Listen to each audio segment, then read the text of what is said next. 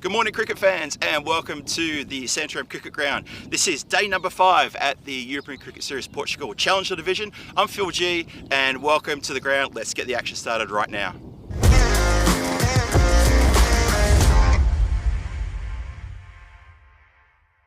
This European cricket event is proudly brought to you by HCL Software, Rado, 1xBet, and Victorinox.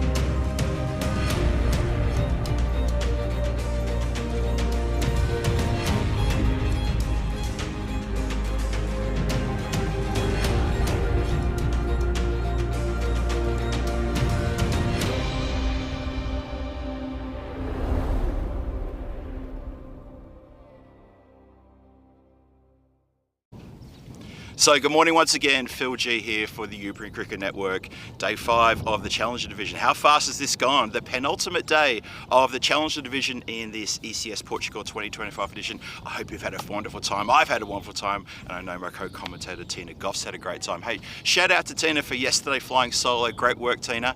And I'm back today so we can share the workload. And this morning, first game we've got for you is the Coimbra Knights taking on the Brothers 11. Big match coming out for the Coimbra Knights, languishing at the bottom of the standings. Brothers right at the top of the standings, so it's the polar end of the standings going to go head to head in this first game. The coin toss has been done and the Coimbra Knights won the toss, and they're going to have a bowl first. So this is going to be interesting to see what sort of score the Brothers get on the board. Coimbra Knights are going to have to be chasing down a big total. You just get the feeling it's going to be a big total they're going to be chasing in the second innings today. I can't wait to get things started. Let's get over to Tina Goff in the commentary igloo. And Tina, the news from the toss is that the Coimbra Knights won the toss. They're going to have a bowl first. Over to you. Thank you very much, Phil. And how good is it to have Phil back in the commentary box? I'm certainly relieved after my solo flight yesterday. And welcome to everyone here in the ECS Portugal Challenger Division 2025. We're in match 21. Can't believe how far we've come already. And well, the sun is shining. It was a bit foggy this morning, actually. I've still got my winter coat on, but reliably informed that it's wall-to-wall sunshine to accompany 5 matches of cricket that we've got lined up for you today. Starting off with, as I said, match 21 between the Coimbra Knights and the Brothers 11 Portugal. And, well, it's a big game at both ends of the table. As Phil was saying, the Coimbra Knights, if they want to stay within touching distance of those top 4 places, which will see them through to finals day, then they dearly need to start picking up points. And well, match 21 is as good a time as any for the Knights, but I'm sure the Brothers will have a word or two to say about that. It's an equally big game for them if they want to cement their place at the top of the table, not only to get through to finals day, but maybe to skip that 3rd, 4th playoff and shoot all the way through to the semi-final. So it's a big game we've got for you leading into this day 4. And well, we've had a great day yesterday, and I know Phil had a lovely day off, but I was here leading you through the action, and what a few games we had including probably about 10 centimetres short of a golden ball in match 20, but maybe we were getting a bit greedy since the day before we already had golden ball 73, the first of this Challenger series, and both Phil and I dearly hoping it might not be the last. But whatever happens, I'm sure we're in for a tremendous day of cricket.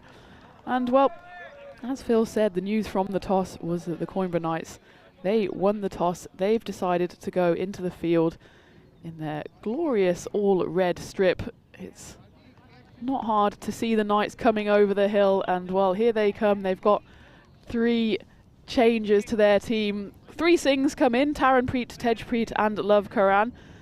And well, it'll be Captain Dawood Mohammed with the gloves, as well as he hopes to lead his Knights on the charge to their 3rd win of this series. Meanwhile, Brothers 11, they've just got the 1 change with Rahul Badawaj coming back in, Captain Amarjeet Singh, and well, the big hulking figure of Pardeep Nanglu with the gloves, but he'll have his batting gloves on first as he comes out into the middle to open the batting for his brother's side. And well, there's no surprise there really that the win predictor has the brothers up past 70% on form. They've just lost that 1 solitary game to the Werewolves back in game 9. Meanwhile, the Coimbra Knights, they're at 28%, and well, that's probably because they have lost more games than they've won. They did also have that abandoned game, game 1, which seems like a distant and fleeting memory. Those stormy Portugal skies we had at the weekend are now cleared, and it's blue skies here as we cut to the live pictures. You can see there, I wasn't lying to you, there's a few clouds there, but we're not too fussed, are we? We're still in the middle of March after all. And well, no complaints here. We might call it the Coventry Igloo, but we're basking here in the Portugal sun. And well, out there in the Portugal sun with Pardeep Nanglu is Harsh Kumar, who will face the first ball. Well, he'll try to face the first ball from Ravinder Singh, but an early commentator's curse for me, as that one's just creeped the wrong side of the wide line. So it'll be take 2 for the Knights.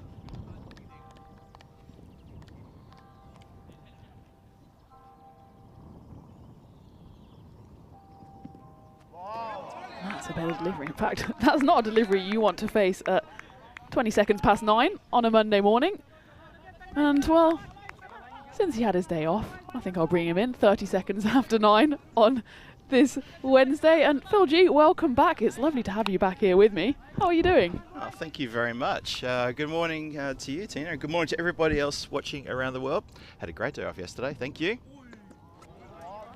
I was going to say not the greatest of starts from Ravinder Singh, but he did manage to just sneak inside the wide line there. And well, we do say that as long as he stays the right side of that wide line, that's probably the best delivery you can throw up in ECN, just sneaking inside that line, making it almost impossible for the batter to face. Well, that was impossible for the keeper to hold on to because it was so wide. So a bit of a mixed start here for Ravinder Singh.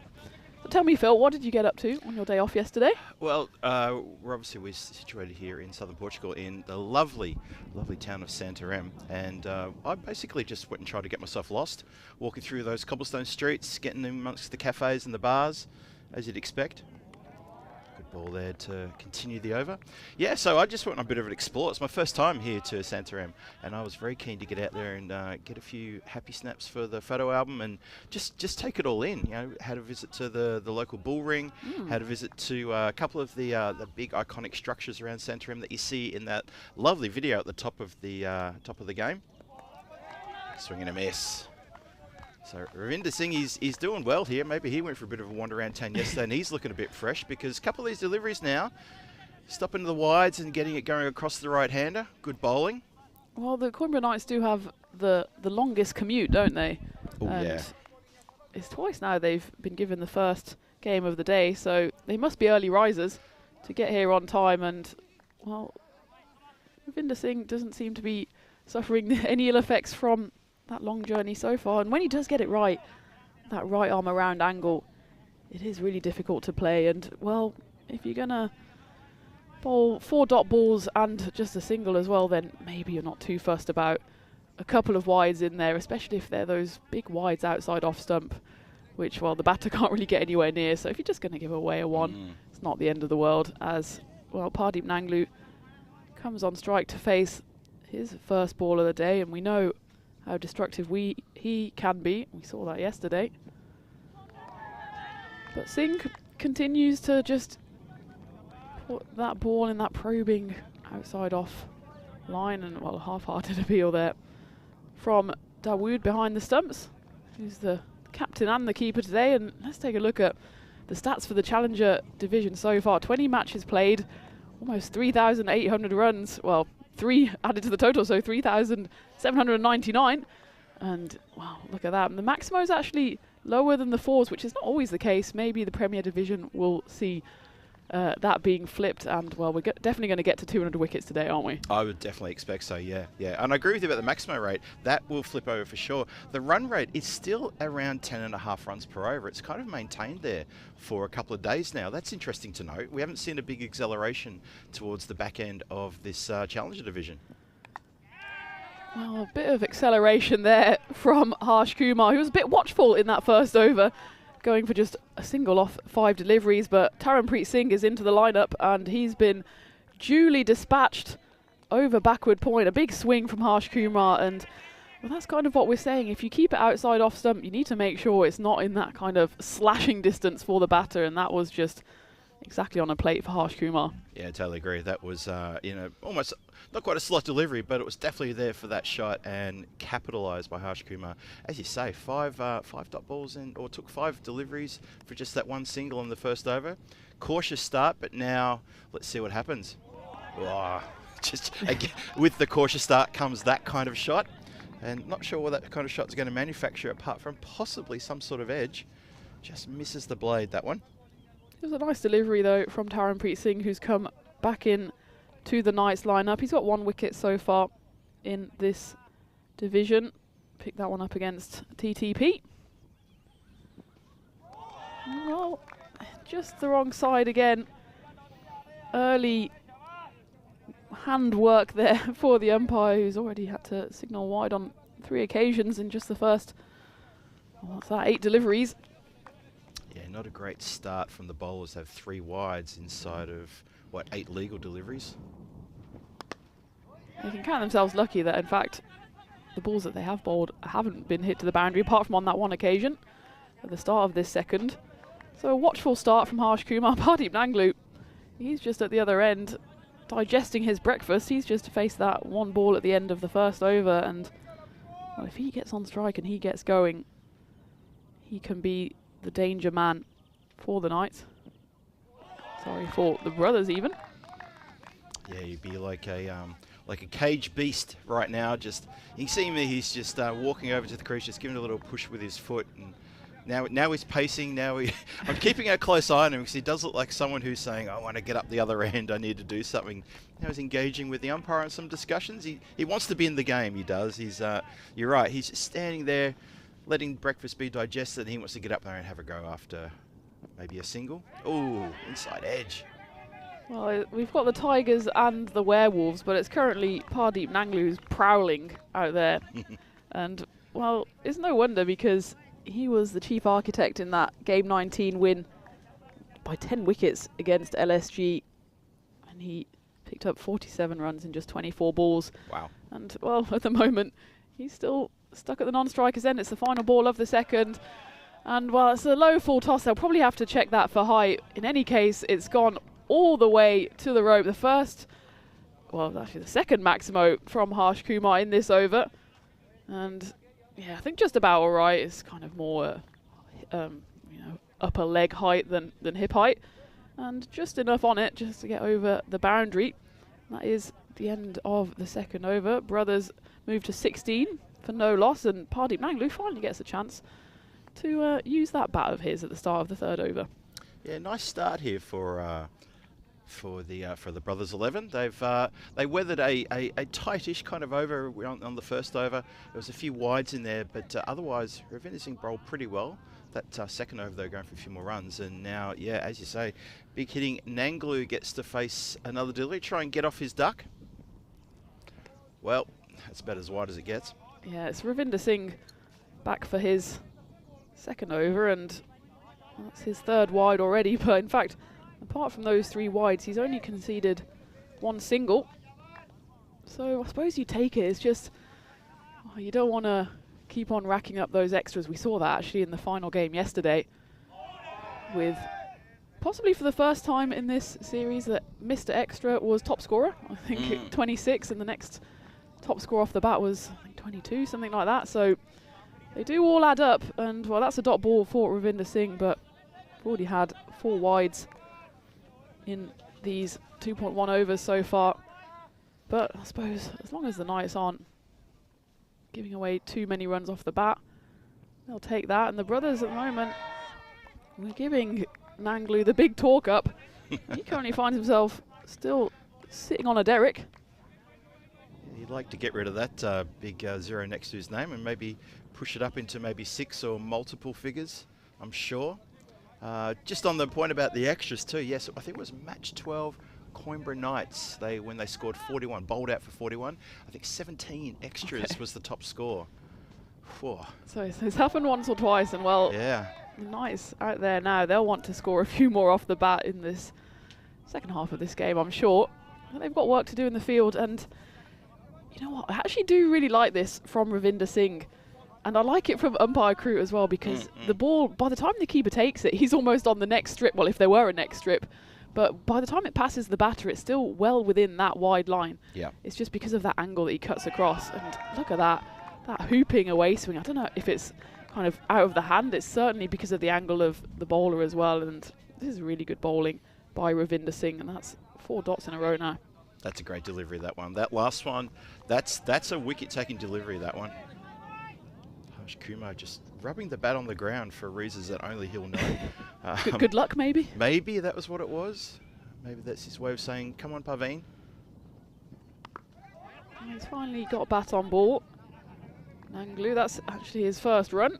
It's taking him 6 balls to get there. There's still 1 left of the power play.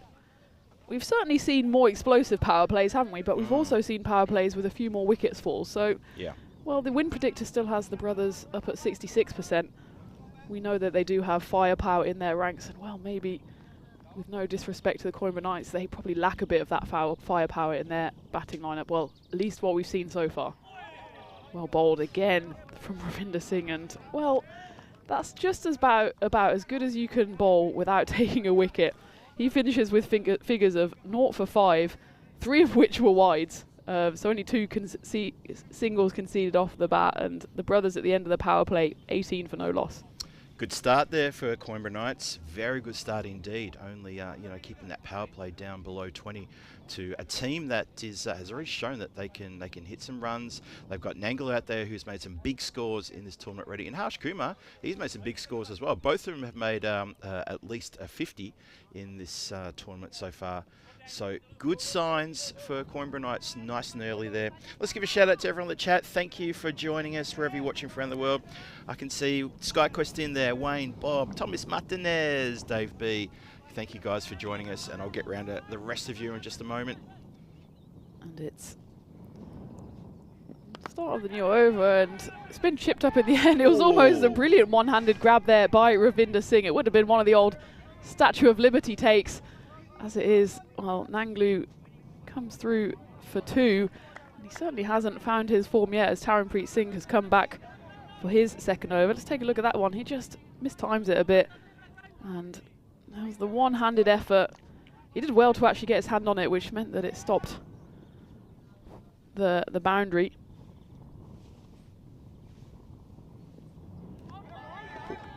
Good lift off the deck there, wasn't it? That ball went through pretty quick, a little bit of extra piri-piri sauce on that one, and it lifted off the deck quite nicely, and Nanglu just swinging and missing. Speaking of peri-peri sauce, I know it's very early for food chat, but the chicken I had for lunch yesterday was with peri-peri sauce, and wow, you missed out there, Phil. Well, no missing out on that one from Pardeep Nanglu. He's taken a little while to get himself into a gear. He's a big guy, so maybe he was just rumbling up the engines, but he found the middle of the bat on that occasion and just slapped that over the covers. 6 runs. Yeah, I know I missed out on a very good lunch yesterday because you very kindly sent me that lovely picture. All love, all love. Lunch. Yeah, I think you said it to myself and Vinny, and I think both he and I were, aww. I think I don't know where I was. I think I was near the bull ring in Santarem walking past, looked at the phone and went, right, I need to find something that can match that or better. And I didn't. But anyway, I'm glad it was good lunch. Hospitality here is terrific. Yeah, absolutely. And well, we do see that Santarem tourism video before the start of play, and the food one always makes my mouth water. So you need to go on a hunt. We need to do some kind of food tour. Oh, yeah. Just going to all those locations shown on the video. If that video comes up before lunch, I always have to avert my eyes because I'm like, you're killing me here, production crew. I just want all of that good Portuguese food. At some point, I'm going to have to get a pastéis de nata because they are something warm else, aren't with they? a bit of cinnamon. Yep, Oh. yep. You can find a lot of little pastry shops not too far from our hotel, but they close at about 2 o'clock in the afternoon. But if you can get there a bit early, think about this for your day off, get there a bit early, they are exactly like that. Nice and warm, fresh out of the oven. Couple of those, go sit on a park bench and enjoy yourself. Well, and there's a misfield there, and it's going to roll slowly to the boundary. They're going to run through for 2. So if I mysteriously disappear during game 2 today, you know where I am. I'll be sitting on a park bench having a pastry. Exactly where to find you then. Fair enough.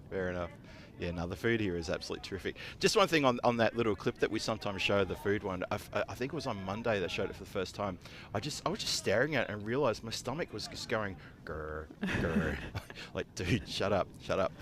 We'll get to you in a minute. It's not time for lunch. But it is time for the end of the over. 4 overs gone, 28 on the board. Well, congrats to us, Phil, because we lasted about 3.2 overs before we started to talk. It's game one, and we've started talking about food. So, yep. Well, when you're in a country like Portugal, you can't help but talk about the food and drink, can you? So, exactly. Well, back to the action, and well, we've seen this a few times this week. It's a bit of a laboured start. It's maybe these early starts for the players. They just haven't quite woken up yet as start of the 5th over. Yeah. You mentioned the Coimbra Knights. Yeah, they've got a good 3-hour drive from Coimbra. Their home ground is, of course, in Rodanda de Covo, which is where the Night Series is held. That beautiful stadium there, the Estadio de Municipal de Miranda de Covo. And they have got a long drive there and back. So for them to get down here on the motorway for game number 1, well done to them. Yes, the commitment you've got to show, we have to always reiterate, and there's sometimes questions for maybe new viewers in the chat whether these players are paid, and well, they're not. They do it for the love of cricket. That's it. And well, you certainly have to love cricket to get up at the crack of dawn and drive a couple of hours down the motorway, but that's symptomatic of cricket all across Europe, isn't it? That really is. Yep. We've got the same situation in Czech Republic. Obviously, we've got teams in Ostrava, Olomouc, Brno. Olomouc, 4-hour drive to Prague, long way. As it's Tejpreet Singh who's come in. Oh, wow. He's come into the to the lineup, and I was going to say it's been a good start for him, and well, he can't do much about that as his fielder doesn't do him any favours. Let's take a look at this on replay. Should have just been a 1, possibly a 2. You can see the batters were not interested in the slightest at going for the 2, and despite the grasping dive once, twice, 3 times, then pounds the turf in frustration as that one rolls helplessly to the boundary. A freebie 4 there for Pardeep Nanglu. And well, he might compound the misery here. Might actually not go all the way. It's a long old chase there, and it has been cut off. And they do just scamper through for 1. So, well, it's been a bit sloppy all round in the field as well. There's been a few avoidable runs, and despite the Knights' best efforts to help the brothers out, well, there's still only been 4 boundaries so far. We're coming up to the halfway stage, 34 for no loss. 2 balls left of the 5th.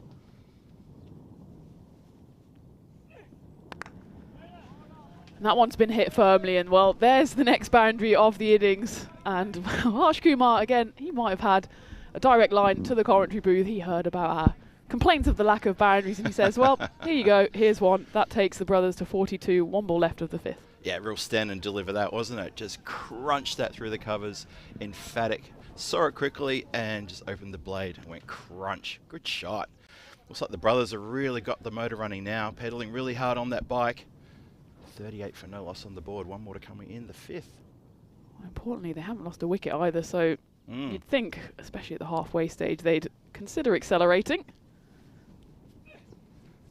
Well, there's a big appeal there, and it has been given. It was a considered decision there by umpire Krupa. He said, yeah, there was something on there, and well, it was a big appeal, especially from the bowler and the keeper, and it was a nice take by the captain there behind the stumps, Mohammed Dawood. There must have been a little feather on that, and it does mark the end of Harsh Kumar as we see that replay. Couldn't really tell from the replay about any deviation. Harsh Kumar played the right role. He went back to practice the shot. Maybe that was a little bit of the deflection, but umpire Krut, very experienced campaigner, he took a moment and raised his finger and said, you are indeed gone. There wasn't too much remonstration from Harsh Kumar, not that we want to see anything like that at all. So there we go. First wicket falls. And here we are in the commentary box for the first time. Thank you for joining us. And well, we said that the brothers got off to a perfect start. Well, that's a bit of a blemish on their copybook as they do lose their first wicket, but I think at this point they do have to accelerate, don't they? I think they really do. It's the conditions out there are absolutely fantastic, and as you said at the top, Tina, you know, all that bad weather's completely gone. Blue sky, a couple of little white wispy clouds. It's looking lovely out there, and thank you everyone in the chat there for joining us. Hope you're having a wonderful midweek as much as we are. Yeah, absolutely, and thank you again for keeping me company yesterday on my solo flight. I was feeling a bit nervous my first time, and well, all the lovely people in the chat kept me company. I saw that you popped up at some point, Phil. You couldn't keep away, could you? I couldn't, no. I was literally that man sitting on a park bench talking, looking at his phone and frantically typing. With a pastry, hopefully. With a pastry in one hand, and yeah, and then I spied a bar, went over and got myself a local cerveza, and I kept going on the chat. And I'm glad the chat looked after you. That's what I love about our fans. They're always supportive. They're always there. They're always present. They've looked after you, and they always look after us. Wow, and the bowler was not really looking after his keeper and captain there, as well, it looked like Tejpreet Singh, he had to take this one-handed above his head, and I think he even bonked his head on the way down. It was definitely a wide ball, as Mandeep Singh is the new batter, and well, it wasn't exactly the kindest delivery first up, but he'll have another go. And that one's equally as bouncy, but this time Mandeep Singh, he probably saw that coming. Lavkaran Singh, the bowler, tried to repeat the trick, and Mandeep Singh put it over the point boundary all the way for 6, and that's probably going to be a no ball as well, isn't it? So it's double trouble, 7 up, and he'll have a free hit as well coming up. So Mandeep Singh, a dream start for him as he comes to the crease. Yeah, funny old follow-up delivery, that one. Banks it in short for a second time. Obviously looking for, I don't know what there, but here comes the free hit. Let's see if it can be capitalised by Mandeep Singh. Well, the answer's no. There you go, nice and easy. Next. I mean, I regret talking about pizza on day one, well, my day one, Phil, because the P word keeps on coming up, pineapple. Oh, no. We're going to have to put this one to bed, because there's one thing Phil and I will just have to disagree on. Yep. You know, we'll agreeably disagree on that. It's fine. It's fair enough. We can't all be right. In this case, I am. Had a feeling that one was coming. But that's the thing about food. It's like music. It's subjective. You know, people like certain things. Some people like anchovies on their pizza. I'm not a massive fan of that. But hey, that's the great thing about food. It appeals to everybody. I love Karan Singh. He's sort of trying to find his radar. He's at least in the same postcode as his radar now, as that one just gets cut through by Mandeep Singh. Didn't know much about it, as it brings Pardeep Nanglu back on strike. And well, the radar has clearly run out of batteries, as yes, exactly. That one is a wide. That's the 3rd wide of the over, including as well that 7 up no ball on top. So while Lavkaran Singh has been brought into the lineup, hasn't exactly been the best of starts for him. Helix in the chat liked my comment about the wispy white clouds. He said it's like my beard. Crunch. Oh! Whoa, so close. Bubbles out. Sorry about that. Yes, it just bubbled out. Oh, sun not in your eyes. Can't plead anything apart from just wasn't ready, I would have to say. Well, he was probably surprised at the fact that Lavkaran Singh actually got one of the balls to stay on the pitch, and suddenly it was going down the throat of deep point, and it was on him before he really had a chance to set himself, and it went straight in and then back out, and Well, you don't want to give Pardeep Nanglu too many opportunities, and there's one there. He's on life 2. As Mandeep Singh just manages to hit that one into the turf for no run. Still 1 ball left of this marathon over. And in the meantime, the brothers, with the assistance of a few extras, have brought up their 50. They're 51 for 1 ball left of the 6th. And well, finally, that one is going through as a dot ball. Quite an eventful over there. We've had 3 wides in that one, 3 singles, 3 dots, and a 7. Which, you know, only on ECN. I remember yesterday Vinny popped up in the chat and there was one of the overs went, not in a row, but we had a 4, a 5, a 6 and a 7 in one over. Right. So that was eventful, and that one was eventful for probably all the wrong reasons for Love Karan Singh, but after all that, it actually only goes for 13 runs, which is not too bad. We've seen worse. So the brothers 51 for 1 after 6. You know, we should create ECN bingo cards. Because you'd have that as one of the squares, wouldn't it? It would be, you know, sequential, you know, say 4 in a row of incremental increases of the overs. 4, 5, 6, and 7. Yeah, that's unusual. Yep. We definitely need to. Maybe we can ask the chat as well for things that would be on the ECN bingo card. We definitely have fielding with 1 foot either side of the boundary. We had that yesterday to end the game. Yes. Which was fun. Well, that's quite a fun shot as well. From Pardeep Nanglu, he's making the most of his second life, and that goes all the way for 6. It's Rahul Khan who's come on to bowl the 7th, and, well, welcome to the crease, Rahul Khan, because he's just been smacked for 6 first ball. That's a terrific blow, that is.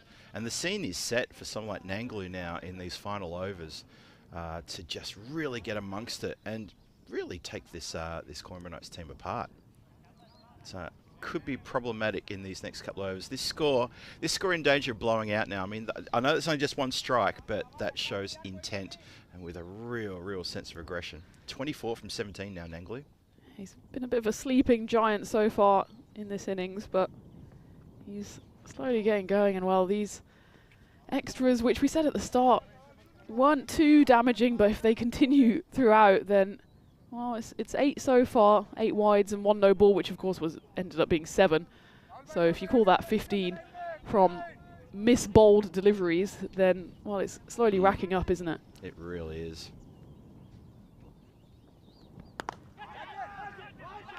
Oh, I held.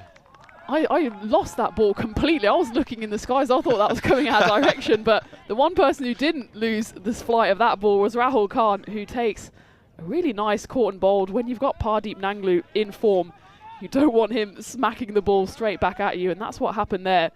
And Rahul Khan picks up his first wicket, the brothers' second wicket. It's 58 for 2. Let's have a look at this. Yeah, he just cloths it, doesn't he? Yeah, that's the only way from this angle, from where we are. We couldn't see the ball from where we are. That literally came straight towards the bowler into the breadbasket. He's held it literally with the help of the forearms. But from where we are, we couldn't quite see it. The only reason I knew that was a mishit was because the bowler didn't go flying backwards with the momentum of the ball carrying him about 20 feet back, and Nanglu has to depart. Just when I was saying he's looking like he's on a bit of a heater, he departs with a caught and bowled, just a mishit straight back to the bowler.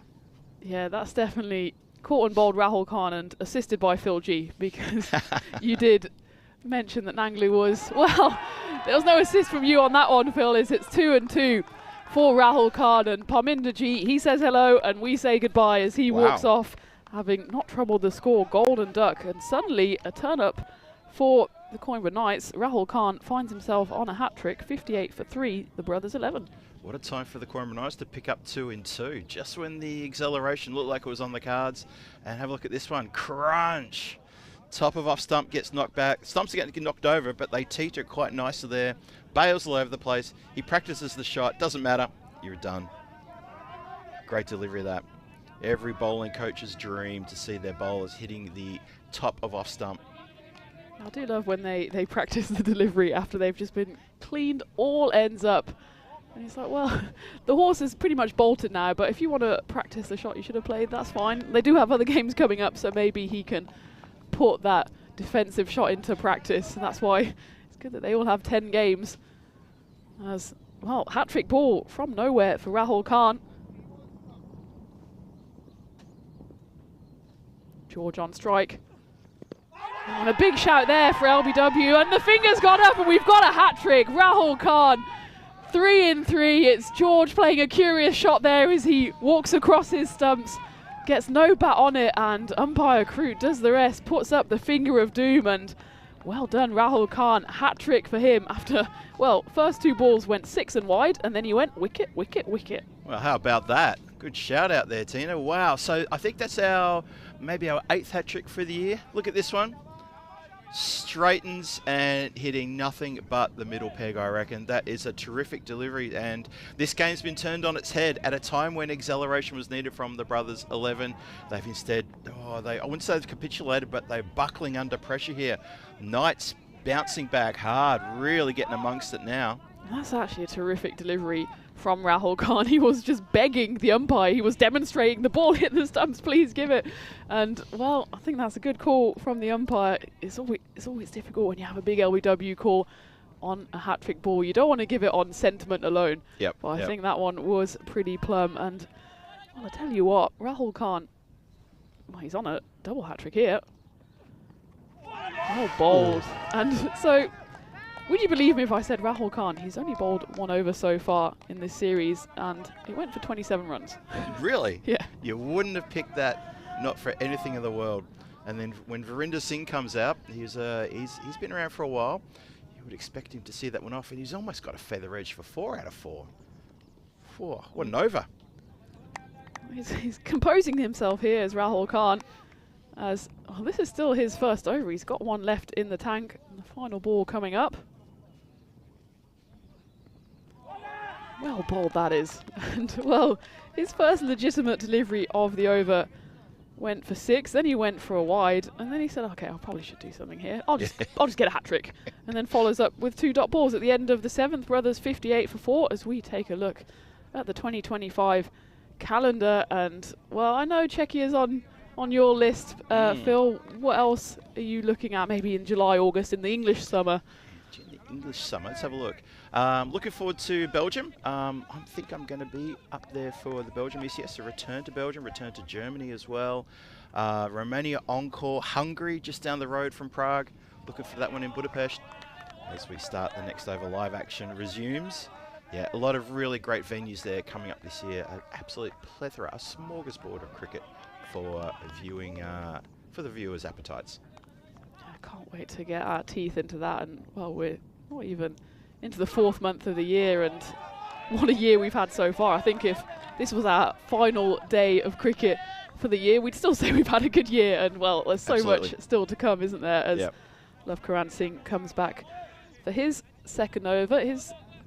Talking of smorgasbord, his first over was a bit of a smorgasbord of cricket delights or horrors if you're a bowler, with a few wides on there, and that's high up in the air, and there's a fielder out there, but he could only watch that soar over his head. Mandeep Singh, he's just been going at a runner ball 7 so far, but he almost doubles his score with 1 Maximo, taking the brothers to 64 for 4 halfway through the 7th. Yeah, Mandeep Singh now, I think it's on him now to really guide this total along. There's photographer Diana and out there almost fielding the ball herself. Yeah, definitely on this man's shoulders with assistance from Virender Singh to get this score pushing up towards the 90s. Attempted a big swing there, but only manages to hit a bit of fresh air, fresh Portuguese air, and well, Virender Singh, as Thomas Martinez says in the chat, he could do with hitting some big runs towards the end of this innings. We know he can. He's a very experienced player, isn't he? Yes. So far, hasn't got off his duck. He's faced just the 2 balls, and well, the previous 2 balls for Mandeep Singh have also been 2 dots. Maybe got a bit carried away with that big 6 he hit, but it's always a bit of a strange tactic, isn't it, when you just go for these massive hits all the time. It's been 4 dot balls and just the 1 6 in the middle so far. 1 ball left of the 8th. And well, they might try and run through for 2.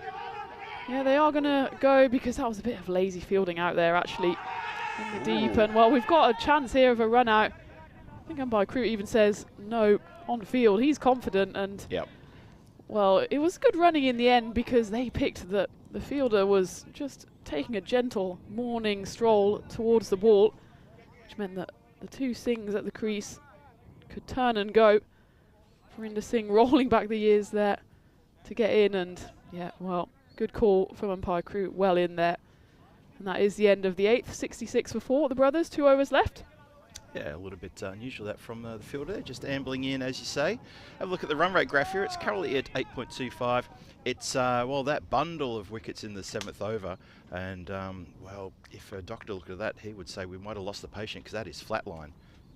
Yeah, well, there's 2 overs left for the brothers to get up to that par score of around 100, as solid fielding there at the long on boundary. And, well, the boundaries have really dried up, haven't they? We had that one big 6, which almost hit Diana in the 8th. But before that, the hat-trick really stopped any momentum that the brothers had. Ooh. Well, a stinger there, and a stinger for the bowler almost, and well fielded on the boundary. You could hear the slap from here in the commentary box as he managed to get his hands in the way of that to stop what would have been 100% boundary. Well, I said ooh for the almost hit it back to the bowler, but I didn't get a chance to say an ooh for the poor fielder who took a bit of a Tortuga right in front of his eyes. Oh, lucky there.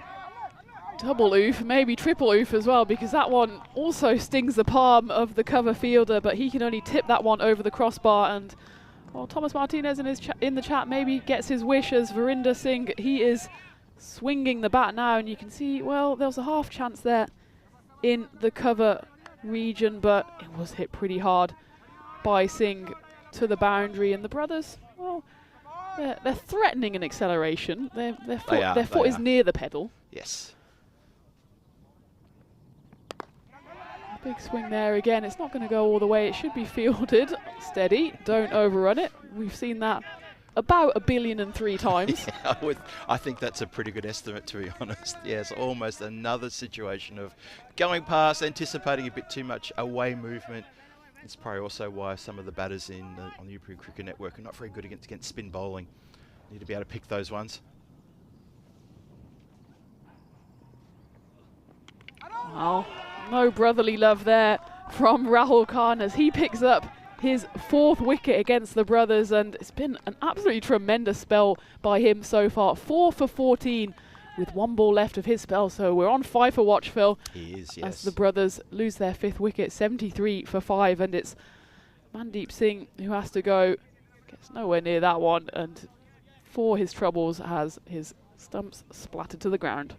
Yeah, this first innings here for the day from the brothers is looking a little bit against what you think might have happened. They've struggled. Obviously, that man, well, not that man on screen there, but the bowler Rahul Khan has got the ball in his hand. He has absolutely stepped up to the plate here for the Coimbra Knights. He's got 1 more to come on a 5 for watch, as you say, Tina. Let's have a look. Can he get a 5-fer? Oh my goodness! How did he not? Did that hit the stumps? It seemed like it deflected. Maybe it was just a bit of late swing, and that's exactly what Mohamed Dawood behind the stumps is saying. It felt like it almost... Oh, wow. Maybe if we see that on front on. Umpire Miggy is saying there's bat on that, but I thought it may be even... Let's have a look. If we go super slow-mo on this, let's see. It goes through, and there was a deflection here, surely. Oh, he does get bat on it. Good call, umps, because if he didn't get any bat on that, that would have been the 5-fer, and Rahul Khan would have got himself on the leaderboard twice in one game. As it is, he'll have to content himself with just the 4 wickets for 18 runs off his 2 overs. And, well, it all happened there in the 9th, and 1 over left for the brothers. They'll need something to happen here to get their score up, well, at least towards 90-odd. Well, that'll certainly help. 1 to the total. And that does bring the extras into double figures as well. Helix in the chat asking me if I had a chance to get into the lovely local custard tarts here. And yep, Tina and I were talking about at the top of the day. I did manage to find a nice little patisserie and enjoy those. Our hotel's got them as well, so it's a bit of a crush at the at the bar, the dessert bar in the mornings when we see the fresh ones coming out. Not just the ECN crew, but also the regular hotel guests. I did not know that, Phil. I've been trying to avoid breakfast for that very reason, and now you've just ruined it, because now I'm going to be there knocking on the door at 6:59 a.m. let me in. You walk in the breakfast room and you can genuinely hear the angels singing, like this sort of, no, and there's a glow over on the bench. You think, I'm getting closer to it. It's a weird moment, and they are absolutely stunning. They are so good. Tejpreet Singh is bowling the 10th here for the Knights, and doing a not bad job so far. He did start up with a wide. Let's come back with a 1 and a dot, and it's Satnam Singh on strike. Oh, he clubbed his first ball for 4, but since then hasn't got too much leather on Willow.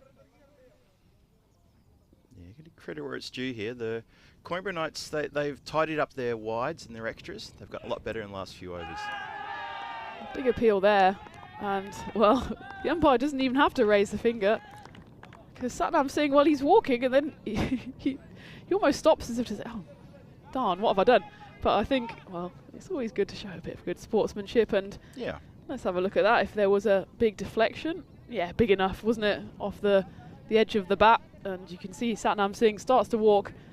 He just about slows up a bit, but fair play to him. He's more of a bowler than a batter, and I'm sure he would appreciate, if the tables were turned, that the batter would do the right thing, and that is the 6th wicket for the Knights. The brothers find themselves 79 for 6 with just 3 balls left of the 10th, and well, this is a bit of a turn up for the books, isn't it, Phil? Before this game, the brothers had won 5 and just lost the 1 by a single run as well.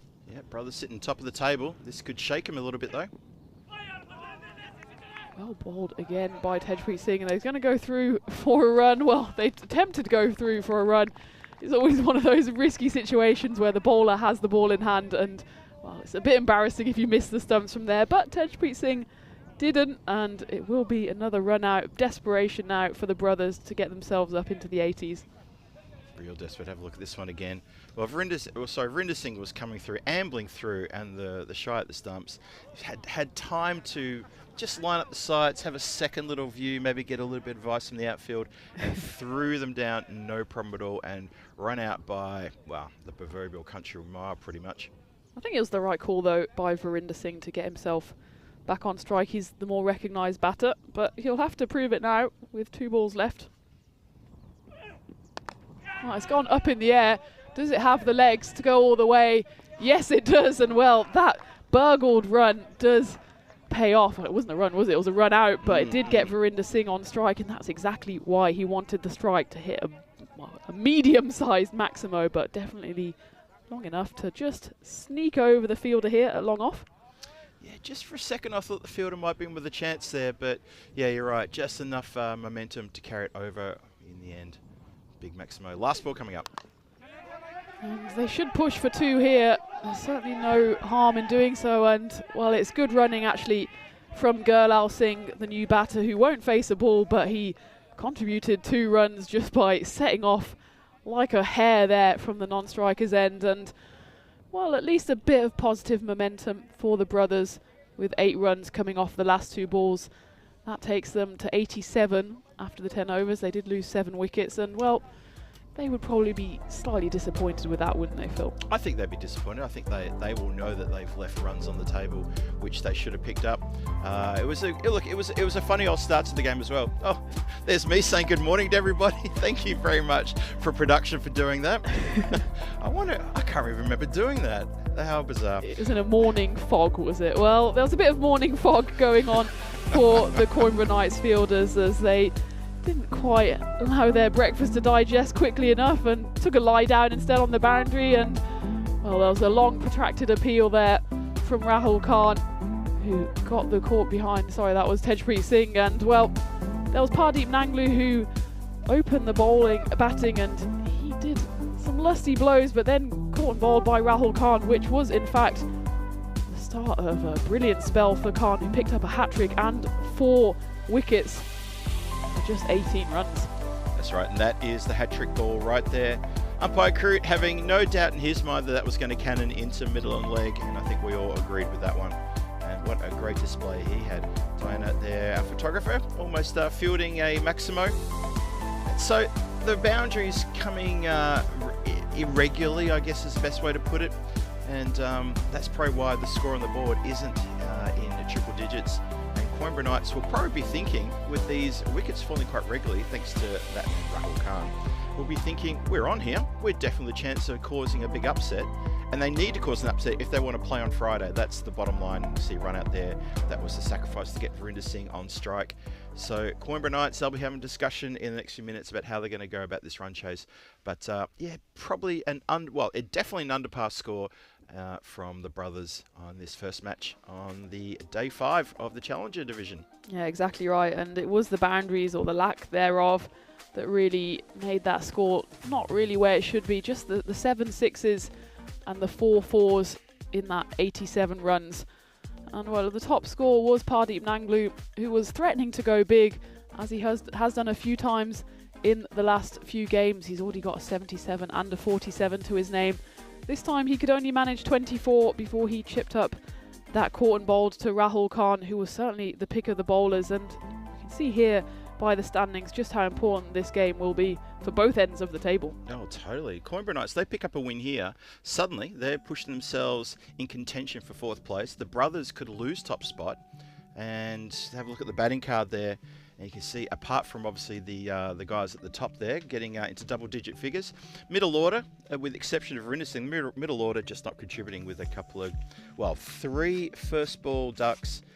And that is not good at all from the brothers' middle order. They need to have a bit of a shake and a wake-up moment, because they're going to get a chance later on today. They come back in a big match later on today against the Werewolves. So have a look at the bowlers there. That man, Rahul Khan, at the bottom there, 4 wickets, including a hat-trick. Unlucky not to get a fifer. Came so close, but he'll have to settle for 4 for 18. A couple of wickets there to Tejpreet Singh, who had a bit of a rotten start in his first over, but his second over was very good indeed.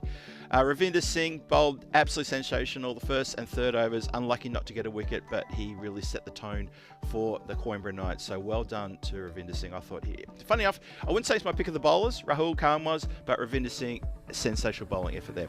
Pardeep Nanglu, 24, Harsh Kumar, and 18, Mandeep Singh is 16, as Tina just said. So Coimbra Knights, they need 88 runs off their 10 overs when the run chase starts here in match 21. That's going to be taking place in probably about 7 minutes time. And we hope you will join us for that on behalf of Tina Goff and the rest of the crowd here. That is the crew, the European Cricket Network crew. This is Phil G saying, look, don't go too far. The run chase is going to be very important. Can the Coimbra Knights pick up the 3 points and challenge the Friendship CC and the Lisbon Supergiants potentially to push into 4th place and play on Friday? We're going to find out very shortly. Please join us back here at the Santarém Cricket Ground for this European Cricket Series Portugal Challenger Division, and match 21 hangs in the balance. I'll see you soon.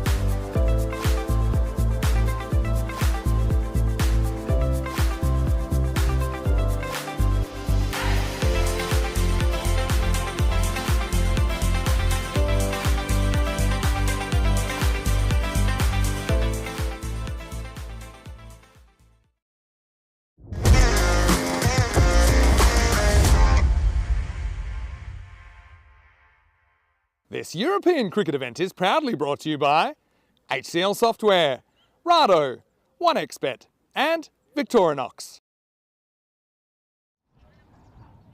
Good morning and a warm welcome back to the famous SCG Santarém Cricket Ground here in sunny Portugal. We're in match 21 of the Challenger Series 2025 and well, at the halfway stage, the Brothers 11 probably put on a below par score, at least for their standards, posting 87 for 7 off their 10 overs. It was a good bowling performance from the Coimbra Knights, but if they want to take home all 4 points, they'll have to chase down those 88 runs for victory in 7 overs.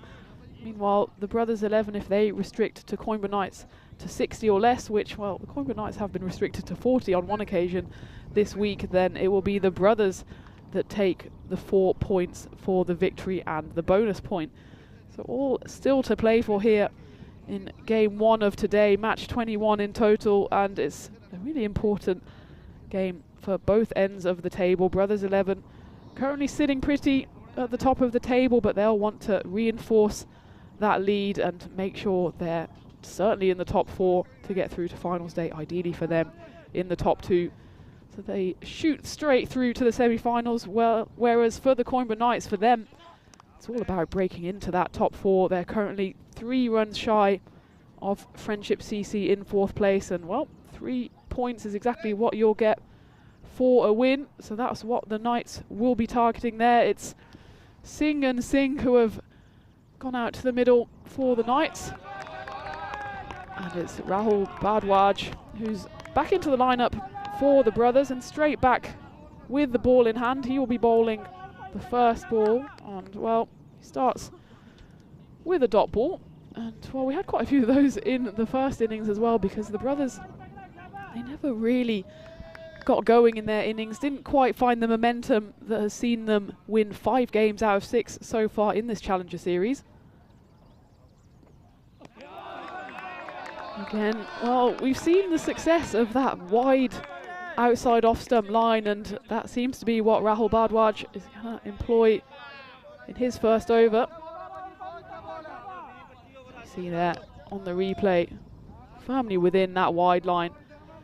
And you can see how difficult it is, especially if there's not much footwork, as was the case there for Ravinder Singh, then it's really difficult for the batter to reach those deliveries. And, well, that one's just sneaked the wrong side of that wide line, as umpire Crute says, well, I'm going to give you the line, but you can't have any more than that. And, well, the promising sign for Rahul Bhardwaj is that he is finding quite a lot of swing. That one just swung a bit too much. And, well, you can see how delicately poised this game is by the win predictor. The Coimbra Knights, they're up at 57%, so the supercomputer thinks that they probably will chase down this total, but you never know. You never know, especially with the Knights as they run through for a quick single. They've had a bit of a Jekyll and Hyde show so far, have the Knights. In fact, they've on a pretty nice pattern of losing a game then winning a game. If that pattern continues, they will win this game, so maybe the supercomputer took that data point and crunched the numbers. They did, of course, have that first game abandoned against Friendship CC because of the stormy weather we had here in the area at the weekend. But well, you can see by the shadows being cast by the sun this morning that those storms are long, distant memories. As well, this is a good start here from Bhardwaj, and you can hear the Brothers all around him making sure that the pressure is firmly on. Lavkaran Singh, who's come into the lineup for the Knights today and straight up to the top of the order. It's a bit of showmanship, play acting, whatever you want from Rahul Bhardwaj, because every time that ball sneaks towards the wide line, as you see here, he turns around with a big ooh to the umpire, as if to say, oh, that was so close, and it definitely wasn't a wide. Trying to disguise that guilty look back to the umpire as, oh, that was so close, almost a wicket. Well, fair play, Rahul. It was a dot ball, 2 in a row. Final ball of the first. They will just run through for a single. Lavkaran Singh keeps the strike. Just the 3 coming off the first over. As the Portugal sun beats down, it's as good a time as any to reintroduce Phil G to the commentary box, and I can't overstate how nice it is to have you back, just so I don't have to listen to the sound of my own voice for 12 hours. Well, it's great to be back, and isn't it also great to see that that is now in single digits? Since a golden ball, it's only been 5 matches, and wow, I must admit, I'm still riding that wave from that last game on Monday. I really am. It's 5 matches since the golden ball, all 5 matches yesterday.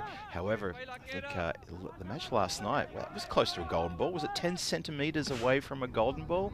Something like that. It was quite an amazing day of cricket yesterday, but that last game almost gave you your second golden ball of the tournament. That would have been, I would have had to call the taxi or the private helicopter and get down to the ground for that one. As that's crunched to point for no run. Yeah, it must have been about 10 centimetres because it was hit right in front of us, in front of the commentary box here, and I've never seen a 4 so wildly celebrated by the fielding team. Yes. Because they knew as soon as that dropped in, yep, the win was in the bag, and well, Virender Singh is into the bowling lineup here.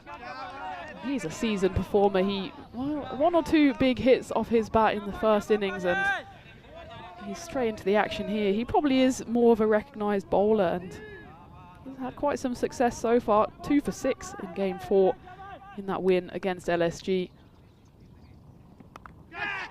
Well, a flashing cut there, more of a thick edge than anything, and Virender Singh, an early double teapot for him, as I'm not quite sure what he's remonstrating about. It was just a genuine edge there from Lavkaran Singh, but he was on 1 off just 5 deliveries, so he doesn't mind how they come. Bit of a flailing dive there from the man at 45, but nowhere really near it, in all honesty. Yeah, Virender did look a bit unimpressed there, and I think now he's shouting out just a few instructions to the fielders behind the bat on the offside. Got it looks like he's got a deep slip, which I think is going a little bit finer. So he's got a good fielding out there. Interesting field setup there for Virender Singh. Well, he's decided can't trust any of his brothers. He's just going to do the fielding himself as he dots that one up. And, well, it's interesting to see a bit of a different opening partnership here for the Knights. They haven't really had one opening partnership that's really done the business, and they have been on the wrong end of a few crunching defeats as well. They have indeed. Yep, you're absolutely right. They've haven't done themselves any favours with some wayward bowling as well, and in the batting department, I mean, 17 extras and a score of 41 where you're all bowled out. Just struggled that whole match. Well, not much of a struggle there for Lavkaran Singh as well. I don't think it's quite the middle of the bat. It's not quite the edge either. In any case, it's a Maximo to end the second over, and it takes the Knights to 13 for no loss. 10 runs coming off that Virender Singh over, just a 4 and a 6 alongside 4 dots. Yeah, quite interesting start here for the Coimbra Knights. So they're looking positive, as you said before, Tina. This new batting pair, don't think we've seen these two open the batting floor for the Coimbra Knights. And the brothers don't have a massive score to defend, only getting 87 on the board in their allotted 10 overs, losing 7 wickets along the way. Also, big thanks to Rahul Khan for bringing the carnage on that one with a hat trick and 4 wickets in total. So it's interestingly poised here after a couple of overs. Coimbra Knights, if they can get a win here, they jump up to 12 points. Maybe there could be a bonus point in it for them as well. That remains to be seen. So, yeah, we'll see. This is a testing time here as we start the third. Badwaj, he's back in for his second over and almost in the wickets, as it was Dilbag Singh running in from square leg there, but it just died a death on him, did the Grizzly there. Didn't manage to stop any more runs being taken, and well, this one actually stayed in the air for quite a long time. It got a bit big on Ravinder Singh, but yeah, the diving figure there of Dilbag Singh didn't get near it in the end. After all that, they didn't take a single on that one. They have taken a single here, though. Bhardwaj is hobbling again. Oh no! I hope he hasn't he had a bit of an injury on Monday. He was fielding at point, and he twisted his ankle a little bit, a bit ferociously going to stop a ball, and I think he didn't really properly recover. And yeah, just then on his follow through, just a little bit gingy. He's walking back to his mark. You can see he's definitely favouring the left leg as he's walking back. Let's watch on the follow through here whether he goes to ground or whether he manages to hold up.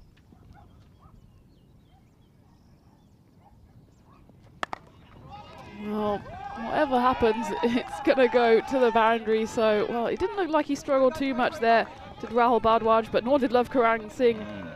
Just a slight bit of width on offer there, a bit too short, and just slashes at that. I've just noticed he has Williamson on the back of his shirt. Maybe that's an homage to Kane from New Zealand, or his favourite cricketer, maybe. Good shout. Yep, I didn't actually spot that. Yeah.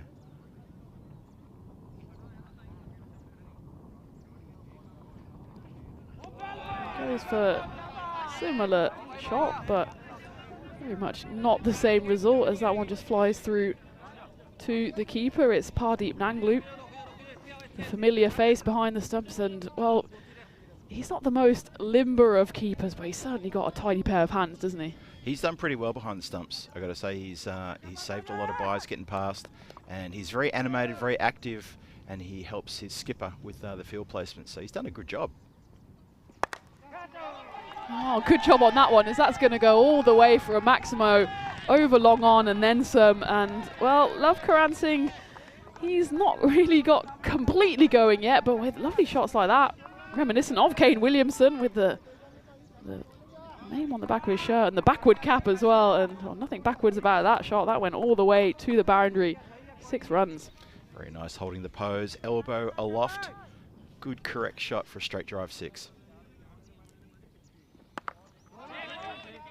Actually a bit of sensible batting there, not getting carried away after that big 6, and that does mark the end of the over, the end of the power play after 3 overs. The Coimbra Knights 24 for no loss, and well, according to the win predictor, they are still favourites, 64%. A few wickets I think might change that equation very quickly, because we've seen in previous games the Coimbra Knights probably don't bat as deep as some of the other sides, and they are a bit fragile when it comes to the middle order. Yeah, I'd agree with that 100%.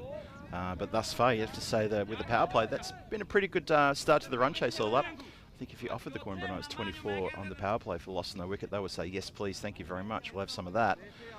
You mentioned before Dilbag Singh in the outfield there, almost running and take a spectacular catch. I saw one of his catches from Monday was snipped and posted on the social media platform X, on the European Cricket Network's social media platform, and that was a stunning catch. That was the one, he took a couple of catches that day, but it was the one where he lifted off the ground and then suddenly realised the ground was not where it was when he lifted it off it a few moments ago, and he came down a little bit awkwardly, but he completed a terrific outfield catch there. And he, I think he had 3 catches up to that point in the day, and he was really patrolling that sort of square leg mid-wicket region and calling it his home. Surinder Singh comes back for the 4th over. Let's Ravinder Singh know that he's there, and yeah, that catch was quite something, wasn't it? And well, there's a slight slope on this ground, so if you leap backwards, the ground is a bit deeper from where you left it, and yeah, he kind of got surprised there, as it's probably one of those nightmares, you know, when you feel like you're continually falling and the ground just isn't coming. But it wasn't a nightmare for him. He did take the catch, and that was the main thing. So keep a lookout there on European Cricket Network social media platform. We try to snip all the good stuff for you, the highlights, the player of the match, when they make a good score, 50 or maybe even 100 sometime. Haven't had one of those yet, but you never know. Today could be the day. Put Monteloose in the chat saying, could we get a player on as guest co-coms from time to time? I think for the internationals, that could be an option. Of course, you need to make sure someone is confident to speak in English. Of course, we love having a few different languages as kind of a bit of a flair. We've had some German, we've had some Spanish over the years, but I think when the internationals come, especially in those T20s, well, I'll be on my own for the last few days. Keep it with me, and I'm going to try and maybe get a player or two on the mic. I know we've got some interesting players playing for both the men's and women's sides of Portugal and Norway. So leave it with me, because we always love having different characters in the commentary box, don't we? We really do, yep. And just actually on the back of that too, I can actually confirm that I am currently commentating with a current player. Oh, yeah. So there's That's that. There's that. That's true. I was like, who are you talking about? Oh, me, yeah. Talking about you, Yeah. of course. And you're, of course, commentating with an ex-player. Yeah, exactly. I can say that I did play for Czech Republic, so I have represented them at a high level. 2 internationals in the commentary box. There you what go. more could you want? So Montaluz, I hope that ticks the box for you. I think we know exactly what you're saying, but hopefully it's ticked the box for you for now. But look, that is absolutely a really good point, and we do, as you say, Tim, we do look to do that, especially with the T20I action. Get a current player in, and have a little chat with them, trying to get a little bit of an inside view as to what's going on in the team. And there's so many personalities all across Cricket Europe, as that one just skidded past off stump, and Ravinder Singh just counts his lucky stars that he is still there to live to fight another over at the end of the 4th, 28 for no loss. And I know that we will at some point line up different characters in the box. In Hornchurch, I'm sure they'll be queuing up to join me in the box, so I'll have to do some vetting there to make sure we have only the best. And well, we've got Madrid coming up, we've got Czech coming up, Spain, Madrid. That's the first time we'll be in Madrid, so trying to get some locals there into the box will be great as well. So we do try and get different voices on here. Maybe it's just they're sick of the sight of us and the sound of us. That would make all of us, Possibly, yeah, that could be the case. You never know. When we get to Czech, though, obviously Danny Hudacek will be joining Vinny and myself in the commentary box. So between the three of us, hopefully we can keep the entertainment and the good calls coming. And well, the sixes keep on coming for Ravinder Singh. It's been Lavkaran Singh at the other end who has been hitting the maximos so far, but Ravinder Singh says he wants to get in on the action. It's Amarjeet Singh who's bowling for the brothers, and his very first ball has been hit long and far over the long off boundary. And well, the Coimbra Knights, the win predictor has them at 56%. They need to make sure that run rate doesn't sneak up too much. A half-hearted appeal there, nothing doing. At the moment, it's just below 10. They wouldn't want it to go too much in to double figures. Yeah, it's simmering along nicely. This game's just run chase, just bubbling along. Not hasn't blown out in one direction or the other. So 34 for no loss, coming towards the midpoint of the 5th over. Another single there picked up, and you have to say, well, you're needing 53 now from 33. That run rate's still under 10, so the run rate's well in hand. But Tina, you said it a couple of overs ago, the Coimbra Knights, they lose 1 or 2 wickets, and suddenly their foundations get quite shaky. Oh, it's a perfect storm, just like the one we had at the weekend. If you kind of have a brittle middle order, you have the scoreboard pressure, and you have some decent bowling as well, as Amarjeet Singh is proving here, then it really throws the pressure back to the Knights, and they haven't been the best at handling it so far this tournament. The 2 wins that they've got, I mean, one of them was a run chase. They beat TTP in game 14 by 6 wickets. But, I mean, the confidence will be shaken by that 10-wicket loss to Friendship yesterday. Yeah.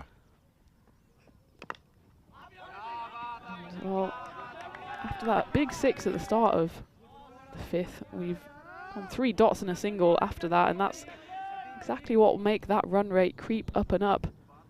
It's actually now up towards 10, gone over 10, 10.25. Yeah. Amarjeet Singh, skipper here. He's bowled pretty well throughout the tournament. Been pretty impressed with him. Case in point.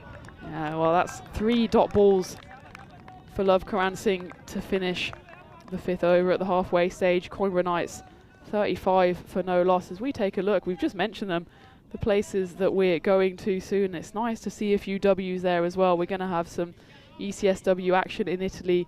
Of course, we have the internationals for both women's and men's here in Portugal. And then we've got some international action in Czechia as well. Yeah, that's going to be a lot of fun there. But have a look at those next 5 weeks coming your way.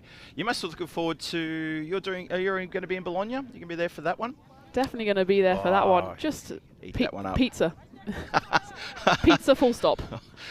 Don't get that chat started on pizza. We mentioned it once, so hopefully they didn't hear us.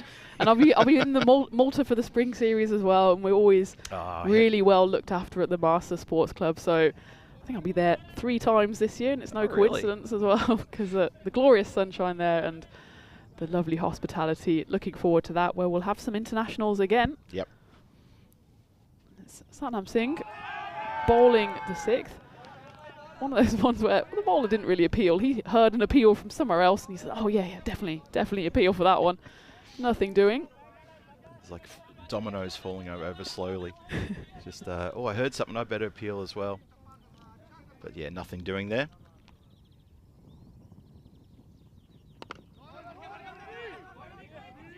Well, the Coimbra Knights. Another appeal, but I think, umpire Crute rightly says, well, he was about 10 yards behind the stumps as that ball was thrown in. Love Karan Singh well in. We'll take a look on the replay just in case. But from my eye, yeah, he was in. I mean, maybe not as easily in as he should have been, because that was another one of those delicate placements of the bat rather than sliding it in. I know it's difficult on AstroTurf because you can jar the bat. Yep. It's not as easy to slide, but I mean, there's been a lot of plonking of bats so far this week. That one's flashed away to the point boundary, but it's cut off nicely by the man in the floppy hat over there. And well, it's definitely cap and hat kind of weather today, isn't it? It really is, yeah. Just on that run-out shout, just that leap in the air as you get to the line. If the bat isn't grounded, the batter can find themselves in an embarrassing situation of trying to explain to the dugout why he made it to the other end but forgot to put something down and decided to try to have the cricket ball not hit him on the return throw. I have seen that before, and it's a bit of a head scratcher. You think, get something down. Well, especially when you've got those big old pads on, it's not going to hurt. Yeah. And well, the hurt pride is far more painful of getting run out when you're taking evasive action, but he managed to escape that one. There's 1 ball left of the 6th over, and wow, the Coimbra Knights need to pull the sword out of the stone here because they've come to a bit of a screeching halt in their run chase. Run rate now up towards 12. That will certainly help, as that one is hit through the square leg region for 4. Doesn't quite have the legs on it to go all the way, but the 6th over, the 4 singles are blemished somewhat by that 4, but it still only goes for 8. So the Knights behind the run rate, they're 43 for no loss after 6. And speaking of potential run-out opportunities and batters getting hit by the return throw, if I'm not wrong, isn't this the ground that featured that most famous clip of ECN's history? You're not wrong, Phil. It is this ground, isn't it? Yes, I thought so. And yeah, one of those teams is playing next, I believe. Friendship CC were involved in that. There was nothing friendly about that. And a big shout out to Corey Rutgers, who's probably lurking somewhere watching the cricket. How are you, Corey? 43 for no loss, 6 overs gone. That score of 88. Well, it's the run rate is pushing along. It's now up to 11 1/4. So Coimbra Knights have slowed up, or the brothers' bowling has gotten better. Either way you cut it, they don't want to leave too many in those last couple of overs. And the run rate has definitely, well, clearly it's slowed up. And the odds are now in the favour of the brothers. So there you go, 57% to 43% according to our supercomputer. Amarjit Singh, captain, staying on. And the first one is hit away to a wide mid-off, and a bit of early Wednesday morning fancy footwork by the fielder out there. Keeps the batters, I think, just to 1. Bit of remonstration there between the 2 Singhs, maybe realising, well, beggars can't be choosers when it comes to getting runs. And I think they just picked up the 1 there. Interesting, yeah. It's a bit of a head scratcher at the moment, isn't it? They've still got all 10 wickets in the tank. And they're just almost sleepwalking to defeat here, the Knights. I mean, it's not a massive total, but they're basically halfway to the total now. And it needs one of either Ravinder or Love Karan to really grab the game by the scruff of the neck to stop that run rate just creeping up and up. It's almost up towards 12 now. I think during the 4th over, I even thought, could we be on for a 4-pointer here, the way the Coimbra Knights are going about their business, but, well, not so much now. Well, that will certainly help. That's coming our way, Phil, as that just goes past the commentary box all the way for 6. And Love Karan Singh, maybe he's the one to take this game forward now as he goes to 31 runs off 22 deliveries. Not a bad return, but if you're going to eat up that many deliveries, so almost over a third of the deliveries, then you really need to be there at the end with the totally. 3 points in your hand. Oh, I totally agree. Yep. Let's see what he can do here. It's a bit of a shorter pitch delivery by the captain, and Pardeep Nanglu using all of his height to take hold of that throw. He gives his point fielder a round of applause. I'd be more like, what are you doing, mate? Making sure my spine is nice and fully stretched on this Wednesday morning. Yeah, if I wanted to see a therapist, I'd book myself in for a session. I don't need to be stretching like that. Yeah, I probably wouldn't have given him a round of applause. I might have given him a little bit of a serve, but oh well. That one's gone high up in the air. Does it have the legs on it? It does. That's another 6. That's the second 6 of this 7th over. And suddenly Lavkaran Singh, well, he's going to be loving what he sees there as he goes to 37 off 25 deliveries. And the Coimbra Knights move on to 57, still for no loss. So wickets aren't an issue here, Phil. It's just about keeping that run rate down. And, well, it's back down under 10. Yeah, so this is a really good over this so far. Runs on the board, 57 for no loss, and 31 from 19 needed. It is getting a little bit sticky out there, though. Still 31 runs, still a few runs needed. Let's see. Last ball the over. Not yet. Jinxed it.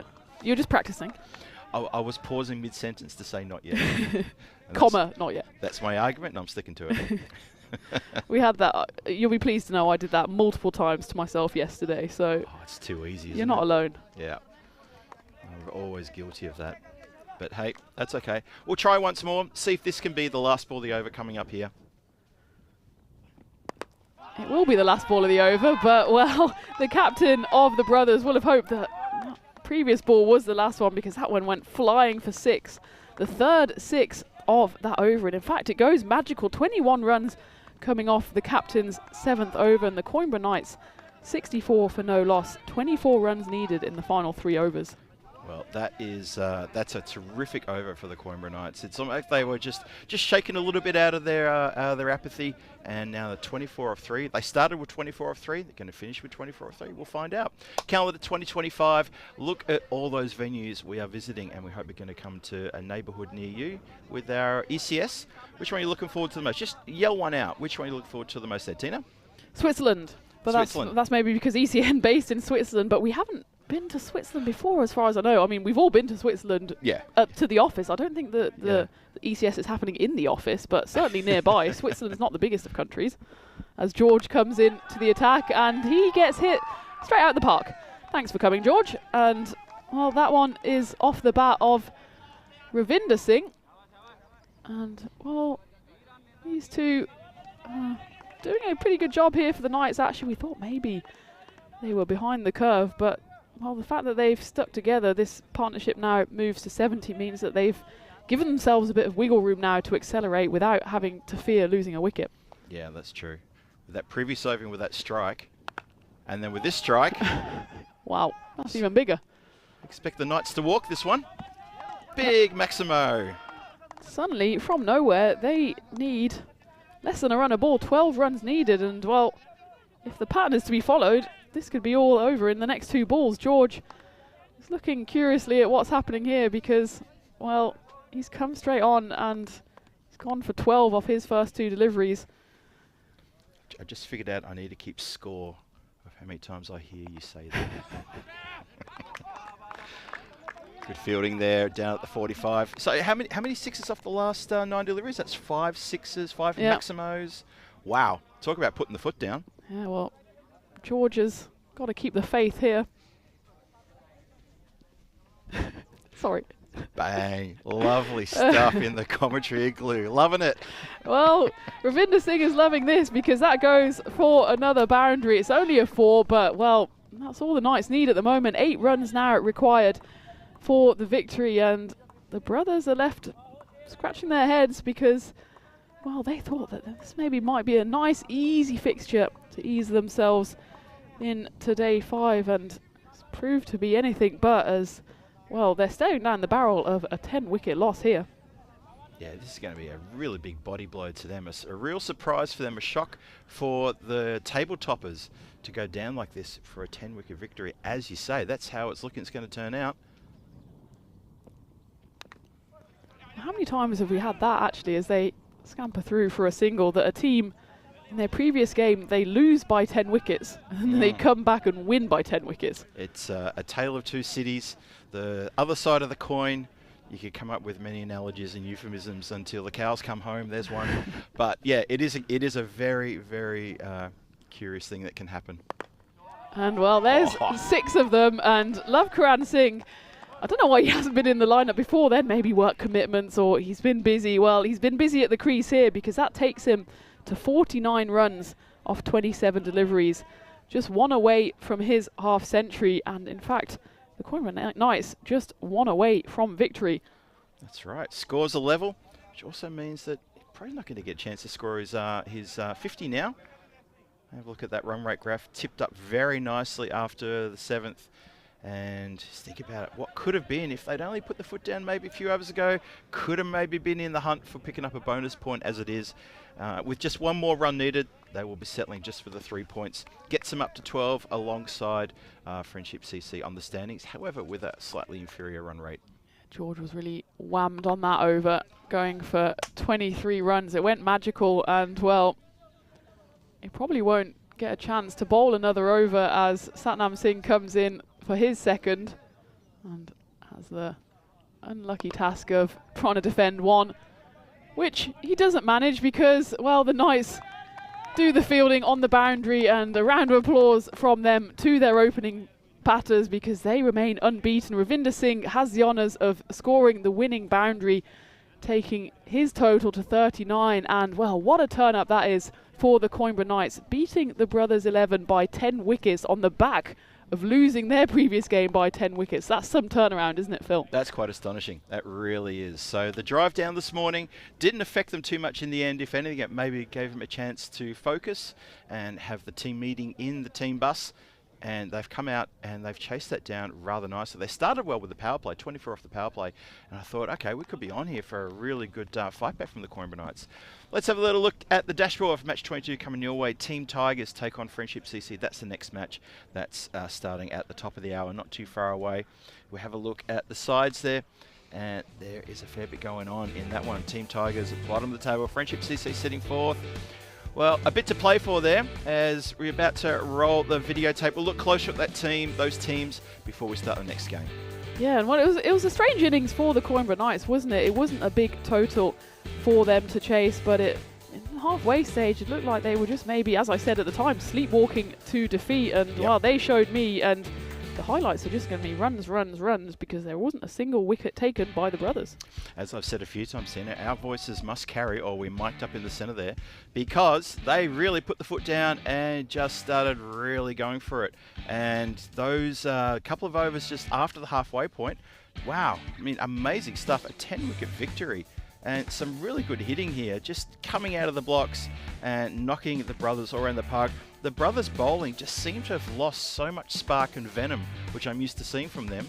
And in the end, that's quite an emphatic win when you have the team that's sharing the bottom place with the Team Tigers comes out and knocks off the team that's looking forward to Friday and looking forward to getting maybe a double chance on finals Friday. That's exactly what the Coimbatore Knights needed as well, because they were a bit in danger of being cut adrift with TTP at the bottom of the table. But that victory, those 3 points, will draw them level with Friendship CC. They probably still will be behind them on run rate, but those mighty 3 points will at least keep them within touching distance of finals day. Of course, it's the top 4 that go through. For brothers, it's probably not too damaging a defeat in terms of the points total, but, well, losing by 10 wickets is never nice. And as you said, Phil, just wasn't really a great display from the brothers. They'll have to shake that one off and come back a bit stronger in their next game. And their next game, which is the 4th match today, is a tough one. That is against the Werewolves. And those two teams you'd expect would be vying for first and second place as we head into finals Friday. Obviously, we'll talk more about that tomorrow because this is day number 5, day number 6 of the group games tomorrow. Have a look there at the batting card, and what a story for Ravinder Singh and Lavkaran Singh. 39 and 49 not out respectively, and only 3 extras, 3 wides. That's a pretty good bowling effort. However, as I said, I felt that the brothers' bowling, it lacked an X factor. It lacked something. It didn't look like they were going to take a wicket at one point. I just thought they're never going to get a wicket here.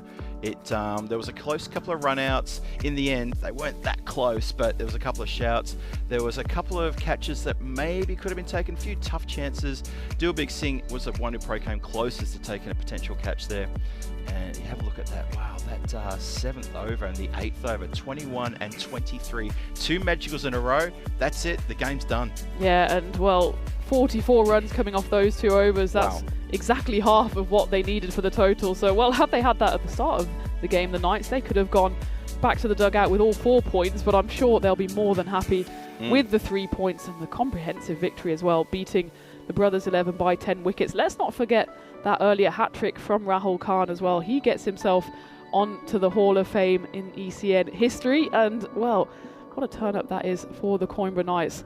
They'll be more than happy with that win. The Brothers, they'll regroup. I'm sure they'll come back stronger in that game later today. And, of course, we will come back stronger as well in just over half an hour's time. A bit of an early finish here with, well, what was that, about 10 balls left on the table. So we'll have a little extended break before we come back for the next match, which sees Team Tigers Portugal play against Friendship CC. Another thrilling game, I'm sure, with both teams really needing those points to keep themselves in contention for Friday's finals day. So join us in, well, almost exactly 30 minutes time as we come back for match 22 of this ECS Portugal Challenger Series 2025. It's Tina G and Phil G, the G team here, taking you through the action. So don't go anywhere. We'll see you back here in 30 minutes time. See you then.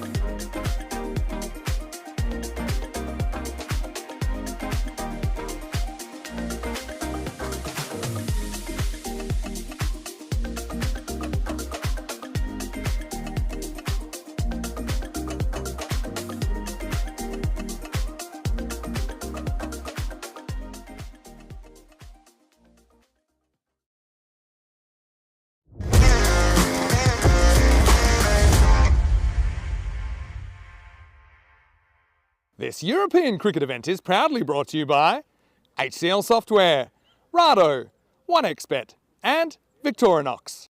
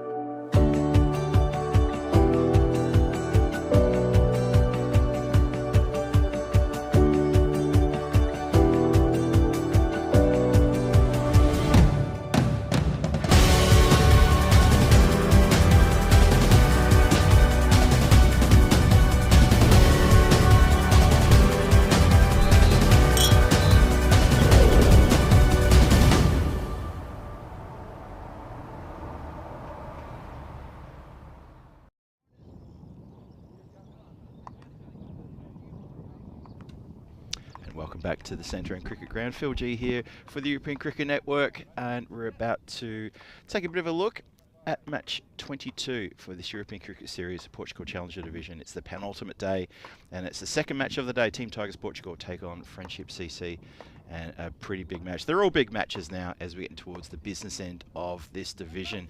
You can see there the fancy dashboard up on the screen for you to have a look at there. A couple of new changes, a couple of new things happening there.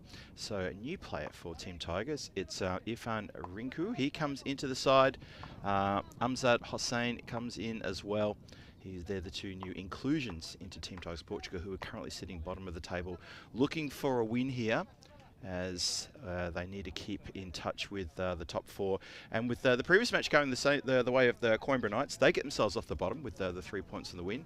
And so Team Tigers, they need to get 3 points to try to match Coimbra Knights, and everybody ends up on the same amount of points possibly, and then it could come down to net run rate. There's a lot to decide in the next couple of matches. Tomorrow is going to be a really big day. Obviously, that's going to be the last day of the round robin series. Supercomputer likes Friendship CC over Team Tigers, 36% to 64%. We'll see how close that gets. Hope you enjoyed that little video at the top there, the Santarem food scene, which I can say with 100% accuracy, it is as good as it looks. We start now, match 22. Just clips the pad and goes down leg side. Nice quick delivery of that to start things off. Team Tigers Portugal sitting down on the bottom of the ladder. They've only got 9 points to their name. They've struggled in this tournament. They're going to be looking to try to bounce back. Only 2 wins under their belt, so a fair bit for them to do. And Friendship CC with Rana with the ball. He gets a chance to get amongst the wickets early if he can. Hit on the pad. Umpire is not moved. He's just gently moving, swaying in the breeze there, but the arm stays where it is. We continue, have a look at this. Good shout. Round the wicket to the left-hander. Pitch is just outside the line. Hit pretty high up. I think that's probably also going to be saving the batter. So Azam Johnny survives the shout. And we're yet to get off the mark. And there we go on cue. Nice strike out there towards the point boundary. There's protection out there deep. So Friendship CC, we should have a little talk about those guys as well. They are currently sitting in 4th place with 12 points, 2 wins. Now, something to note about that. Remember, you get 3 points for a win. They've only had 2 wins, yet they've got 12 points. They've picked up 6 bonus points in 7 games. And for me, that is a perfect illustration of how important the bonus point is throughout these European Cricket Series. To have picked up 6 bonus points in 7 games, well, that is why they're sitting 4th and why they are vying for a final spot on Friday. Runner in again. That's hit pretty straight. Everybody moves out the way, including the non-striker, the umpire, the bowler, everybody. And it just comes past us over the boundary line for 4 runs. So that's a nice boundary to open the boundaries account in this game. Look at that, very good straight hit there. The man with the 999s on his back, that's Irfan. One of the inclusions into this team. And just while the ball's coming back and the players are resetting themselves, I'm going to welcome back into the commentary igloo my co-commentator and good friend Tina Goff. Tina, an important game here for both Team Tigers. They're going to want to stay on the bottom after this one. Yeah, absolutely. And you made a really good point about the bonus points being so important. And, well, they've brought in Irfan Hussain, have the Team Tigers Portugal. And, well, he's a bit of a gun player. They probably would have wished that he could have been here from the start, and he's showing exactly why they're excited about the prospect of him coming into the team. Oh, very much so. Apparently the news we heard was unavailable until today, and he's looking to make Wednesday his own. He's facing 2 deliveries, and he's hit 2 fours, and he looks like he can really work the ball around the ground. He comes off, I think last year, you were telling me, 600 runs on the European Cricket Network last year. Yeah, just a handful, 600. He's played a bit over in Romania. His high score that year was 78 last year, averaging 28. Also picked up 14 wickets in his 24 matches. Wow. So, yeah, a bit of an all-rounder, and someone TTP will definitely be looking towards if they want to make finals day on Friday and even go all the way to the final. It'll be a big turnaround for them, wouldn't it? Having lost 5 games in a row. Exactly. So that is a majorly big inclusion there. So the Tour of Portugal, have a look at the top there. Obviously the Challenger division is where we are right now. We've got today and tomorrow, then finals on Friday of Challenger. Move into the Premier Division, and that's going to kick off on Saturday, takes you through to finals day next week on Friday the 4th of April. Then ECI action and T20I action for both men and women, as Norway will be visiting the Centre M Cricket Ground, taking on the locals, the Portuguese men and women national team. So there's a bit of everything here, and our stay here in Centre M is going to end with an absolute bang right through to Wednesday 9th of April, and that is big cricket coming your way. And Tina, you'll be here for the duration, won't you? I will be, and I'm really looking forward to those internationals in particular. I'm sure Portugal will be looking forward to it as well, as the women.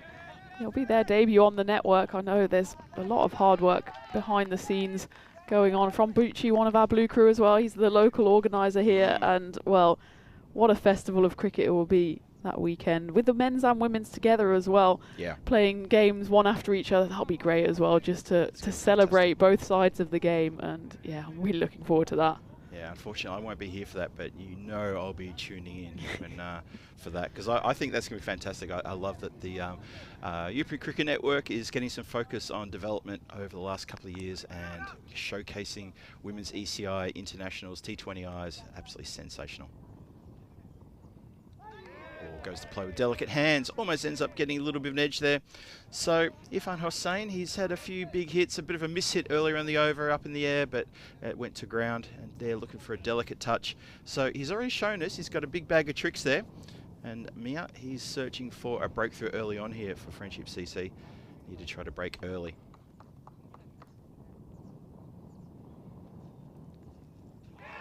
There we go. Did a rush of blood there. Felt that 1 dot ball was one too many. I reckon that's what was playing on the mind of the batter. He said, all right, enough of this dot ball nonsense. Let me get something onto here. Just a reminder that the Team Tigers, they won the toss, want to have a bat first and try to get amongst the runs nice and early, set a target, and then come out defend against Friendship CC. Let's see how we're going so far. As I'm Johnny just on 1. Hussain on 11. He's faced most of the deliveries. Cut away nicely through the gap. That's going to run away. Outfield like glass at the moment, just runs perfectly. It's a good shot, well placed, 4 runs. Yeah, lovely shot from Irfan Hussain, and I think this might be the story of the innings, that they'll want to farm the strike towards Hussain. Brought him in as a star player, really. And, well, you've got to have a bit of confidence to have 999 on the back of your shirt, and he's showing why at the moment with already going to 15 off 7 deliveries. If you put 999 on the back of your shirt, is that in reference to the, like some countries that's the emergency number, or Yeah. or is that sort of a little bit of modesty to say that's where you're placed? Good shot, uppercut. That's going to run away again. That's another big hit for 4 runs, and Friendship CC getting a bit nervous out there in the field, and this power play is starting to run away from them.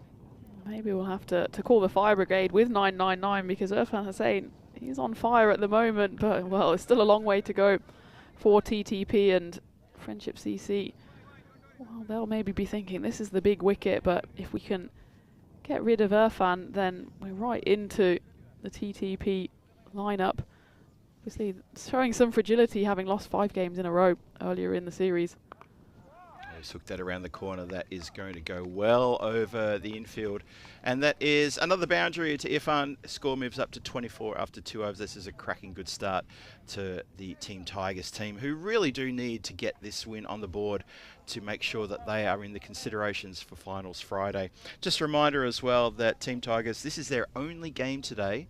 They've only just got the 1 game here, and then they're back for 2 games tomorrow. So they don't get to have another opportunity to get more points apart from this game. That's why it's so important for them. Yeah, absolutely, because while they'll be sitting back at home, all other 5 teams will be playing today, so they'll be getting points on the board one way or another. So if the Team Tigers, well, in an ideal world for them, get all 4 points, they'll move themselves up to 13 points, which will actually put them in the top 4 for now. But as you said, because they've only got that 1 game, there'll be a lot of moving and shaking before the end of the day. And, well, the Team Tigers, they had that win last night. It was I'm now going to call it a 10-centimetre win, because that was the last game last night, and we almost had another golden ball. As we have a look at the standings, why this game is so important. Blink and you miss it. There it is. So that is a wicket. That's the breakthrough, and that is well, it's maybe not the wicket they wanted, but it's the wicket they're going to get, and that is Azam Johnny, who says, "That's it for me. I'm done here today." Well, done here today with the bat, that's for sure. And big breakthrough, that one. Would love to be an Irfan, but it's not. Have a look at this one again. Good length delivery, angles in on the round arm from the right arm around the wicket, and stumps knocked backwards. Here we go, and crunch.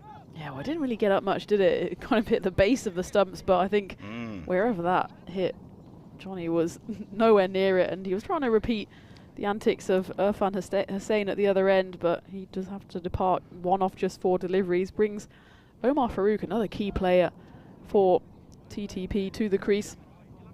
Yeah, Azam Johnny, he had a good start to the tournament on the weekend, picked up a couple of good scores in the 40s, but unfortunately he's just struggled to find that same form again. Omar Farouk, on the other hand, he seems to be Mr. Consistency, and he's also a bit of a barometer for this team. I find that if he fires, gets a good score, gets wickets, then Team Tigers put in a really good performance. If he goes early, and if he can't get wickets, Team Tigers tend to fall in a bit of a heap. So he's the one to watch for me. You're not wrong. In the game they won, game 2, he scored 40 off just 17 deliveries, and game 20 that they won, he got 2 for 8. So you know your stuff, Phil. There you go. Even on a day off, I'm sharp. Oh, that's the batter is appealing for something there.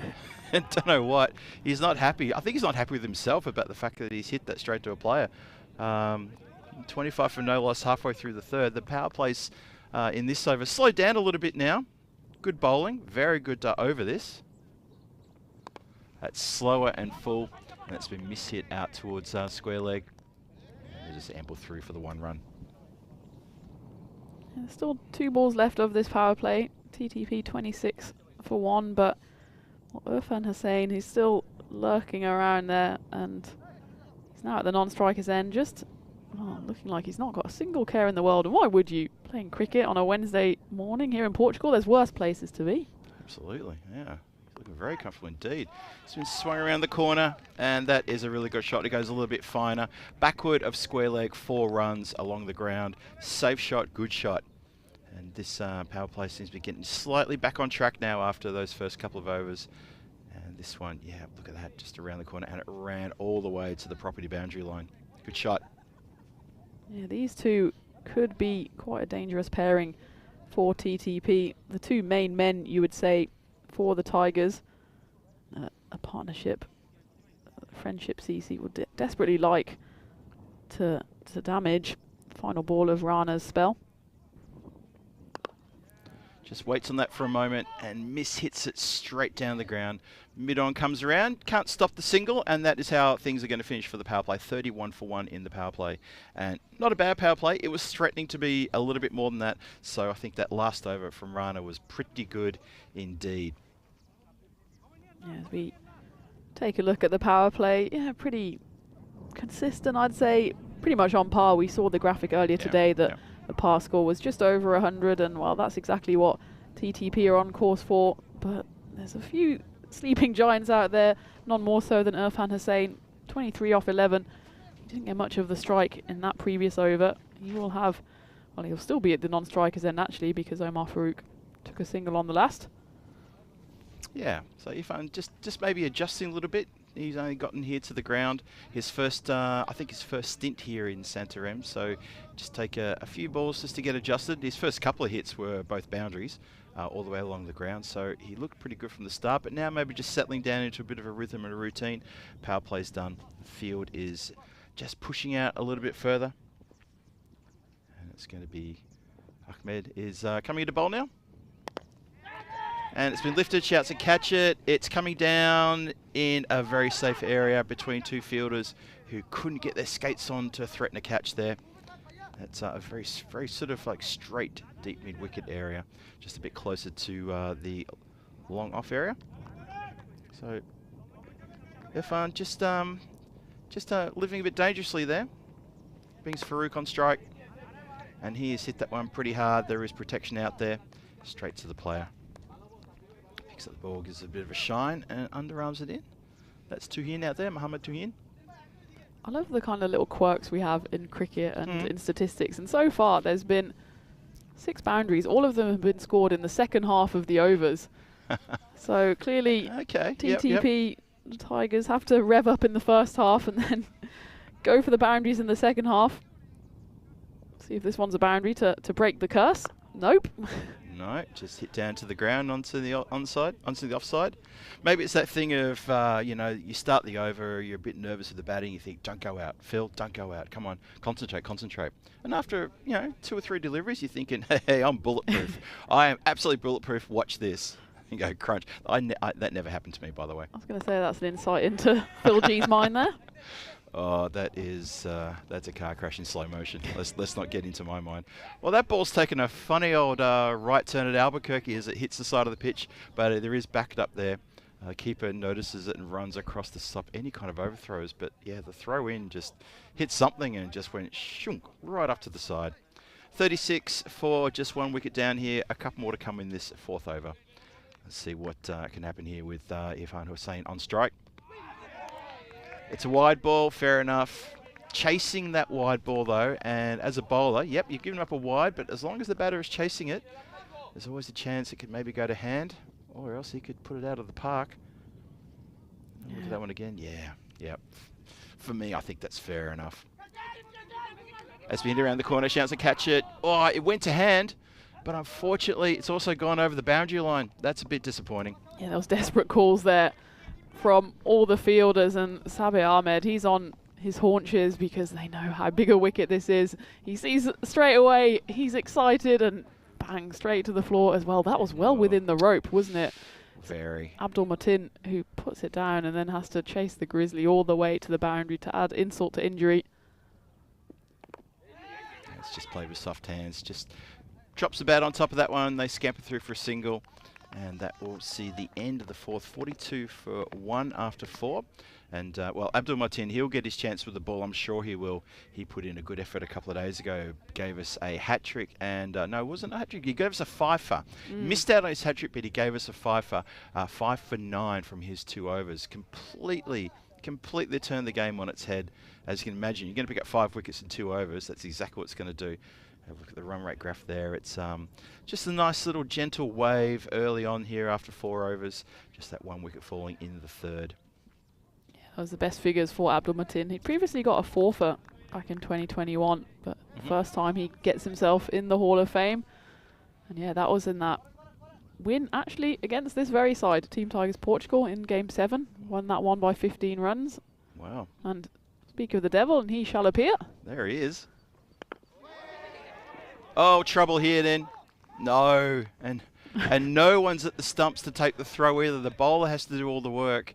And nobody got to the stumps to take the ball for a chance to run out. Look how far did Farouk get down the pitch here. He's probably about halfway before he put the brakes on. But I got to say, he has got a pretty good turning circle. And he's gotten back in time. Ooh, close. Launched. Shouts to catch it. And it's coming down now. Oh, no. Well, staring to the sun, that's the one saving grace I will give the player out there, trying to see who that is out there. And it's been tipped over for a Maximo, I believe. It has gone all the way for 6, and oh dear. You don't want to be dropping Irfan Hussain as he moves to 35 off 60, and you can see he's well within the boundary, and it just bursts straight through his hands. That's hit him on the head. Gives him a little tap on the head, and yeah, well, his head's going to be in the tumble dryer at the moment. Not only does he get a grizzly to the face, but also he drops Irfan for 6. Yeah, Irfan with a life there, and just keen prey to get off the mark and have a bit of a think about things now after that little effort. And I hope the fielder out there hasn't taken something too hard on the scone. I mean, the cap gives a little bit of protection. Little bit. I did go through his fingers as well, so Yeah. hopefully that took a bit of speed off the ball. It definitely wouldn't have hurt if he caught it, as we always say. Oh, this has been launched. Absolutely launched. Chance of a catch here. No, maybe someone from the dugout could have caught that one. And that is a Maximo to bring up the 50. 55 for 1. And we're only 2 balls away from the end of the 5th. So 2 more to come. This is looking like a bit of an ominous partnership for TTP and for Friendship CC in terms of dropping those catches. 24 for 1 was the fall of the wicket, so this partnership worth already over 30, majority of which coming off the bat of Irfan Hussain, 36 off 17, but it's Omar Farouk on strike at the moment, 5th ball of the 5th over. That's a stretch for that one, and he's cut that away nicely. That is going to beat the field. And once again, Diana, our photographer, is out there. She could have fielded that, opted not to. And who can blame her as that pierces the field and runs away like lightning across this ground. A nice little sidestep there from Diana, like, nope, I'm not paid to field the ball, I'm paid to take amazing photos, and that she does as well. So if you could bottle Diana's subtlety, I'd tell you what, you'd be onto something there. She's a class act.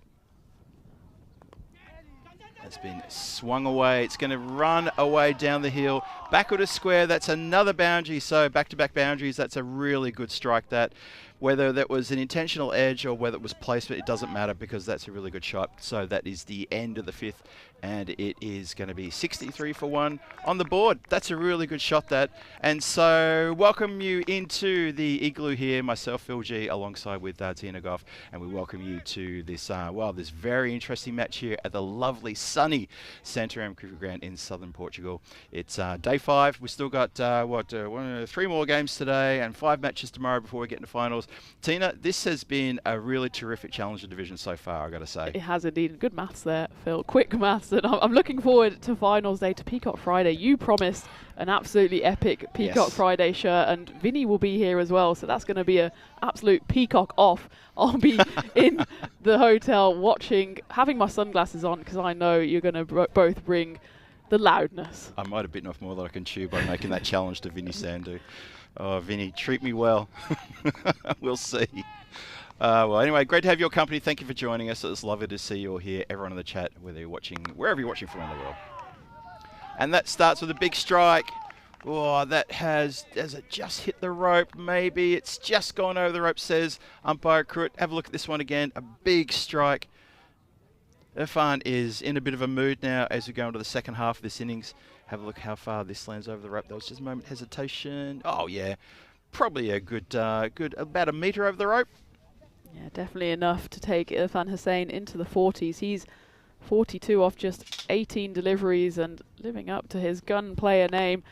As he goes again, this time on the offside. There's no catching that grizzly, or is there? Oh, there's a catching. Maybe was that in the midriff? I'm hoping for his sake That wasn't in the face. He seems to be okay. I'd love to see that one on the replay. I thought for all the world it was a 4, but the fielder came out of nowhere there, didn't he? No, he's kept that in front of himself. It did bounce, I think, a couple of times. Just may have taken a funny bounce at the end. They just manages to keep it in front of him and saves the boundary rope as well. So well done. Yeah, it was good fielding that, actually. I thought it might have taken a bobble off somewhere higher up on his body, but it was actually hands all the way. And usually we've seen a lot of fancy or not so fancy footwork this week, and that was all hand. We really have. 72 for 1, halfway through the 6th. Good run rate here for Team Tigers. They're looking to put on a pretty good score. Thanks very much to Irfan Hussain, who's on 45 from 20, and Omar Farouk, who's motoring along nicely, 25 from 10. Slightly outscoring in terms of strike rate, his counterpart. So this is a very good partnership between these two. Habibul is copying it a little bit here. Oh, that's a funny old delivery. No ball called pretty quickly by umpire there. Have a look at this one. How high does this go out of the screen? Yeah, I was going to say. Almost. You need the wide shot on that. Yep, almost goes completely off the screen there. No wonder the umpires got shot out the arm and said that is indeed no ball. Free hit coming. Free hit on 45. It's got to go over the rope, surely. Waits on that, miscues, it's in the air, taken, but the fielder was aware that it was a free hit because there was no celebration. I was pausing to see if there was a throw of the ball in the air and celebration. Put the hands out for a high five, realise that no one's responding. That famous free hit amnesia. Yes. Oh, that sounded a little bit better, although it's coming down and no. It sounded better, but then on reflection, it did sound a little bit more woody. I know that's a really weird thing to say about clunky. leather. Clunky. Yeah, I probably shouldn't say woody because, I mean, leather hits willow. It should sound woody, right? Yeah. Clunky it was. So 6 over gone, 76 on the board. Hussain just mishitting a couple here towards the end of that over, but he's still out there. And he and Omar Farouk are putting together a really good partnership here, having lost Azam Johnny for just 1 run. Early on in the first over. So a terrific partnership here between these two. Looking to power up in the next 4 overs and push on well beyond the past score, which we think is about 105, maybe push up towards the 120 mark.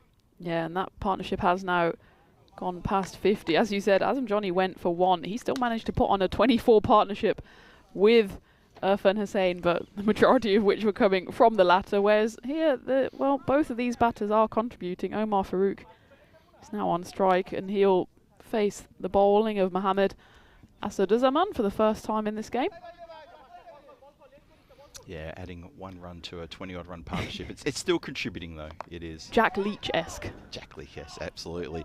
That's a good uppercut shot. It's elevated and then bounces over the rope for 4 runs. Yeah, I remember a couple of years ago, many years ago now, when I was playing in Prague, I played just a bit of a fun match against the Czech national team. They wanted a little bit of practice, so they put together a hodgepodge of local players, and I opened the batting with another guy, Alistair Mainwaring, his name was. He was a New Zealander. He made 82, and I made, let me think, I think it was like 18. So it was exactly 100 runs, right, and we won the game. Excellent. So, of course, a bit of a miss hit there. So, of course, I put my hand up and said I was part of a 100-run partnership. Exactly. 18 runs still, 18 still 18. That's okay.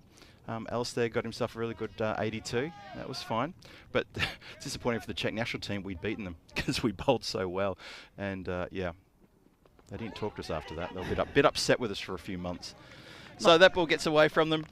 Not quite the practice they had in mind. It was not. I can't remember the tour they had, but I just remember the then captain of the Czech national team, Craig Hampson, who is still follows the European Cricket Network. Hello, Craigie, for their lurking out there. He was a little bit filthy with me about that afterwards, saying that wasn't what we had in mind.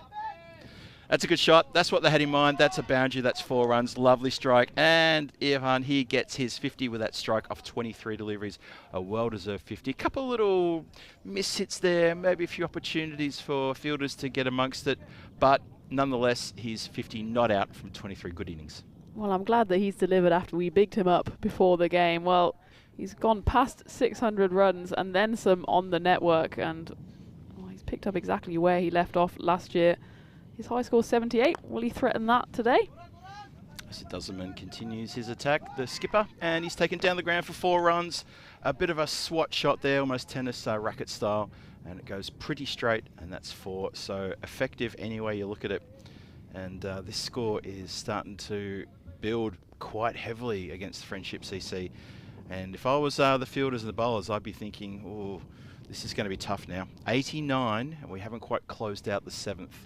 So the run rate is very healthy indeed. It's 13 exactly per over. Well, 4 points here for TTP would actually mean they leapfrog Friendship CC. They're currently on 9 and 12 points respectively. Just tucked away on the leg side for a quick run there to finish off the over. So the score will be 90 after 7. And anyway you cut it, that is a really good springboard for the next 3 overs, especially for these two, who are really putting together a very solid partnership here. And it's getting a little bit scary for Friendship CC. So calendar 2025, there it is. That's where we're visiting all over Europe, and there's a lot of great destinations there. We've been before, some places we haven't been for a while, and some places we've been going to go for the first time as well.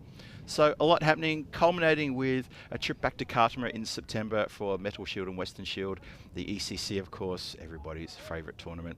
My favourite tournaments, and of course the ECC Championship for women, and that starts on the 1st of December. So much cricket there, and interspersed in that, which you don't see there, there's going to be T20 action, there's ECI action, there's a whole bunch of cricket going on, and of course we'd love to add to it as well.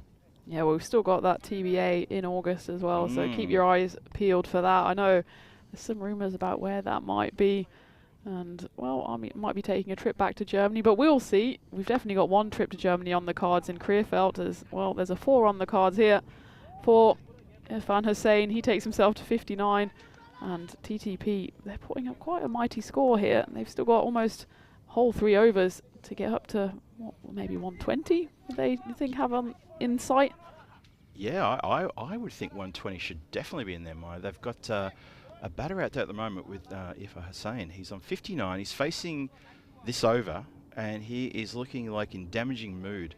So if he can get on, he can get this over magical. Oh, I'll tell you what, this score could get big. That's gone not where it was intended. Player backing back, and catch has indeed been taken. It's funny, the curvature of the ground, it didn't allow me to quite see. But then I watched the celebration, and you gave me the thumbs up as well. Thank you, Tina, for that. And yeah, that was a very good catch. Very well judged catch. And relief on the faces of the players around the ground for Friendship CC. They see the back of someone who was in damaging form with a very good 50 there.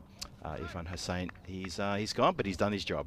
Yeah, not quite at the high score for him. 78 would have matched his high score, but he'll be more than happy with his contribution of 59 off just 27 deliveries, 9 4s and 2 6s in that contribution as well. And he's come in to the action and straight out there from the frying pan into the fire. And, well, he's put TTP in quite a promising position here, as it's the captain that comes out, Asif Attawa, to face the next ball. And that's a wide ball. A few cheers and claps, thinking there was a catch behind. Maybe he's just trying to deflect attention away from the umpire. Have another look at this one again. Yeah, a bit of daylight between bat and ball. Probably could have got a herd of cows through that gap, to be perfectly honest.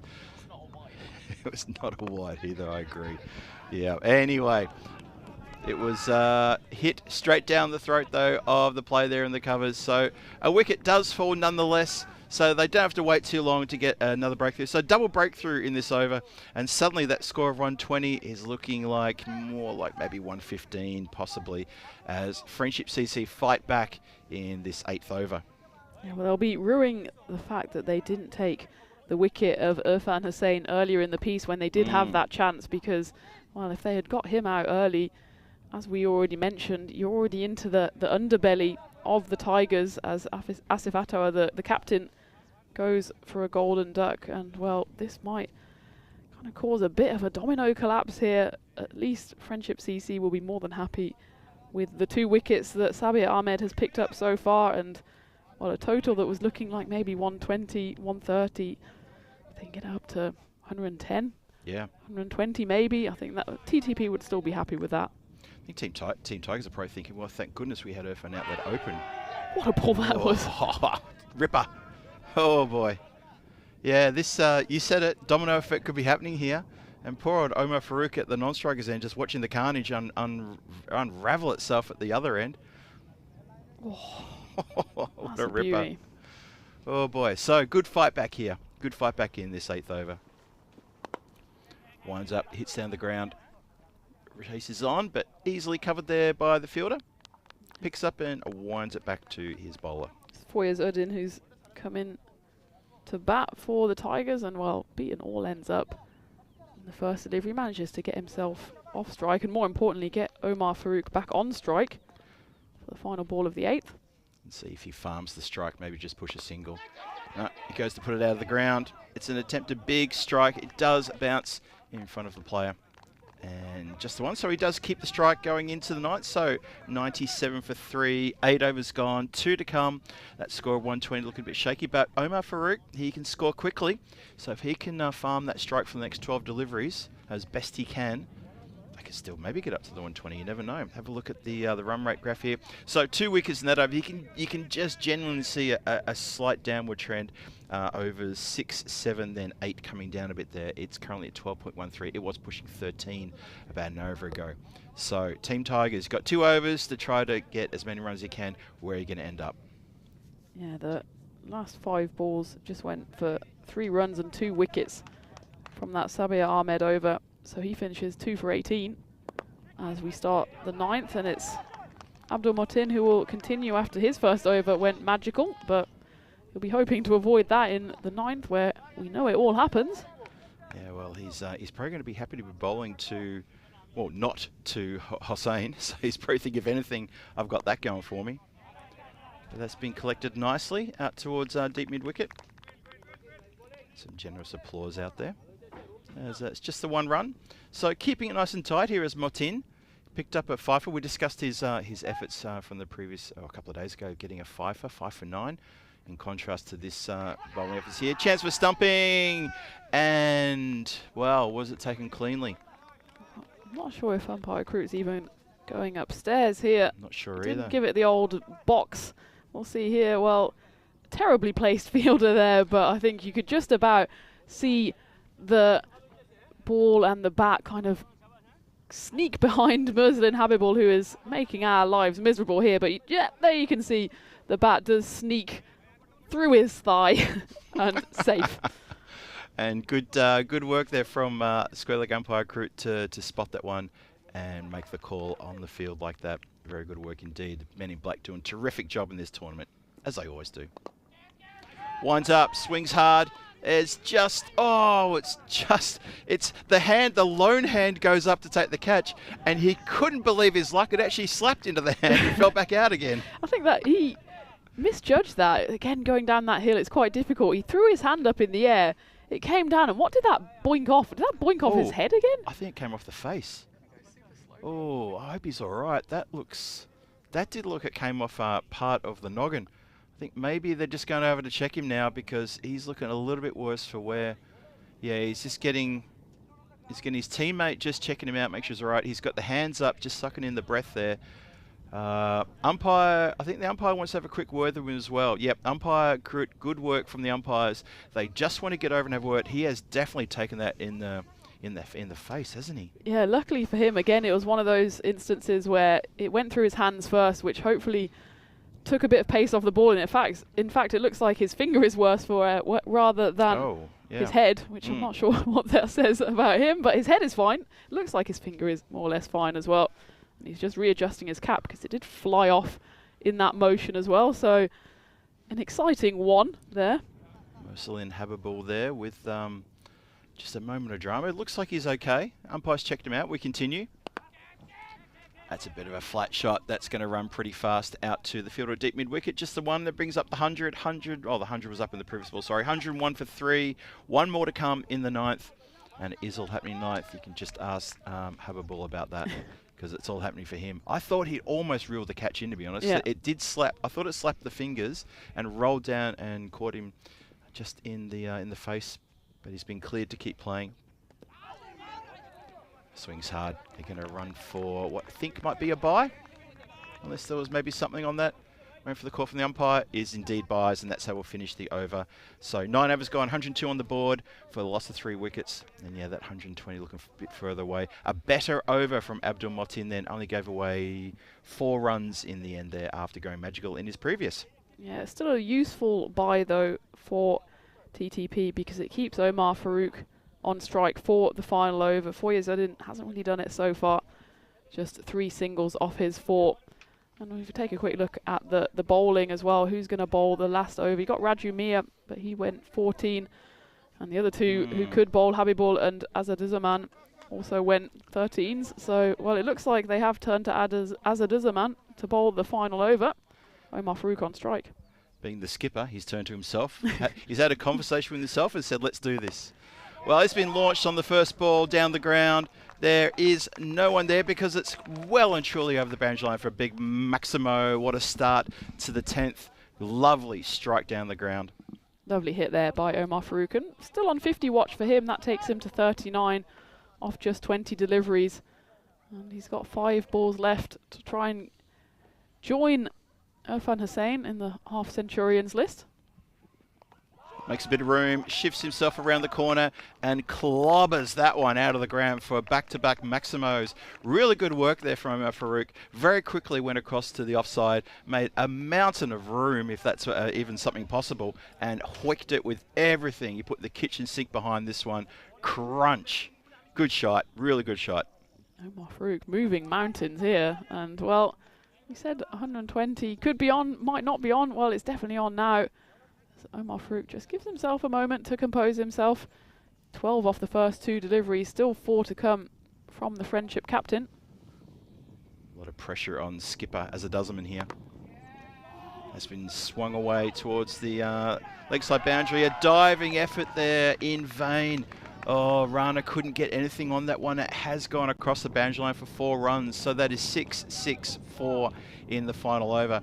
And this is looking to really put some damage into the Friendship CC minds as they have to come out and chase a score in about 10 or 12 minutes time. But still 3 balls to go, 118 for 3 on the board. Well, as Paul Horn said in the chat, they did suffer a bit of a boundary drought for 11 balls, but the floodgates have well and truly opened now with triple boundaries at the start of the 10th. Still 3 balls to go, and 120 and then some is certainly on the cards here. Big time. Skipper comes in again. What can he do? Oh, he's really just bowled that in the wrong spot, leg side. It's been glanced away for 4 runs. And that is a well-deserved 50 to Omar Farouk. He's come up to 53 runs now. Look at this. Shifts around a little bit, sees that it's on the leg pad and just goes, you know what, I don't have to hit the cover off this. I'll pick up a 4. 53 from 23. That is a really, really good half century. 122 for 3 the score. 2 balls to come.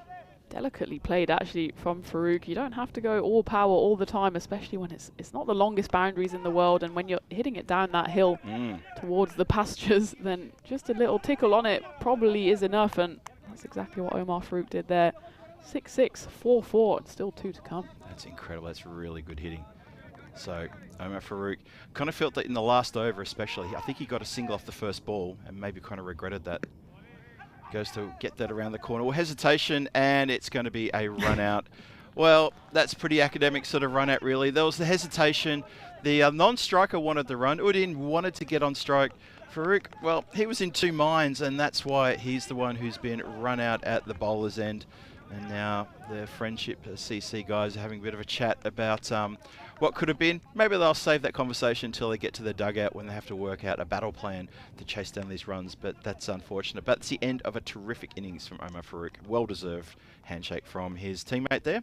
Great knock from him, and, well, the captain's over. Mohammed, his has gone already magical, but a bit of a shine on it there with the run-out. Of course, he initiated the run-out. It won't count to his bowling figures. Bit of a strange one there, actually, that they took the single, so Udin will have to make up for it by hitting it big here, and, well... What he does, he obliges, and he puts absolutely everything into that one, and it's 1 bounce, 4 runs, so he couldn't quite muster up the strength to get it over the rope for a Maximo, but nonetheless finishes with a rush of blood 4. That's a really good shot. 126 for 4. That's pretty good. So they do get to the 120s, as we predicted. And that is that's a formidable score for Friendship CC to come out and try and chase in about 10 minutes' time. A lot of work to be done there. So 2 batters walk off together there. But the 2 batters who did all the work there, Irfan and Omar Farouk, they both got 50s with just a little bit of support from the other 2 batters, well, the other batters of the Team Tigers. Yeah, it certainly was just a little bit of support, as you say, Phil, because in fact that Final ball 4 was the only boundary that wasn't scored by Irfan Hussain and Omar Farouk. So that shows just how dominant they were. Between them, they scored 112 of the 126 runs. And, well, it was a bit of a procession at the start. Irfan Hussain came in as the gun player for TTP and showed us exactly what he is all about. Yeah, he really came in and showed purpose. The first 2 balls hit very hard and very, very handsomely to the boundary line for 4 runs. A couple little sort of fits and starts there. We lost Azam Johnny in the first over here. Well, no, it was the first over, it was the third over. Just didn't get much happening there, unfortunately, and was unable to trouble the scorers any further. And then from that point onwards, it was, it was the Irfan Hussain show. That was unfortunate. That was a spill over the line for a Maximo. But the placement of Irfan was absolutely sensational. I thought he played a terrific innings. That one there, that was where trouble aplenty, a good catch held there in the covers. This one, checked on the player, he's okay. Took a knock to the fingers and a knock to the face. Umpire stepped in and had a view, he was fine. And the boundaries came thick and fast in the next few overs. Yeah, it was 9 4s and 2 6s for Irfan and his well-constructed 59. Both he and Omar Farouk going at a strike rate hovering around the 220s, and, well, a bit of a strange run out there on the penultimate ball. It took Foyez Udin on strike, and, well, he at least duly obliged with a boundary off the final ball, so he finished on 7 not out off his 5 deliveries. And, well, we've seen low scores defended, and TTP now have the chance to defend a pretty high score, actually. And, well, they already stopped the drought yesterday, having picked up that win against the Werewolves by 2 runs. Before that, they'd lost 5 games in a row, but they've put themselves in a good position here to at least pick up the win. They really have. That's a good score on the board. That's a challenging score in anyone's language to be chasing down for Friendship CC. The conversation at the dugout right now is going to be, well, how do we start this? How do we get about this? Because we've kind of let them off the leash here a little bit. And Team Tigers, they will be well happy with that score. And I'm sure when we get to have a look at the batting scorecard, it's going to tell us a story right on cue. Azam Johnny misses out at the top there. He went for 1 pretty quickly. And, well, that wasn't the card, but if we have a look at the 2 big hitters there, 59 and 53 to Hussain and Omar Farouk respectively, and that really is the tale of that innings. Such a really good innings there from those 2. They meant business when they came in right from the very start. Unfortunately for Azavatov, the captain, he came and went for a golden derrick, and at the end there, Udin, he picks up a boundary off the last ball to get some, and that is not a bad score. 126 to 4 after 10, and actually not bad bowling as well, only a couple of wides there. So good bowling, except for the fact that they 126 knocked off them. Yeah, well, that shows just how explosive those 2 batters were, because the majority of the runs did come off the bat. Not a bad bowling performance then, in all honesty. Sabir Ahmed, he was certainly the pick of the bowlers. He picked up 2 wickets for 18 runs. Imtiaz Rana at the top as well. 16 runs given away, and he picked up a wicket in his 2 overs as well. So where does that leave us in the mid-match summary? Well, Team Tigers Portugal, they'll be more than happy with their contribution with the bat, pulling on 126 runs for the loss of 4 wickets, thanks to the man with 999 on the back of his shirt. Well, call the police, because he's just burgled a lot of runs, 59 coming off just 27 deliveries, and he was manfully accompanied by Omar Farouk, who also got his half century. So at the halfway stage, we have Friendship CC needing 127 runs. Well, my maths tells me that's 12.7 runs and over, and it's going to be a big chase if Friendship CC are going to get there. They've lost 4 of their 7 matches so far.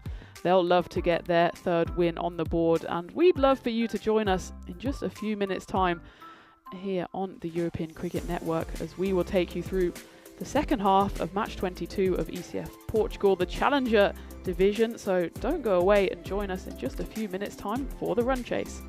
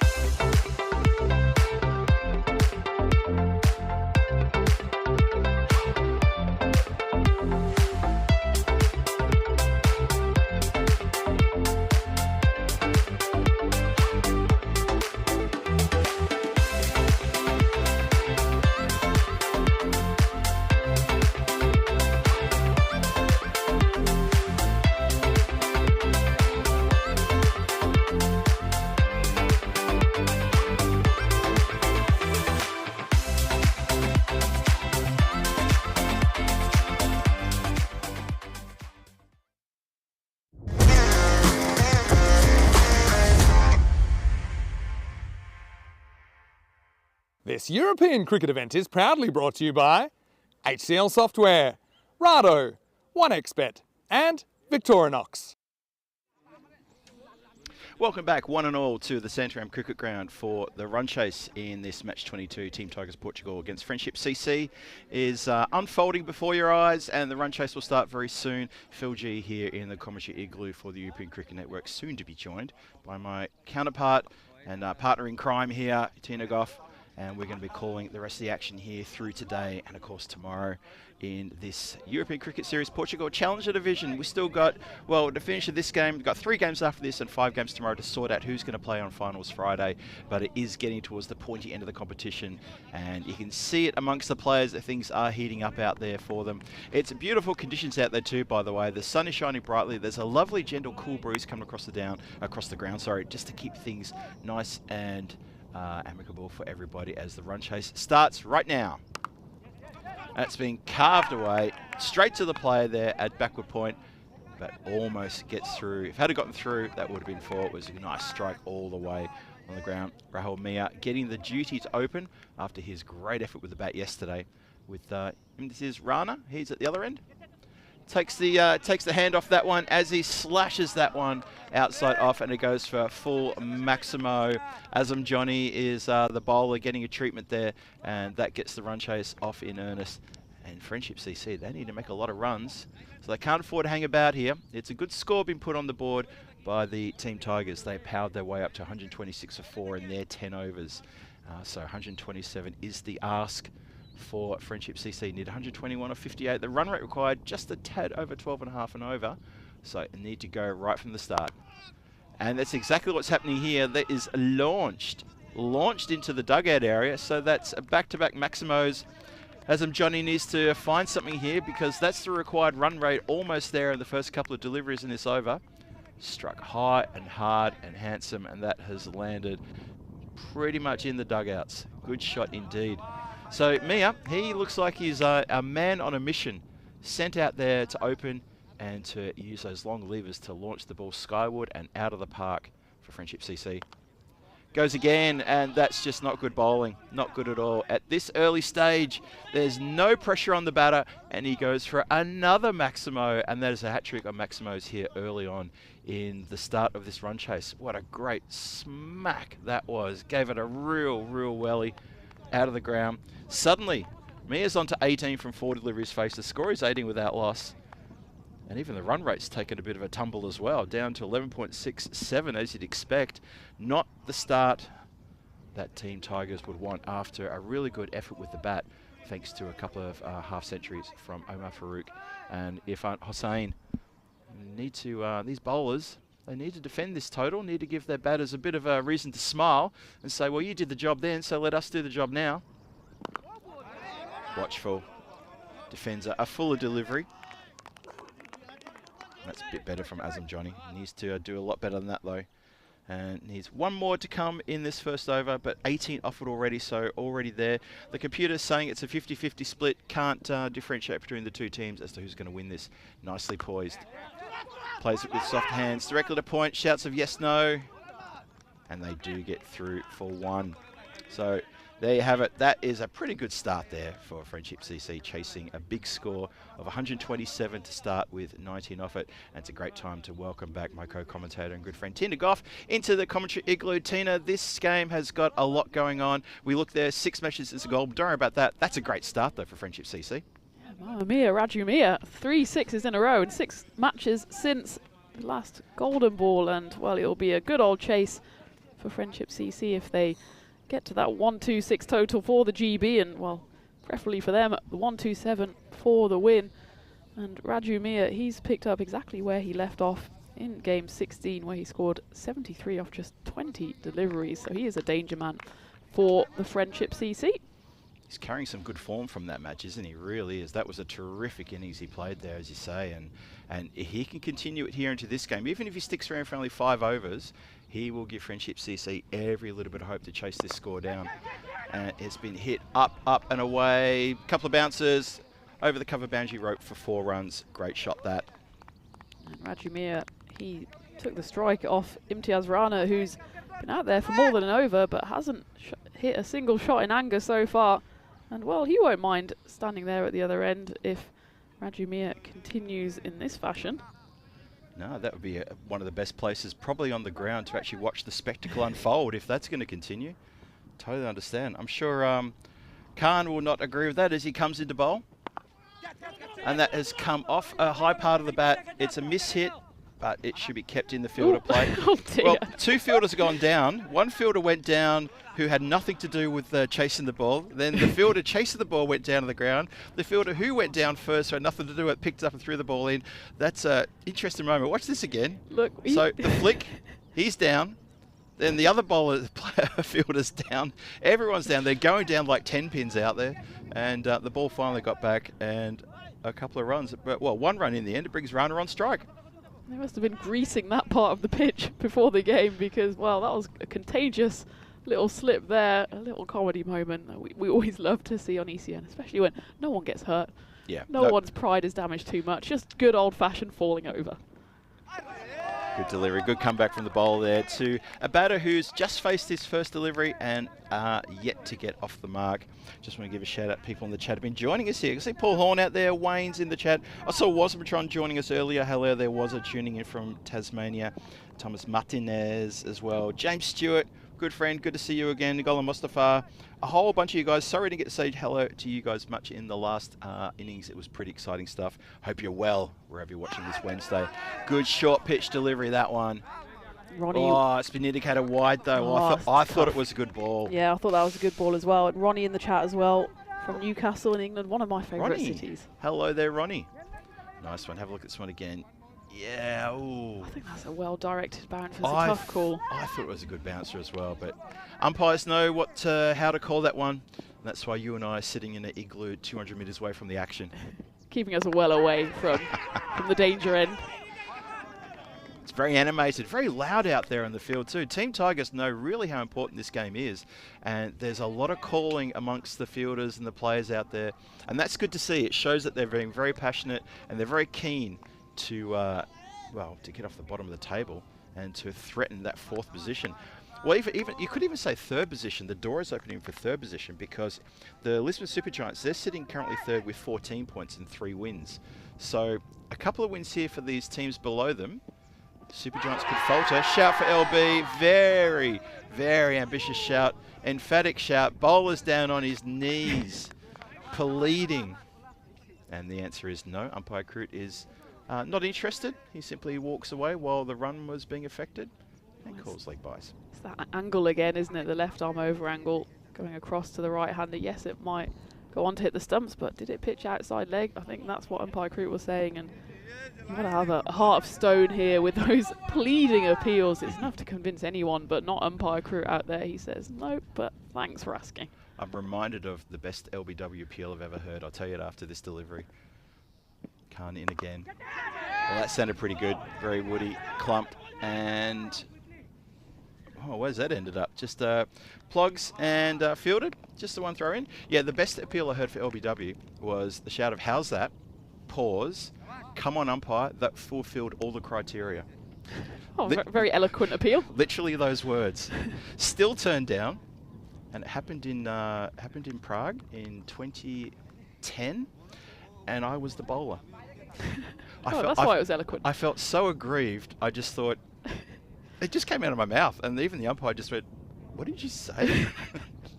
Did you say it in like a calm way, or did you yell it? Well, my how's that was the usual, yeah. And then everything died down. And I said, come on, umpire, it fulfilled all the criteria.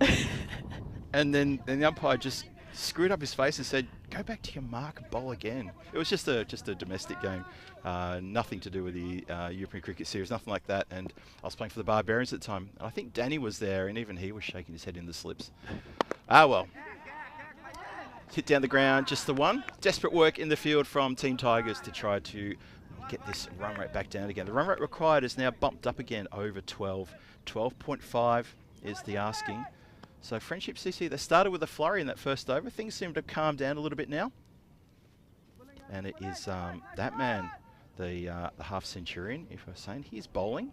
Yeah, well, we listed his figures before the game, didn't we? And he's handy with both bat and ball. He's shown us one half of that, and It's not too bad with the other half either. Ambitious appeal. It's always going high. You can see why the fact that the batter is limping away, that hit him on the fleshy part of his leg, and he is now down on his haunches. He'll be all right, just recovering from that body blow.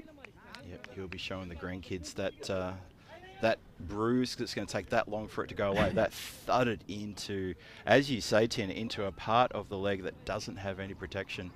And anyone who gets it right on the front of the leg like that, oh, yeah, that does smart.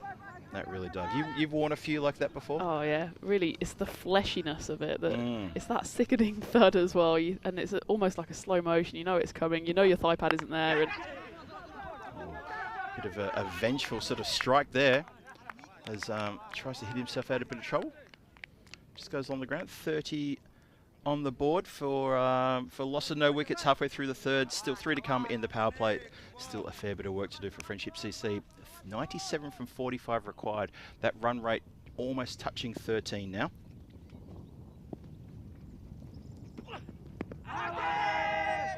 It's again just an ambitious shout from people who, well, fielders who are probably nowhere near sort of seeing the line of the ball there, but as you'd expect, still a couple more to come. So Mia, he's on 25. He's stuck at the non-striker's end, probably still just flexing that right leg of his, get a bit of sensation back into it. Rana, he's been there for 5 deliveries, only from 3. It's been a good, tight, fast over here from Hossain. Really enjoy watching his bowling. You mentioned his figures before. He is a wicket taker. There you go. Case in point. Well, for once, I've been blessed with the commentator's kiss of life rather than a curse there, and that is really good bowling. Persistent, good, quick bowling that. And the first wicket's fallen, and Friendship CC tastes their first loss of a wicket. Yeah, that definitely fulfilled all the criteria of a clean bowled, and that was just pitching in line, hitting off stump, and a big old ugly swipe from the batter Rana, and he has to make his long way off. Imtiaz Rana, well, with Raju Miah going big guns at the other end, he couldn't really keep up. He goes for 3 off 6 deliveries, and Friendship CC, they lose their first wicket with 1 ball left of the power play. They find themselves at 30 for 1. Top of off stump, smacked into, well, not quite smacked into, just glance, but a good enough glance to knock the stump back and the bail to go flying. So a good wicket nonetheless inside the power play. 1 more ball to come in the power play. Sabir Ahmed coming in. He was probably the pick of the bowlers for Friendship CC, 2 for 18. He'll have to do it here with the bat. Yeah, it's always a bit tough on the person who does good with the bowling has to come out and rescue the team with the bat. But here we go. Swings. Doesn't get anything on that. And that is a dot to finish a terrific over from Irfan Hossain. So he's proving his worth with the bat and the ball today in this match. The score is 30 for 1 after 3. Interesting power play. Early shout for player of the match already with Hossain on his half century and already picking up a key wicket of the opening batter Imtiaz Rana, as we see. Well, it's the downward staircase for Friendship CC in the power play. 19-9-2, and it can't go much lower than that. Luckily for them, Irfan Hossain has only got 1 more over in his locker, because that was a really destructive over from him, and showing us exactly why TTP was so excited to bring him in to the lineup this morning. Just noticed in that that a little apartment block, the skyscraper graphic we had there, the last over of the TTP innings, 24 from it. Could be a bit of a difference between the teams. We'll know in about 7 overs time, but that could be a difference. That is launched. That sounded like it had been properly middled, and that has gone a long, long way back. And that is a really good strike for a Maximo there.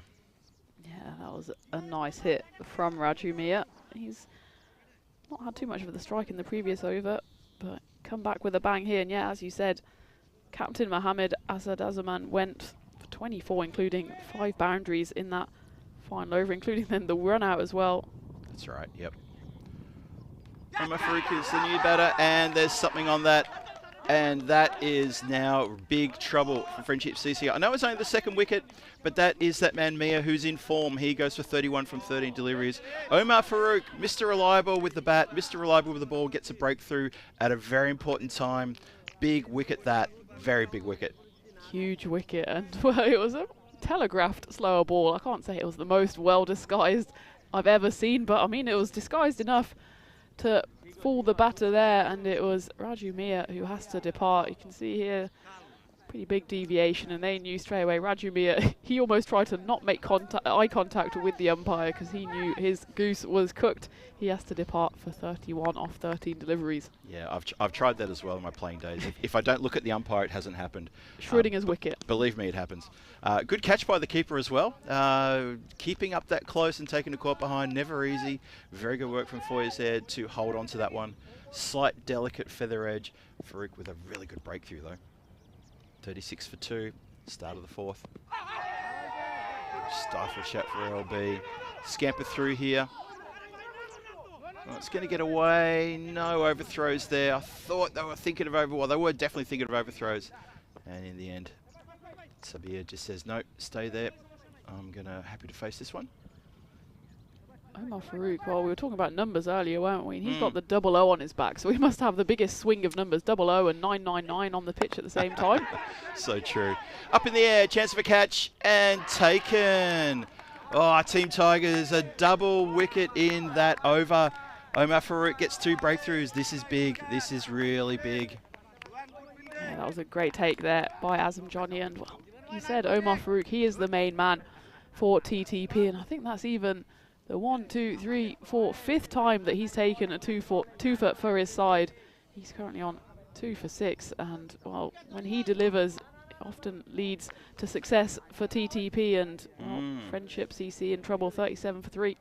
Now TTP, talk about the standings for just a moment. We reflected on this actually in last innings, Tina, that they've got 9 points. Friendship CC are above them on 12 points alongside the Coimbra Knights after their win this morning. So 3 points puts all teams on 12 points. Now, 3 wickets down. The bonus point equation for this game, I think, is 89. If they can keep them under 89 and Friendship CC capitulate, give Team Tigers an extra bonus point, suddenly Team Tigers sitting alone in 4th place. Yeah, that's a really, really good point, Phil, because it shows just how tight this table is as well. And the Coimbra Knights, we said how important that game was for them this morning, that they didn't get cut adrift, and we might have a 2 for 2 here of the teams at the start of the day being rooted to the bottom of the table, suddenly flipping it on its head and climbing their way into that top 4, which is where they need to be in order to make it to finals day on Friday. Yeah, totally agree there. It makes the next game interesting too. Match 23, obviously we've still got this whole game to get through. Match 23 is going to be an absolute corker. Coimbra Knights, Lisbon Super Giants, and I think I said it actually, I think I might have alluded to this back in the last innings. That game could almost put a team into the finals on Friday, and it will not be one of the top teams we're talking about either. That's the astonishing thing. Now what's going on here in the centre? There's a lot of talk in the centre here. I think the batter wants to change gloves. Yeah, it looks like a bit of activity in the dugout, trying to find the right pair of gloves and trying to find the bib so that he can come on. And he shouldn't be leaving the pitch. He's not very well done, knowing the regulations. So yeah, he had the bib on him. He just wasn't wearing it properly. It was just covering the arm like a, I don't know, it's like an interesting sort of fashion stylist might try to say, look, just wear it like this. It'll set a trend. Not according to us. So he couldn't come onto the field. Hence the bat had to run all the way over. That's Abdul Motin. New batter to the crease. Well, he's facing his first delivery. And I'll tell you what, if he gets out for a golden derrick here, this will be the longest the longest golden duck in the history of the planet, I reckon. Oh, he is out. Oh, he's been timed out. He's been timed out. Oh, no. Well, that is astonishing. That is absolutely astonishing. Been timed out by the umpires. Well, you know, fair play to the umpires. I'm glad they're on top of that, because we can't have players mucking around and not being ready like that. And that is just a big mistake from the incoming batter. That's all that is. That's a mistake you hopefully only make once in your life, as we see the slow-mo replay of the umpire there giving it out, and Groot doing the right thing, almost like a school teacher in front of his classroom saying tap, tap, tap on his watch. You're late. What are you doing? And well, that's the end. The start and end of Abdul Mateen. He's timed out in one of the dismissals we don't see too often here on the European Cricket Network, but we have those rules in for a reason. It's to keep these games flowing. We've got such a tight schedule, getting through 5 games every day, that we just can't afford change of gloves every couple of minutes, and well, Mateen was the victim there. So true, so true. So, Habibul is the new player out there. He just flicks the ball uppishly onto the leg side, gets off the mark straight away with his first delivery faced. Omar Farouk's got 2 for 7 in this over, and this over is proving to be a bit of a turnaround. 38 for 4. You consider that the timeout also happened in this over. That's a great delivery. Hands on head, doesn't know how that missed the stumps. And I reckon there's a few people around the ground asking the same question, how did that miss all pegs? But it did. What a great over from Omar Farouk. Take about 2 for 7 to back up his wonderful half century when it was his turn to bat. So, 38 for 4 after 4. Trouble brewing here for Friendship CC because both Irfan Hussain and Omar Farouk, they did the damage with the bat, and they've both got an over left each. So you'd imagine of those 6 overs left, 2 will go to Hussain and Farouk. And that spells trouble for TTP. And you can see the trouble brewing here on the worm as well, that they're well underneath that run rate. It's crept up to over 15. Yeah, have a look at that. Look at this, just that first over, which was, what, 18 runs off the first over, or 19 off the first over. And 19, it's just yeah. 19, and it's just plummeted since then. That was when Mia came in and was on an absolute heater in the first over. Well, they've got a boundary here, so maybe trying to get things back on track. But yeah, as you say, Tina, that run rate required now, 15 and a bit per over, 90 from 35 required. A lot of work to do. This mountain's starting to get a little bit steeper now, and there could be real trouble. This is simmering along interestingly, but I think for me, I'd rather be in the shoes of Team Tigers right now. Friendship CC got a fair bit ahead of him. It's shortish, it's seen early, and that has been hammered hard, really hard. Goes all the way to the property boundary line fence there from Maximo. That was a big strike, got every bit of that out of the meat of the bat. Yeah, it's back-to-back boundaries for Murzalin Habibul, who is the new batter to the crease after that curious timed out. And he's joined by Mohamed Alamina. Actually, in fact, both batters pretty new after there was a double wicket in that previous over from Omar Farouk, and meanwhile it's Ruhan Khan who's come on to bowl. And in fact, it was the 19-year-old who bowled the final over for TTP yesterday in that 2-run victory. So he held his nerve there. Okay.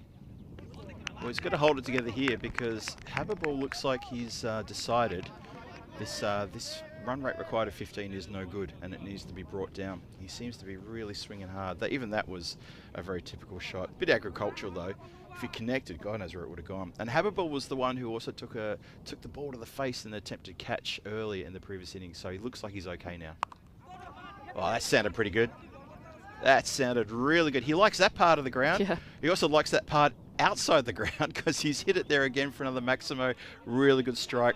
Not a great ball, that one. Too short, set up for too long, and said, where do you want to hit me? Yeah, a bit of a hit-me ball there from Ruhan Khan, and that's the 3rd boundary he's conceded in his over so far. And, well, Habibul, he's doing his best to keep a lid on that run rate, but every time there's not a boundary, it's flying up again. Currently just under 15. There we go. Probably go back over 15 now. I think it will now, yep. Wait and see, watch it change over. There we go. There we go, right on cue. Good shout there, Tina, well done. Computer likes Team Tigers as well. It gives them 93% chance at this point in time to take the win. Not a lot of love for Friendship CC though. They're 54 for 4. Last ball of the 5th coming up, and then we'll be halfway through the overs. Let's see where they can end up. 78 still needed, still so many runs needed off next 31 deliveries. Last ball, the over. It's a slower ball, and it's been hit down the ground, but there is protection down there. It is the man with the emergency phone number on his back who fields it, and he's going to underarm it back to the center of the pitch. And that is 5 overs done. We're halfway through the innings. Up and coming events. Well, let's have a look at the next 5 weeks here on the European Cricket Network. Obviously in progress is Portugal. So remember, this is the Challenger Division. Next week, or actually on Saturday, Tina, you'll be starting the Premier Division with Mr. Maxo himself, Vidi Sandhu, here in the commentary igloo. And that's going to be huge, the Premier Division. Then we get some internationals towards the end of our time here in Portugal. Spain, Madrid for the first time. Italy, Bologna, where Tina, you're going back there again, I believe. That's going to be fun. That's why you're so much talking about pizza. Exactly. And we opened a can of worms in the chat. I don't know. That's a can of worms. That's a massive strike. out of the ground. Maximo signalled by umpire Krut there in the centre. 61 for 4. Friendship CC still needs 71 from 29 deliveries. But that run rate is going in the right direction in these last over and a bit if you're a Friendship CC supporter. Tell you what, I'd rather have a can of worms on pizza than pineapple, but let's not start that. Maybe we can clarify. I've seen in the chat about a few questions and mutterings about that timed out incident. Maybe we can clarify that in a second, because we do have 2 stages of timed out, isn't it? Yes. Take us away. Well, I've put myself in trouble here because I need to know the rule book. But firstly, if it's, I don't know the exact minutes, but if you're only a little bit late, 1 minute late, then it's a 5-run penalty. But, well, let's go back to that. Stumps akimbo. We'll come to that point. Yes, as Omar Farouk. Well, I'm starting to enjoy his nickname of Mr. Reliable because he's just hit the pegs, not for the first time in this tournament, and probably not the last time either. And that's a very important wicket. Just at a time when Friendship CC started finding boundaries, and they were hitting Maximo's Habiball in the last over, getting really amongst it there. Have a look at this. Yep, and off and middle, and the stump base is gone to the ground, and that is the end of a very dangerous innings from Habiball. He goes off with a little cameo. They needed more than a cameo, Friendship CC, though. Yeah, and they needed a starring role from Habiball. He goes off 24 runs off 10 deliveries, including 3 big sixes and 1 4. But as you said, Phil, that fall of wicket, Friendship CC 61 for 5. So not even halfway there, and they've well into the 6th over here. That's a great over so far from Omar Farouk. Yep. Shot along the ground out towards deep mid wicket. Shouts and hollers from the bowler to get it in quickly. Throws to the keeper's end. Yeah, just on the timeout. Yep. This is my understanding of the rules. Is you get 1 minute for the batter to get to the centre, and that is indeed a 5-run penalty if that is breached. Not the case. Yes. And then I think there's another minute on top of that, and that's the point where the umpire can say, you are now timed out, you are out. And so that's, I believe, how it was given. That's how I saw it from umpire Krut at the officiating end. And does it have to be an appeal, or is it just the umpire saying, nope, sorry, that's your 2 minutes? I believe this is the umpire talking with the tournament referee, keeping an eye on the time. That's a nice shot again, but there's protection out there deep mid wicket. Yes, because obviously the umpires are mic'd up to our tournament referee, and the tournament referee is all over the timings throughout the innings. So I'd be pretty confident to say that's the case. Yeah, so he was not ready in the 60 seconds, so that's an immediate 5-run penalty. Yep. And then he still wasn't ready actually after the 90 seconds. 90 seconds after it is, which right. the team appealed and it was timed out. So thank you for the little voice in my ear who's told me that. So there was an appeal? I mean, we can understand a fielding team doing that and saying, but the appeal would simply be, what's going on? Yeah. You know, something Can like we play that. cricket, please? Yeah, That's the appeal. We're ready. Are you? Or why aren't you ready? Or how much longer is this going to be?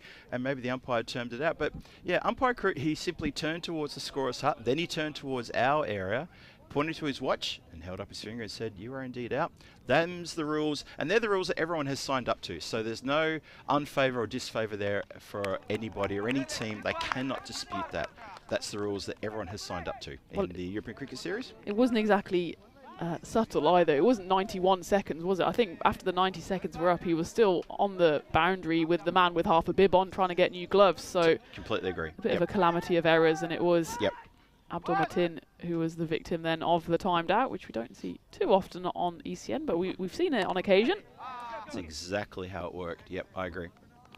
So, big Maximo there.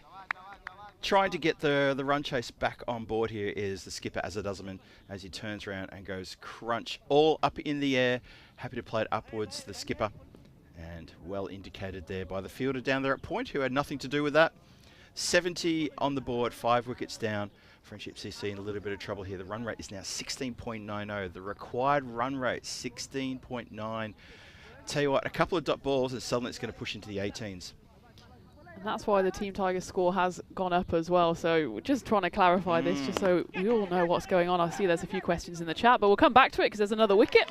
There you go. So skied up in the air, trying to go for that same shot again, does the skipper Azaduzzaman. And he's holed out to a very squarish point region, and that is going to be Suhan Ahmed takes a good catch Sorry, not that third umpire. It's Asif Atur, the skipper. No wonder he's so happy about that one. Skipper takes a good catch, and Team Tigers look like they're getting on top here. And it's that man again, Ifah Hossain, who has got picked up a wicket with the 999 on his back. He's bowling very well.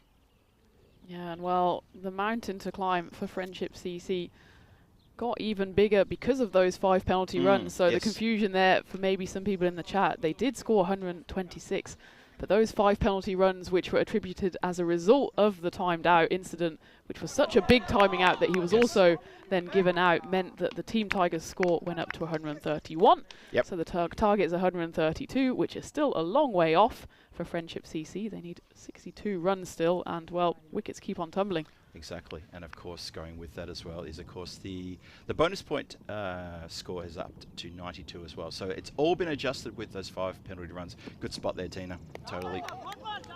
Good ball there, one. Dot ball gets through. Friendship CC right up against it now. That run rate is almost within touching distance of 20 runs per over. And once you get above 18, you really feel it could be almost curtains. It's almost curtains, especially when you still got, what, 3 overs and 1 ball to go. To maintain that kind of intensity with the batting is so difficult. Yeah. And there's another dot. Curtains might not be completely drawn, but they're certainly twitching. And well, maybe Friendship CC, as they get to the end of the 7th, 70 runs on the board. And quickly we can take a look at what's coming up next in about 35 minutes time. Another big clash between the Coimbra Knights and the Lisbon Supergiants, and the Knights came charging out this morning and put the brothers to the sword, so they'll want to repeat that trick against the Giants. And for the Supergiants, well, they've brought in 2 players as well, Amandeep Singh and Ashkay Thorbal, who we saw earlier in the tournament. He's back in for captain Anup Kumar Shrivastava. And well, it's going to be an exciting game, but we've got an exciting game still here out in the middle, because what I was going to say is the bonus point is something that maybe they can turn their attentions towards now, the Friendship CC. I think the bonus point was at 92. So that would be 22 runs required in 18, which seems maybe a bit more palatable than the 62 needed for the victory. Totally agree with that one. Yep. That's just been pushed in towards extra cover region.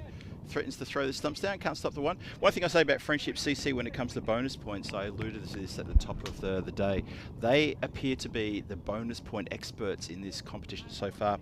They picked up 6 bonus points in 7 games, and that's why with only 2 wins, they were sitting on the table with only 12 points next to their name. I had a look at that and I thought, really, 6 bonus points? That's really clever team management to realise there's bonus points for grabs, and look how important they actually will be in the final wash-up here. Yeah, absolutely, and that's what I love about the introduction of the bonus point, an absolute masterstroke by the brainiacs behind ECN, just to make sure that every game remains interesting. What we don't want is to have these kind of washouts where at the moment the win predictor has TTP up at 97%, but still if they can get that bonus point, that will be not a lost day then for them this morning. That's so true. So what is it, 31 off 15 for a bonus point. There's still a lot of work to be done though to score that bonus point. So Friendship CC, surely the brains trust in the dugouts there will be telling each other, get the message out to the batters, let them know that that's what has to happen. We need to hold our wickets, need to pick up that bonus point. We're not going to. I would think that they're saying we can't get the win. It's a bridge too far. And that shot kind of really typifies, I guess, the comment that I'm trying to make there. Unfortunately for Mohamed Touhin, he's just not hitting the ball at all. I think that's probably fair to say. He has eaten up 6 dot balls. He's still on his derrick. So I think there's a bit there to be done. Maybe, would you even consider subbing Touhin out? I don't know if it's too soon for that. Well, that's another dot ball. So there may be a discussion about what to do with him, because the bonus point is not going to be achieved with somebody chewing up dot balls. So that may be a conversation going on right now. Yeah, absolutely. Well, they're 6 wickets down, so they don't have too many batters left to choose from. But, well, surely if you haven't put Leather on Willow in 7 big swings so far, then someone else doesn't say much for the batters to come if they think that Touhin can score the runs. And another one, and, well, almost a maiden. It was just the one off the bat of Mohamed Al Amin, who Must be cursing the fact that he took a single off the first delivery, because he just watched 5 dots at the other end to finish the 8th over.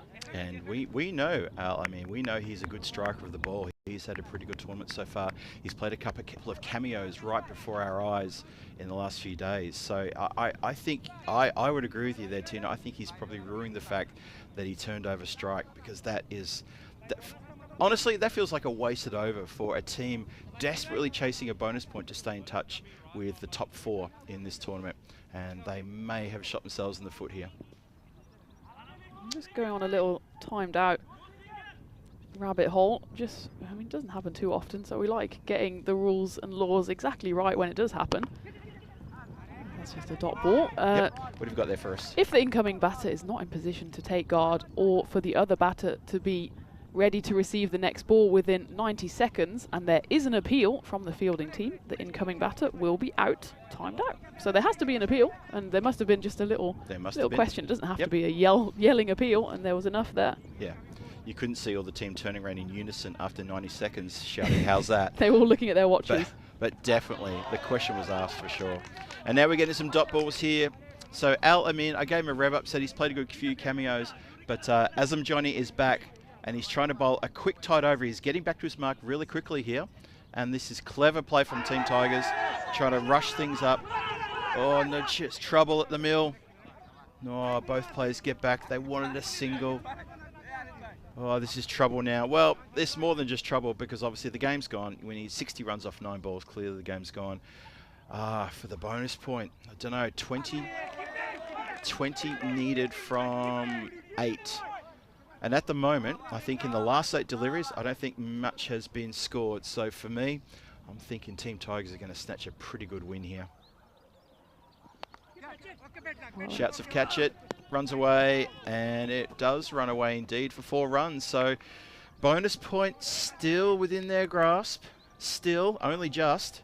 Well, it was a much needed boundary. There was, what was that? 14 balls, 15 balls without a boundary before that. You have to go back to the middle of the 7th. And, well, they don't mind how it comes, even if it's off a streaky edge. And what's that needed now? 16 for the bonus point. See what they can do here. Azam Johnny marshalling his field. Needs a dot ball here for Team Tigers. Need a boundary if you're a Friendship CC. That's been clubbed out through the point position. The race is on. The ball will win that race. So it is a 4 we end the over with. The score goes up to 80 for 6 after 9. The bonus point is in play. 12 runs for a bonus point for Friendship CC. And as I said before, they've picked up the bonus points on 6 occasions out of 7 matches. And that's why they are sitting where they are on the ladder and trying to solidify their place in the top 4 to play on Finals Friday. Have a look at the bowlers there. Terrific work from the bowlers here. Mamadou Khan, Irfan Hussain and Omar Farouk take a bow. Your economy rates are sensational. Wickets shared between Farouk and Hussain. Really, really good bowling here from Team Tigers. They've really stepped up here, and maybe buoyed by that win they had over the Werewolves last night in match number 20. Which really came down to that final delivery. So maybe they're riding the crest of a wave. Either way you cut it, they're playing really well today. I'm really impressed with their focus in the field, and obviously with the bat, with the help of obviously the inclusion of a pretty gun player who was unavailable up until today. But when you're available, you get the best team on the field. Well, you can pretty much say that the player of the game is wrapped up for Irfan Hussain, because he not only proved it with the bat, with the ball as well, finishing with figures of 2 for 8 in his 12 deliveries. So what an addition that is to the Team Tigers. And, well, if he's sticking around for the rest of the tournament, then they could be maybe dark horses in this competition. You never know. Just got to get to finals there to be part of it. That's all you have to do. So we start the 10th with a swing, and it's come off the pad, so they'll go through for a leg bye. Score will go to 81 for 6. So that equation now comes down to 11 of 5 for a bonus point. Can they snatch? Well, can they snatch it all? Let's see what happens. I mean, it's going to be Team Tigers to try to take all the points, or it's Friendship CC to try to snake that 1 point out from under their feet. Let's have a look. Second ball of the last coming. It's short, it's seen, wow, and shot. It is really a clobbering big shot. Wow. So quickly into position there. Almost like batter expected it. how fast into position, swivels on that one and goes absolutely crunch. Al-Amin has played a few blinding innings that we've watched so far, and that is what I've been talking about with that man. He can hit the ball so far. 87 now on the board. Yeah, well, the equation is getting interesting for the bonus point. We can forget about the target of 132. It was 127. That's now 132. I think if it was 112, they wouldn't get there. But 92, that's looking a more enticing prospect as 6 is signalled on field. Absolutely. Hope everybody in the chat is all clear on what's happened, why the bonus point equation moved and why the score moved. 5 penalty runs, which then adjusts the bonus point equation as well. And that's been struck, go straight to the player, and they don't take a run. Oh, that's pretty good from Al-Amin. Probably could have gone through for a single. Doesn't have a lot of confidence in the player at the non-striker's end. Don't blame him one bit. I was going to say, would you? And I don't think anyone in the world will begrudge him of that. I think even the non-striker thought, no, I'm not going to move. Unless you say, I'm staying right here. What, you want me to bat? Have you seen my fingers? Oh, swing and a miss. It's a good dot ball. Good delivery there from Nadu. It's getting a bit tense for that bonus point now. 87 for 6. 92 for the bonus point. That's the score. 92 for the bonus point. 5 needed, 2 deliveries, but Naidu, he's only given away that one big 6 so far, as well as that leg bye. Up in the air. It's going to go a long way up. It's got to come a long way down. Into the hands of the waiting player there. He takes a very good catch. And that may have snuffed out the chances of Friendship CC pinching another bonus point in this game. Look who it is, that man. 999. Emergency services are being called. Oh, I can hear the sirens blaring now as he takes that catch, turns around and says, yep, there we go. That's how I do it. You're welcome. Well, Al-Amin, he was looking dangerous there, more dangerous than his counterpart at the non-striker's end. Unfortunately, couldn't get the one over the boundary line. He goes for 16 from 14. There was 2 4s and 1 6 in that, and that is almost put out the fire completely. Just to keep the emergency services trend going here with the 999. And I appreciate it. Thank you very much. Last ball coming up, and it's a short ball. It's indicated as a wide. It's not the last ball. It's not. Darn it, Phil. Umpire, standing umpire Kruth there, he left me hanging by not indicating the wide until after he heard my voice, and that's fair enough. It's the score is 1-0 between myself and Kruth. Here we go, and that is the last ball of the innings. It's a dot ball to finish with. So the score will finish on 88 for 7. Friendship CC do not get close to the win, and they fall just shy of the score required for the bonus points, so they don't pick it up here. All points going to Team Tigers, and that is going to shake up the standings. The important thing for Team Tigers is the Coimbra Knights came in and had a win, so they got off the bottom of the table, leaving Team Tigers by themselves. Team Tigers now get a win with a bonus point. They then get above the Coimbra Knights, and that's their only game for today. Coimbra Knights come back to play Lisbon Super Giants in the next game. Oh boy, so many permutations and combinations going on now with those bottom teams. Yeah.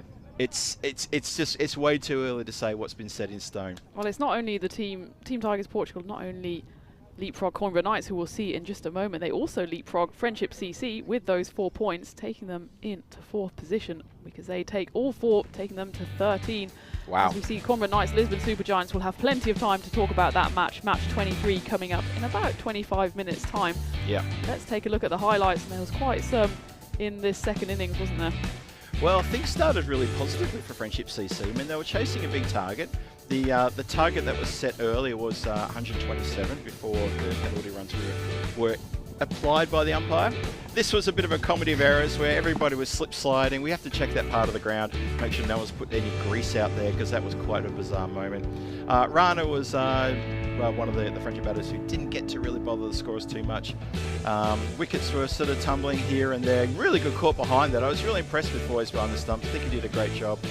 And you know what? It came down to one person trying to make some runs, and it was Raju Mia trying to get amongst the runs, but unfortunately, it was all a bit of a bridge too far. Motin there gets timed out. He took way too long, and we went through the whole explanation of the 60 seconds and the 90 seconds, the penalty runs, and then the eventual out given to the appeal. A bit of a rush of blood there with some of the hitting towards the end. Unfortunately for Habibul, he couldn't continue as he was clean bowled. Good catch there in the outfield. That was the skipper. Asif Atur took a good catch at extra cover. And then it was a case of just absolutely trying to go hell for leather to get that final potential bonus point, and it was a bridge too far, unfortunately for Friendship. Sorry, not for Friendship CC. Yeah, for Friendship CC. Team Tigers, a really good win. Yeah, absolutely, and not just a win, but a bonus point win at that. And we knew it would be an imposing total. Well, at first it was 126. It went up to 131 with those penalty runs, and either way, it was far too much on the board for Friendship CC. They fall short by 43 runs. That's their heaviest defeat by far so far in this tournament. It takes them to 5 defeats as well, just the 2 victories. As you said though, they have picked up a lot of bonus points along the way, and that's why this table remains as close as it does. And well, the 2 games coming up are really tasty affairs as well. We've got the tight game coming up in the middle of the table, and then after that we've got the top of the table clash, so it's all happening. I just noticed that actually. I thought, oh hang on, what's the 4th game today? Werewolves and Brothers. Oh my goodness. Oh my goodness. So there you go. That's up the batting card there. So Raju Mi at the top there, 31. Really good for him to get the team off to a cracking good start. Unfortunately, lacking a bit of support throughout the upper order there. Obviously, well, Muhammad Al Amin came in, took a while to get on strike. 16 from 14. He was watching from the spectator end of the pitch a bit too long. Habibul, he gave us a bit of a rush of blood there for his runs. Unfortunately, couldn't capitalise, couldn't stick around. Azam Johnny, well, he was a bit expensive in his first over, went for a 19 off his first over, ended up with only a couple more. But the 2 wicket takers, Irfan Hussain and Muhammad Umar Farouk, picking up the wickets, doing the damage in the middle or the early part of the game, and that is absolutely sensational. So Umar Farouk, he gets the thumbs up from us, backs up his 53 off 24 with a really, really good 3 for 16. That first over his especially, getting 2 wickets, and I think there was a run out in that over as well. Just completely turned the game on its head. Yeah, absolutely 2 stars of the show. I did say that actually the player of the match probably would go to Irfan Hussain, but Omar Farouk said, hang on, you're not forgotten about me, because he actually top scored in the end with 59 and got that 3 for, and he's, as you said, Mr. Consistent for his side. And those 2, they're going to form a formidable partnership, and that's why maybe TTP are one of the TT teams to watch going into the final few days. I reckon. I'll tell you what, also I reckon Team Tigers are probably thinking, I wish we were playing another game today. Yep. Based on what's happened just here, I bet they were thinking, oh, if only. Instead, they're going to come back and play 2 games tomorrow. So they've got to sit tight now for the rest of today until they play tomorrow, and they need to watch how the next games unfold to see what they have to do tomorrow to ensure that they have a place on Friday. It's exciting stuff. Yeah, I'm really looking forward to, well, Friday, but before that we've got exciting games coming, and got a lot let's going not on. jump the gun. We've got another 3 exciting games today, another 5 tomorrow, and then it's finals day, so a lot can still come out in the wash. And we can see after just 2 games this morning that the table has really taken a turn, and the 2 teams at the bottom of the table, well, they've not quite climbed to the top, but they're certainly pulling on the coattails of those above them. So keep looking out at this space to see what happens next. That's right. It's exciting stuff when you can throw a blanket over 4 teams in a group of 6 as to who's going to make up the finals. So exciting times ahead. That's it for match 22. It's now locked away in the tin. A really good win there to Team Tigers by 43 runs in the end. It looks quite comfortable on paper, but it still was quite an exciting match. We enjoyed it. I hope you did as well. Shout out to everyone in the chat. Thank you very much for joining myself and Tina throughout that game. Please stay with us for the rest of the day. There's some very exciting cricket coming your way shortly. The next match is scheduled to start in approximately 19 minutes time. That means that we'll be back here in about, let's call it 15 minutes to introduce you to match 23. The Coimbra Knights are going to go head to head against the Lisbon Super Giants. A big game in the context of what we saw just then. This is another really big game coming your way. Phil G, on behalf of Tina Goff, saying thank you for staying with us. We're going to be back here shortly. Don't go too far away. Grab yourself a quick bite to eat and come back to the lovely Sandringham Cricket Ground for this European Cricket Series Portugal Challenger Division. And this is European Cricket Network, and we hope to see you back here in about 15 minutes.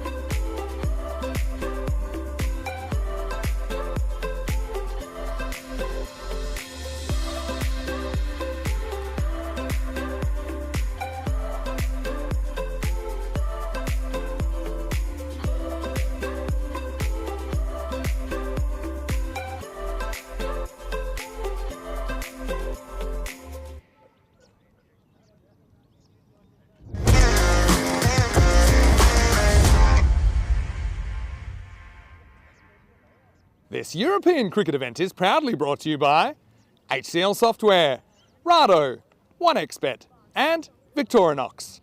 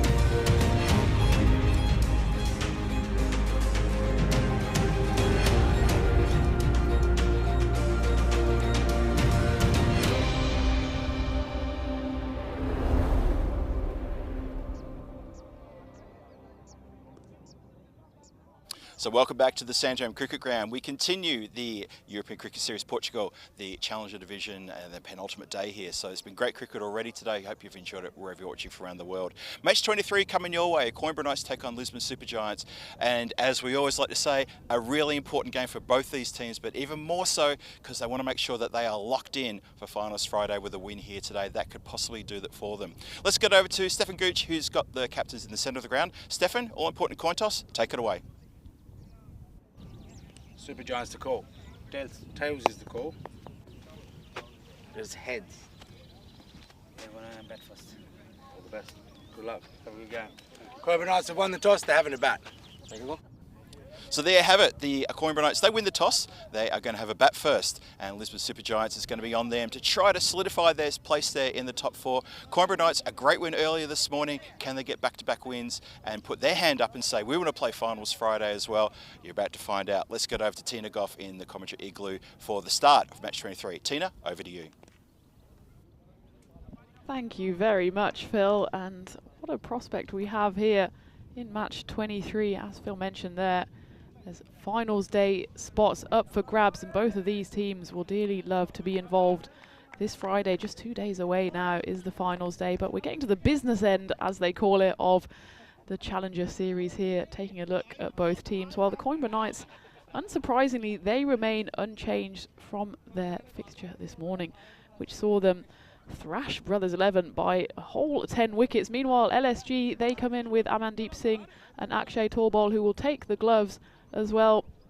And well, as you see at the bottom of your screens there, CK, the Coimbra Knights, they won the toss and elected to bat, so Tolbal will be straight out there with his gloves on.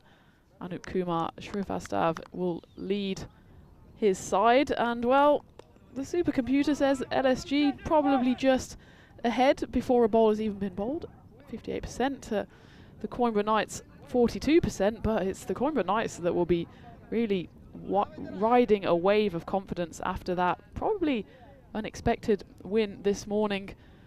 And in fact, both of these sides in their last outings were involved in 10 wicket wins against the Brothers. For Coimbra Knights, they were on the right side of that result. As for LSG, the Lisbon Supergiants, last night they lost to the Brothers by 10 wickets. So a curious case there of the Brothers going from winning by 10 wickets to then having a nice night's sleep, coming back and getting walloped by the Knights.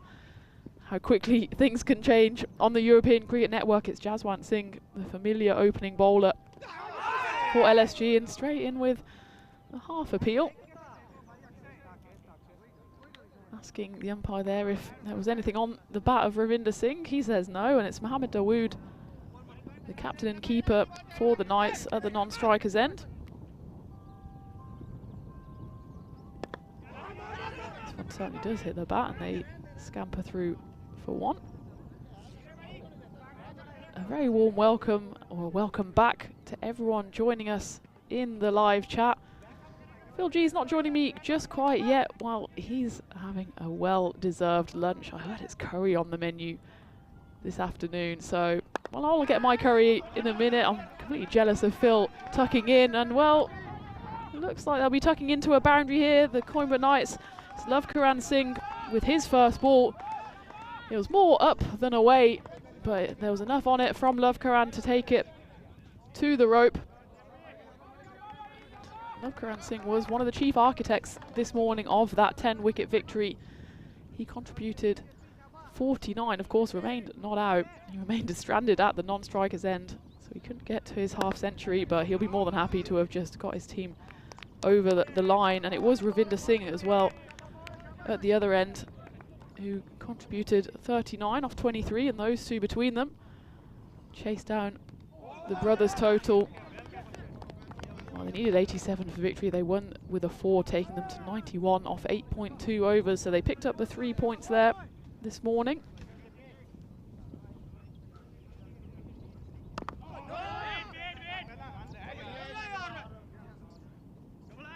Slight misfield there means that the two Singhs at the crease can jog through for a 1. Should be no more. Jaswant Singh, he already had his cap in hand, was hoping that there wouldn't be any more antics from his fielders, as it's 6 runs off the end of the first over. We'll take a look at everything that's to come on this long tour of Portugal, March into April. We're getting, as I said, to the business end of the Challenger Series with the finals coming up on Friday, but there's absolutely no rest for the wicked as we launch straight into the Premier Division on Saturday, which will culminate the same format with finals day on the 4th of April. And then we're going international with some ECIs and some T20Is for both the men and the women's sides of Portugal and Norway. So bringing you up an absolute feast of, well, hopefully the same proportions as Phil G is tucking into at the moment. So there's 2 weeks of magical cricket action coming your way. Jiwan Giri, who's got the ball for the start of the second over. Lavkaran Singh finds himself back on strike, takes a 1-2 step down the wicket, just gets himself off strike with a single. And it's been changing fortunes for these two teams actually throughout the tournament. The Coimbatore Knights, while they watched the rain and the storm come through the Sandringham Cricket Ground here on game 1, their game was abandoned against Friendship CC. But when they did manage to get onto the field, the first game of the second day, game 6, they lost that one to the brothers, and then they started a pattern of winning and losing, alternating. So they lost, they won, they lost, they won, they lost, they won this morning. So, well, what does that tell you, folks? They might be in for a loss, but I'm sure they'd want to break that pattern as well. Some sharp bowling here from Jiwan Giri, who, well, we know he can do damage with both bat and ball. We already saw him actually earlier this year in the night series. Well, he took 5 wickets, including 2 for 36. Old grunt there from Giri. He's probably had his lunch and he's ready to throw everything into this over.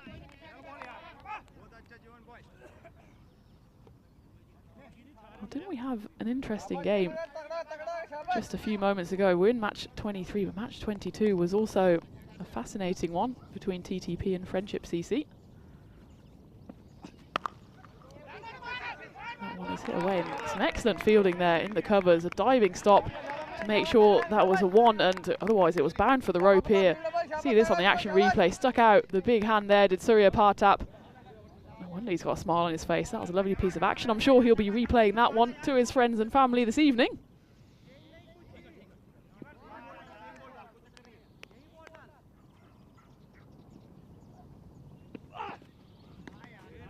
The reason that match 22, the previous game, was so interesting and noteworthy is that we did have a timed out situation as well, which we haven't seen too often. It was Abdul Martin who was timed out for Friendship CC, and well, we've had now been reliably informed that it was the second one ever on the European Cricket Network. I know there were some questions in the chat about whether this was the first ever. No, it's happened once before. And that was Awais Ahmed for Spain versus Jersey, and at the ECC, no less. So, I mean, we've seen it happen here in Portugal. It's happened on an international level, and that was, in fact, before that infamous one, Angelo Matthews. So, as Vinny wrote to me on WhatsApp, well, ECN always does these things first. We're the trailblazers, so we had the timed out first, and well, we had the second one just a few moments ago. And it had us all flicking through our rule books. Well, obviously, match referee Stefan Gooch knew exactly what was going on, and he showed me the rule book, and I was allowed to then tell you guys exactly what was going on. Of course, I knew what was going on, but just clarifying the rules, and it was a 5 penalty runs for being not ready after 60 seconds and then not ready after 90 seconds. There was appeal on field, and out he was, Abdul Matin. Meanwhile, back to this action. That was match 22, and how quickly things go. We're already well into the nitty-gritty of match 23. It's Nilesh Suryawanshi who has the ball for his first bowl of this game.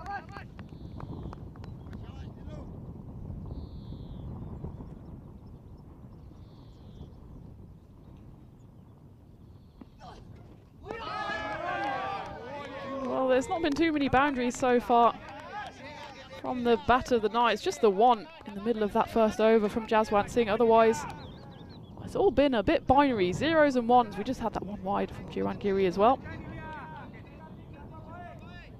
Otherwise, these two Singhs, who are certainly singing from the same hymn sheet this morning, haven't quite found their gears.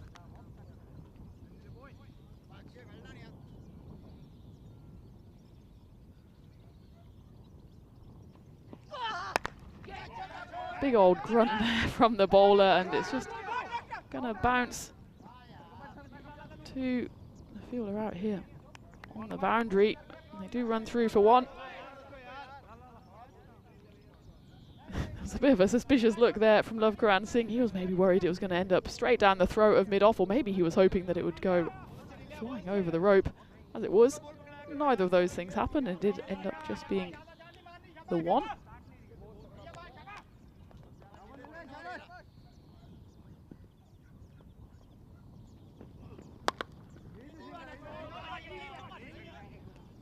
And a bit of footwork there, but he does manage to clean up. A warm welcome again to everyone joining us in the chat. Phil G will be joining me again very shortly, but in the meantime, lovely to have your company on my brief solo flight. Wherever you are. Wherever you are joining us from across the world. I hope it's as sunny as it is here in Portugal. As well, Lavkaran Singh, he's had a few swings and misses so far. Already racking up the dots, these two. But, I mean, they weren't too fluid at the start of that pretty successful run chase. They were chasing a paltry total of 87 from the brothers. But they didn't go all guns blazing from the start in that one. They got 24 off the power play, but it looks like they'll just about manage half of that on this occasion. Well, there's a few more to add to the collection, and, well, you must have heard me, because Lavkaran Singh has suddenly found his 6 scoring boots as he hits that one high past long on to end the power play, taking the Coimba Knights to 18 for no loss. But you can see there that we've had more impressive power plays, I've got to say. Less towering size skyscrapers of Dubai, maybe more the kind of beautiful terraced houses we have here in Santarem. 6-4-8 in the first 3 overs. It looks like it will be Amandeep Singh to bowl the 4th.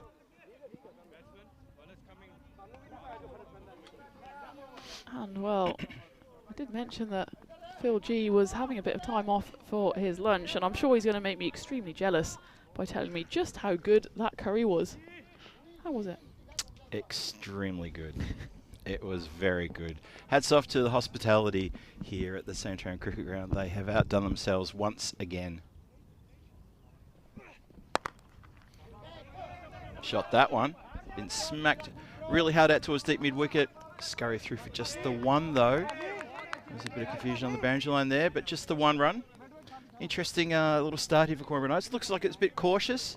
Watching from the terrace there while I was demolishing my very good chicken curry with some nice little vegetables on the side. Very good indeed. You're going to enjoy rubbing that. it in now. I am getting a bit carried away now. Yes, but when I say sitting on the terrace, it makes it sound like I'm overlooking like something from Lords or something like that. It is still a very nice seating area they've got here at the Santorum Cricket Ground, the clubhouse. Just out of shot there, just away to the left-hand side in that shot. You can't quite see it, but it's lovely nonetheless. Scampering through.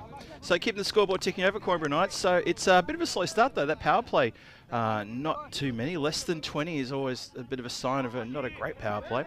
Yeah, that did not bounce well at all. Seen a few grubbers. Yeah, just a few. And that actually bounced higher off the wicketkeeper's pads. Akshay Torbol back in the lineup, back with gloves on his hands. Clipped away nicely. Yeah, where we come from, where I come from, we call them worm burners. Okay. Yeah, mate. It's a phrase that's often used in AFL rules football. If you pick up the ball and you kick it, and usually you kick it under pressure, it doesn't get any height. It just dribbles along the ground. It's usually called a worm burner. That's a phrase I've heard way back. A couple of the Australians in the chat might remember hearing that before, and I think I've said it a few times. Actually, during the night series, we had a lot of worm burners, and I know that there are many phrases that fit that from all parts of the world. Let us know what they are. I was going to say, worm burner's quite graphic. We have daisy cutters. That's a bit more of a cute one, isn't it? Daisy cutter is cute, yeah, but you've got to remember where I come from. The worms in Australia, oof. They're probably the same as the worms in England, to be perfectly honest. But you know what, us Australians like to beef up the animals and the insects that we have in our part of the world, because they look at you and you have to get a shot for something. They're just like the British worms, but they can somehow kill you nonetheless, like most animals in Australia. If you listen to what you're led to believe from the Australians. It's quite funny. Some people have a real view of Australia, which is I step off the plane, I'm already in trouble. From the wildlife, of course, not from anything else. Well, but I kind of think that, if there's places in the world where you step off the plane, you get in trouble. I mean, what about, I don't know, the Democratic Republic of Congo or something like that? I mean, I'd be worried about that. And that's going to come into the commentary. Oh! And it's hit the leg of the table. Where'd it go? There it is. I got it. Well, that took a bit of a leap up. We're talking about snakes. That one hissed up at us as that came straight towards us. And, well, neither of us really showed our brave sides there. We just took a step back more than anything. Well, it didn't come to us with a lot of ferocity. No. It was all the way along the ground. But it was quite funny the way it crossed the line and it just curved in straight towards the leg of the table. It was... I didn't think it was going to hit until literally 2 meters short. Oh, hang on a minute. That's going to come right into us. Great. That's the first one into the igloo this whole series. We have not had an invasion of a grizzly until that time. Noted. Yeah, bears in the tent. And I know Vinny will be immediately onto us saying, is the gear okay? Is everything okay? Don't worry about you guys, but is the table okay? Everything is sweet. Don't you worry about that. We would have gone for the dramatic catch if there was any chance of... I mean, I did have a conversation with the chatters yesterday, and they... Well, there was one that landed probably about 2 meters to the side of the tent. Oh, really? I did promise if I wasn't flying solo, I'd go flying out of the tent to take the catch. So watch this space, Phil. I'm on the better side to get the emergency exit going. So if there is one coming our way, I'll put my hand up. I was going to say, I tell you what's problematic, apart from this attempted run out, which is going to be a massive problem for the Coimbra Knights. And Elizabeth Super Giants were all over that. They knew exactly what was happening. 2 players going to one end, and that ends up with being a wicket. The first wicket, and Chowdhury at the bowler's end has affected the run out. Good throw in from the outfield. Watch this again. Just squeezed out, but straight to the player at backwards square leg, who throws it back. Where on earth? There was never a run there. I think that's probably the right thing to say. Never a run there. And Ravinder Singh holds his ground. And Well, his counterpart is gone. He's off and running. Lavkaran Singh has run himself out after getting about 3/4 way down the pitch. Well, you can see what he thought about that. You don't need any body language experts to interpret that conversation. And, well, it was just as well they were about 20 metres apart, because otherwise I think they would have been right up in each other's respective grills, because Lavkaran Singh and Ravinder Singh certainly not singing from the same hymn sheet on that occasion. Nicely done there too. I tell you what would be really amusing is, you mentioned before that if there's a catch hit our way, you'll be the one, you know, headphones down, microphone off, out there to get the catch. This is the first tournament you and I have commentated together. Yeah. What if we have a miscommunication, we both go for the catch? We have one of those, we have that quite a lot at ECN with two fielders converging. I don't think we've ever had two commentators converging on the same catch. I tell you what, I'm not afraid to sort of go in with a gentle hip and shoulder to make sure that I get the catch. Just putting it out there now. Classic Aussie. Catch it is the shout, and no is the result as that goes over for a Maximo. Ambitious call for a catch there on the outfield, but that has cleared the line quite impressively. Chowdhury going for a few runs here now. A few more runs needed for the Coimbra Knights, and after that big victory this morning, they would have hoped that they would have climbed up off the bottom of the table, which they did, but only for a few brief moments. Yeah, well, they're still probably riding the wave of that, so they're probably a little bit buoyed by that. That's a lovely crashed shot to the offside. That is also going to go from Maximo. So there you go. Ravinder Singh, he's putting pedal to the metal and getting reward for effort. Yeah, that was a nice shot. Just stood his ground, and then at the last minute took a shuffle forward. And I mean, how many boundaries have actually gone through that point region all the way for 6 as well? It shows there's a bit of zip on this pitch, a bit of zip behind the bowlers as well. And, well, it's been a slowish start, but the Coimbra Knights are climbing up to a total. And that will be 4 more to the score. So at the halfway stage, they'll be into the 50s, 52 for 1 after 5. That is pretty good to get to the 50 after 5 overs. You're absolutely right, 52 for 1. And Coimbra Knights, I think they'd be pretty happy with that after 5 overs to be at this point in the game. Here we are. We're at the halfway point, and it's wonderful to have your company here in the Igloo. Tina and Phil G here, the two GG's power. G Power, what did we decide on after all? The GG team, the G team. Team GG, I'm not sure, I can't remember what it was. All I know is though, this is absolutely so much fun to be commentating with you, Tina. It's been a fantastic tournament so far. You did a cracking job yesterday running solo. And welcome to my world. Yeah, because, you know, that's kind of what we have to do here on the European Cricket Network, but we love it. We absolutely love it. Yeah, hope you do too. Yeah, we love it. And I mean, I'm loving having you back as well, just so that I don't have to hear myself for 12 hours straight. But thank you for those of you who did listen. Yeah. Usually only my friends and family have to suffer for that long. Thank you to the chat for looking after Tina yesterday. Yes, thank you. That means a lot. Thank you so much. Shouts of no, very audible no's coming from probably just one person. Oh no, and someone missed the memo on the no and tried for a run anyway. That was extraordinary. I think it was Ravinder Singh at the non-strikers end screaming no. And yeah, no, goes back, and then just after this slight little bubble by the keeper decides, yeah, we can take a run. It was that's exactly the move you would pull if both of us are going for the catch. It was a bit of a shoulder barge there. Well, as long as it's legal. And within the rules of the game, I've got my games completely mixed up here, of course. That's why cricket is a non-contact sport. Well, one day. Most of the time. Do you think one day cricket could develop into, you know, wearing like, you know, American football style pads and helmets and contact? Is that possible? Royal Rumble, just it's a free fall. Whoever gets to the ball first. So you can hit the ball as a batter and then just go and chase the ball. And as long as you can keep hold of the ball, you can run. Would you be allowed to hit it a second time? Or that would still count as a double hit and you're out? Yeah, you could pick it up and then just run with the ball. Then it just kind of becomes a game of tag. Wow. That'd be good. And now it's just sounding like roller derby without the roller. That's what that's sounding like. That sounds exciting. Oh, all these combinations and permutations of various cricketing sports that we could come up with.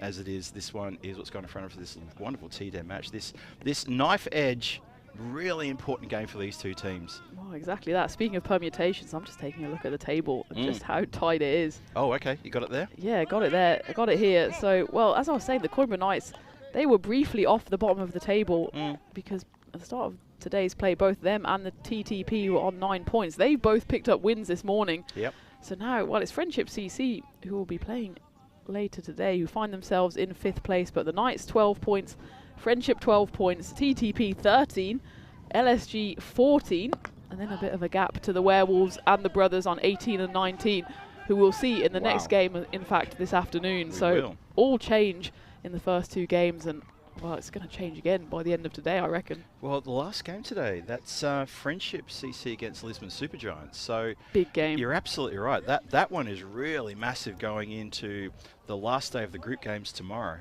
And obviously tomorrow's games themselves are going to be absolute rippers. Well, that's exactly what you want to see, isn't it? Final day of group stage action and still everything to play for. No dead rubbers here. And that's the benefit of having the Challenger and the Premier divisions as well. We've seen it this week, so many more tighter games, whereas, I mean, sometimes if you have a mismatch of ability, which you're always going to have in European countries, then you do get a few heavy defeats. But, I mean, we've had 10-wicket victories going in both directions. So I was saying earlier, while you were tucking into your curry, that the Brothers won by 10 wickets, come out the next morning, lose by 10 wickets. There you go. The swinging pendulum. The flip side of the coin. It's European cricket at its best. It's just mishit, wasn't it? Sounded like a real mishit. By the looks of the trajectory, also a bit of a mishit. I see Gollum, Mustafa in the chat is saying hello to you and me. Hello there, Gollum. Nice to you to give us a bit of a shout out. We'll give you a shout out as well. And everyone else in the chat, hello, how are you?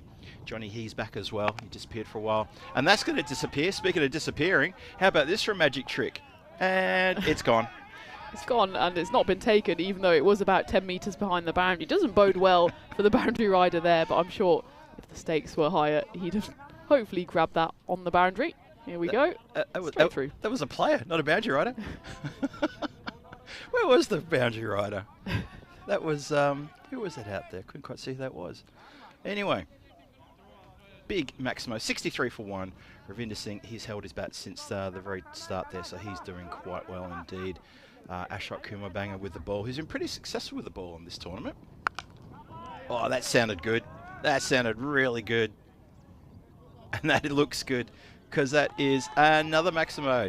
Well, Tina, the Coimbra Knights, they've listened to our commentary and they've just said, you know what? Those guys in that igloo over there, they're actually a bit cleverer than us, because we need to get a crack on here. Yeah, well, they've had already 2 overs. The second and the 6th both didn't have any boundaries in it. Well, they're making up for it in this one. Oh, the wicketkeeper had a stifled appeal there. I'm not sure though, because I'm pretty sure the ball hit nothing. But he was excited about something. Maybe just waiting for people to join in. Never mind. Another big crunch. Ravinder Singh living dangerously here. Caught and bowled opportunity. Taken. Ashok Kumar Banger doesn't drop those. He smacks the ball into the ground in a kind of an anti-celebration. But that's a big wicket. It is a big wicket, and Ashok Kumar Banger, well, he's one of the clutch players for LSG, isn't he? And there was no one else going up for that catch. He called it pretty early on, and well, it's almost exactly where he started his bowling action, and that's the first wicket for him. Good recovery as well, having gone for back-to-back 6s on the 2nd and 3rd ball of the over, but he comes back with the really big wicket of Ravinder Singh. He did the damage this morning, and he'll be quite happy with his contribution. 44 runs on the back of his 39 this morning, but he would have dearly loved to be out there, at least get a half century and push his team on even further. Oh, for sure. It was good, striking at 220 as well, so really turned on the gas for his team. But he's given him a springboard now. We're now 7 overs through, score is 70 on the board. So if my maths is correct, that's a current run rate of 10 runs per over. Yes, I'm doing well there. Good mathsing. I'm so glad that these kind of, every now and then the numbers come up and you just think, thank you. It's so easy to work that one out. So a springboard here as we look ahead to calendar 2025. We've been talking about this last few days, Tina. There is so much cricket coming everybody's way. The one thing that's a question mark is Monday the 18th of August, the TBA. Teasing. It's teasing us what's going to happen there. You gave a little hint in the previous match about what it could be. I'm not prepared to drop any hints about that. I want that teasing to continue. We may be coming to your neck of the woods wherever you're watching around the world. No, not around the world. Maybe around Europe, because after all, this is the European Cricket Network. Don't make promises you can't keep, Phil. One day we'll end up outside of the European boundaries. I just get that feeling it's going to happen one day. Absolutely. We'll find out. Oh, probably could have been a better effort from two fielders, who one can't get the hand down fast enough, the second can't get the leg down quick enough, and that is 4 runs. Should have been stopped probably the first time around. Yeah, limbs going in all directions, but none of them going in the direction of the Grizzly. As, yeah, a bit of a half-hearted attempt there, and yeah, well, at that point, I suppose, it was already past the fielder out there in the deep, but Knights won't mind. That's a 4 to the book, and Gurjinder Singh, Amritpal Singh, both of them quite new to the crease. Bit of a rebuilding job after just losing Ravinder Singh for 44. Good at all, that one. Notice a couple of the players actually turned their heads away on that second attempt too. Just in front of us here, just turned his head, just go, oh, I can't watch that. Not good. Not good for the rest of your teammates in the field when you see that kind of effort. You think, well, I'm really busting it down here, trying to make sure I protect a boundary line. 50 metres either side of me, it's all mine, and that gets through the field. But you got to continue. It's team sport. Everyone needs to put in. Did you say pudding? I'm just really hungry. Pudding. When are you going to go get your lunch? Oh, at the end of the innings, right? Oh, yeah. Yeah, stick around. Stick with me. I'm going to stick around because I want to see what happens in these last 2 overs, but then I'm going to treat myself to some of that curry that I've heard so much about, and I smelt it as I went in to get a drink. So. Well, you sent me that picture of the piri piri chicken you had yesterday. That was a tease. Proper tease that was. So shot just over the infield. The race is on. The ball will win that race. 4 runs. So a few good runs here. A bit of a flurry of runs here in these latter overs. Coimbra Knights are starting to get a score on the board, which is going to be quite formidable to Lisbon Supergiants. Yeah, LSG, well, they've been on the end of a few heavy defeats. Lost to Brothers by 39 runs. Lost to this very team, Coimbra Knights, by 26 runs on game 8. A very delayed appeal, and it's going to be a run out. An absolute disaster as both batters, both Singhs, end up at the non-strikers end. Well, actually, they both ended up in the middle when we see this on replay, and the easiest run out that Akshay Torbal will make this week. Have a look at this, Phil. So the appeal is obviously for leg before because it's missing everything, clearly. And this is just... Who's out? Well, yeah, who is out? Well, clearly, the batter on the right-hand side didn't want to be out, so saw the writing on the wall and said, I'm getting back there. And, oh, that's a bit disappointing. Obviously, the appeal was very well and truly turned down. But, yeah, that is a big wicket. The 3rd wicket to fall. Just at a time when I felt that the Coimbra Knights were starting to get that motor rerun again. One more look at this, Tina. It's just so good, isn't it? I mean, first, maybe they were scrambled by the absolutely absurd appeal, and then they're not looking at each other one bit, and then as I think as Amritpal Singh realises that the keeper's about to take the bails off, he goes into self-preservation mode. Yep. Well, 6 mode has been activated here as well. Yep, indeed. I think that's right. Amritpal Singh saw the writing on the wall and said, no, I want to stick around. And in the meantime, the new batter's come out and just gone crash over the cover region for a good Maximo there. Look at this. Really put the back into that. Yes, Dawood, the captain, who's come in and tried to bring a bit of sanity to the proceedings after seeing his 2 previous teammates end up both in the middle of the pitch. Whoa. Not bad. Not bad when someone can come out of the pavilion and just belt 6 and 4 like that, and it's Dawood Mohammed, who is he's absolutely quite an accomplished batter for the Coimbra Knights. That's why he's the skipper, and that is a lovely shot indeed to a vacant part of the ground for 4 runs. It's kind of handy when he can come out at this point of the game, isn't it, and just accelerate. Yeah, and you can see that slight acceleration, a slight dip there between the 5th and 6th, but then going upwards again, and well, they've really got a good platform here. Do CK 2 overs left, and they're in the 90s. They want to get up to 110, 120, something that will put the Lisbon Supergiants at least out of reach for now. Yeah, need to get him under pressure right from the get-go when that opportunity comes around. Still got 2 overs to go here, and expected score is around 111. Supercomputer likes that score of about 110, 111. We like a score at about a bit above that. Expect a rush of blood in the last couple of overs. And Dawood, he's out there, skipper, and he'll enjoy the chance to push it along. Amritpal Singh, we've seen him play a couple of absolute belting innings where he has not hung about and just gotten on with the job. So anything goes in these last 2 overs. Whoa, whoa, whoa, whoa, whoa. Oh, that is a Maximo, but self-preservation, because staring directly in the sun for that long, you know what, I'm kind of with the fielder on this. That is a long time to be staring into the sun and wait for that to come down. That, yeah, I kind of understand, but at the same time, maybe the boundary could have been saved at least. And that is a Maximo to start off the 9th. All happens in the 9th. It's just been clipped down the ground. Fielder's gonna, who had the problem with the sun, comes in to get that one. He's happy to collect that one, no problem. Just the one. Gets Dawood Mohammed on strike. I will say that the sun is at least fair as it goes across the pitch. It does impact every single fielder at some point, and It does. it is tough out there Yeah. with the sun beating down, especially when it goes high up into the sky. And well, there's a few clouds out there as well, so the white ball can be difficult to pick up. It disappears into those clouds. Yeah, the fielder who's in front of us here, he doesn't have any sunglasses on either, so he had zero protection. And that sun, when it's high up there, it's really dazzling. And speaking to myself, I'm someone who's a little bit light sensitive. I do struggle a bit in bright light, and I know exactly how that feels. Oh, that sounded pretty crisp and pretty clean to me. And it's gone all the way along the ground. Just the... Oh, is that a no ball signal? It is indeed.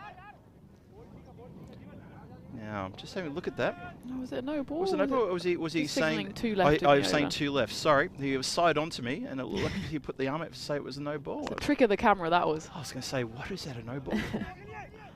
So that was indeed just letting the other square leg umpire know that there's two left, and they were concurring. There's now one left. The score gets up to 99 for 3 in the 9th. It's not quite all happened for the Knights in this over. The big 6, we thought it would be a big over, but since then, only 3 singles, and it could be a wicket here, and is. And is. Well, there you go. So catch taken on the boundary line there, and it will be 99 for 4 after 9. And if I'm not mistaken, the Phil G maths computer is going to work it out as well. So that is a good reward there. 4th wicket falls, Coimbra Knights. They're going to be 99 for 4. So run rate is currently on 11. They've got a bit to do on this last over. Obviously that 120 that we were thinking is, well, you never know. It could still happen, but somebody needs to, well, the person facing needs to just crash the boundaries pretty hard in this 10th over coming up. Mohammed Dawood, he goes for 11 from 5. He can't stick around, unfortunately. Amritpal Singh, will he be facing? And if he is, then that's going to be really good for the Coimbra Knights if he can get amongst it. Yeah, I imagine he should be facing, because that wicket off the final ball means that the new batter will be at the non-striker's end. Yep. Which is good news for the Knights. They're on 99. And, well, unless there's a maiden here, they won't make the maths too easy for us. And, well, there goes the maiden. It's going to run away to the boundary. Probably should be cut off. There's 2 fielders there. Please, one of them pick it up, and they do. And neither of them slipped over. So that's a good sign. That's an improvement on the previous match where we had a bit of a slip-slide moment between 2 fielders. That brings up the 100. 101 for 4. I still don't know how that happened, but it was, yeah, just one of those little moments I'll savour for a few days now. Just reminded the Knights they won the toss and they elected to bat first. I don't know if you caught it in the when Stefan Gooch was doing the toss. After it was done, he gave the handshake across to the Coimbra Knights skipper, and then I think he was about to turn around to the Lisbon Supergiant skipper. He was already walking off. I think it was Anip Kumar had already sort of resigned himself to losing the toss, and there was they cut the cameras. I can tell I was out there in the centre. It was a very funny moment with all included. It happens sometimes. Maybe he was just so concentrated on the game. Yeah. Well, that was concentrated on the stumps. Bang! Celebration there. Very happy indeed. And the stumps are knocked flying. So this 10th over starts off with just a couple of runs and then a wicket. And that's what the Super Giants want. They don't want to be chasing a big score here. And it looks to me like they're going to be chasing a lot less than we first thought. Absolutely, and it's Gurjant Singh, the left armour. Wow, it pitches well outside leg stump and somehow just drifts across from the batter. And, well, that marks the end of him and the start of the trademark celebration.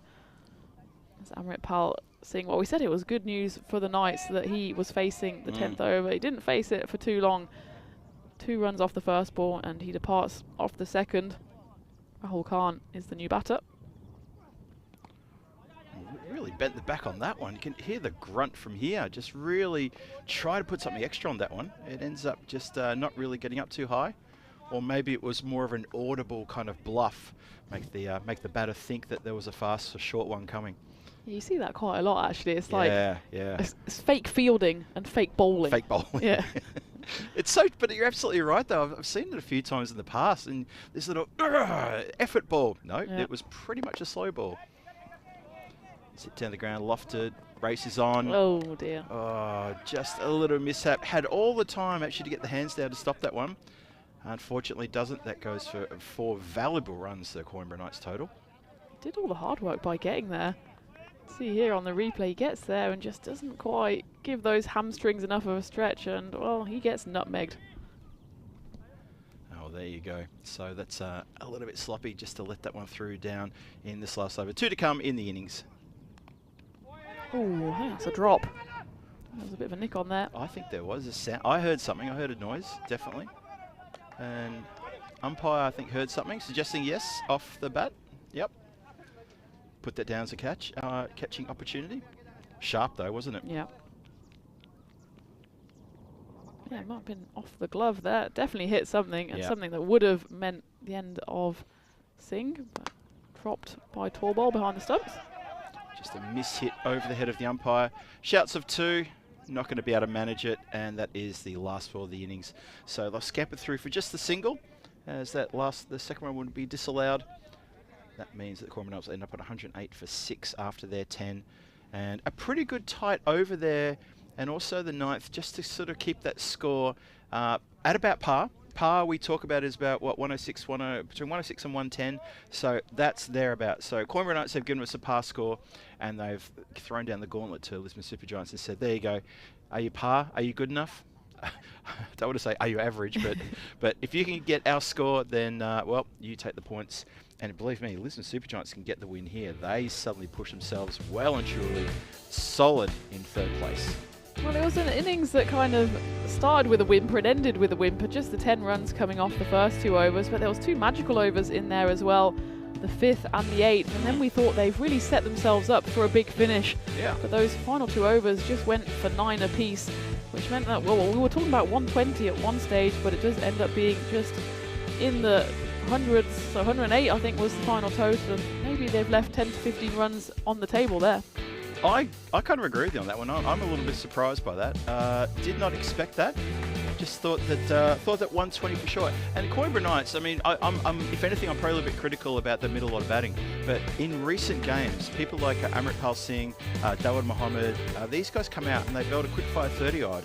And they have chased pretty good scores. They put 130 on the board before, and I thought this was going to be one of those games. It did eventuate, so all credit to Lisbon Super Giants. Absolutely. Amritpal Singh and Dawood, those 2 you mentioned, they both got into double figures, but exactly that, they didn't push on, and well, there was too many bails flying for their liking for the Knights, but for the Lisbon Super Giants, fair play to them. They hung in there even though there was a few mishaps in the field. Actually, they only bowled 5 extras. 4 of those were wides, and when it counted, actually that won't be a run out by the looks of it. It looks like he broke the stumps before. We'll have to double check that one. There you go. Okay. We'll see that, but either way, it's just a matter of 1 or 2 runs here or there, and it is 108 runs that comes out at the end of that innings. And well, it was only really Ravinder Singh at the top of the order who went big. He scored 44 off just 20 deliveries before he was caught and bowled by Ashok Kumar Banga. Lavkaran Singh, well, he threatened to go big again, just as he did in the game this morning, but there was that calamitous run out. The 2 Singhs, well, they were so on rhythm this morning, and they just lost their rhythm there, and he had to go, and after that it just kind of faltered a bit, didn't it? The Singhs lost their rhythm. And they were probably a bit out of tune as well with each other, not singing from the same hing sheet. The euphemisms go on. We could go on forever. This has been a lot of fun. I can't match you, actually. I think you're beating me in that department. You've had a few absolute crackers today. Ravinder Singh is they're top of the table. They're 44 from 20. Terrific innings from him. Lavkaran Singh 18, 16 there to Amritpal Singh. That 11 to Dawud Mohammed. I mean, blink and you miss it. He was there and gone. and then only 4 wides in that, a total of only 5 extras. So the score is on the board for the Coimbra Knights.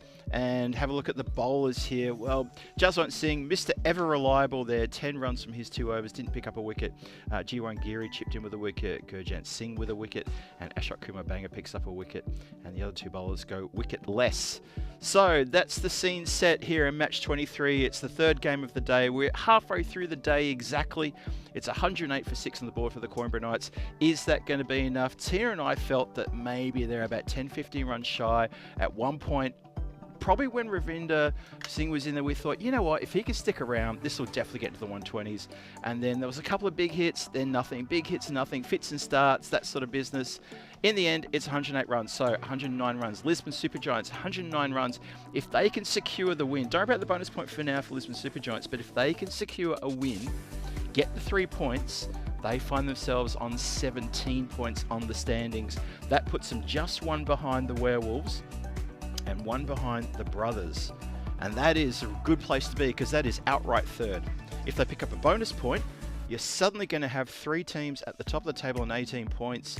This is a really exciting Challenger division, and we hope you're absolutely loving it as much as we are as well. So I'm going to take a break here. It's time for maybe grab a quick cup of coffee before we resume. Tina's also going to nick off and have some lunch, so she's going to get a well-deserved couple of minutes break before she's back here in the igloo with me. And this is match 23, the European Cricket Series Portugal Challenger Division. I'm Phil G. You are watching the European Cricket Network. We hope you're having a fantastic Wednesday wherever you are in the world, and we thank you for joining us. I'll be back shortly with the run chase. Don't you go too far.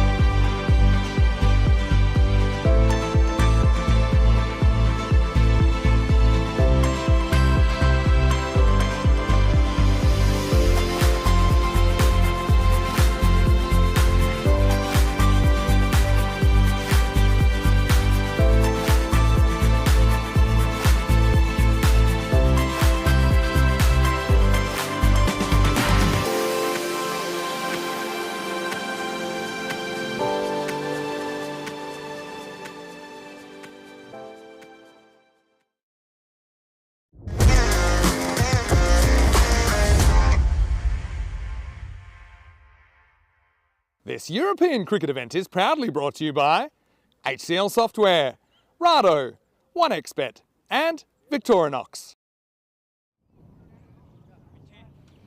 And it's a warm, sunny welcome back to the Santarém Cricket Ground here in southern Portugal. It's about 80 kilometres south of Lisbon, the capital of Portugal. This is the ECS Portugal Challenger Division here, and the Challenger Division has turned out to be an absolute belter of a tournament so far. 108 runs is the score on the board from the Coimbra Knights, so pretty easy stuff there for the bonus point equation.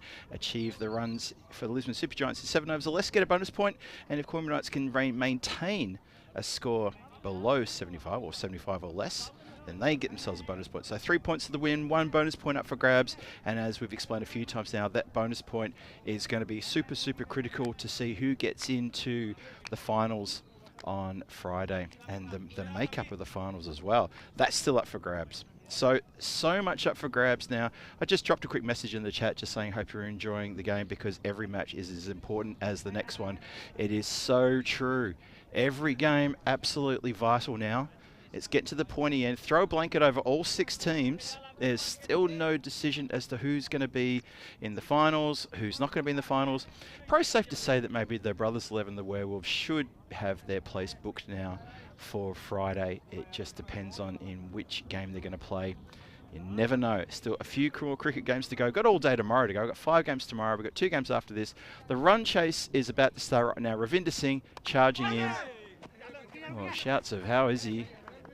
Some good work in the outfield there to keep that from getting to the boundary line. Very good work indeed. And it's Ashok Kumar Banga who is facing the first delivery, or faced the first delivery. And yeah, that's pretty good work. Oh, his hand's not on the rope, is it? Just double checking that. I think the umpires and officials maybe just having a second look at that. It was indeed good work. Umpire steps aside and says, come on, let's get on with it.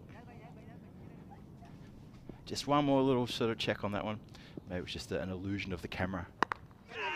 And that is miss hit in the air, but it falls safely. You can see G1 Giri just tried to turn that around the corner. It got a little high on him. He practices the shot at the other end, practices a bit of a hook shot at the non-strike center. Says, that's what I should have done. I should have absolutely wellied that one. He didn't. And anyway, he survives. So 2 runs on the board.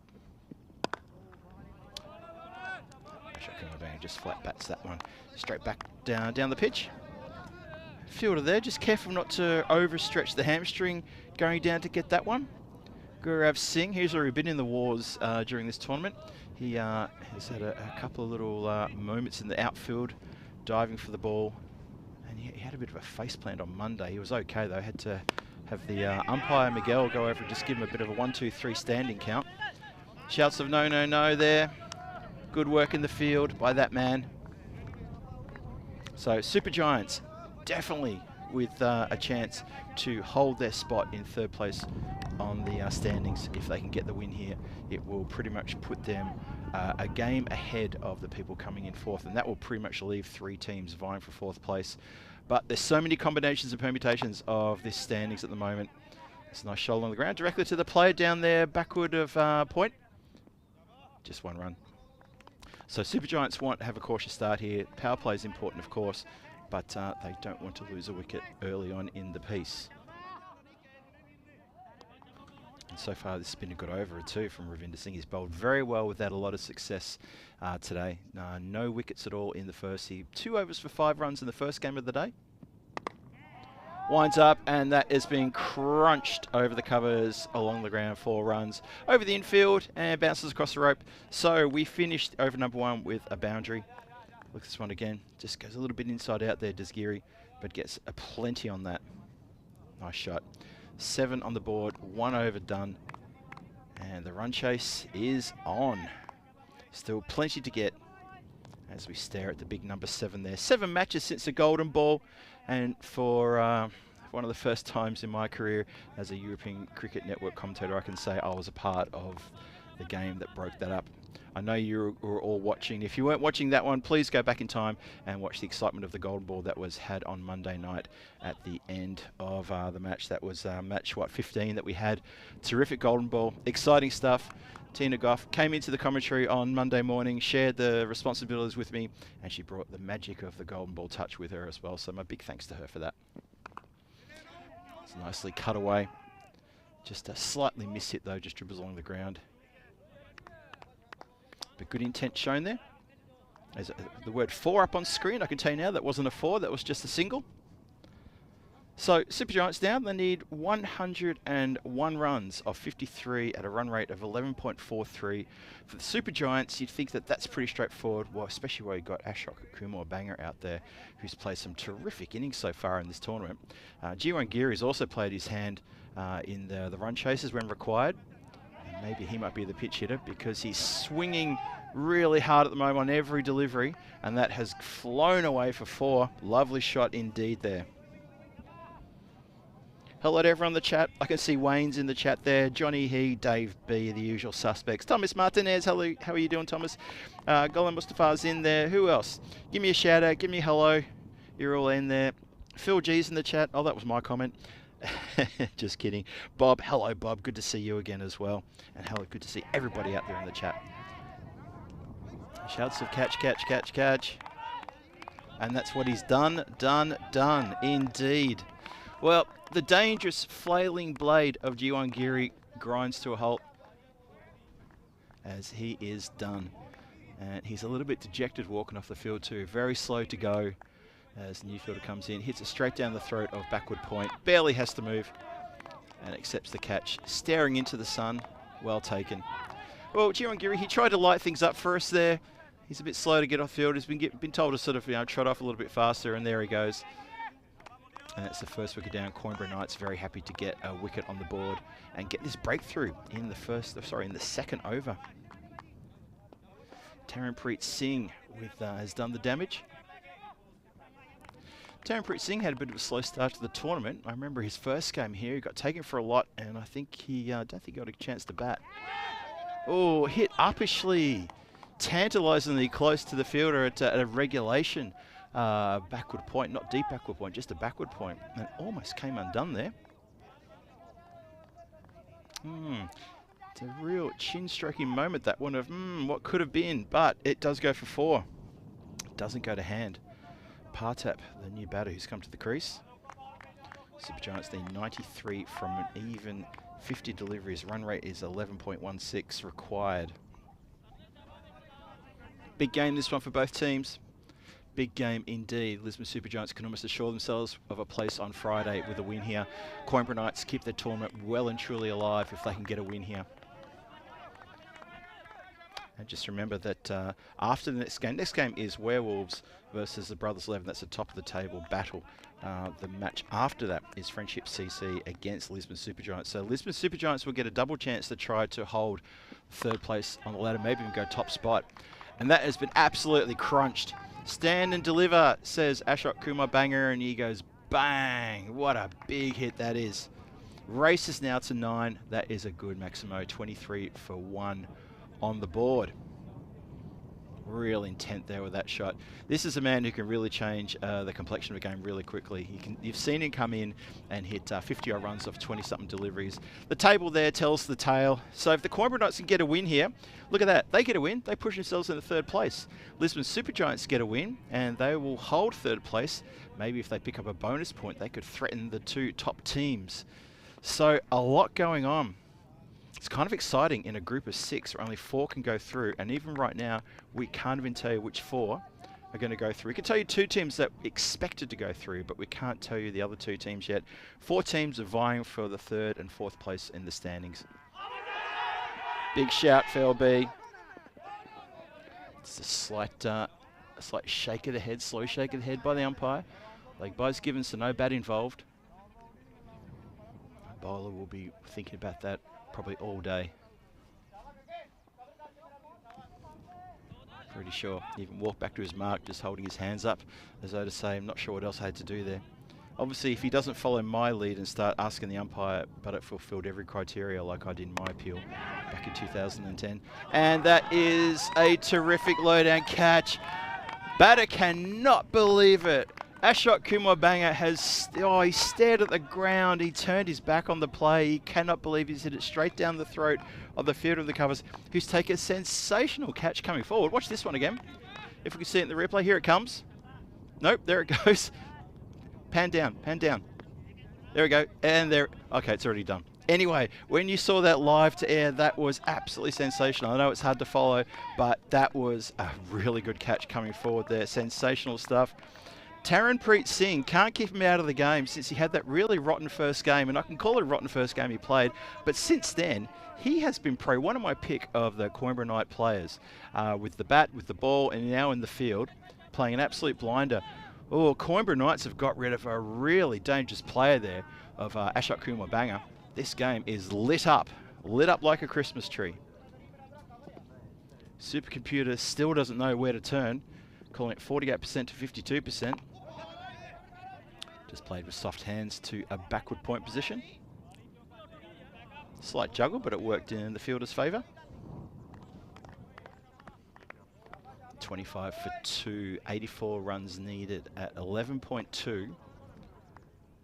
2 wickets down. So Partap and Singh here need to put their heads down and really work hard to keep this partnership together for Lisbon Capitals. Lisbon Supergiants want to get a wicket. That's up in the air. Tell you what, so lucky that didn't go to hand. Really lucky indeed. I'm glad to see Ravinder Singh gets a wicket because he's bowled all day for little reward, but he's finally got one now, so that's good for him. Still got 2 to come in this third over. The third of the power play as well. 26 for 2. Bit of a shuffle down the pitch there, and that's been struck through the covers, tantalisingly close to the fielder there. That was Taranpreet Singh, who took a catch earlier in the over, but it goes just to the right of him, and that goes across the boundary line for 4 runs. Watch again, gives the charge, and across the boundary line. So nice shot, good strike, 30 on the board. Last ball of power play coming up.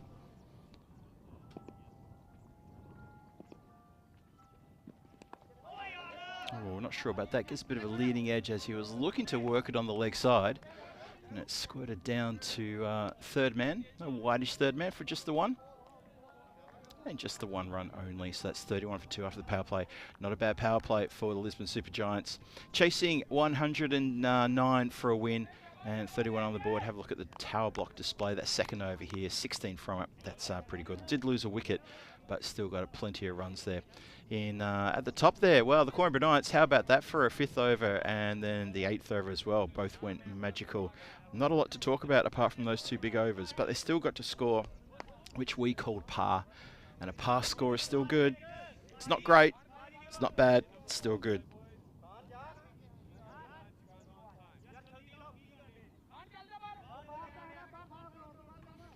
Good afternoon to Paul Kempen joining the chat. Hello there, Paul. Hope you're well. Jay Sind, good to see you there, Jay. Hope you're well. Hope everyone's well on this wonderful, warm Wednesday. Coming to you live from Santarém Cricket Ground here in southern Portugal. Great conditions here. Phil G here on the mic with Tina Goff. Well, Tina Goff isn't here at the moment. She's off enjoying her lunch, but she'll be back pretty shortly after getting tucked into her lunch. And that is a Nick Edge catch taken. Good catch by keeper Mohammed behind the stumps there. And he has taken a ripper to get another wicket. Lisbon Supergiant, he still hasn't left this Lisbon Supergiant player. I think it's Amandeep Singh there. He's taken a long time to sort of find the feet that's going to take him off the ground. He cannot believe he's chased a wide ball and it's hit straight to the keeper, who moved into position really quickly. Watch the keeper there. Gets across and takes it really well up high. Absolutely stunned. Cannot believe that's happened. Amandeep Singh goes for 6 from 4. Oh, that's going to feel for him like an opportunity missed to get a really big score on the board and get his team closer to the target required. Good work from the Coimbra Knights. Good catch, good anticipation behind the stumps by the wicketkeeper, Dawud Mohammed, to get across there. Could see the ball was angling. He followed it, and there was an edge. It would have gone even wider, but it's been caught really nicely indeed.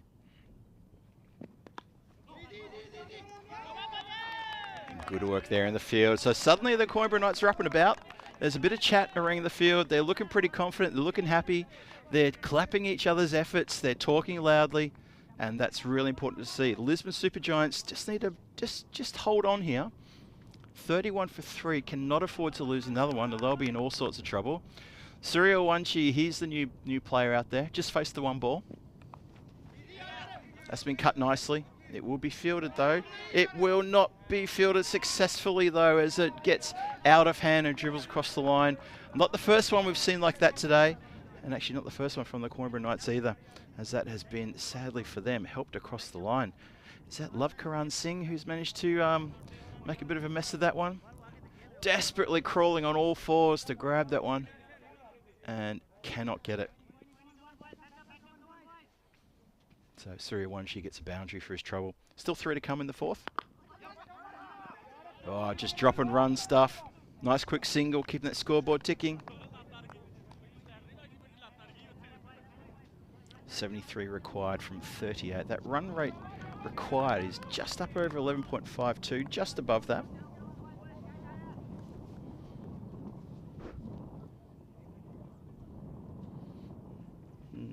Thomas Martinez mentioning there, was it? No, Peseta. Sorry, I'm just reading your comment. Unfortunately, I'm not sure what that is. I need to get back to live action here.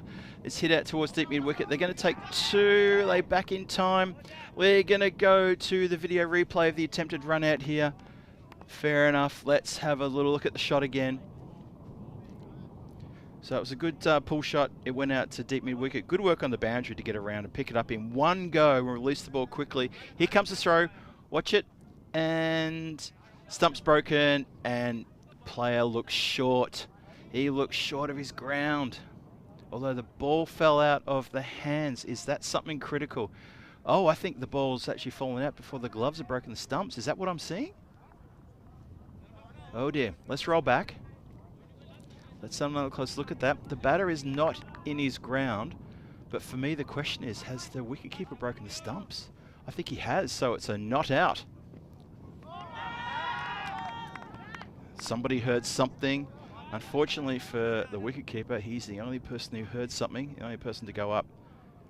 And that is the end of the 4th, 38 for 3 after 4. Excitement in that last over, excitement aplenty, as the run-out opportunity was spilled at the very last split second. Can you believe it? You could see clearly the stumps were broken by the wicketkeeper's gloves with the ball not in hand.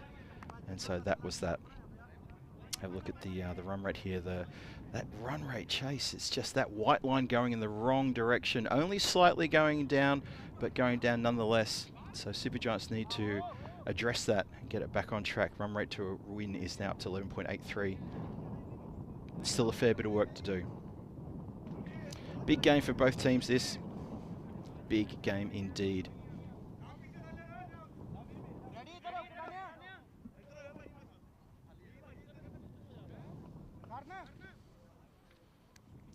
So anyway, welcome to everybody around the world watching on the European Cricket Network Facebook page. No, YouTube page. You can probably watch us on the Facebook page. I'm not too sure how much video we've got there. You can watch us all over social media, of course. Please like and subscribe. The European Cricket Network content that's coming out to you is full of the good stuff. So please get involved with us on social media and drop us lines, interact with us, let us know what's going on in your part of the world in terms of cricket. Let us know what you think of what we're delivering to you as well. We always love to hear the feedback from the fan base, and you let us know how we're doing, and we love to fill in with so much detail what we're doing as well. Nice shot into the covers that. Quick, very quick run there. Going to double back for another one. There was no one at the stumps there to take the throw, and that is, in the end, a pretty straightforward 2 runs. Coimbra Knights are a little bit of a conversation with each other there. But you know what? The attempted shot, there's nothing wrong with that. I think maybe the bowler could have done a bit better by getting to the stumps.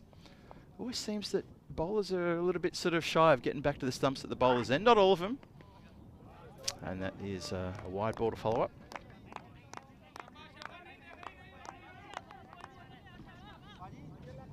yeah, maybe just something that put away into their minds. Maybe the next time they have a bit of a training run, maybe think about doing drills about getting to the stumps for the those deliveries. That's a cracky short ball. Goes past the nose of the batter, Suryawanshi, who's looking towards the square leg umpire, and he's saying, well, wouldn't you call that a wide or a no ball? That went past your nose. And that's on you to figure out how you're going to play the shot. If it's above the helmet, then we'll call it as a wide. And we continue now. We sit down the ground. Bit of work for the fielders here. Someone's got to get to it. And they do. Oh, sort of, kinda. Well, Tejpreet Singh got to it okay. Stopped the ball, but unfortunately just couldn't pick it up. Have a look at this one again. Good stop. Then I can't quite. No. And that's why he got back up. Rahul Khan with the backup there. The assist. Nicely played there. It was in close to the body, so just chopped on that one. Good shot. Just for one. 44. No, that'll go to 45 for 3. 2 more to come in the 5th. Ivan B in the chat. Hello there, Ivan B. Yes, good call by you as well. Not out, broke the stumps with his hand, and without the ball in his hand. Uppishly hit. Oh, hot chance in the covers. Oh, I tell you what, he's ringing the hands there, but that should have gone in and stuck. I don't like to use the word should too often, but that really had to stick. Amritpal Singh Jr. should have held on to that one. Went straight in. Sharp chance. It's been cut in nicely. Goes straight to the player. A deep backward square leg. Probably actually more of a wide third man position. Fields it. And that is the end of the 5th. 47 for 3 after 5. And this run chase in a very interesting position indeed.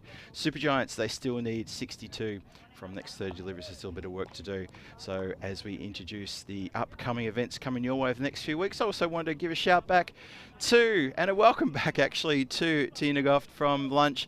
Tina, welcome back. You joined us at an interesting time. Well, firstly, there's up and coming events. We can go through those, but also the matches at a really interesting juncture. But coming up next, what do we got? What are you on? You're in Italy for Bologna? I'm in Italy for Bologna. I'm looking forward to watching Madrid from afar. I know it's the first time we're going to be there. Oh, yeah, so big time. Vinny is definitely over there. I'm sure Rico will make an appearance. It's not too far for him to go. So That's right. Excited to watch that as we join the action live. And I've got to say, Phil, you were not lying about that lunch. That was not bad, is it, right? Some top-notch curry. All that was missing was a little afternoon nap afterwards. But I had to come back here, keep you company, duty calls, and, well, there's no place I'd rather be. Thanks very much. It was a good lunch. The hospitality here is, we keep talking about it, but it deserves the praise. Actually does. And, well, Tejpreet Singh, who's coming in to bowl his first over of the game. It's the 6th for Cornwall Knights and the Super Giants. And you were exactly right, Phil, that this is delicately poised. Well, it's the fact that they're 3 wickets down probably swings the game in favour of the Knights. And in fact, the win predictor was, as someone was doing some, I couldn't quite see who that was, doing some yoga on the boundary there. Was that Bucks? I think it might have been Bucks, actually. I saw him earlier on drinks duty. He was getting some ice-cold bottles of water for presumably all the scorers and match officials working harder in the box. Yeah.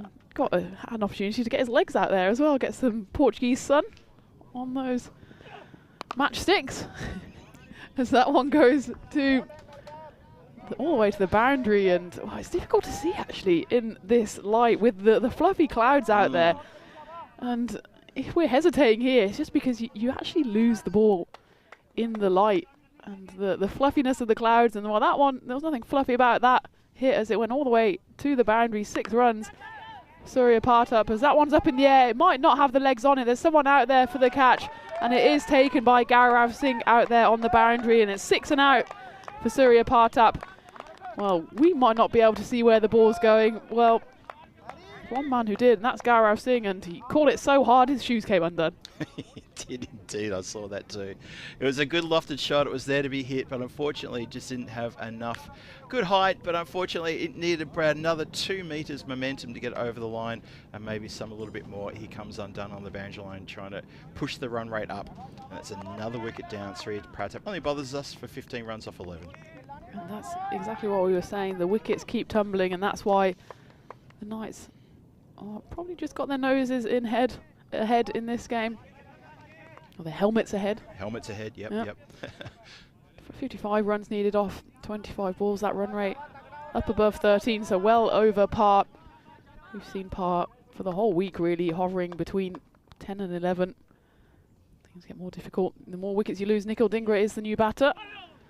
That one squirts off his edge, and well, he'll keep the strike as that is the end of the 6th over. LSG, all the 5s, 55 for 5. There you go. Just a quick shout out to Chris Smith in the chat. I know, Chris, you had to duck off to the doctors a couple of hours ago. You've come back to the chat. Hope you're well. Hope everything's okay. I'll try and get a chance to read your comment in detail, but hope everything's okay with you as you have a quick look at the scorecard.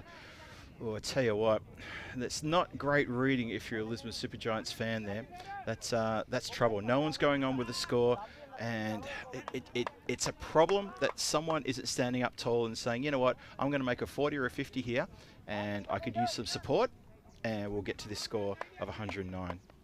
Yeah, and again, it might be another case of at some point packing in the big target and going for the little bonus point target. It's currently at 76, so 21 needed off 24 deliveries for that. That's well within the bounds of possibility. Oh, yeah. That one, there's the cheeky appeal for the wide ball. These umpires, it's not their first rodeo.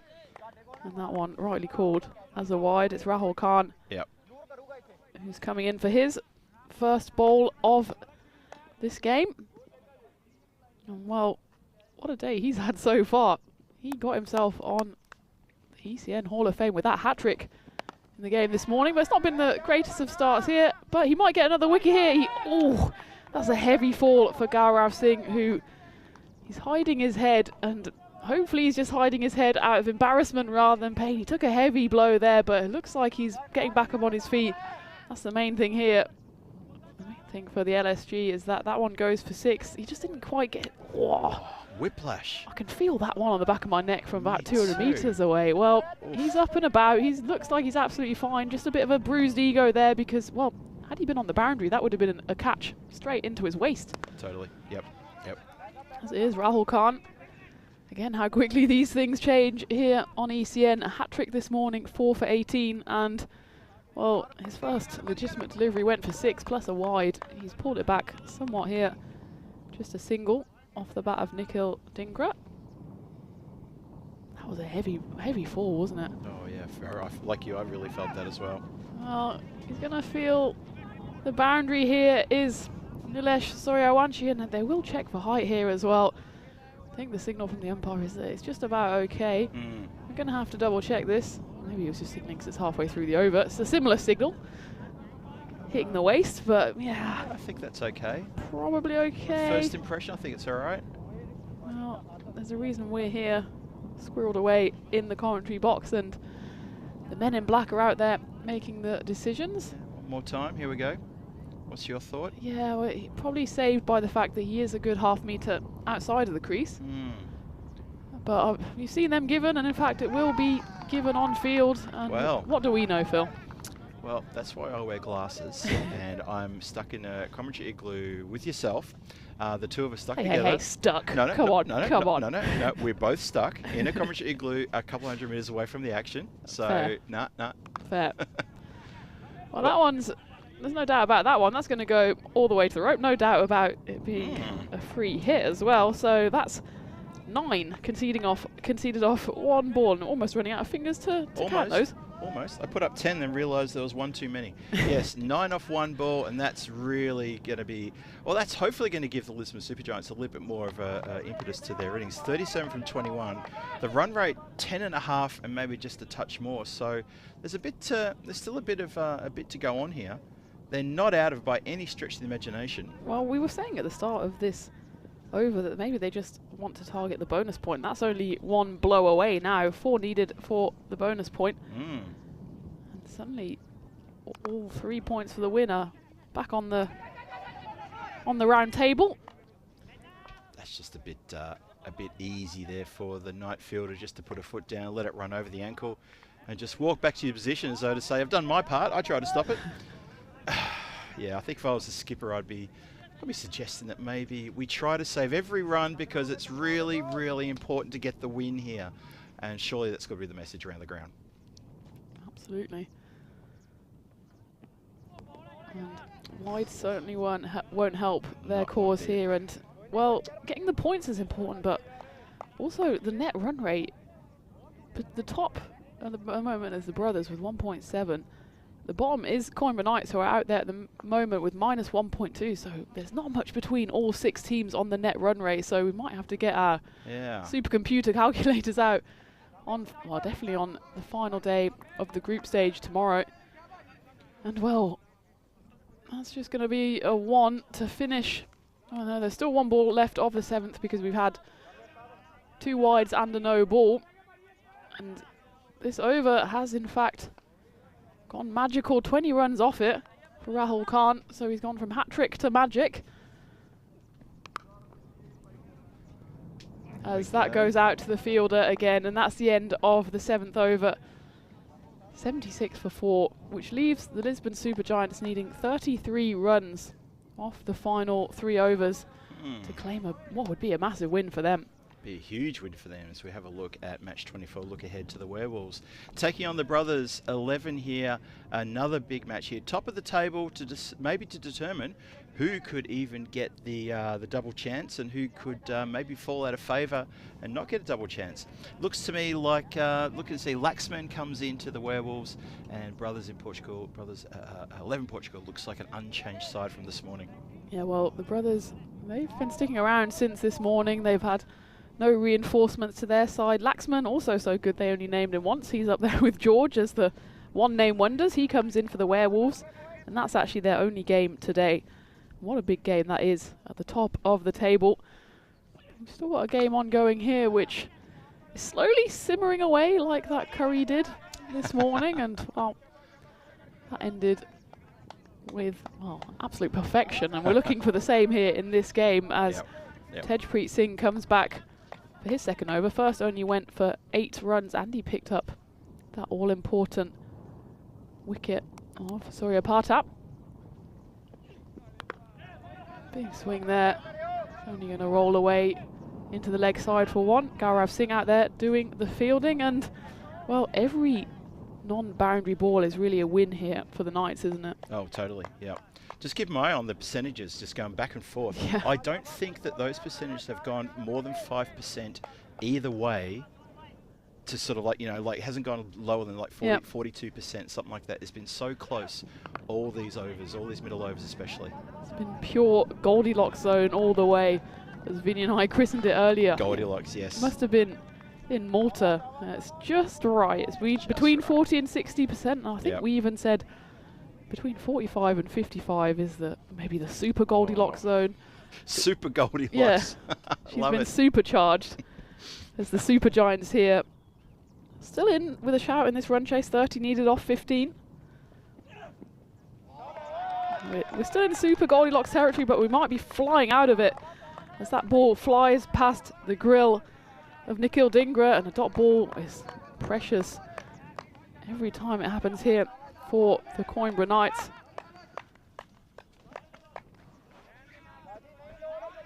Yeah, it really is. It's close stuff here. So let's see what happens here now. We've got a couple left in the 8th. It's this is with knife edge stuff now. Oh, and we're trying to get a bit funky there. Nikhil Dhingra, well, he doesn't manage to hit the ball at all. Manages to do himself a bit of mischief. I think his trousers almost fell down. His pad came flying off. In the end, it's the most exciting dot you ever will see. Take a look at this on replay. Probably about as premeditated shot as you could possibly imagine someone playing. To be fair, you've got fine leg up in the circle, and third man is not fine, so would have got reward for effort. Oh, ifs and buts were candies and nuts. And they're still appealing. Yeah, well, Hands on hips, people appealing, people standing around not sure where the ball's gone. It's a mess. They need someone out there to bring some order back to the chaos. Well, And it's going to be the men in black. yeah, it always is. They just say, settle down, lads. That's over. It's the end of the 8th. 79 for 4, and look at that. Just the one over here, the 8th, going for 3 runs, and as a result, takes a bit of a, not quite a nosedive, but certainly a little downhill ski. Probably not a black slope, more like a blue or a green. But certainly Not a black slope, yeah. going in the wrong direction. That was a great over from Tejpreet Singh. Terrific over that. Just the 3 singles, and then followed by 3 dots as Nilesh Suryawanshi on strike. It has to happen in the 9th. For LSG, 30 needed. Oh no! Make that 26. And Oh boy. how's your luck, Love Karan Singh? Not great, because he didn't deliver up a bad ball here. Did his part, upheld his part of the bargain. It was his fellow knight out there who, well, the less said about that, the better. Straight through the legs. Can happen to the best of us. And they will jump through for a 1 here, and the keeper, well, Mohammed Dawood had instructions coming from all directions there, and I think it was actually Love Karan Singh, the bowler, who was saying just hold on to it, because if he did throw that, well, everyone on the leg side is out, so it probably would have been then overthrows. So, Well, Love Karan Singh, he's one of those players who doesn't like to get to the bowler's end to take the stumps. Seen that too many times from him, and he preferred to tell his keeper to hold the ball than to try to get to back up his stumps. And for me, I'm sorry, but if I was coaching, I'd be having words about that kind of behaviour. yeah, well, talking about behaviour, look at this appeal from Love Karan Singh. It's probably too high. I mean, it's hit on the thigh pad. It is the back leg, but on this bouncy AstroTurf, height is always going to be an issue. Probably benefit of the doubt to the batter here. Fair enough. And, well, this time, much harder piece of fielding, executed far better in the deep there. And, well, gave away a 4, which almost certainly should have been a 1 at the start of the over. And that one probably could have been a 4, ends up being a 1. Yeah, really made up for that blue at the start of the over with a good piece of outfielding there. Very good indeed. Saves 4, or 3 actually. And this one's up in the air. Is it going to go all the way? I think it does. Again, it's difficult to see the ball in the daisy field, but, well, the umpire's out there. They're in no doubt. That's gone all the way for a Maximo. And a well-needed Maximo as well for the LSG, as that takes them to 17 needed off 7. And yeah, lovely camera work there by 2 circles, showing us that landed firmly in the daisy side of the pitch. Such an important delivery, this one. Yep. You got 17 needed off 7. If this goes for a Maximo, suddenly that last over is looking so much easier than getting 17. Well, it's a low full toss. It should be fine for height, and it should just be 1. We've said that before twice this over. This time it's 3rd time lucky, and it is just the 1. Love Karan Singh, well, he probably gets out of that over just about alive. Yeah. At the end of the 9th, LSG 93 for 4, with them needing 16 runs in the final 6 balls. So 14 off the over there. Have a look at the bowlers chart there. Tejpreet Singh, pick of the bowlers, 1 for 11 from his 2. And Ravinder Singh at the top there, 1 for 14 from his 2. Now they need to find who's going to bowl the last. They need to keep this one down to, 15 runs. Well, 15 runs gets us a golden ball. 14 runs or less gets the win for the Coimbra Knights. 16 or better for the Super Giants. Well, that's a good question. Who's going to bowl? Because they've only used 5 bowlers so far. Rahul Khan is the only bowler who has bowled so far, and has only bowled 1, but his over went magical, went for 21. And it looks like they might be... Is it they have gone to Rahul Khan? Yeah, yep, I think they have. That is Rahul Khan, the man without the number on his back. It always helps. Well, I suppose if he's the only man without a number on his back, then it's a number in itself. It's like the 00 that we've seen from Omar Farouk. Yeah, that's true. That's true. Big over this. Massive. Where's it going to go? Hat-trick, man. Well, that one's gone high up in the air. Rahul Khan is going underneath it, and he will take the catch. A good caught and bowled there from Khan, and, well, he's got a bit of his mojo back, having gone magical in the previous over. He's realised, I got a hat-trick this morning, I can bowl, and he proves it there as he dismisses Nikhil Dhingra for 17 off 12. Oh, you got to say, advantage Coimbra Knights now, just with that wicket, just with that caught and bowled, and the fact that it's Rahul Khan bowling as well, after what we saw him do earlier in the day. Got to say that it's a big, big body blow for Lisbon Super Giants to lose Dhingra like that in the last. And now someone new has to come out, has to basically set himself for the next few deliveries. Only 5 deliveries left now. It's interesting tactically what Ritul Chowdhury, the new batter, does, because you've got Nilesh at the other end. He's at the moment marooned on 30 off 18. Do you just get the single? Get the in man on strike? Well, no, he says, I'm going to smash an absolutely walloping 6. Maximo straight over long on. 10 runs needed off 4. Tingle, tingle. Oh, yes, tingle time. It's what it's coming. It's what you want for dinner. Here it comes. I think when Chowdhury came out, I was going to say, if it's loose, if it's a bit wide, he'll go for the Maximo. Because if he goes for the single, it means all the pressure then is on Nicholas to get, was it 15? Would have been 15 from 4 deliveries. Instead, you're looking at 10 from 4 deliveries. So here we go. 10 off 4 needed. Ritul Chowdhury on strike. Big swing and a miss. He says no. The man with 99 is facing the numberless man, and that's a tick in the box for Rahul Khan, the bowler. Not a bad delivery, actually. It was a bit shorter than the previous one, which meant that Chowdhury couldn't really climb into it. If you're a Coimbra Knights fan, you probably don't want anyone else with the ball right now, so it's all on his shoulders. And that one's high up in the air. There's 3 fielders converging underneath it. It's Rahul Khan, the bowler, who has the closest look at it, but now there's a absolute conversation happening between at least 4 Knights. They're having a conference round the round table, and well, I don't think it's very kind words being spoken here as we see this on the replay. Rahul Khan was the closest, but I think maybe he got a fingertip to it, but never really was going to stick that one. Yeah, always looked unsettled, didn't he? But it was a dot ball in the end, so 10 needed off 3. Oh, 1, sorry, they did go through for 1, so 9 off 2. It's tough now, though. That's hit flat towards the boundary. Is it going to go all the way? There's 2 fielders there, and it is going to go 4 of 4 as both fielders end up on the turf. Well, there's been a bit of sympathy falling over here again. There is, One of the fielders actually went for the genuine dive, missed out, and well, look at this. 5 needed off the final delivery, and we all know what 4 means. 1, 2, 3, 4, count them. That will be the magic number for the golden ball. It's Nilesh, importantly, on strike. He's on 34 off 19. LSG, here we go. 5 needed for the win. Oh, and it's well bowled by Rahul Khan, who has ice running through his veins. And we certainly had a full-on tingle there, Phil, but in the end, well bowled Rahul Khan. He finishes with figures of 1 for 32, and well, we were tingling along, but Rahul Khan said, no, I'm just going to bowl this through to the keeper. What are you worried about? I just, when that 4 was hit, and then I looked down at the monitor, I reminded myself of, oh, only 4 for a GB, 5 for a win, 6 for a big win. But he bowled it so well. Well called, Tina. He did have ice in his veins, and he put in something short that I'd say most top order batters probably would have connected that, because it was a little bit short. And in the end, that was a really good last over. Held his nerve and bowled really, really well. Coimbra Knights get the win. Massive for them. They get 2 wins today. That is really big. That is going to push their tournament prospects up really, really high. We have a look here at match 24 coming our way and coming your way as well. In how long? You looking at your watch? Half an hour's time. About half an hour's time, thank you. We have just a brief break, and well, this is the top of the table clash, isn't it?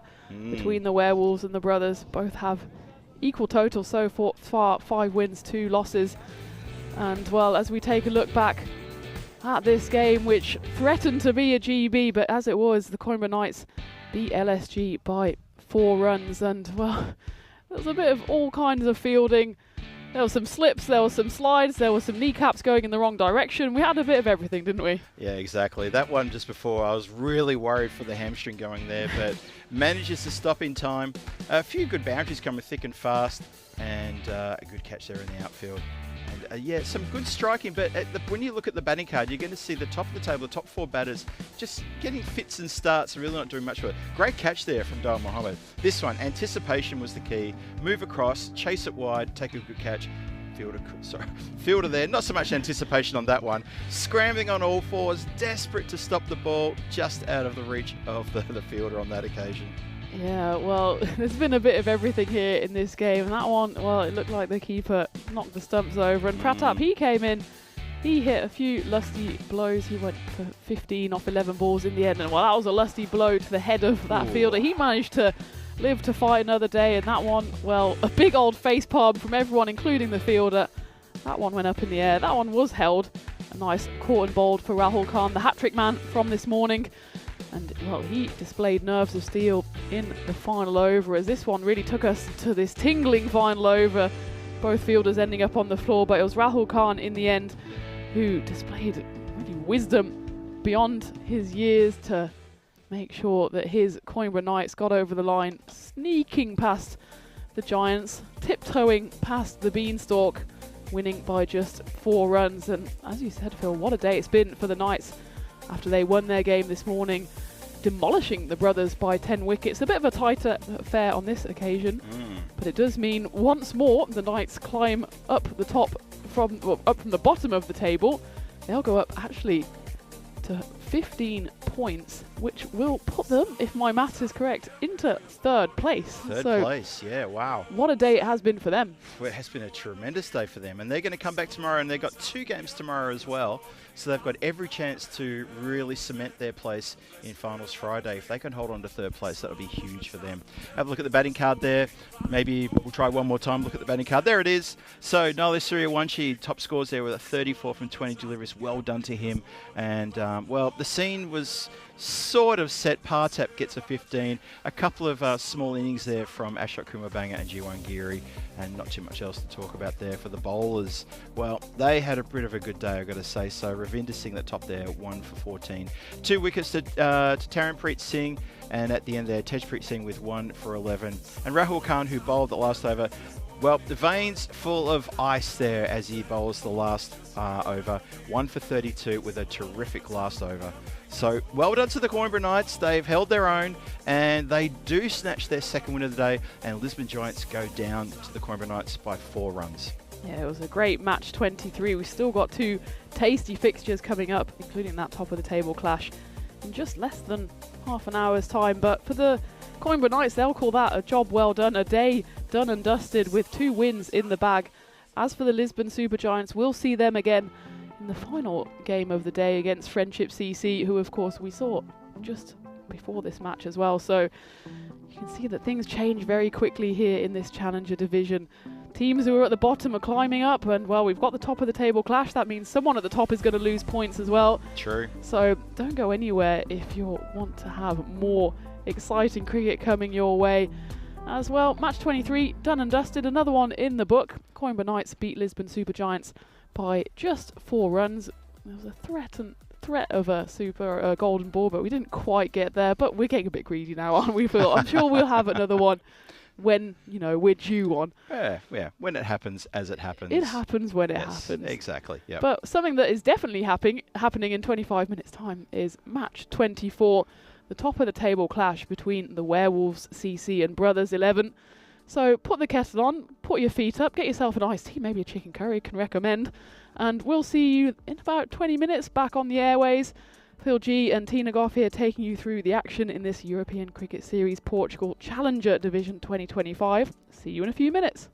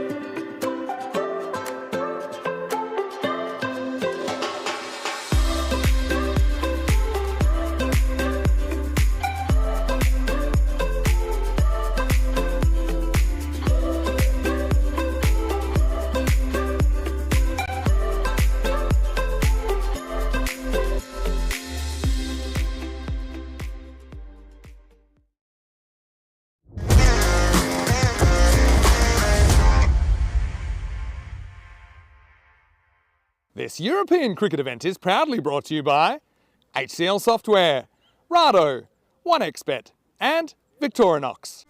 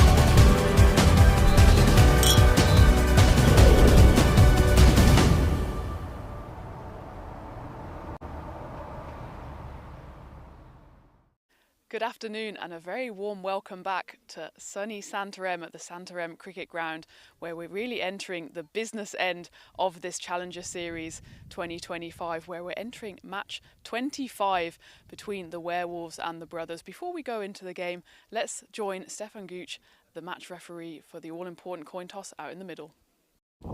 Brothers to call. Deal. Tails called.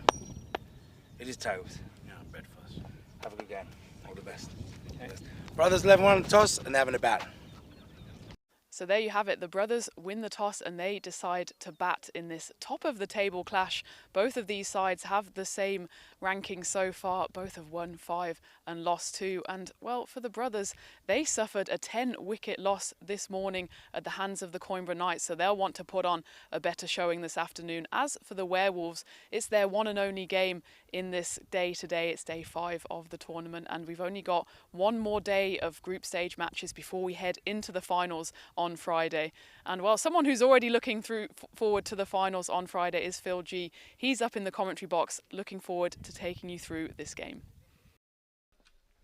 Thank you very much for the introduction, Tina. You are indeed correct. I am very much looking forward to Finals Friday. And as you quite rightly say, we've still got a few games to get through.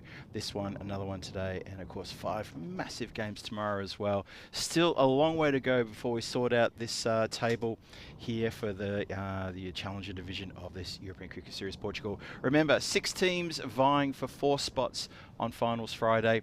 These 2 teams, the Werewolves Cricket Club and the Brothers 11 Portugal, we would expect to see those 2 playing on Friday. There's the lineup. Laxman in for the Werewolves, as opposed to the team that played here yesterday. And the Brothers 11 will be the same team that went down by 10 wickets today to the Coimbra Knights. They're going to be absolutely thrilled to get a chance to get out there again and make sure that does not happen one more time. Interesting to note that George Barty, formerly known as just George, he's gone back to the name George Barty. Now that's an interesting one. Not usual you would see that, but there you go. But then we have a Laxman in, so he's so good they just named him once.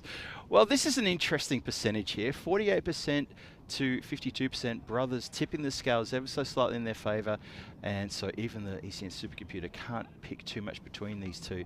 And currently on form, you'd probably have to say these will be the 2 teams that will have a lot to say on Finals Friday.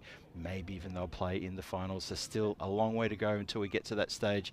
But just right now, that would probably be, well, that is in the back of my mind as to who might play that last game on Friday. Still a ways to go. So this could be a preview of that game. It definitely, for me, this will definitely be a preview for one of the finals on Friday. I just get that feeling as the teams come out to the centre. The umpires are out there as well. I can see that the Brothers openers, Pavi Nanglu, he's at the non-strikers end. And the Werewolves, their only game today, as Tina pointed out, it's the only game they're here to play today. And then they're going to be back tomorrow to play a couple of games. So it's interesting to see what happens now. They've got the last game tomorrow night as well, so that might be a little bit to see what happens. They could maybe need that win at the last game tomorrow, match 30, to make sure they end up top of the table and manage to lock in the double chance of Finals Friday. Still, don't want to get ahead of myself here. I'm talking about Finals Friday as though it's upon us. We've still got so many games to go. 7 games to go. This is the one of them, and it's about to start right now. Looks like Rajbir Singh is going to start proceedings, and here he comes. Nice start. Just pushed out into the extra cover position. No run there. Usual openers for the brothers, Harsh Kumar facing and Nanglu. He's at the non-strikers end, and is indeed Rajbir Singh with the ball, with the duty for the Werewolves to open up the attack here and try to maybe try to get a little bit of a surprise wicket or 2 in the first over if he can. And first runs off the bat, off the second delivery, just punched out towards a vacant mid-wicket area. So he goes to 1. Church bells ringing in the background to announce the arrival of this match. Maybe to announce maybe that there's something going on a bit more at a higher level. I'm getting a bit spiritual here. I'll bring it back. Nanglu taking strike and facing his first delivery of the afternoon.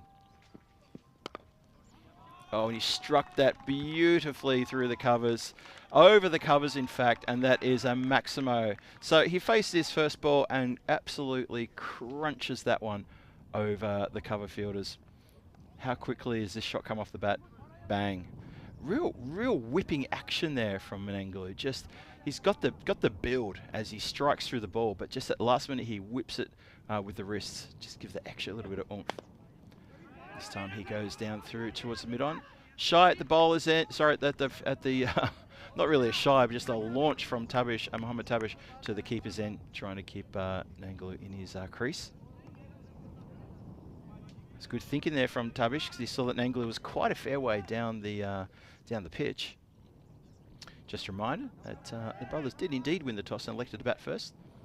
You saw that with tournament referee Stefan Gooch, and Tina announced it at the top of this game. 7 on the board, 4 balls done. Rajbir Singh in for 2 more to come.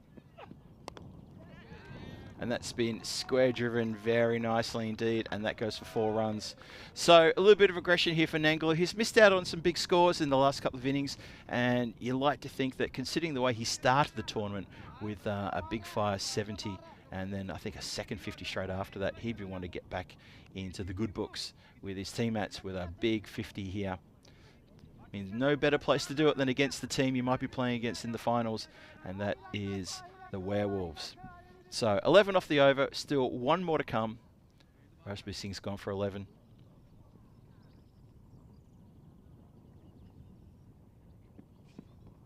Oh, it's been pushed wide, unfortunately, so we'll have to try that 1 more time.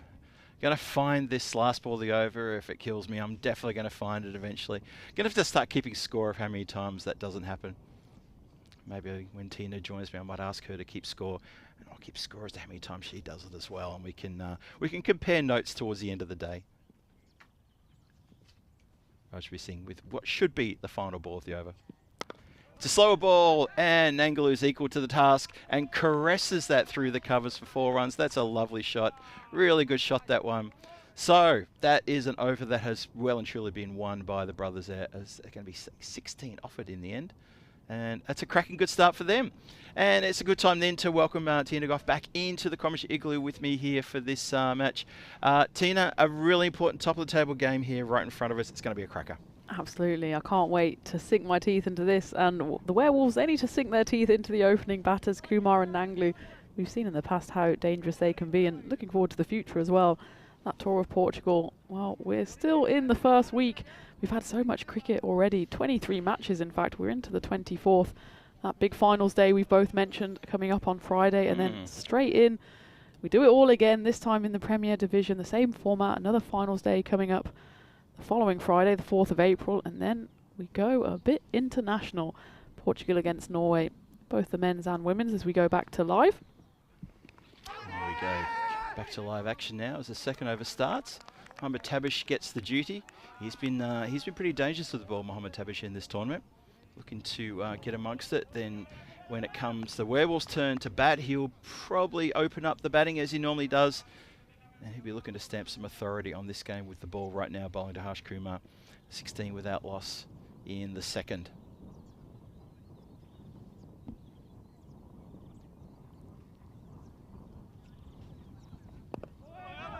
Just cautiously played. It's a good delivery, that. Not trying to overbowl it with too much pepper or any extra pace. Just happy to put it on the right spot and trying to force this over in his favour against the brothers with a nice tight bit of bowling here.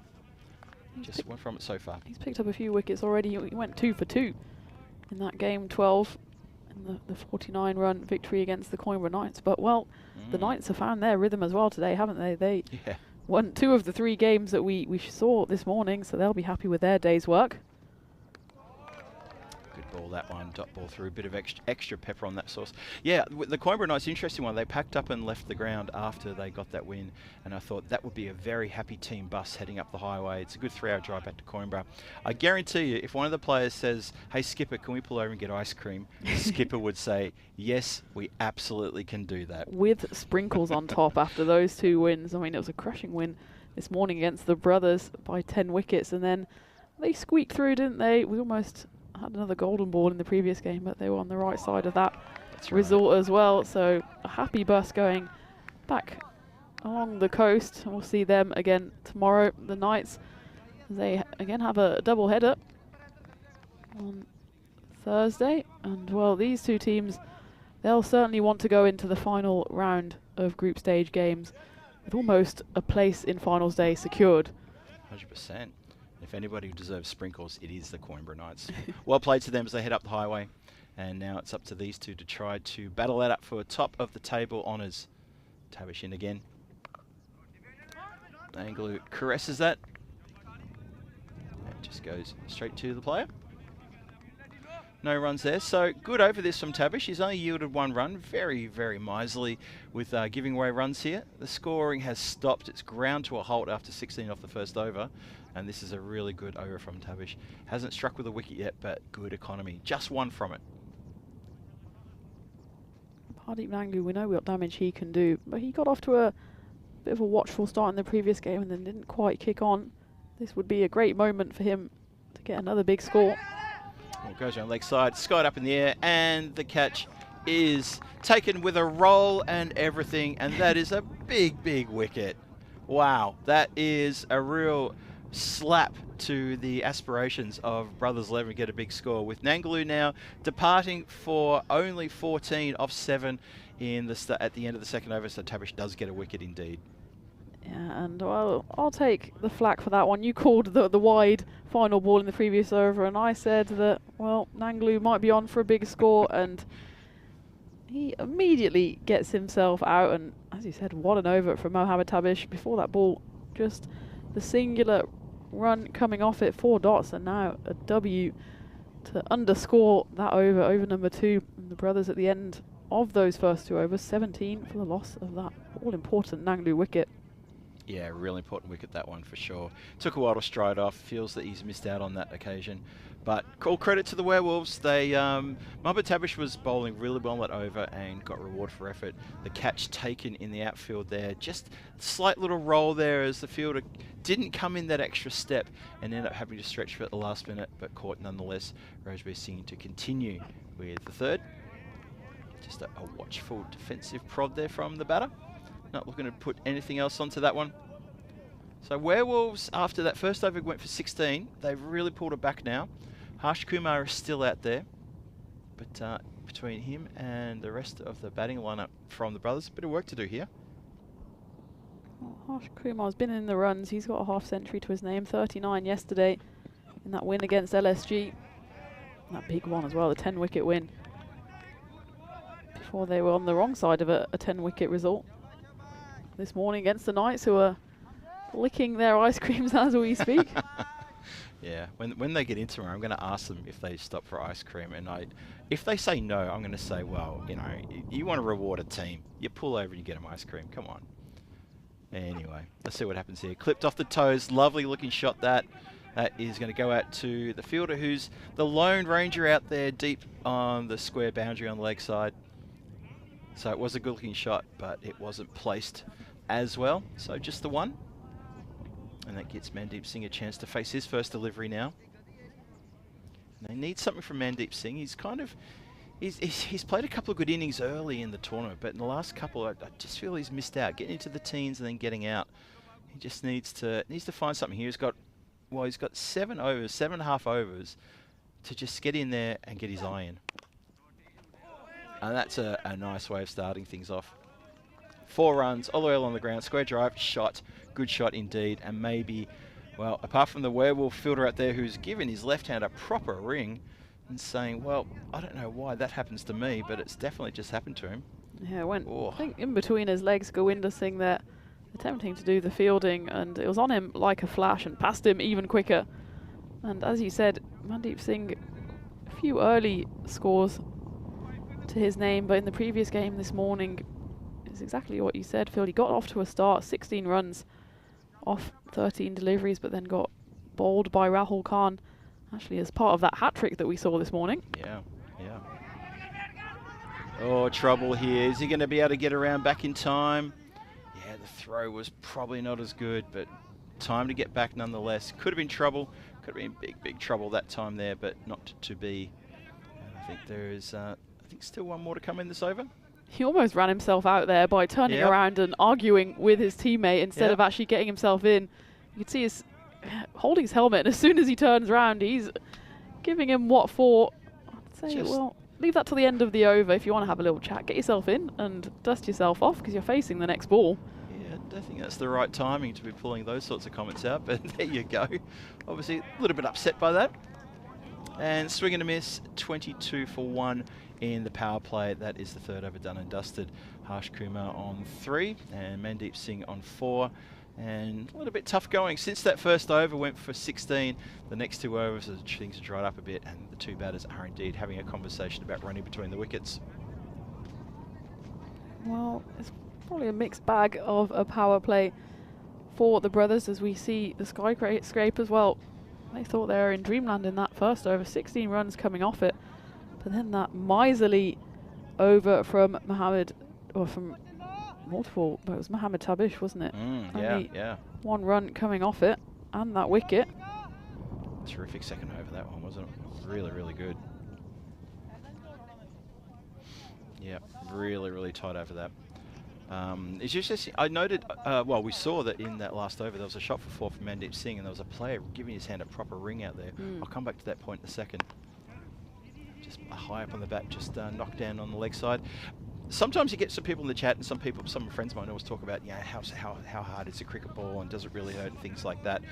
During the finals of the night series, we had a roving cameraman hanging around sort of between the commentary tent and the dugout that was just over on the left-hand side. He was moving between the 2 of us, and he copped a 6 on the full, and it hit him just on the forearm. As he was holding the camera sort of thus with 2 hands, and it hit him just here, and it went down to the ground. And from side on where I saw it hit, I thought he took it in sort of this area, in the midriff area. Yeah. Didn't even flinch, and I just couldn't believe it. And then I was reminded he's from Latvia. Those Latvians made of sterner stuff. They are made of different stuff to the rest of us, so don't you worry about that. And it was the first time being hit by a cricket ball, but even he said, now I understand. Big appeal, it's a wide ball. See that a lot too. But yeah, no, his words to me after I said, are you okay? He put the camera down and he said, now I understand what it is to be hit by a cricket ball. Yeah. And he did remark that, okay, that's a lot harder than I realised. And yeah, I've got that clip saved somewhere. And anytime someone challenges me about what it's like to be hit by a cricket ball, I say, try watching this. Because as a cameraman, he followed the ball on its trajectory all the way into him. So you see the ball in 3D coming right at you. And that's when the ball's travelled 55 metres as well. And that one's travelled almost as far. That's going to be a 4. And you can see then if someone's standing inside that ring, it's coming in hot, probably 10 metres. They've got half a second time to react. And that's why you sometimes see some fingers facing the wrong way, some people shaking their hands, making sure all 5 are still attached. And that's why it's important for the umpires as well, when there is a blow, especially to the head, to make sure that the player is all right. Safety is always the #1 priority. Still only a game after all, Phil. Only a game, the game we love. Absolutely. Dot ball there. 28 for 1 is the score. Still a couple more to come in the 4th. What's your worst injury with a cricket ball? What's the worst thing that's happened to you? Well, touch wood, I've actually, despite playing football and cricket now for 20 years, never had any kind of broken bones of any sort. I've had a knee injury playing football. That was probably the worst. That was a partially torn MCL. Ooh. But even that was only a few months. And well, talking of only a few months, this batter, Mandeep Singh, has only lasted a few balls, and he has to make his way off the pitch. Caught there nicely actually in the mid-wicket region. That's the 2nd wicket up for the Werewolves. Well, Mandeep Singh had every opportunity to turn this game into his own there. And I got to say, I think maybe he seemed a bit disappointed with his return on investment in the last couple of days. He hasn't really thrilled us for an extended period of time. A couple of boundaries here and there, but I think that, his team and the rest of us just want to see him out there a bit longer and just put the head down. Harsh Kumar, he's still out there. I know he's only on 4, but he's still out there. Score is 28 for 2. Big wicket that, getting towards the end of the 4th. And the brothers floundering here. They've pretty much gone at 1 bound. Well, they had that big first over, didn't they? 16 coming off it. And then, well, Mohammed Tabish paid to that. Said no more of this boundary nonsense. And since then, there's only been the 2 boundaries, both of those minimos. And bad news for the brothers is that Mohammed Tabish, he's being held back as well. He's got another over to come. It's a nice shot, head out towards the backward point area where there is protection out there, so just the 1 run. And for Jeet, he gets off, Paminda Jeet gets off the mark. Turns over to Harsh Kumar, who's been there for 8 deliveries, and he's only got 4 runs to his name, but he'll have to wait his turn because it is the end of the over. So Paminda will get back on strike for the start of the 5th. Have you had bad injuries? Any broken fingers? Yeah, I've had, at indoor cricket, I've had a broken finger and a fractured finger, and it was the same finger and it's the same game. How? In 2 different places in my little finger. On the same ball? On the same match. The same match. I was wicket keeping and I broke my finger early in the game. Okay, so not the same ball. It wasn't a. Oh no, not the same bing, ball. bing. No. It was about a couple of overs later. I fractured a different part of my little finger. Ouchie. And when I saw the X-ray from the doctor, he showed me very clearly. He said, "You got a clean break there, and you got a fracture there. Whatever you're doing, stop it." I suppose it's at least you kept it to one finger. The damage. Yeah, just that little finger. Just the it was actually a little finger on my left hand. Where I had the glove on that, and I keep the right hand free for throwing in indoor cricket. Right. Yeah, so little finger on my left hand, a little bit kinked. But you talk about little fingers, have a chat to Vinny Sandu about little fingers. He loves showing you how crooked his little fingers are from indoor cricket. Oh yeah, you got the same situation. But yeah. I've got bent middle fingers, but I promise I've never But you never had broken injury? a Really? single bone Okay. in my body, including in my fingers. But somehow my fingers are naturally bent. It's actually not too bad. I used to be a seamer. It kind of follows the natural that curve. would work really well. Yeah. It's yeah. obviously this is not great conversation for audio because you can't see my fingers. But I promise I've got strange fingers, and well, they've served me well in my cricket career. Oh yeah, hold them up to the camera there. There you go. There you go. Have a look at that. We'll have that at the end of Maybe- this ball. Maybe show the back from the back of the hand as well. Yeah, there you go. They are really. There we go. Look, slightly that's bent. really bent. Yeah. Boink. I promise you, never had a broken bone, so who knows? There you have it. Tina Goff's bent strange fingers on the European Cricket Network. Thanks to our production crew as well. They were like, show us your weird fingers. Show us the weird thing. Show us the weird thing. They literally were in our headphones saying, guys, show us the weird thing. That's nice. I've also had a cricket ball hit to the face too. I took a blow, just landed between my lip and my nostril, cut me open. A couple of stitches near there when I was in Hungary a few years ago, and that was unpleasant. Injuries to fingers. I know actually on a cricket field it's probably one of the most minor things that can happen in the grand scheme of things, but it makes me feel all funny when you have nails and fingers and thumbs going the wrong way. Split webbing is obviously a big one, isn't it? Yeah.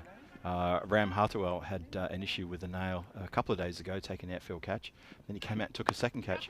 This is elevated. Someone says catch it, but no one's catching that apart from the farmer in the next field. That has gone a long way back for a big Maximo.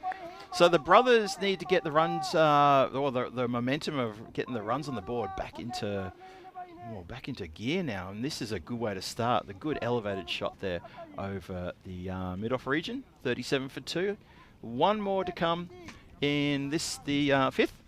Yeah, look at that win predictor. It was pretty much 50-50 at the start of this game.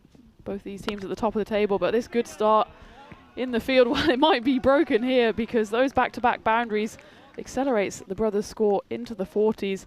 It's 41 for 2, but probably still at the halfway stage. Werewolves fancy themselves to be on top here. I think the Werewolves will fancy themselves on top here. I think this has been a good performance by them. As we welcome everybody here into the Igloo, thank you for keeping us company. Everyone out there where you're watching around the world, thank you so much, Phil G, and here with Tina G in the commentary Igloo, our little home away from home here at the ground. We're here for 12 hours a day pretty much, and we've made it our own. So it's a nice, comfortable little place here. We've got a lovely little view out there. And this is going to be an interesting top-of-the-table game. It's already an interesting top-of-the-table game. Really interesting one. A couple of body blows here from both teams to the other. Yeah, I'm loving the time here in the G Team Igloo. And, well, there's a few conversations going on out there. And it is, as you're right, a top-of-the-table clash. Both of these teams will fancy themselves to get to the final. Maybe both of them will. It could be a final preview. But there's still, well, after this, there's still, what is that, 6 games to go before finals day? 6 games after this. And obviously how this is going to go. This is a really good tussle. I think this is really well poised at the moment. This could end up being a low-scoring thriller as well because the brothers haven't gotten away from the Werewolves at the moment, and who knows where it's going to go. This is going to be an exciting game. I just feel it. Hope you do too. Yeah, and thank you for joining us as well. We love having your company as always. Yeah. Looks like Gaganpreet Singh will be bowling the 6th. Harsh Kumar has been there since the very start. He's only faced 9 deliveries, curious enough though. Yeah. 5 runs under his belt, so he's had a few dots. Parminder Jeet has been hitting a couple of boundaries in the last over. Interesting little time here. There's only 41 on the board halfway through the innings. And that just has been defensively pushed between 2 Werewolves. Oh. One of them goes to ground. It seems that not that part of the ground, but that side of the ground has just got little patches of, I don't know, a bit of slipperiness. We've seen a few fielders going over here. I mean, obviously they're not allowed to wear the metal studs during these ECSs, but expecting to have just shoes with a little bit more grip, maybe.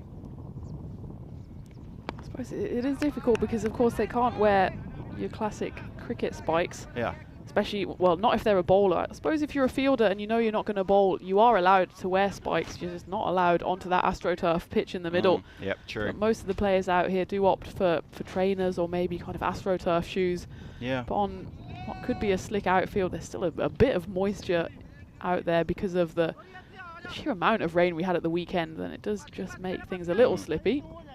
Yeah, and overnight the temperatures are dropping a little bit here too, because obviously it's still, well, it's the end of March, but it's still, we come to the ground, there's a bit of early morning dew. We came to the ground this morning, we were driving through fog to get to the ground this morning. So there was a fair bit of moisture early on. Most that would have burnt off by now. Oh, that kept really low. That's deceived everybody. It deceived the keeper, it deceived the stumps. The batter obviously missed it as well, and that has gone for 4 byes. Missed every single thing. Have a look at how this does not bounce. So, boom, and pretty much just above the ankle. I think the keeper might have just almost sat down on that, just got a little something. Just as he was coming to ground, maybe the back of his thigh just knocked the ball to ground. Either way you look at it, that has gone for 4 extras. So 47 for 2, the score now halfway through the 6th. Just remember that the brothers, they won the toss and they wanted to bat first. And so far, this probably isn't exactly the battle plan that they were envisaging. That's certainly more of what they were envisaging, as that goes all the way for a Maximo. And Harsh Kumar, he realises, well, he's been there for over half the innings and hasn't really put a dent in the score yet, and that doubles his score. And he's gone from 6 from 11 to 12 from 12, probably still lower than what he would hope, especially with the strike rate, but at least that's something. Well, he gets his strike rate up to parity now. It's up to 100%, so he'll feel good about that. But yeah, I kind of feel like he's been a little bit MIA. Let's see if he can deliver something here, and that goes away for another boundary. So there you go. Now once again, we talk the talk, and it's up to the batters there to start walking the walk from what they hear from us, and that's exactly what's happened. So it's a 6 and a 4. Let's see if he can provide us with anything more. 57 for 2, 1 more to come in the 6th. He's now raced up to 16. So that's better, much better. Parminder Jeep, he's on 13 from 7. And Werewolves just need to make sure they can hold tight here and don't let the brothers get too far away from them in this over. Just tucked around the corner. Good delivery that. Nice and full on the stumps. And just pushed into leg side for a single. Harsh Kumar will retain the strike as it goes to 58 for 2 after 6. He goes to 17 from 14.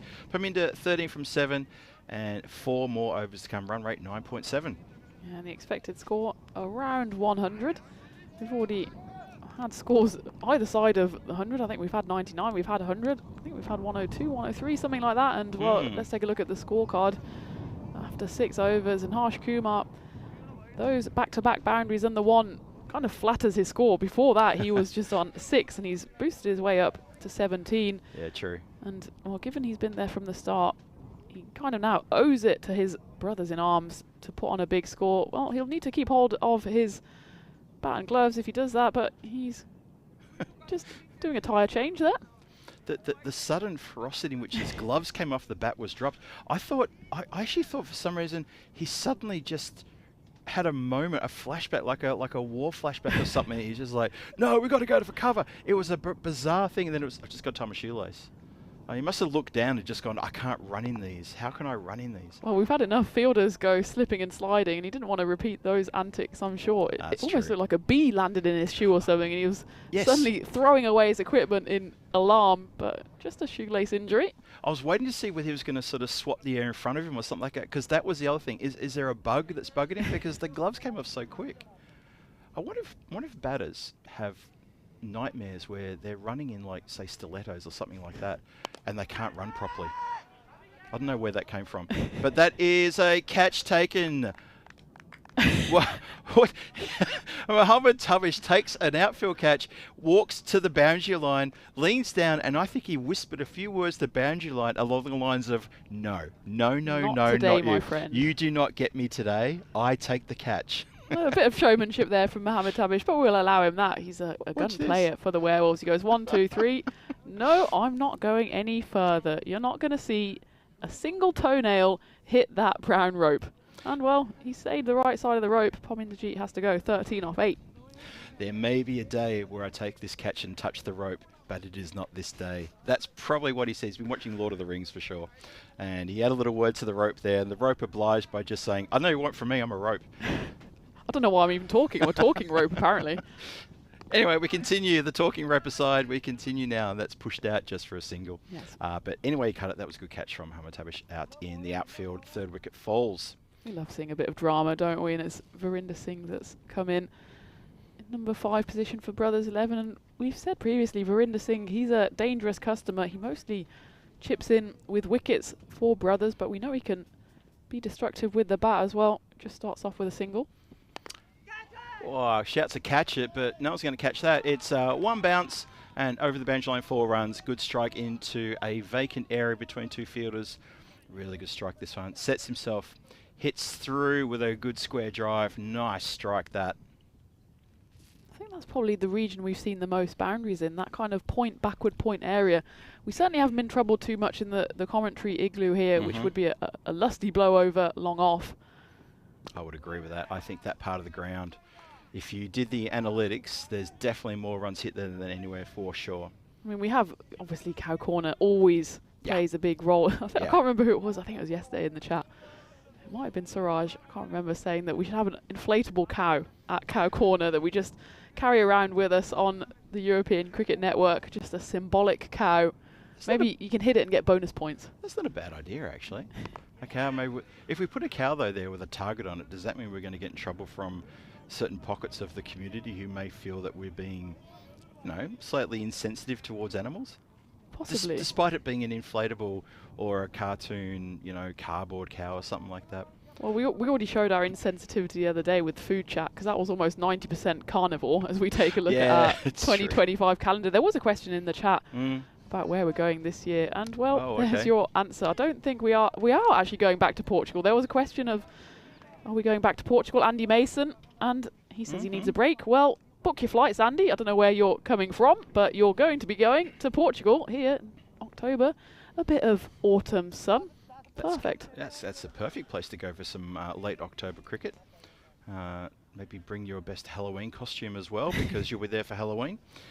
Malta Encore as well at the start of November. Spain, Alicante and Valencia in November as well. All the sunny parts of Europe at that time of year. Yeah, we'll be just sunning ourselves in Spain, because obviously the ECCW will be running for 3 weeks in December. So, yeah. True. Pack your swimsuits, go to Spain and have about 6 weeks of cricketing action. Nothing wrong with that. Kumar in again. Oh, Deepak, fair opportunity for a shout there. I'm not sure that was in line, but you saw all 3 pegs.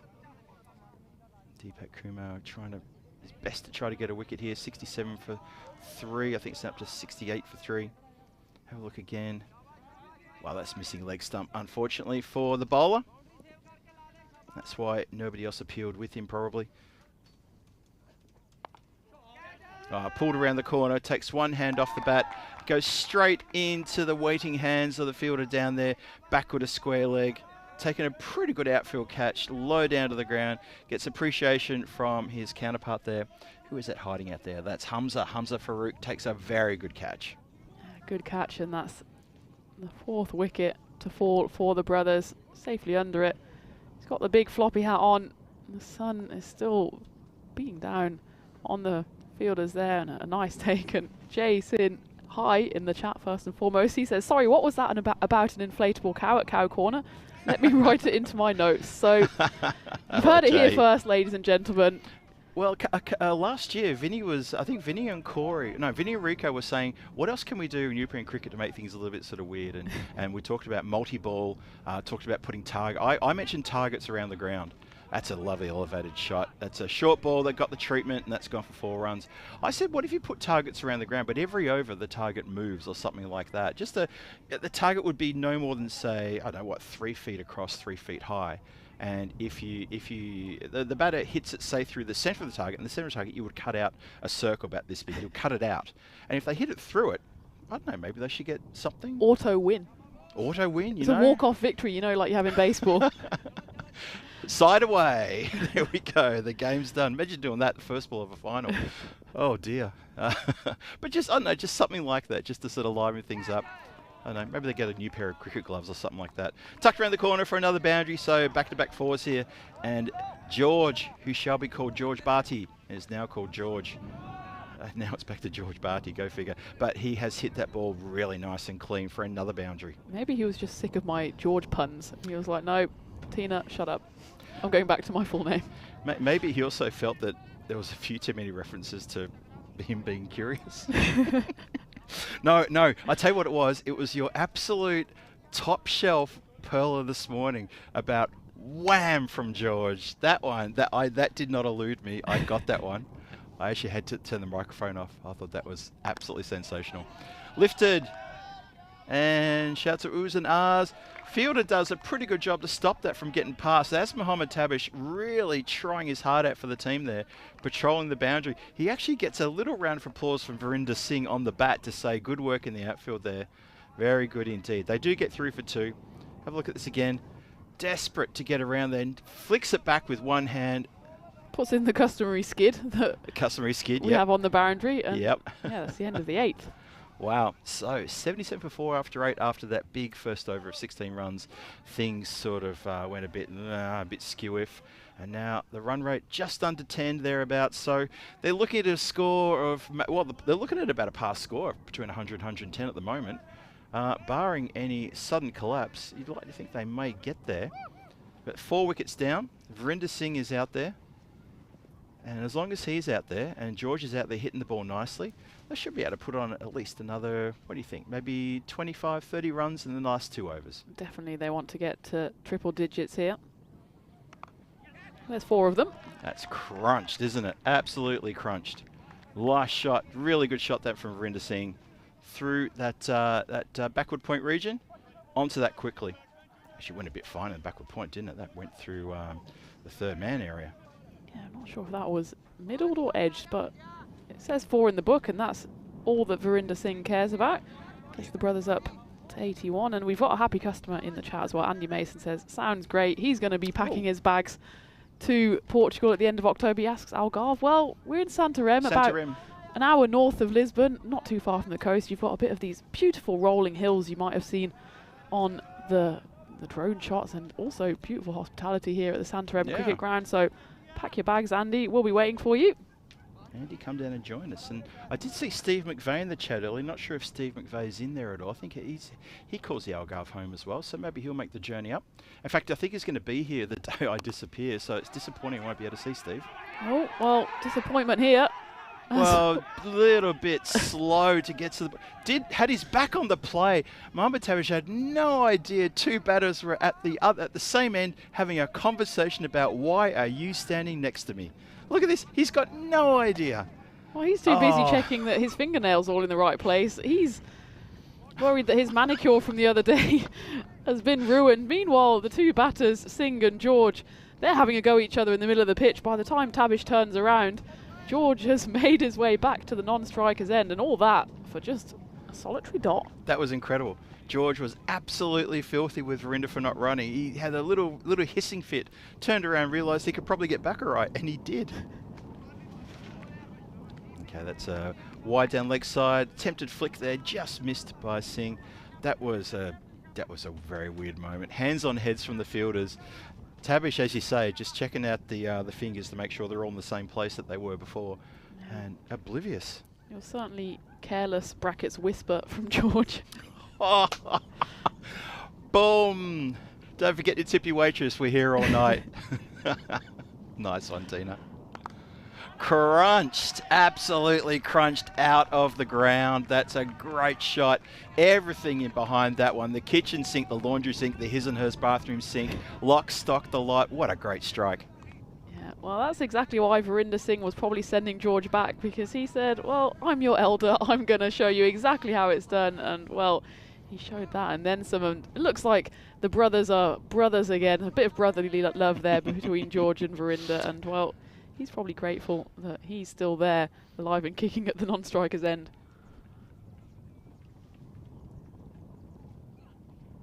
Ooh, misses the straight one though. Just a good delivery, good bit extra pace there. So 2 to come. See, standing umpire Crook there turns to his counterparker square leg and says, I believe there's 2 to come, and they concur. Tabish then, well, he's gone for 12 off his 1.4 overs. He had a very good first over, very, very cheap. I think he got 1 for 1 off his first over. So a little bit rougher here, but still not too bad in the scheme of things, this 9th over where it's all happening. Gets the charge and connects with that one. That is... It's gone right. Oh, I should have gone for that. Ah, that was the catch, Tina. Well, it started about 3 meters to the right of our commentary igloo here, and before I knew it, it was kind of curving towards us. Well, as I noticed that one, I kind of get out of the way. I lost it. I'm trying to see where it is. The pure panic. And no idea. Well, that was my moment. I feel like I've let everyone down because I said I'd go for the catch. And, well, to be honest, I would have dropped it because I didn't pick the line of that at all. And Phil, well, he didn't see anything. So I lost it completely. 2 of us are absolutely useless. That's why we're sitting in the commentary box. Well, one of the problems we got after Mohammed Tabish's last ball, and it's tucked around the corner, I tell you, one of the problems we got is our igloo has this peak that sticks out. Yeah. So we lose the ball really quickly once it goes airborne, and we sometimes have to rely on the camera to let us know where it is. And also we recessed back a little bit too, just to keep the gear out of the sun and rain. And yeah, lost it completely. That's why you see me just looking around going, where's it going to land? I was looking down here because I thought it's going to land here, and sure enough, it landed right there.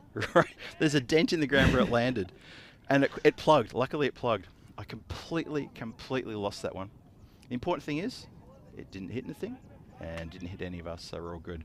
95 for 4 after 9. It all happened in the 9th there. There's a lot going on there. Good stuff. Keep us on our toes, Tina. Keep us on our toes. Well, it got me out of my seat. It did. Not often that is the case. And Verinder Singh actually, after that big Maximo, he sneaked a single off the final ball as well, so he'll be on strike for this 10th and final over, which will be bowled by the looks of it by Gaganpreet Singh with 333 on the back of his shirt. Oh, that's not going towards us. It's going to the man who has done, he's almost done a fantastic bit of fielding there. That was brilliant. Made all the run to that. That's Akash Sood out there. He stopped the ball, but the momentum of the ball, it just rolled ever so slowly, and his backup was too far away, but a cracking effort. Laxman giving him a little round of applause for effort there. Look at this. Oh, it just rolls and hits. Back to live action. Yeah, it was like a slow motion tragedy that was for Akash Sood. He did really well to run across, put his right paw out and did all the hard work, and there was in fact one of his teammates, Laxman, coming across from the other end, but he sportingly said, yeah, that just kissed the rope, talking rope. Yeah, just too late. Now that's going to fly straight for a Maximo, lands right in front of the scaffolding. That's a big 6 down the ground, so that brings up the 100, 105 for 4. 4 balls left in this innings, and so they've reached a pass score. Anything beyond here is really bonus material now. Absolutely, and well, I'm standing up now, Phil, because the way Verinder Singh is hitting the ball straight, we could be on for one here. It is actually... Get ready to run around. Yeah, I'll hit the mute button, you go. Don't even mute it. I want the live audio as I tear out of the igloo like some kind of feral Eskimo. I look forward to commentating that. All right. We're on catch watch here. We need to see another one. Well, I think I'm a bit disturbed here. I don't quite know what's going on because I'm pretty sure, isn't that the Verinder Singh at the non-strikers end? That is Verinder Singh, the unmistakable beard of Verinder Singh. And I was under the impression that he hit those first 2 boundaries. Somehow he's ended up at the wrong end. Yep. And, well, we must have missed something there. And all the excitement, Phil, of trying to protect the igloo and protect the equipment. Okay. It is George who's on strike. Oh, and he's gone to the mid-wicket region. And that is, well, that catch has not been taken, is it? I can't just try and have a look there. It looks like we missed a 1. Oh, we missed a 1. Commentator error. It was a 4 off the bat of Verinder Singh. Then there was a single, and it was George actually that hit that big booming Maximo towards us. Well, whoever it is, we're ready to catch it.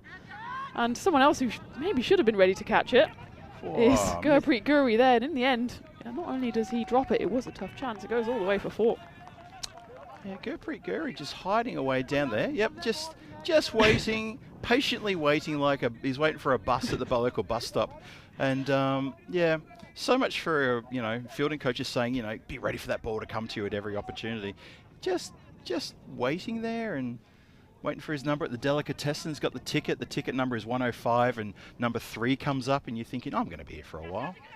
Yeah, well, they always say hands ready, don't they? And I don't know what the opposite of hands ready is. Well, it's a comedy of errors here. That was yeah. That was a run out in the making and ended up being an overthrow as a bonus. So we finally get to 10 overs bowled. What a strange last over that was. Was that given out?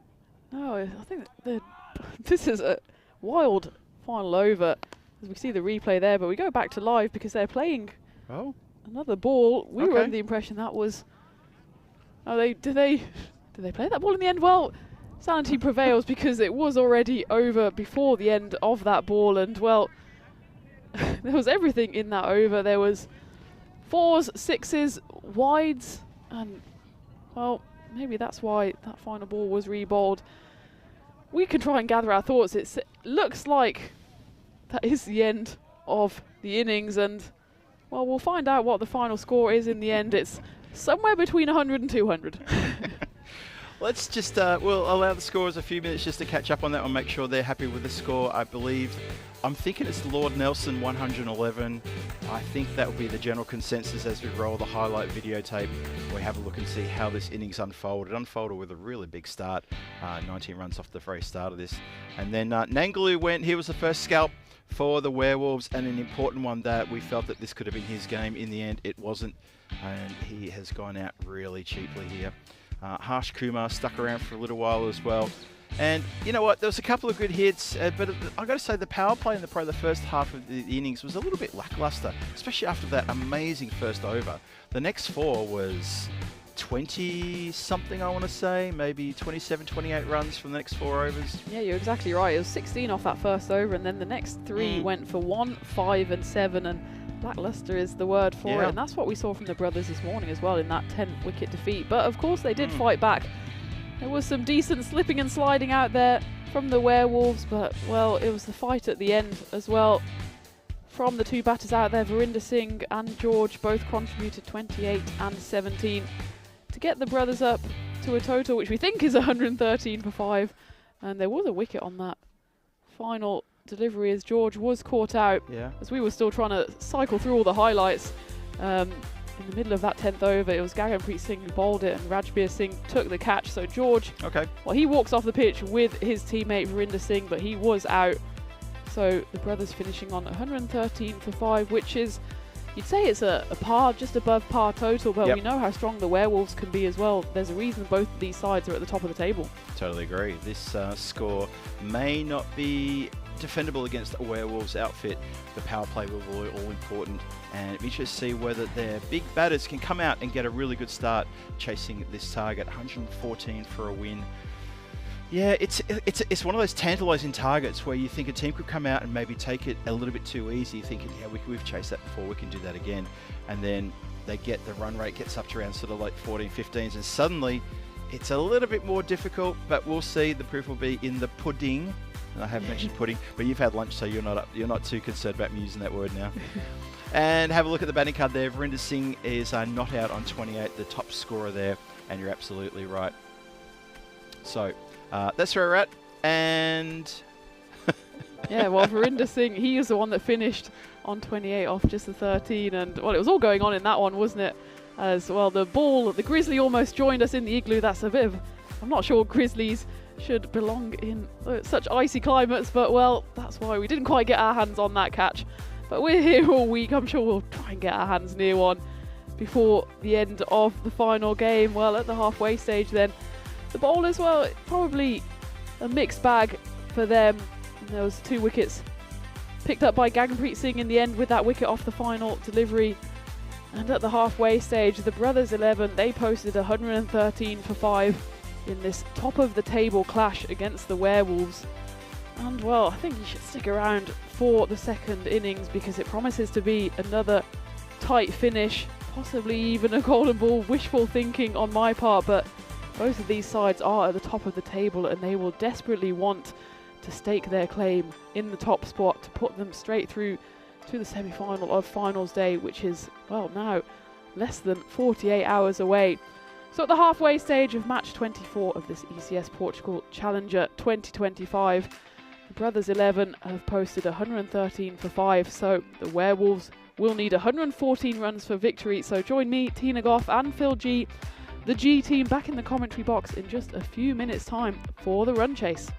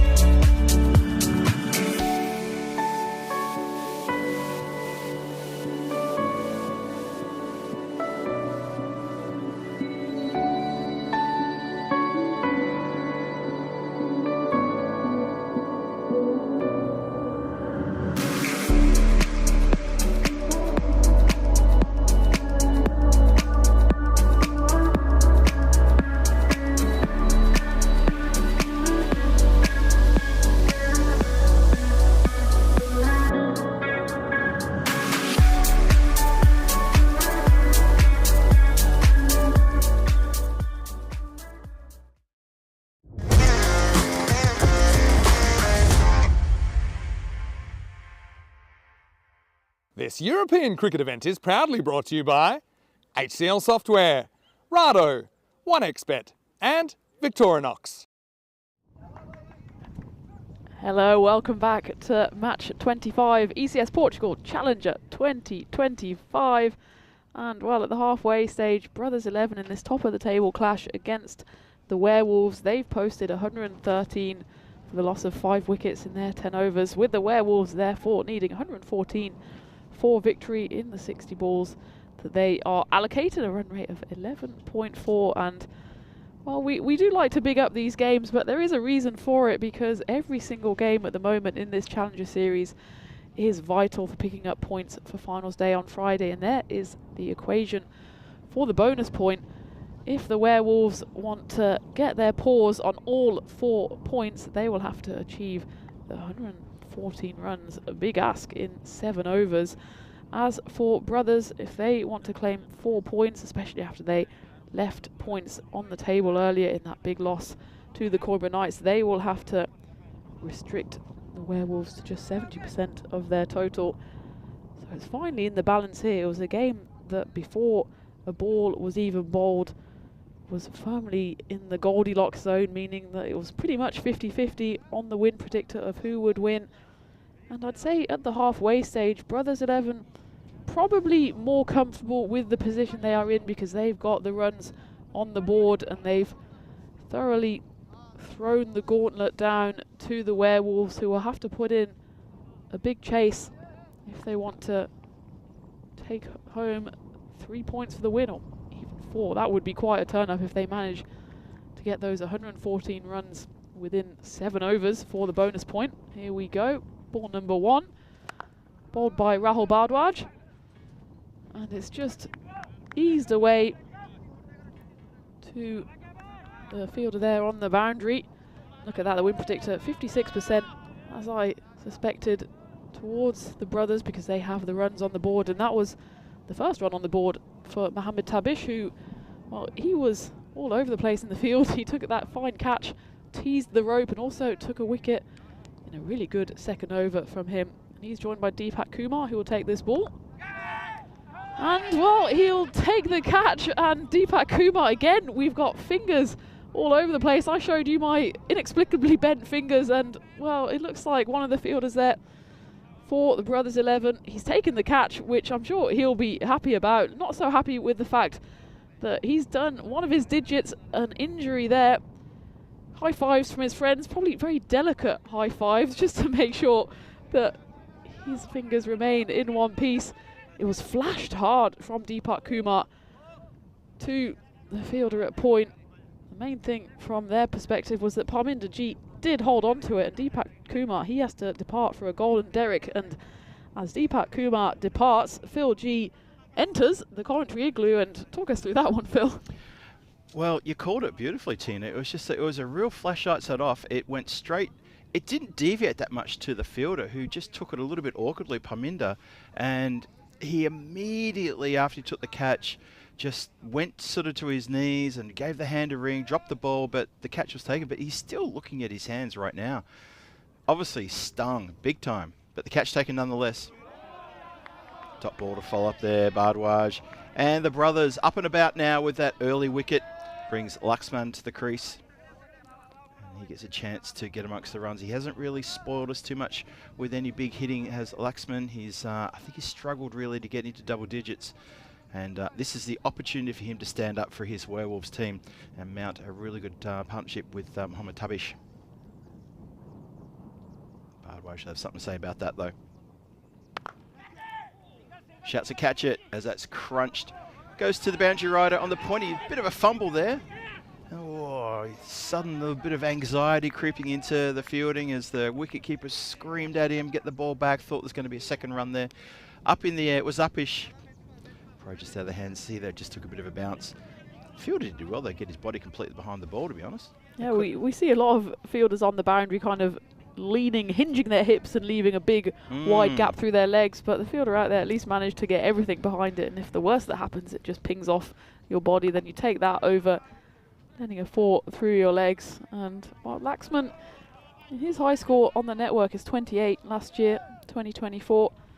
So not quite VVS Laxman standards, but Not quite, no. they don't need a watchful double century here. What they do need is just 114 runs for the win against the brothers.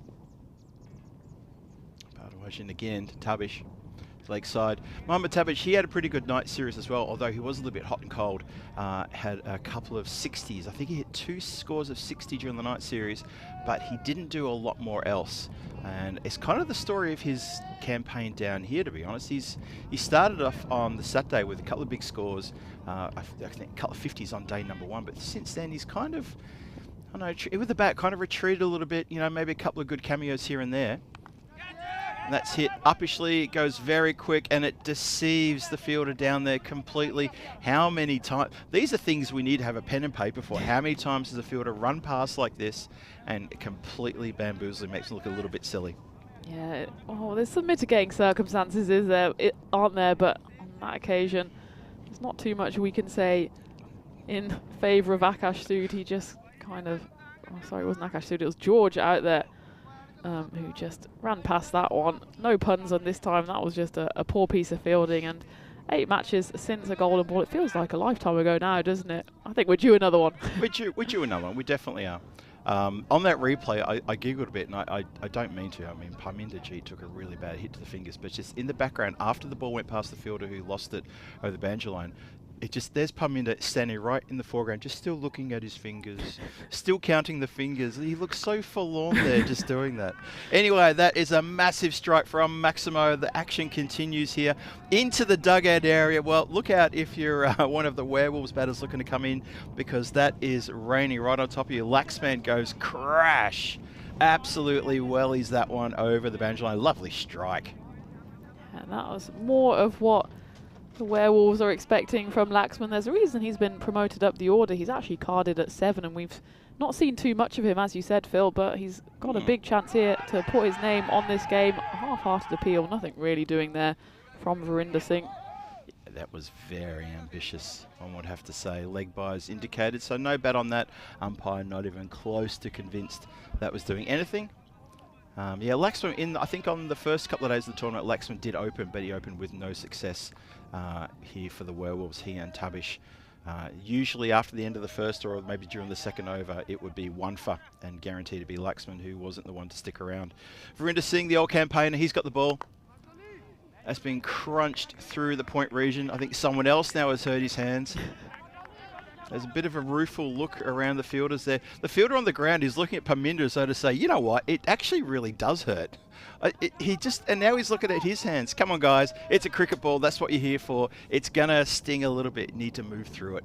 He's not a Latvian cameraman. He should know how hard a cricket ball is. Oh, shouts of as that gets squeezed out with a dodgy little edge that runs away to the boundary. Verinder Singh can't take a trick here. He's missing all the luck in the world. Cannot believe it looks skyward. I reckon from Verinder we may see, if he gets a wicket here, we're going to see him turn, face the commentary area and give us a proper Punjab salute. I guarantee we'll get that out of him. He's just got to take the wicket though. Yeah, he took one yesterday. He also threw up the heart to the camera as well. Nice. So he's sharing the love, a bit of brotherly love from Verinder Singh. I like that from Verinder. He's a bit of a sharer.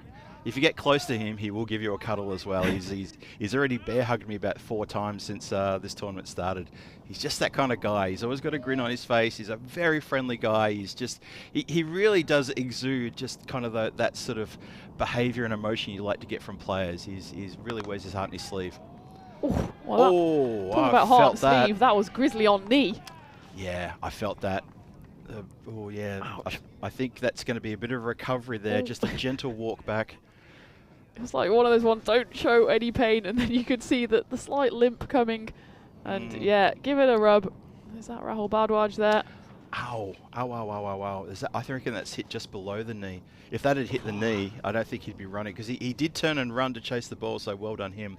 Let's have a quick look at the standings. Brothers sitting on top, clear by 1 point over the Werewolves. That's interesting. So this is a top of the table battle to see who sits alone on top as we go into the last day. Still one more match to come after this, but this battle for top spot is well and truly on. After this, one of these teams will go into the last day of the group stage ahead of the rest of the pack. And that's more than bragging rights. That's a big, big statement. And it's Rahul Bhardwaj who's not getting a moment's respite as he just wore one on the top of the shin. He's still rubbing it as he gets the ball at the top of his mark. He's returning for his second over, 1 for 7 on his first over, and hopefully not feeling any ill effects from that grizzly to the knee. Clearly not, because that was a beautiful ball. That was a great ball first up, wasn't it? I was just thinking, poor Bhardwaj, he's been in the wars this week. He had a bit of a rotten moment on Monday where he took a ball very low on the leg. Oh. And he hobbled. That's a cracking first delivery. That seemed to just nibbled away, didn't it? Oh, that would have been a big wicket. If he can remove Tabish here, then you would say advantage brothers for sure. That was a cracking delivery. What can you do here? 23 for 1, 2 and a bit overs gone. Oh, very good indeed. Good dot ball. Gets it past this flashing blade. Tabish is pretty strong on the offside. His placement in the early innings that he played in this tournament was sublime. Absolutely sublime. Big hitting. Finesse when it was needed. And that's why you can see the offside field is quite stacked. And they're looking to get a wicket here for sure. Tabish needs to be clever here against Bhardwaj. Shouts to catch it. Oh, I think that's gone over the head of the boundary rider. It has indeed. So shouts to catch it, but he was never in with a chance. That's gone a long way back for a Maximo. Yeah, that was an optimistic shout of catch it, because that probably went about 10 rows back. Hit one of those tyres, and, well, I think it was Gulal Singh out there, but his only task was chasing the grizzly towards the service road there. Mohammed Tabish finally found the middle of his bat. Goes again to the offside. Doesn't get it through the covers. Good work there. Manages to stop any chance of a run. Oh no, they've just got 3 for 1. Yep, the odds are very even right now. They just ticked over, just 1% went in favour of the brothers there. Just went from 51 to 52. So even supercomputers having trouble splitting these two teams, just slightly giving it to the brothers 11. That's down leg side. It's going to get around the corner, and that is wides. That is a Minimo 5 wides. Not what you want to see if you're one of the fielders out there watching your bowling attack. Let one slip. That was really hard for Nangaloo to get around to that one. Couldn't get anything behind that. Pardeep does have good hands. We've sung his praises during the week for how quick he is behind the stumps. He's taken a few really smart stumpings, but not much he could do about that, especially with a bit of late nip and swing from Bhardwaj, but it didn't help him on that occasion. Oof. And there's exactly the hands we were talking about. Pardeep Nangaloo. It was a wide, but that one absolutely tore too good off the pitch. Look at this for a pair of hands from Nangaloo. Boing. Oh yeah, he follows that really well, doesn't he? And so that Minimo on the wide, that's a swing of over 8%. That's gone a 10% swing now. So the computer looked at that last 2 balls and said, well, this is definitely the Werewolves now, because they've also now hit a boundary. And Laxman is getting close to his biggest score of the tournament so far. The score now races up to 40. Expensive over this one from Bhardwaj with the extras plus runs off the bat. He started it so well with 2 dots first up, but both Laxman and Tabish have tucked into the rest of the over, and those wides really didn't help, and he could go magical here. 17 runs off it with still 1 to come. Good recovery though. Yep, just been pushed for a dot. Player sets off. Laxman wanted the strike. Tabish was going absolutely nowhere, and then he's indicating to Laxman, I didn't run because the ball was right there. Like, he literally said it was right there. Power play done and dusted. 40 on the board, loss of 1 wicket. Tabish 13 from 8. Laxman leading the way with 19 from 9. This run chase going along nicely for the Werewolves. Still 74 runs needed. The run rate around about 10 required. You see those 2 big overs, 16 and 17. Not a bad start for the Werewolves. Have a look at the skyscraper situation. A couple of 18s at the end there. Started with a 16, 18s at the end, and there's a 17 in the middle. Otherwise, sort of, tough going for the brothers during their innings. Yeah, tough going, and well, these two are actually putting on quite a nice partnership after Deepak Kumar departed just on the 2nd ball of the innings. So a 39-run partnership between Tabish and Laxman, and that's why Supercomputer is swinging in the favour of the Werewolves, but well, it looks like it'll be Verinder Singh to come back for his 2nd over. Oh, That's been slogged really hard along the ground for 4 runs through the point region. Got every bit of that delivery, followed it and went crunch. Verinder Singh just straying a bit too wide and a little bit of slot delivery, that one. Hey, Bob in the chat has got a cracking good idea. Supercomputer could show a percentage chance of a golden ball. I love that idea. That's a great idea. Who cares about who wins? We just want golden balls. We want golden balls. Trying to think where on the screen we could probably put that percentage. Just like a glowing golden orb. Maybe it bounces around the screen, you know, like the like the screensaver. Like the screensavers the old screensaver used to do. And when it hits the corner, it gets a big cheer. Something like that. That's a good idea, Bob. I like it. I'll put that through to the Brains Trust of ECN and see what they say. Skied up in the air. It's going way, way high, and it's going to land down in the turf. Someone's going to pick it up eventually. Eventually gets it. Just a bit of a Butterfinger moment there. Well, I suppose to Bob and his comment, well, maybe when it's 50-50, the super Goldilocks zone, that is more or less saying this is going to go to a golden ball because, well, we can't separate these two teams, so maybe we need those extra couple of minutes to do so.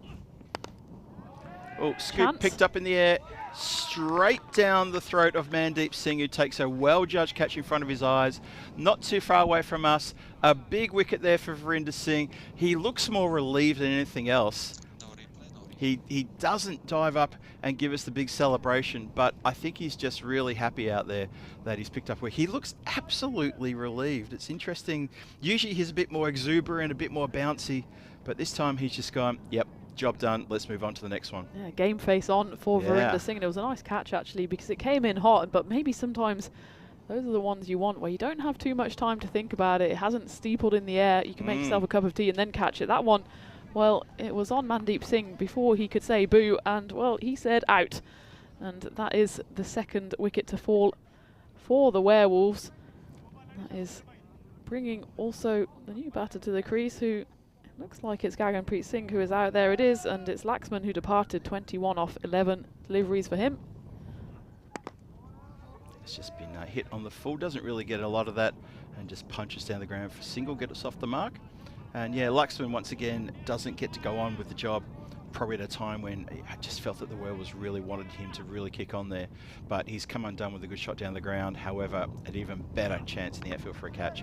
That's hit up in the air. It's going to bounce safely. Dive. Whoa. Whoa. He's taking the rope with him there. Dive from the fielder. He's got stuck in the ropes. He looks like a swimmer being attacked by an octopus as he gets enveloped in the ropes. That was rather curious, but it's a 4 nonetheless. Yeah, let's take a look at this on the replay. It's a good slide, and then somehow the rope ended up in between his legs. He goes for a little limbo dance, and, well, hopefully the rope's been put back in the right place. And as far as the Werewolves concerned, that was put in the right place. A lovely 4 to end the 4th over, 52 for 2. Let's hope he hasn't suffered any rope burn in the process. That would be quite uncomfortable. Have a look at the run rate graph here. You can see there, well, the brothers' run rate graph, that blue, which just had the big hike of 16 runs in the first over and then normal service resumed. And now this white line just slowly finding its way along as well. It's peaked, but then it's sort of got a bit of an arc to it. If you follow that arc, that trajectory, it's probably just ticking downwards now after that over. So a lot of work to do for the Werewolves. Still a lot left in this game. That's a big uppercut. That is going to also go away for a 1 bounce, 2 bounces, 4 runs. And you're right, if you had to pick a, say, like a chunk of pie, let's call it a quarter of a chunk of pie. Where That's the the usual serving, isn't it? A quarter of a pie. It is when I'm eating pie. Depends on the pie, really. We should have pie chat. Okay, here. I'm going to open I've completely distracted you from your thought there, Phil. Before I finish my thought, I'm going to ask the chat, what's your favourite pie? Okay. Yeah. Which quarter of the pie is most of the runs being scored on this ground? It would definitely have to be that bit over there for sure. You called it last innings actually, said so many runs scored. Point to wicketkeeper, isn't it?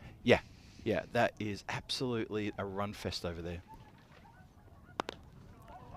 And then having said that, goes leg side with a big strike for Maximo. Well, Singh gets into the mood and says, it's my turn now. Muhammad Tabish at the other end just saying to him, look, well done, keep that going. Don't forget you've got friends here, Gaganpreet, I want to have a go too. And these two looking dangerous now. Yes, Harsh Kumar who's come in to bowl the 5th, and he's been hit 4-6 his first 2 balls, and well, he has picked up a 3 for game 11, 3 for 8. Well, he's already gone for more. He's gone for 10 off the first 2 and make that 11 as well. A bit of athletic fielding from Harsh. I'm not sure he actually got anywhere near the ball, but it looked good on camera nonetheless. It did look good. It did, but yeah, I think his skipper was fielding covers, just walked over and said, "Yeah, I got it," and underround it to him from about 1 metre away. So Harsh Kumar needs to put the brakes on here. Need to find a way to stop the Werewolves from scoring freely. A few big hits already. I do have a lot of opinions on pies, opinions, if you will. Opinion. Do you have an opinion, do you? Okay. Which almost sounds like a Kiwi accent, doesn't it? Are we talking sweet pies or savoury pies? Let's open the book on that one. I'm just going for a favourite. Maybe we could have to boil it down to sweet and savoury, a split. Okay. But at the moment, I'll leave it open for any kind of pie. Any. Well, I don't want to go down Pizzagate again, but I'm happy to go do Piegate, because you Australians, I saw when I was over there in January, you get a pie and then you put tomato ketchup on it. Yes, that is something that Australians do. Why? They say it's because it's too dry, but then why is your pie dry? I don't think it's because it's dry, and I would agree. If someone says the pie's dry and needs sauce, I would say then that's not a good pie. You need to go find another place to buy your pies from. Simple as that. Yeah. For instance, well, we've got the Down Under pub in Prague where they specialise in pies, and they are so moist and so good. They've got what they call the Melbourne pie, and it is a sweet onion gravy minced meat pie. It's absolute perfection, and that is my favourite. That is piefection. That is my favourite pie completely. Up and coming events. Well, we're in Portugal, and we've got internationals coming after the ECS. Don't forget, ECS Premier Division starts after the Challenger Division, and then Spain, Madrid, Italy, Bologna, France, Malta, and Tina will be there at Malta. You can also be there in Bologna as well, and then check here where I'm going to be. I don't know if I'm going to be in the booth or I'm going to be at the ground helping out, or whether I'm going to be maybe a boundary rider. I might be doing all three roles actually at the same time. I might be. I would love to be a boundary rider, mic'd up. I would love to do that. I've said to Vinny a few times, like put a headset on me, give me a camera and a carter. Let me just work the crowd. I'll be the boundary rider on the round, just working the fan zone. And we're going to throw to Phil in the fan zone. Nope, he's face down. All right, let's get back to the commentary position. Well, my mind is still on pies, and now I'm thinking of the different pies you can get in all of these countries. Of course, you get empanadas in Spain. Empanadas. Italy, I suppose you get a calzone, more or less a big old pie. Yeah, big old pie. They've got those local kind of pastries in Malta as well, and I can't remember the name of them. Someone in the chat will tell me they've like those little deep fried pastries that you get for about 70 cents. They're kind of like Maltese empanadas. Someone I'm sure will help me out in the chat, but they are absolutely gorgeous. I know exactly the ones you're talking about. I got stuck into those last year during the Malta ECS, and they were divine. What are they called? Help us out, chat. Tina's Googling it. Maybe the chat can beat you to it. We'll see. We'll see. Pastizzi, there we go. The pastizzi, yes. So good. Lee Tuck was bringing pastizzis over to myself and Rico and Charlie during our commentary stint there, and that was so nice. The one with the ricotta cheese, so good. Yeah, I mean, I think we've covered off savoury pies. We have indeed. Is there cricket going on, or are we just going to talk about pies? I don't mind. Well, John Higginbottom in the chat, he says his favourite pie, rhubarb topped off with organic lemon curd yogurt. Oof, it's got a bougie pie. That's pretty bougie. Jeez, that's ticking boxes for me, though. That really is. SkyQuest says pecan pie. That's a classic. Pecan, yeah. Well, we have a no ball on the field signalled, so it will be free hit for Mohammed Tabish, and that's not someone you'd like to give a free hit to, but Satnam Singh has duly obliged here. Only 47 needed from 28. Time for a free hit. It doesn't go out of the ground. It's going to land, and just the one run from that free hit, so I must call it a bit of a free miss, unfortunately, for the Werewolves. Fortunately, if you're a Brothers 11 fan. What else is the chat telling us about pies? Steak and kidney, Andy Mason with a steak and kidney there. Oh, how is that? No. Oh, there's a few people. Well, the batter's in a bit of mischief as well, isn't he? He's been hit on just around about the knee. Have a look at this one again. Where does it hit him? Just above the knee roll? That's probably well, it saved him because it was going well down leg side, but it did actually miss the pad. But it hasn't saved him for long as Satnam Singh comes back next ball, and he doesn't need to appeal for that one because that's cleaned him up. That's a terrific delivery to follow up the LBW shout. And that is going to be the end of his watch. And Mohammed Tabish is taking the gloves off. Maybe he's going for a bit of a drink of water. It can be a little bit warm out there in the centre at this time of day, so maybe Mohammed Tabish is going to greet the next player comes in. Maybe he's going to want to drink. The brothers celebrate 68 for 3 now. What other pies are the chat yelling at? Well, mince pie is obviously a seasonal favourite, and I know we've hit our target audience now because we're going into the definition of pies. Is it pies? Is it crumbles? Is it puddings? Is it pies? And you know, suddenly when the chat flares up, it's because it's food chat. Yep. I see with pies, it's a funny one. I don't want to limit it to just it's got a crust. You know, like it's got a short crust or it's got a filo pastry crust or something like that. Because some pies, they don't have to have a crust around them in the classic sense. Okay. They don't have to. I mean, a tartatan. Okay, that's a tart, but if someone said that's my favourite pie, I would say fine. That's cool. And that's another wicket. Oy. That's certainly cool. Oh, we're going to go upstairs. Let's have a look at the video replay. Brothers are adamant they've got a wicket here. It's Harsh Kumar with the throw in, and it just kind of kisses the top, kisses the crust of the stumps here as we take a look at this on replay. Let's have a look. Tabish could be in all sorts of trouble here. Here it comes. Underarm throw. Bounces on top. He's not just in trouble. He is gone by about 1.5 meters. That's actually really good keeping from Pardeep Nanglu to do absolutely nothing because he saw that that ball was going to hit the top of the bails. Yep. Didn't need to intervene because that could have actually allowed the batter to slide his bat in. As it was, though, he was probably a good meter and a half short. He has to go. Yep. The Werewolves suddenly in a spot of bother here. Yeah, good judgment by the keeper. Good shout that, Tina. It's every chance that the keeper could have got his gloves close to the stumps, thinking, is it going to hit? Do I have to take it? Do I have to take the bails? In the end, he let it hit. And, well, the very dangerous Mohammed Tabish is on his way. The distance in the end was, I reckon, a good 1.5 meters. He was quite out of his ground.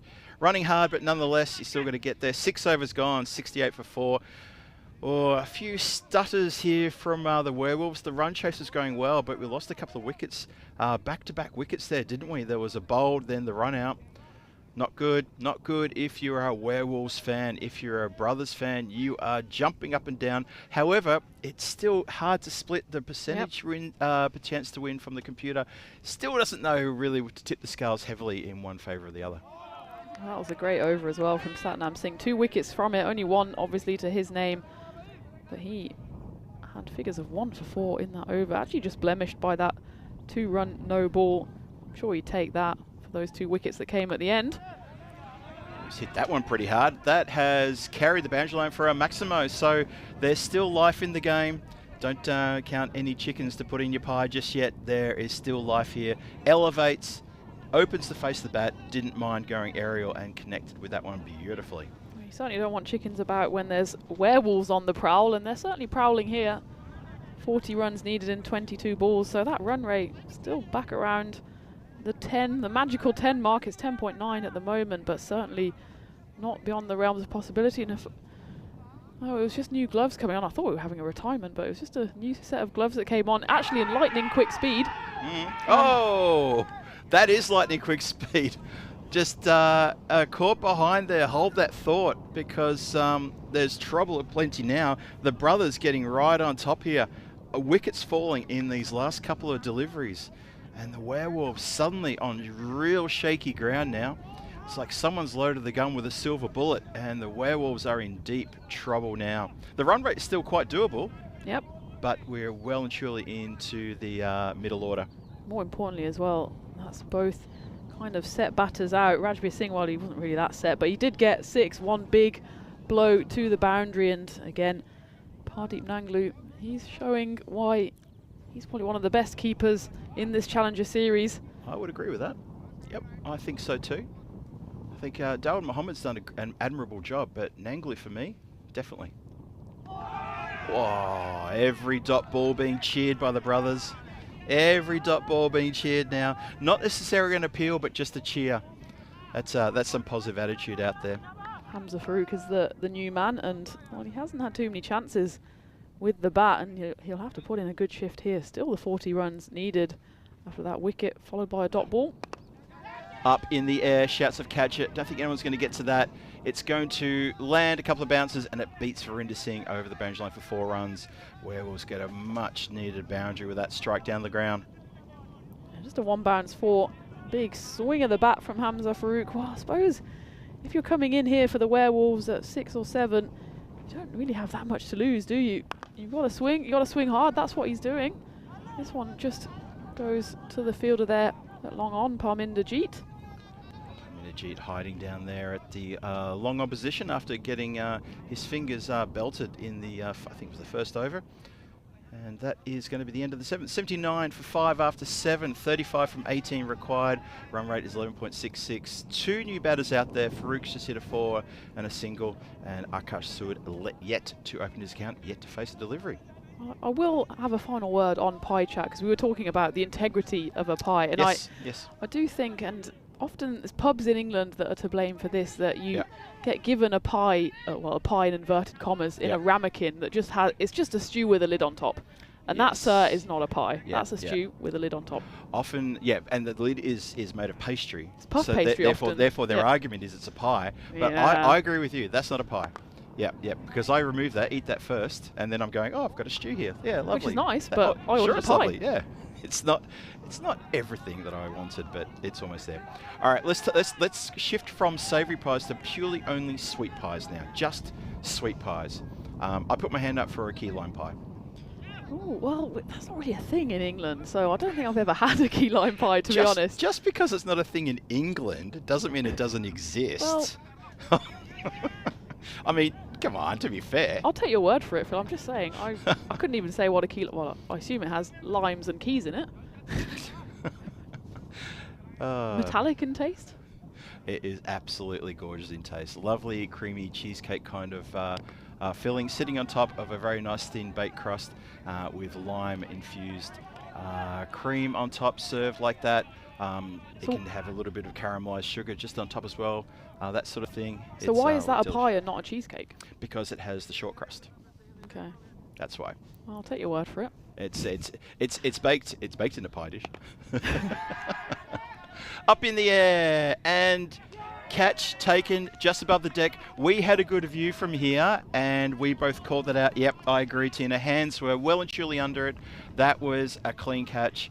I thought that was a good catch too, by the way. It was a good catch from Parminder G. I think he made it a bit more difficult than he had to. If he had just taken a half step forward here, he could have taken it at waist high. As it was, well, it maybe died a death on him.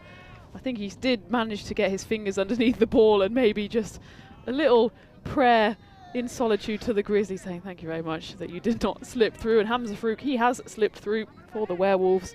He departs for 6 off 5 deliveries. Werewolves 81 for 6 as we take another look at this catch. Do you reckon he had a moment there just as he came into the hand where he thought, I'm about a foot short, because he just at the last moment just extended the levers a bit further. Lucky's got long levers to catch that though.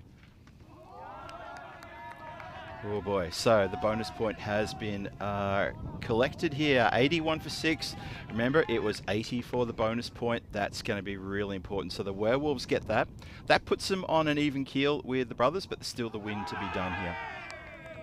Well, this win is looking distant memory or distant dream at the moment. Yeah. Maybe memories of their previous wins for the Werewolves. They've got 5 of them, but they're staring down the barrel of a 3rd defeat unless they can get a wiggle on here. Final ball of the 8th. Oh, it's going to be wiggling off the pitch. Dear, oh dear. A premeditated charge down the pitch there. Well, the bowler, a little bit too smart to let that opportunity go, whips it in towards the body, and some terrific effort there again. Nangley behind the stumps, proving what you and I are saying is that he is the pick of our wicketkeepers in this tournament thus far. That is a cracking effort. It's just how calm he stays behind the stumps. He knows that, well, if the batter is charging down the pitch and then some, he's out of frame, Phil. By the time that is taken, he's literally off the frame as Gurpreet Guri, and he'll be off the pitch sooner rather than later as he goes for a 3-ball derrick. I'm surprised to see Gurpreet Guri go like that, because he's someone who can put the foot down and score 20 runs off and over just like that. Look at him disappear off the frame here. Maybe he saw someone breaking into his car and he was distracted and just started running down. I'm not sure, but that white line is not going the direction it should be. That is a proper down tick from 7 to 8, and that is not the trajectory. It needs to kick up again. Not sure what the Werewolves have got now. They're 7 wickets down as well. They're really going to struggle now. Akash Sood, he's only faced 1 delivery for 1 run. And there's trouble for the Werewolves. Oh, well, he's trying to hit himself out of trouble. Is that going to carry? It is. It's going to just go to the right of us. Tina's taken the headset off. She wants to field it and does. So well done. I can see you are very keen to chase that one. Well done. And that has been a big Maximo down the ground. Unfortunately, it wasn't there for us to catch, but well fielded nonetheless. Yeah, well, I thought I'd get in sooner rather than later. Help Harinder out. He's been doing a lot of heavy lifting for his side as well. They look like they're going to go through for the second run. Oh, and he let it through there. Did Mandeep Singh, so direct hit and he would have been in trouble, but they do manage to get through for 2. Not sure why Mandeep was quite happy just to let that go through. I thought he might try and stop that one, might try and take it cleanly. Never mind, 25 required from 10. It's going to be a tough ask here.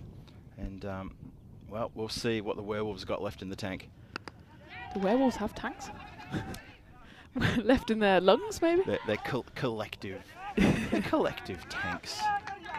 They all just go back into their cages after the game and we'll wait to be unleashed for the final game. Well, this is the thing about werewolves. Werewolf is a mythical creature that goes from a human into a wolf. So they're obviously going back into their human form, and they're just struggling a little bit. Just not quite there. I've got to say, of all the gothic horror creatures, werewolves never been the big one for me. I was going to say, there's no way I can go toe-to-toe with you on gothic horror fantasy kind of knowledge, so I'll leave that all to you. I should mention my favourite book is actually Frankenstein, Mary Shelley's Frankenstein. Okay. I think it's a terrific book. I'm not one of those, Catcher in the Rye, I carry a copy with me. Yeah, no, Frankenstein, absolutely sensational novel. Anyway, getting right off topic here, because it's getting very sticky out there for the Werewolves, and it's getting really tough for them as well. It's 23 from 7. So, again, it comes down to needing a big hit here, just so they might have maybe, 17 runs to chase maybe in the last over. If you're chasing 20-something in the last over, it's going to be so difficult, especially when you're 7 wickets down. Last ball of the 9th.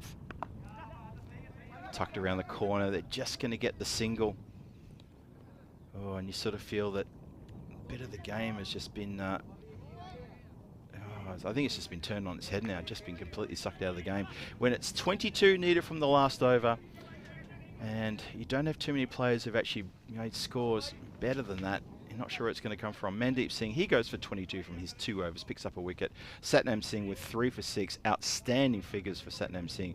Vrinder Singh and Rahul Bhardwaj both pick up a wicket. 3 for 6 for Satnam Singh, and there was also that run out in his first over, which was the 6th of the game, and since then the boundaries have dried up. Just the 3 since Satnam Singh's over, and well, 5 wickets in the meantime, and that's the story of the innings so far, and that's why the Werewolves are staring down defeat here. Unless they can pull off a magical final over chase, it looks like it's going to be Harsh Kumar with the ball. His first over went for 12, so if he repeats that trick, it'll be an easy victory for the brothers. It's Akash Sood on strike. Well, they need to defend 22 runs here off 6 deliveries. Let's see how we go. First ball, really important. Oh, it's gone leg side. There is a backstop there. That's interesting. Yeah, well, they probably just think, well... Just in case? Just in case, and, well, it's probably not the worst idea then if Harsh Kumar is going to throw down that wide and Pardeep Nanglu gets nowhere near it. And just as well that backstop it is, I don't really like seeing it as a fielding position. It does seem a bit negative, but positive there that they stopped the 5 wides. Yep. Oh, swing and a miss. Yeah, you know what? When the last over you need 22, any slight leg side, as you say, that the keeper doesn't get his hands on, I mean, that would just be a gimme. It's also the ball's got to be re-bowled as well. It's 5 runs. So that's pretty clever captaincy. And at this point, you'd have to say 21 from 5 now. If this doesn't go to the boundary, it's pretty much curtains. Charges, gets an edge, just goes along the ground. Point runs around to collect, and that, ladies and gentlemen, is pretty much the ball game. Mathematically, it can still be done. We talked about, was it Carlos Braithwaite? Yeah. But we're not going to go there again. No. And I would have to say 21 from 4. It looks like the brothers are going to pull off a pretty big win here against the Werewolves.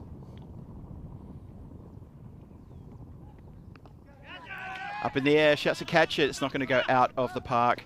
It's going to bounce, bounce, bounce, and over the boundary line for 4 runs.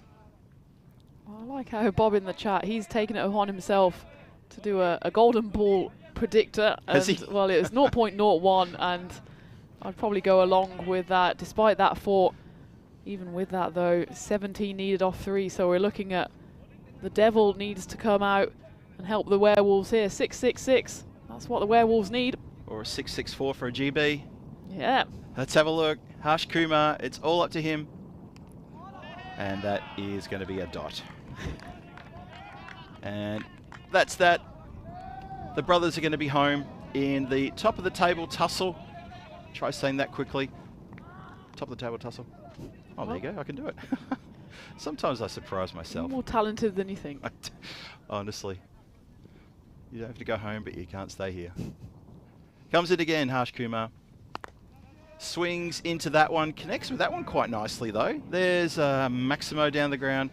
But unfortunately for Akash Sud, that's a little bit too little too late. Brings up the 100, 103 for 7. And that is 1 needed from 11. This would have to be a no ball sent for 6. And then follows up with a 4 in order to win the game. It's a lot to ask for. It is a lot to ask. Stranger things have happened, but Harsh Kumar just bowl it onto the pitch and the victory is yours. Every Brothers player is saying exactly those words. Last ball coming up. No, well, that might be a wide, yeah. It's a wide. Can you believe it? Harsh Kumar cannot believe it. He's appealed. He knows it's a wide. I did hear you say last ball coming up to Phil, so there's 1, 2 on the tally.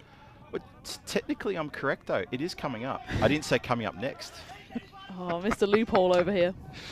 Oh, yes, yes. I don't have a law degree, but sometimes I think I should. Some of the stuff I come out with. Anyway, let's try one more time. Harsh Kumar. Oh, he's holding the drama. Oh, was that a bit of a Mankad warning? It was a Mankad warning, but I'm thinking, Harsh Kumar, if they just go through for a single, that's absolutely fine by you. It doesn't matter. You will still have a win. Slows it down, and it's been clipped away towards the third man boundary for 4 runs. He finished with 4. And Harsh Kumar's explaining to the team what he did right there, I think. And the score will end up on 108 for 7 after 10. And the brothers, they do indeed defeat the Werewolves here in the top of the table clash. The brothers going to have a bit of a chat. I can see there's maybe a little bit of heat getting to them. They're a little bit frustrated. At the end of the day, fellas, you've taken the win. It's a good win. And so there's Parminder Jeet still counting the fingers on his hands from about 40 minutes ago. And handshakes all around, a few pats there, a few cuddles. Thank you to the umpires for officiating a game that was getting a little bit lively there a few times. And a good win nonetheless to the brothers. They sit alone at top of the table. So well done to the brothers. Werewolves, well, gallant in defeat, but unfortunately it was not your match on that occasion. Well, we'll see what's coming up in just less than 25 minutes time. Friendship CC against LSG, and a big one again. They've got a very similar win record.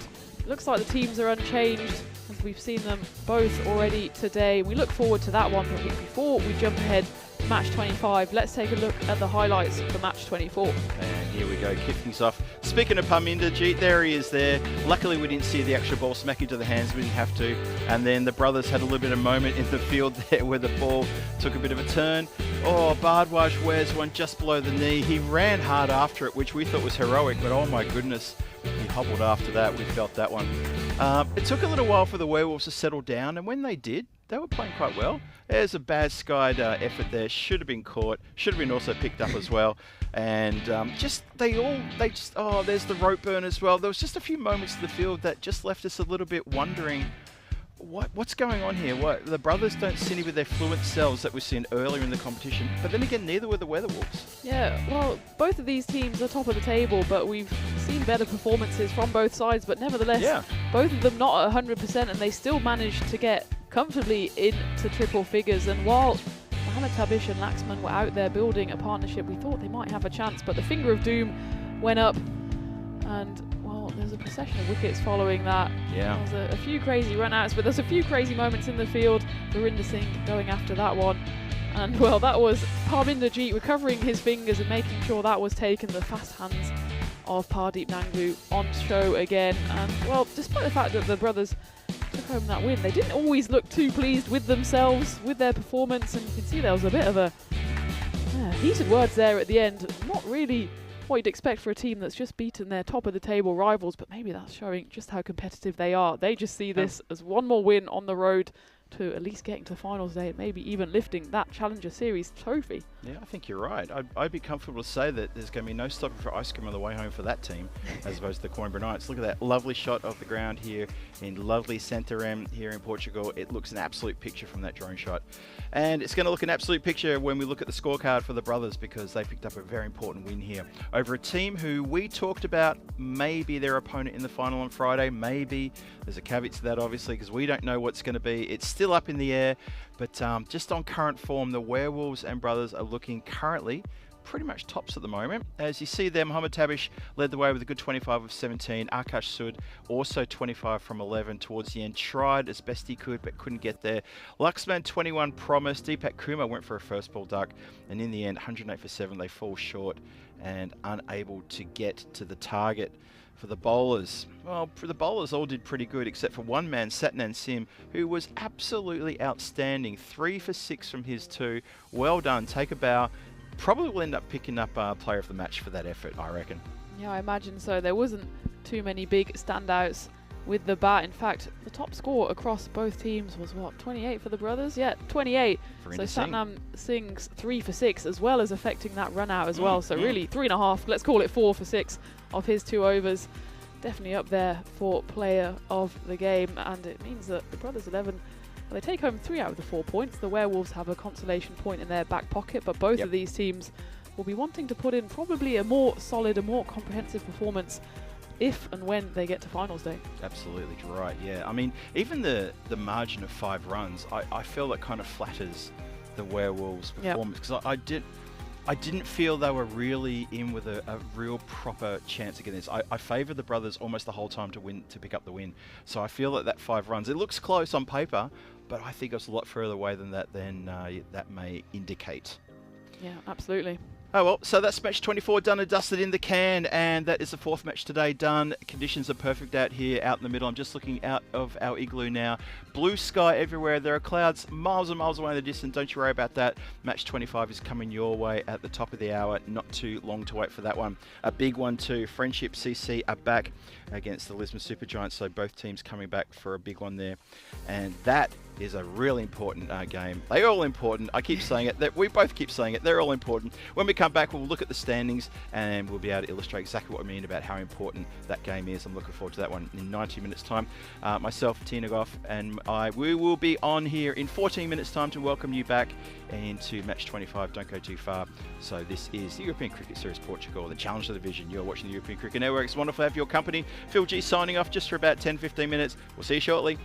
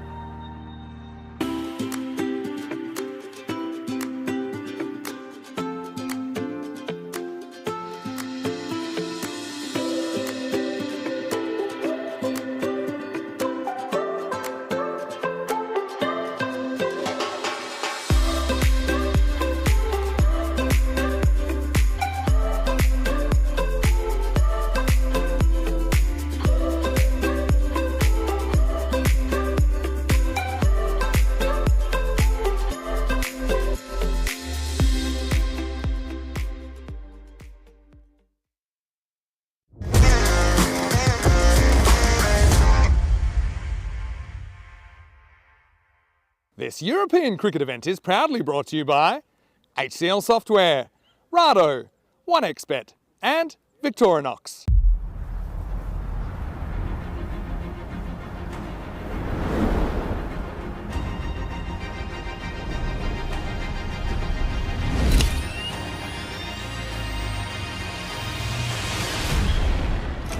Recanto escalabitano,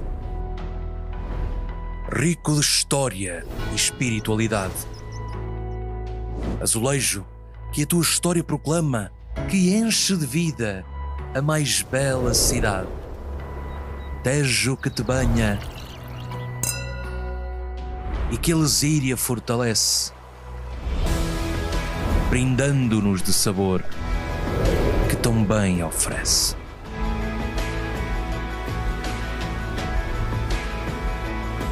Campino, que te dá cor, movimento e união. Pelas mãos que sentem e sabem o melhor da região.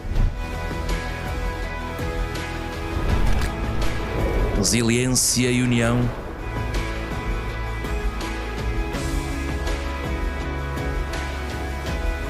Sendo a tua primazia, ruge de pulmões cheios a tua bela sinfonia.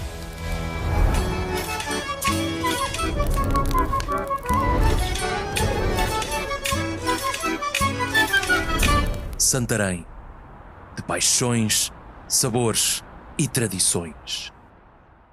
Santarém, de portas abertas ao futuro. Welcome back to the Santarém Cricket Ground here for match 25 here at the European Cricket Series Portugal Challenger Division. Phil G here on station for you for this next match coming your way. Can't wait to get this one started. It is going to be the Lisbon Supergiants taking on Friendship CC. What a massive game this is. Remember, 4 teams go through to the finals on Friday. I know we've got a whole day tomorrow, but this match is really important. It's the last match today, and let's get over to the coin toss with Stefan Gooch. He's got 2 captains. Stefan, take it away. Supergiants to call. Head. Heads is called. It's tails. We'll do field first. Bowling? First. Yeah, okay, good luck. All the best. Have a good game. Thank you. Thanks. Friendship won the toss, they're having a bowl. So there you have it. Thank you, Stefan. Friendship CC, they win the toss, having a bowl first, and they're happy to chase. Interesting, happy to chase. Get those Lisbon Supergiants in, get a score on the board so they know exactly what they're chasing. Not a bad idea at this late part of the day here. And another beautiful day here in Santarém. And it is day number 5 coming to a close, but this next match, it's going to be a ripper. Let's go to Tina Goff. She's standing by in the Comsha Igloo. Tina, the news from the toss is Friendship CC going to have a bowl first.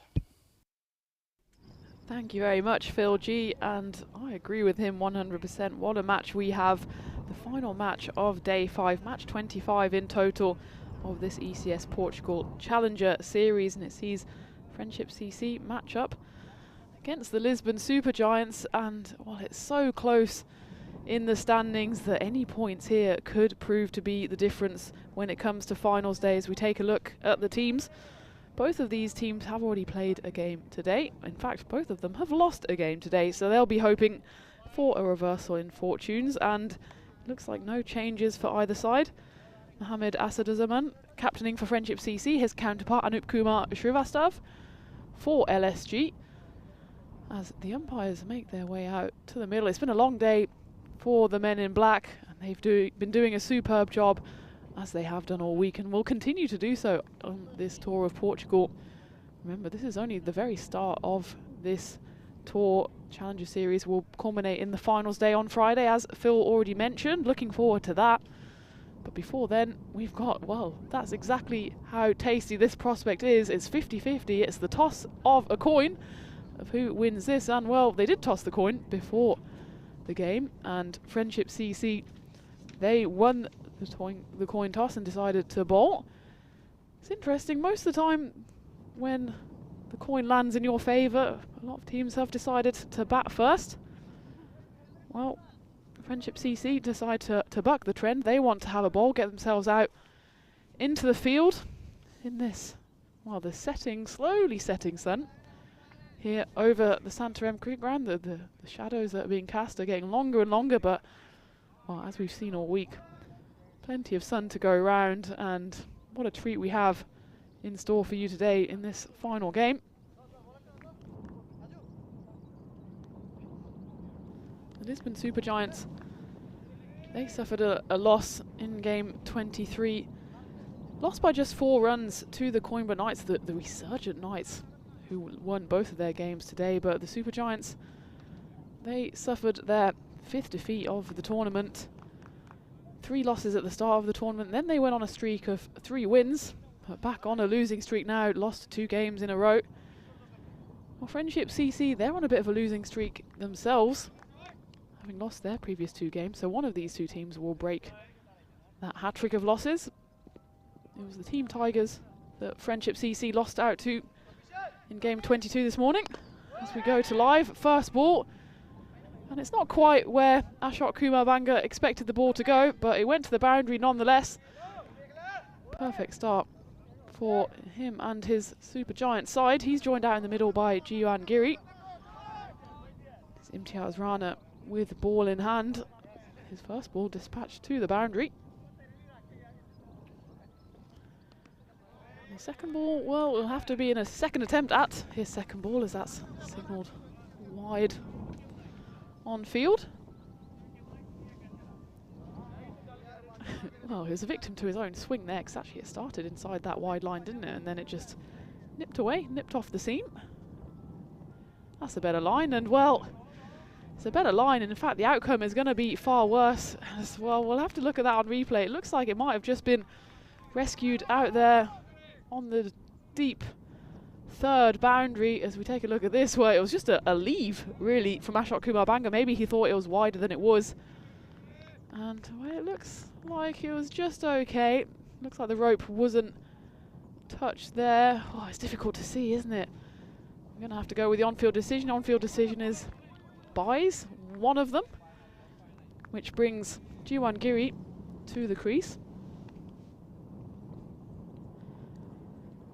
Giri has shown flashes of what he can do in game 4, which was in fact a loss. He did score a quickfire 20, but not too much else to write home about. And well, I would go for that catch, but I'm the only one in the commentary igloo at the moment. As it is, it just swings to the left side of the igloo, and I almost went off the airwaves there, because that was it started right down the barrel. I was staring up into the Santarem sky as a grizzly was hurtling towards me, but the swing of the bat just took it more towards the left of the igloo, as we see here on replay.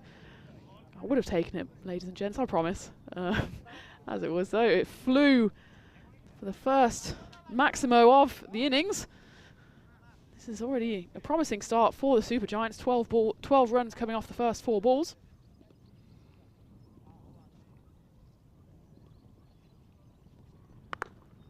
Big swing again, doesn't quite get a hold of all of that one, does Giri. Just runs through for a single. Yeah, in their earlier game today, Friendship CC were mauled by the Tigers by 43 runs, registering their 5th loss of the tournament, so they're level on losses with the Supergiants, 5 apiece, but just 2 wins to the Friendship's name. Well, 4 to the name of Kumar Banga, as that just bounces once before it skips over the boundary. And well, that's a very promising start indeed for LSG. 17 runs coming off the Imtiaz Rana first over, shared between the 2 batters. Banga on 8, Giri on 7. As we take a look at just how long this Tour of Portugal will be, and it's wall-to-wall excitement. I already teased it earlier that, well, we have the final of the Challenger Division not too far away now, just 2 days' time. About this time, in 2 days, will be the final, which, yeah, well, it starts at 5 p.m. local time. So exactly 48 hours, we'll be sinking our teeth into that final, and then we go straight into the Premier Division. Another 30 games in the group stage before finals day, and, well, Jiwan Giri is sinking his teeth into the bowling of Murzalin Habibul. He doesn't even need to get a sighter. Well, these 2 teams have seen enough of each other so far this week, and Jiwan Giri just dismissively hits that kind of an inside-out shot through wide, long-off region. That's already the 4th boundary of the Super Giants innings. Positive start here from LSG, and just as that Grizzly is being collected, it's a perfect time to welcome Phil G back into the box as Mirzaline Habibul winds up his second ball.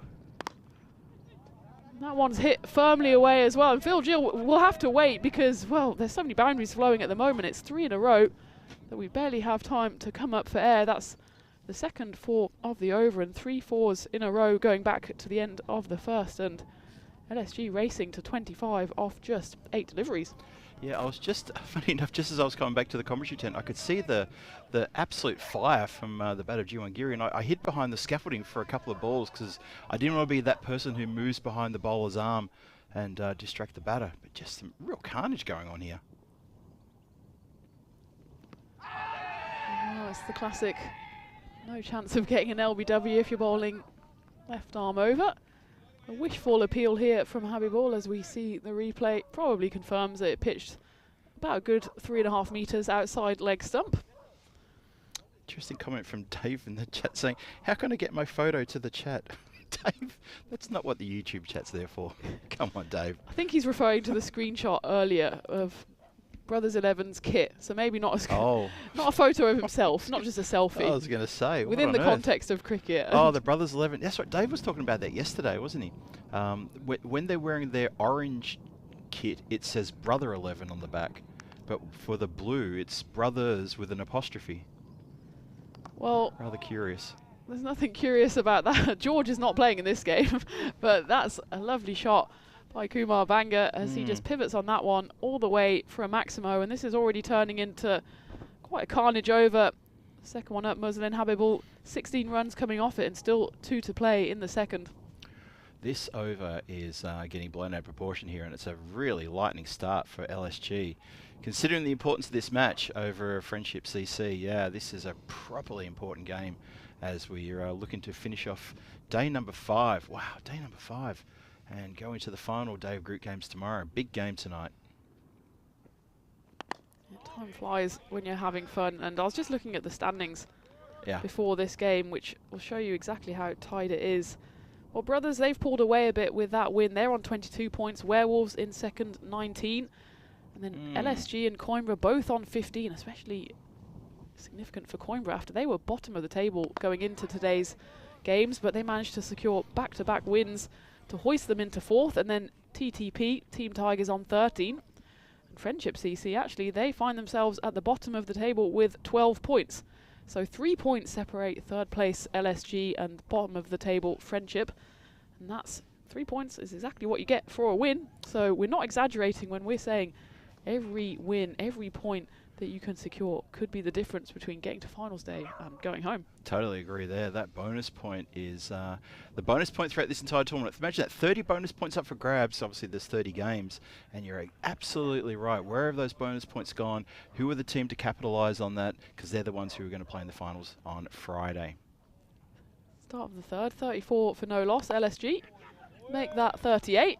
And that's hit firmly away to that point, the pie, the quarter of a pie, which is getting all of the bites of the Grizzly at the moment. So many runs gone through that backward point region, and another one to add to the collection there for Kumar Banga.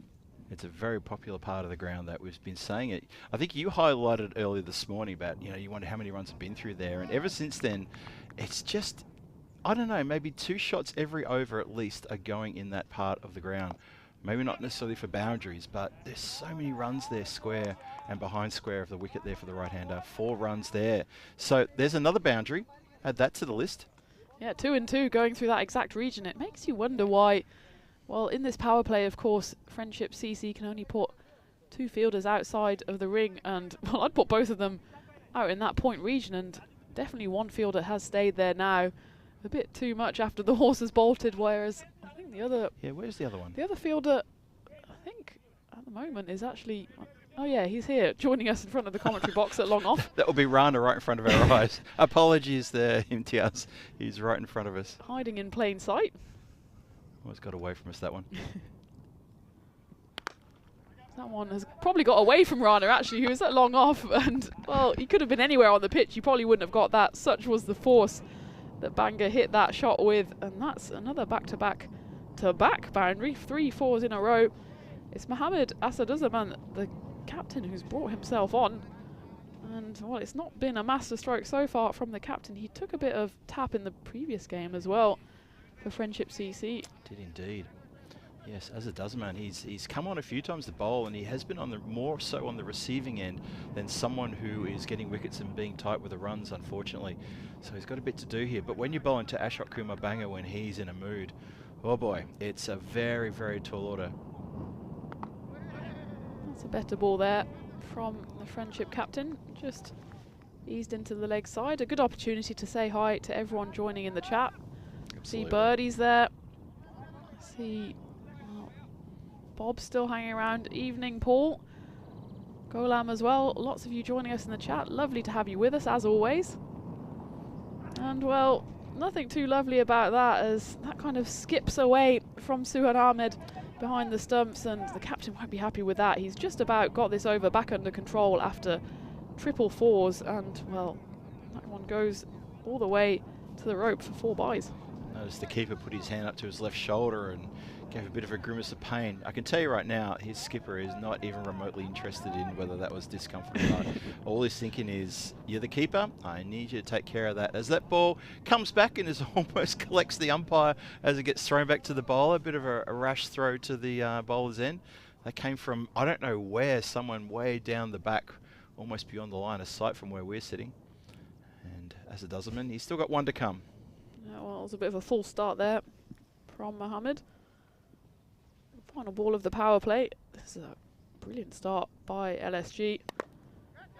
And it's chipped up in the air, and it's a half chance there for Imtiaz Rana. And luckily for him, it isn't double jeopardy because he kind of dived over it. Maybe he managed to get something on that ball to slow the Grizzlies' descent to the boundary. Let's take a look at this. Yeah, I think maybe some fingers on it would have been an outstanding catch. As it is, well, at least managed to save the boundary as they run through for 2, just short of a magical over there from Mohamed Asaduzaman. 19 coming off it, but what a power play for the Lisbon Super Giants. Consistent as well, 17, 17, 19, and that's probably one of the best power plays we've had all week. I was just thinking exactly that. I think that is an absolute top power play. 53 for no loss in that power play. Probably, I think maybe there's been another 50-run power play, but I think maybe there was a wicket there. So would you take a wicket loss in the power play or not? Maybe after 3 overs you wouldn't mind whether you're 1 down or none down, but 53 is a great score. Ashok Kumar Banga then 28 from 10.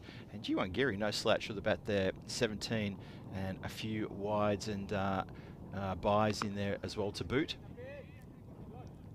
So the first ball of the 4th. Just eased away into the offside for a single. Ashok Kumar Banga, well, he's got off to a banging start. 29 off just 11 deliveries. As it's Sabir Ahmed with a ball in hand for the 4th. And well, well, I think if we see a replay on this, the ball gets hurtled back towards Sabir Ahmed, who in a moment of absolute brain fade forgets that he actually is acting as a fielder as well. It takes him to a moment to realise, oh, I probably could have stopped that. Look at this. He goes, oh, what have I done? At least he can take it in good humour. What a reaction. That was brilliant. Oh, that's going to go over us. I was almost taking my headset off there. Yep. I don't think I'm sat down. If I was standing up, I could have. Well, I'm promising a lot of things here, but probably would have dropped it, as that one looked like it was going to tail into the igloo. As it was, we remain unscathed as it goes flying just to the left. Good commentary, good camera work there. As yeah, the Grizzly almost said hello, knock knock. As it was though, 6 runs. And Ashok Kumar Banga, he's off to a great start. 35 runs off just 12 deliveries. LSG into the 60s, well into the 60s, because that's going to go as well to the boundary. Just a 4 minimo, so slightly stemming the flow, but not really. As Friendship CC, well, you can see they're aside low on confidence after that thrashing by the Tigers earlier today, and well, they're already threatening to go 2 defeats. Well, it would have been 3 defeats back to back. 2 defeats for the day, unless they can get a hold of this runaway Super Giants train. Yeah, a bit disappointing from Friendship CC going down to Team Tigers, who were, at the time, I think at the start of the day, they were bottom of the table along with the Coimbra Knights. So they've lost, and Team Tigers played a terrific game earlier today as well. Really, really good game. Had one player coming in, that was Irfan Hossain, who put a really good game together, really helped things out with Omar Farouk. And, well, I kind of feel for Friendship CC, I feel they've just had a little bit of strength taken out of them, and they're looking a little bit vulnerable at this point in time. 65 for no loss, 4 overs gone.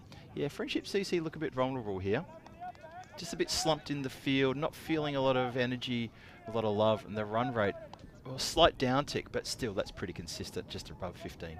Well, it's a strange kind of atmosphere for a team that actually won the toss. They wanted to get out there in the field, and well, they aren't really showing too much friendship to one another. It's all a bit like 11 individuals out there, and meanwhile, Ashok Kumar Banga and Jiwan Giri, they're doing the damage for LSG. Already, what is that? It's about 11 boundaries on the count. And that could well be 12, unless there's some miracle fielding, and there won't be out there in the deep. And Abdul Matin, who comes in to the fray, he goes the same way as his counterparts at the moment. He also gets hit to the rope, and well, it's been a curious day for Abdul Matin, hasn't it, after he was timed out earlier this morning. Yeah, astonishing, really, when you think about it. I mean, 2 days ago, he got 5 for 9 and completely took a game by the scruff of the neck and dragged it kicking and screaming. Oh, that is a big smash into the sun. Everyone's got eyes for the ball. No, not to be. It's been dropped. Can you believe it? Oh, dear.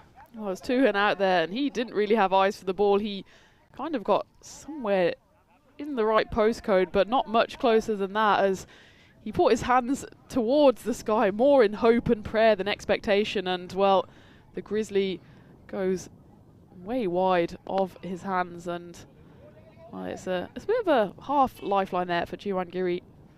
He just manages to take the single, but Ashok Kumar Banga says, have another go, but don't hit it straight up in the air this time. Abdul Matin runs a good 22.5 metres to retrieve that ball, deciding he'll do it himself. Probably feeling a little bit disappointed that the catch wasn't held, but that catch never looked like being held. This one probably won't be held either, because it's going to go all the way over the rope. There was a fielder out there, but he could only watch, be a spectator like the rest of us, as that flew over his head. And Jiwan Giri, having seen Kumar Banga at the other end go into the 40s, while he's getting in on the act too. 27 of just 12 deliveries for him, and the Super Giants fly to 75 off just 4.4. Yeah, Matin in a little bit of strife here. He's in danger of getting blown away, but that one hasn't gone to the boundary line, so he's gotten away with that. Well, before this game started, the win predictor was exactly 50-50, and, well, just as we're talking about the next ball, the ball was, in fact, still live, and they scamper through for a burgled run there. They did. Wow. It doesn't rain, it pours for Friendship CC, and they're kind of going to pieces here.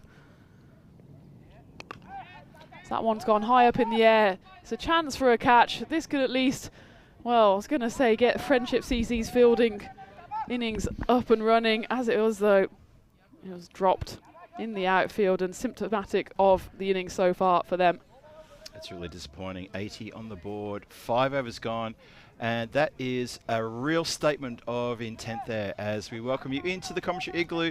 Phil G here alongside Tina Goff. And Tina, we're getting to the back end of the day. We've still got a whole game here to go in front of us, but we need to give a shout out and our love to the guys in the chat. Thank you for joining us today. Thank you for keeping us entertained with all of your little nuances and your little pearls of wisdom. We've had a great day. It's been an absolute terrific day of cricket day today, hasn't it? Had a bit of everything, really. It's had everything. I mean, the one thing we haven't had is a golden ball, but we had that a few days ago in this final game as well. So, well, we're waiting for lightning to strike twice.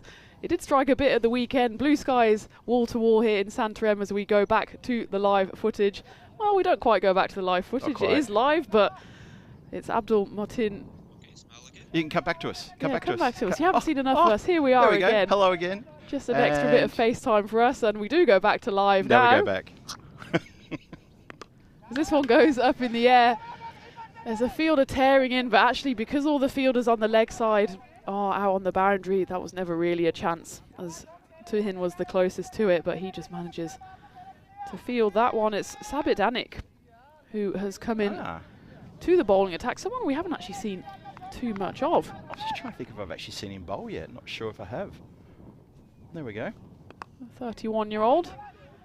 Right arm over. He's got a decent enough action. I suppose for Friendship CC, they've got to try everything at this point. They're staring down possibly, well, probably one of the biggest totals we've seen if they carry on like this. Expected score up at 144. Oof, wow. And, well, that will be well above par. Par here between 100 and 110. That's what we feel it is. Yep, agreed. And, well, they do go for a single here. It was a good call through, actually, and they'll probably get 2 if they turn and run. Well, Giri was ready for the run, but Ashok Kumar Panga maybe thought, oh, I want to have a bit of the strike. He's got 41 off 17, so don't blame him. I suppose said, G1, I haven't faced the ball for at least 3 deliveries. How about you look after your friends here? Come on. He gets a chance now. Well, let's see if he makes the most of this chance.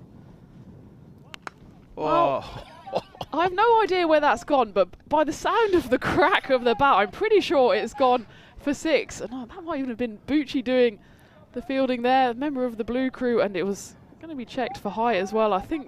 Ooh, it's close, It's another tough one. They never just give us absolute full bungers, do they? It's always one of these 50-50 ones. It looks like it was a slower ball gone wrong. It sounded terrific, an absolute crack. Really did sound good, that one. I think they're just double checking again, just to be sure they're happy with the height.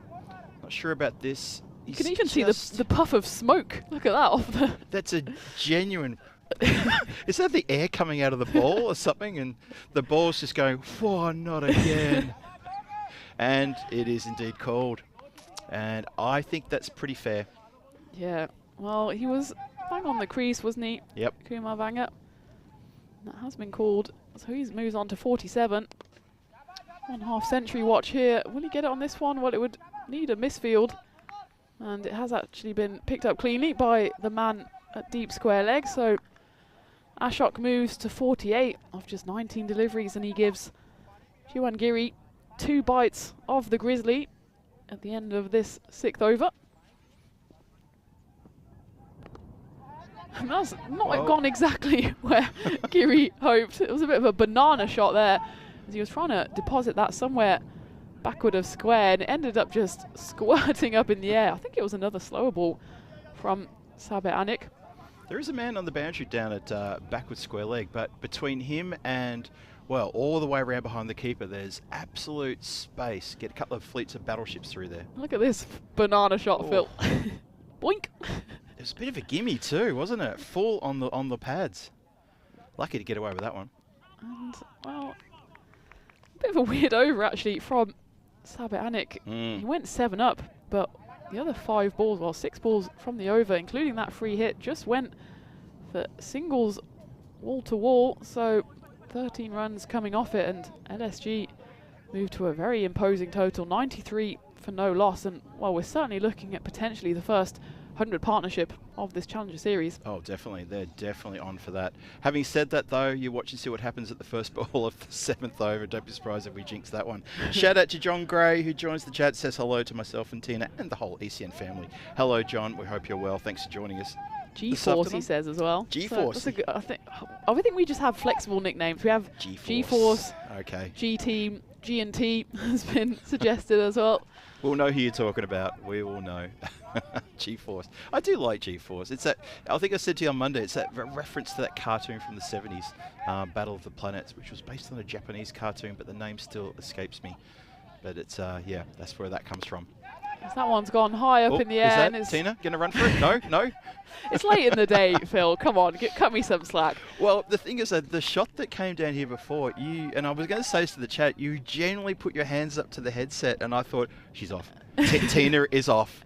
Can't keep the girl tied down. She's going to go for it. And then you said, it's going to go too far. Fair enough. Well, we've had a few lining up today. We haven't. We've barely had anything the rest of the week, but I think I've got my eye on now. It needs to start more or less straight for it to then curve our way. Yeah, the two have come like that, haven't it? Yeah, It's the swing of the bat means that, especially for a right-hander, it's got to be almost like an inside-out shot that starts over the umpire's head and then will curve its way into the igloo and safely, possibly, into my hands. And that is the 100 partnership up for Kumar Banga and Juan Giri. So round of applause for them. That's the first we've seen in this Challenger Series. And well, it looks like they don't want to stop there as they follow that up with another lusty blow. It's Juan Giri moving to 39 off just 18 deliveries. Seen deliveries like that get absolutely dispatched. Just this, almost like a Yorker length on just on leg or just outside leg.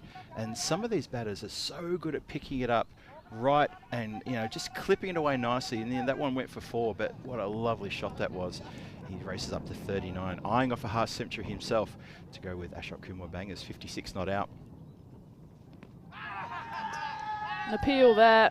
Looks like it's not going to be given again. That right arm around angle.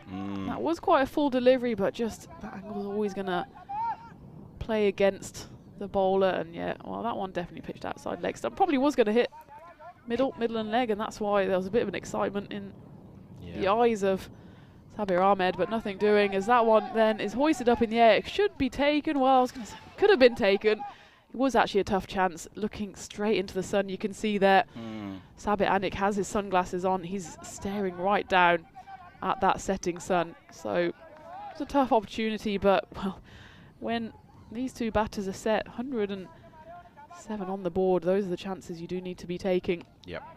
And it's double punishment as the next delivery is smashed over the backward square leg region, and well, that's a double blow for Friendship CC.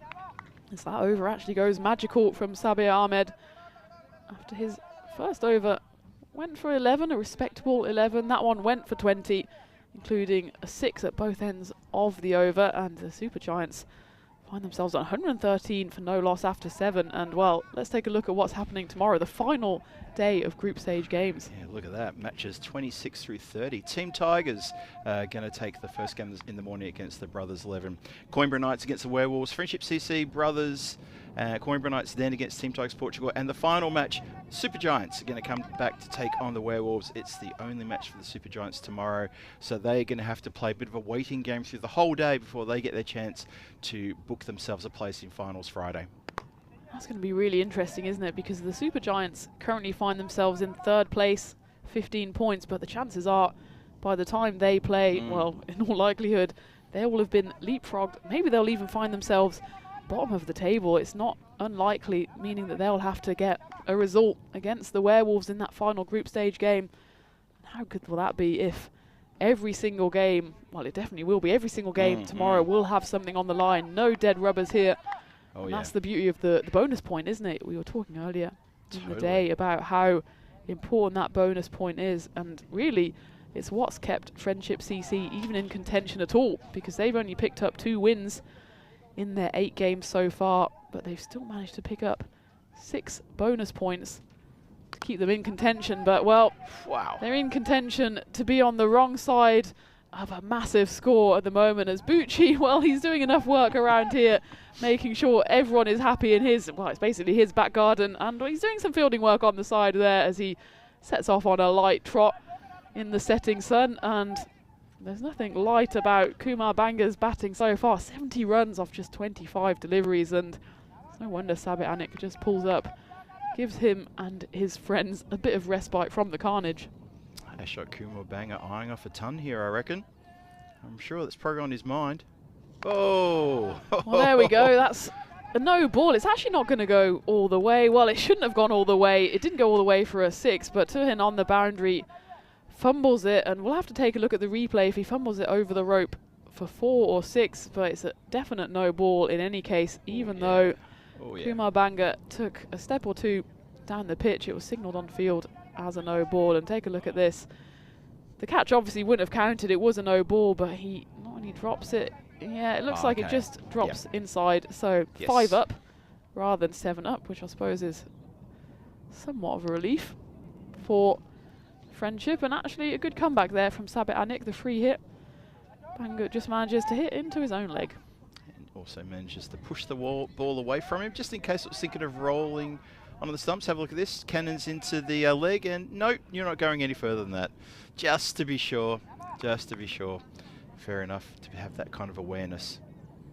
Girangiri, as you said before on the previous over, eyeing off a 50 as well. He's on 40, but he's at the non-striker's end. This one's gone high rather than long, but because the fielders are all out on the boundary, it's a really long run in this time for Abdul Matin, and he does actually do well to get in position. But that's the story of the Friendship CC fielding innings so far, that nothing, absolutely nothing has gone their way. And well, if you have chances like that, you've got to take them. And that's why the Lisbon Supergiants currently have an unbeaten opening partnership of 128. Final ball. No, sorry, with 2 balls left of the 8th, because we had that wide and no ball in there. So they do just jog through for 1. So Girangiri, he'll have the final ball of the 8th. 129 for no loss, huh? That's quite a performance from these two. 4 here would make magical over as well. And well, it's up in the air. It's a chance here for a boundary. Yes, thank you. To the boundary. So after 8 overs, LSG 133 for no loss. And look at that expected score, Phil. 163. Oh, wow. So expecting 30 runs off the next 2 overs, and that's a fair assessment for mine. That's an absolutely fair. Kumar Banga is back on strike. He's on 77, and he is looking in a right mood here. And well, I'm sure the mood in the Friendship CC camp is anything but buoyant, as they've been put to the sword here by Ashok and Jiwan. Still 2 overs left. That one's high in the air. Again, there's no one in the ring on the leg side boundary, and well, there was 2 fielders there. One of them put in a bit more of an attempt than the other to get anywhere near it. And it's been a long day for all of these teams, and it seems like Friendship CC have already packed up and mentally left the building. But as you pointed out a few overs ago, they won the toss and wanted to bowl first, and this is completely blown up in their face. And that one's blown up over the boundary as well. That goes towards long on, and Girangiri, well, he's just 1 blow away now. And actually, no, that does take him to the half century. Scoreboard just catching up as we are on all these boundaries. That takes him to around 50. Well done, Girangiri. A very well-deserved 50 there. Letting Ashok Kumar Banga get more of the strike and getting more of the runs, but a great innings nonetheless. That one he just missed cues, but even when it's not coming off the middle, they're still getting runs. Absolutely leaking runs here. Friendship CC. In fact, the only dot of the last 2 and a bit overs was the free hit, which is somehow often the way the cookie crumbles. How ironic. Yeah, exactly. Oh dear. Attempted slower ball, but it's just been hit pretty quickly to the boundary by Kumar Banga. He goes into the 80s, and dare I say it, we might even be on century watch here, Phil. Yep, I reckon. Have a look at this one again. Just waited on that slow ball, saw it really early, and put it into that part of the ground, which is one of his favourite parts of the ground. Ashok Banga put so many on the leg side over the boundary line there. 147, 2 to come in the 9th. Wow, what a big score this is going to be. That one's just given the treatment. That was actually a bit more of a deft touch. It was a paddle, and you can see there, umpire crew from square leg gives a little mini Maximo in front of his waist, just giving a nod to his teammate at the striker's end. That went all the way. Look at that. There, yes. The little mini Maximo just in front of his chest, and well, very good work. Ashok Kumar Banga, he goes to 90. Into the nervous 90s now. He's still got 1 ball left of the 9th. Do you go for a single here to get yourself on strike? 153 is the score. Oh, if it's there to be hit, surely you put it out of the park. Oh, it's a wide. Oh dear, oh dear. Well, even the bowler's a bit nervous now. Habibul's gone for 36 from his 1.5 overs. But Ashok Kumar Banga has played an absolute blistering innings here. 90 from 32 balls faced. Definitely on century watch now. Well, that's gone high up in the air, and I assume it's gone over the hill from where we're sitting, but in all likelihood it's gone for another 6, and that takes Ashok Kumar Banga to 96 off 33 deliveries. Bad news for him is that he will be on the non-striker's end for the start of the 10th. It'll be interesting to see what Girangiri does here. He's got his half century. Does he just take the single and say, you know what, Ashok, this one's all on you, as we take a look at, well, the bowlers. Look at that, 15, 15.5, 15, 16.5, and, well, Muslim Habibul, he took the most tap, 43 runs coming off his 2 overs, and it's been a bit of a disaster class here for Friendship CC. 160 runs on the board. That over went magical. As Jiwan Giri faces up.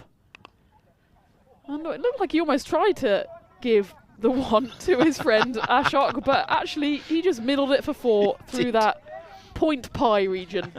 I was wondering what the mid-pitch conversation would have been at the end of that over, whether it was, look, you know, I'm on 96. What do you think? I know the team's important, but how about helping out a mate? And Jiwan Giri, of course, he would have blows that ashore, buddy, but that was actually a really good shot for 4, and you couldn't begrudge him that either. That was there to be hit, and he said, all right, I'll just lean into this. Oh, I've middled it. Rana with the duties in this last over on a hiding to nothing here. There we go. There is the one. And there is the one. That is a token 1, if ever I see one. And maybe Friendship CC, the fielder out there in the deeper, saying, are you sure you don't want to go for a 2? Are you very, very sure, G1? Or G1 says, no, I'm happily sitting. Lovely stuff. We see the Hall of Fame centuries for 2025. Can Ashok Kumar add to that? Let's have a look. Back to live we go. 4 runs needed. And does he get it? Well, there's a fielder out there, and it's well fielded, actually. They don't take a run. They don't take a run. We know exactly what these two are up to. Well, I suppose you do give yourself the benefit of turning down a single in the 10th when you've made your way to 165 for no loss. Fair play, I say. Rana's going to bowl 3 dots here. You watch. Kumar Banga on century watch, and there we have it. I'm going to go. Oh, Tina's almost gotten out to take the catch. Can you believe it? Got the headset down in time, made it out of the booth. That wasn't all that far away, you know. That was not that far away. I thought I was on for a catch there. I did just take it on the 2 or 3 bounces. Take nothing away from Ashok Kumar Banga. This is his moment as he goes to 3 figures in some style. He knew as soon as he hit that was bound for the rope. And, well, this one, he's just going to carry on. He says 100 is not enough for me. I'm going to go even bigger. Feed me more. Going to get a t-shirt that says feed me more for that man. That is a lovely good follow-up shot as well. So congratulations to Ashok Kumar Banga, the first centurion of this European Cricket Series Portugal Challenger Division, and well deserved. What a cracking innings. The score is 177 for the loss of no wickets. I'll say that again, no wickets. Team the last ball coming up. Yeah, 108 Kumar Banga. Will he have a not out in the book? Yes, he'll have a not out in the book, and it will be 114 of them to his name of just 37 deliveries. And wow, LSG, they finish on 183 opening stand. No wonder the two hug it out in the middle, because what have we seen here? We've probably seen, well, definitely seen the best partnership and the best innings of this week. Easily the best partnership, easily the best innings. And Friendship CC, shoulders slumped, walking off the ground. They look absolutely shattered, completely gone. There's zero energy in them. They're all looking at the ground. There's a few whispering to each other, just a couple of words, but those two, Jiwan Giri and Ashok Kumar Banga, hold your heads up high. You're going to get mobbed when you walk off the field. Look, the job's half done. Let's be clear. The job is half done. A generous round of applause from the Dugout here. They are super excited. What a performance from Lisbon Super Giants. The two openers get hugs, high fives, whatever you want to call it, and that is thoroughly deserved. Yeah, and they're looking at taking all 4 points from this game, because even 70% of that total is going to be well into the hundreds. As we take a look at the highlights, and well, Friendship CC, friends and family look away now, because it was a bit of a horror show for them. There was a few chances out there. It wasn't a chanceless innings for either batter, but they used every life that was given to them by Friendship CC. And Ashok Kumar Banga, 12 sixes, 7 fours, and you could see a few spills and thrills out in the field, but we were thrilled by what we saw by him and Jiwan Giri, who himself had a not bad 56 not out off 25 deliveries. It's not often that such a great innings is overshadowed, and well, the shadow was cast by the setting Portugal sun, and it was really not shining down on Friendship CC as they let the Grizzly through their grasp on one too many occasions, and that meant that LSG were able to finish on an imposing score of 183 without losing a wickets. And, well, we don't like calling these games too early. You said it's only halfway, but this would be an astonishing comeback from Friendship CC to even pick up that single point. Could you imagine? Oh my goodness, could you imagine? But yeah, you're absolutely right. What an amazing effort that was. 183 for none. That is an astonishing batting effort from two men who are not just in form, but absolutely in a mood. And they've taken this game, twisted it upside down and squeezed the absolute life out of it. Well, that little montage there of the highlight reel, that was there for the Friendship CC fans and family around the world, and blessedly it was quite short because we really couldn't give you too much. I was about to say before it started, you might want to send the children out of the room now because this is going to be proper carnage. 13 extras in all that, a couple of wides, but my goodness, Ashok Kumar bang 114 off 37, striking at around 308. And G1 Geary, he's striking around 220 as well, so that is a superb effort from him. And the bowling figures, that is not a pleasant picture to look at one bit. I'm struggling to pick. You have to go by economy rates as to who bowled well. Abdul Motin, none for 15 from his 1 over. That was just one-way traffic, completely one-way traffic. No wickets fell, 183 on the board. So Friendship CC need 184 runs when they come out, and well, as you guessed it, that is on a hiding to nothing. Match 25. Usually at this point, I would say the match hangs in the balance. Instead, I would just simply say the run chase starts in about 7 or 8 minutes time. I'm Phil G, here with Tina Goff, taking you through this European Cricket Series Portugal Challenger Division with a lot of well, we've got big smiles on our face. We've still got smiles on our face after that. How can you not? I think even the Friendship CC team would even have to acknowledge that they have seen something quite extraordinary. And I know the chat, you've all lit up as well with that effort there. Sensational stuff. So, Phil G, on behalf of Tina Goff, who's just left for the moment now, just saying thank you very much for watching that with us. Come back for the run chase, excuse me. Don't forget, there is a run chase that's got to happen. Let's not forget that. This match has to be completed, but Lisbon Super Giants definitely in the box seat. Friendship CC need 184 runs in their 10 overs, and you don't have to be genius to work out that that means you have to put the foot down right from the get-go. So, join us in about 7 or 8 minutes time, maybe less than that, for this run chase. We'll see how we go here. Phil G for the European Cricket Network, signing off just for the moment. I'll see you soon.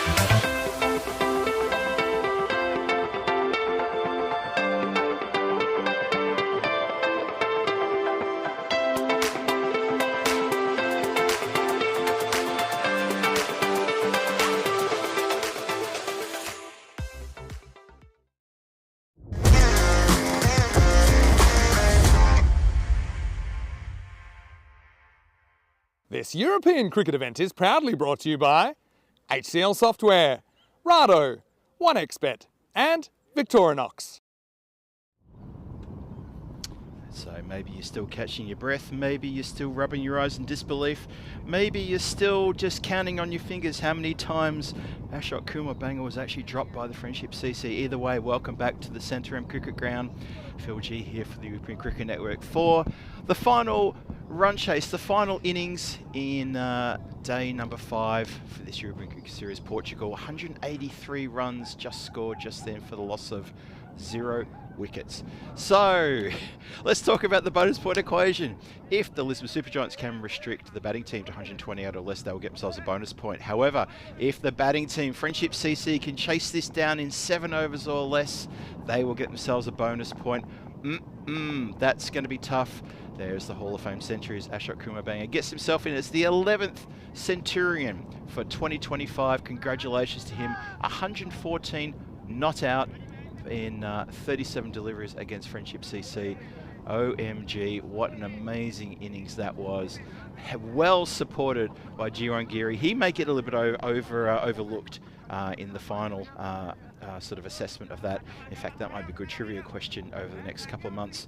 It could be who was the batter who ably supported Ashok Kumar Banger during his century there in the no wicket falling for the 10 overs of 183. Could be a good little tricky one there. So there we go. Friendship CC need 184 runs in 60 balls to win. The run rate required is obviously 18.4. The bonus point number is 129. If they can do this in 7 overs, believe me, Friendship CC would have well deserved that bonus point. The run chase starts right now though.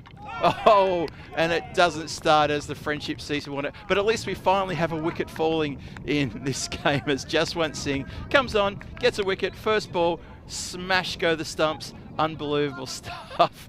Well, if it's not Friendship CC's day, it's just not your day, unfortunately. And, well, Tina, you're back in the comms tent with me. You've just still, like me, you're probably still just catching your breath from that amazing couple of innings there. And I really want to make sure that Jiwan Giri isn't forgotten there, but Ashok Kumar Banger's century was sensational. And we've just lost the wicket with the first ball of the run chase. Well, there was a mountain to climb before the start of this innings, and now it's truly a Mount Everest to climb, especially with the man who's back in the hurt, Raju Mir. We saw how destructive he can be, but the only thing that was destroyed on that occasion was his stumps by Jaswant Singh. Well, that's probably what Raju Mir was hoping to do with the first ball. There's not much you can do about it now as he's got his feet up, his work is done for the day, but it's Mohammad Al-Hamin who's come to the crease. And, well, a bit of a freebie there from Jaswant Singh, just dragged it down the leg side, turns away in disgust, but luckily for him, and as you were saying, thanks to the efforts of Ashok and Jiwan, they've got 1 or 2 runs to play with, 183 to be exact. Yeah, as a bowler for Lisbon Supergiants, you'd have to feel quite comfortable at this point in time. Maybe you can try a few things you haven't tried before. Well, trying for a run out here, and that would have been an unbelievable piece of athleticism from Jaswant Singh. He did the hard work because the throw in was pretty wayward. As we take a look at this on the replay, it was a good piece of fielding, but then the throw in was pretty wayward, and then he just turned, tried to throw down those stumps. He's a real competitor, isn't Jaswant Singh? Real competitor. Someone's just guided down to the third. He's wearing a nutty piece of headwear there. That's interesting. A little bit of a fashion statement. Okay. I didn't think it was that breezy out there, but there you go. Oh, almost spoons it up. And Jaswant Singh, he's doing everything by himself here as he bowls and he fields, and he doesn't throw down the stumps on either occasion, but he gets to the end of his over. Just a handful of runs coming off it, 5 in fact, and 1 wicket. Most importantly, well, 9 matches since the golden ball. It would take a minor miracle to get there for Friendship CC. 180 runs, 179 now needed. So that run rate almost up at 20, and well, we don't want to write teams off too early, but Friendship CC, they haven't shown enormous amounts of firepower so far even in their wins, they've been mostly modest totals that they've chased. And this would have to rip up the rule book so far if they're going to chase down this monumental total. And well, that's certainly not going to help. And well, if you're the Lisbon Supergiants, and in particular, well, you said, let's not forget about Jiwan Giri, and we absolutely won't, because he comes on to bolt. And first ball, just like the first ball of the first over, he gets a wicket, clean bowled. Unbelievable, absolutely unbelievable. Good delivery there, Jiwan Giri. After backing up his half century, gets a really good one straight through the batter there. Just no idea what was going on. Mohammad Al Amin, the big hitting Mohammad Al Amin, goes for not very much at all, 5 from 6. And you made the comment before about this Mount Everest of a target. I tell you what, the Friendship CC, they're at base camp and the Sherpa has called in sick. He's not prepared to come to the party. They are really struggling. And he's got all the ropes as well. Are they talking ropes? Every rope can talk. In one way or another. Well, if these boundary ropes could talk, they would have a story or two to tell, and they'll be telling their rope grandkids about Ashok Kumar Banger's 114 of just 37 deliveries. A strike rate the right side of 300 if you're an LSG fan. For Friendship CC, meanwhile, it was pretty tough viewing. As well, when the ball wasn't going to all parts of the boundary, it was actually bursting through the hands of the fielders, and well, that one burst through the hands as well, so clearly LSG are not immune to a misfield or two. I wonder if ever in the future, if Friendship CC join forces with the Lisbon Supergiants and become the super friendly Giants. Because that just works on it does. So many levels. Oh, and that's a great piece of fielding there. Surya Partap, who, well, he could be forgiven for being a little cold. You can see his hands are in his pockets. He's not entirely fussed about doing too much work other than what's exactly required of him. And, well, he put in a nice dive here, maybe trying to warm those fingers up with the Grizzly. Does a great piece of fielding. Stops what was bound to be a 4. Well, there's no stopping this one as this goes all the way for 6, and it's Abdul Motin, the infamous man who got timed out, and well, he didn't even get to face a ball earlier in the day after we had the second ever timing out on the European Cricket Network.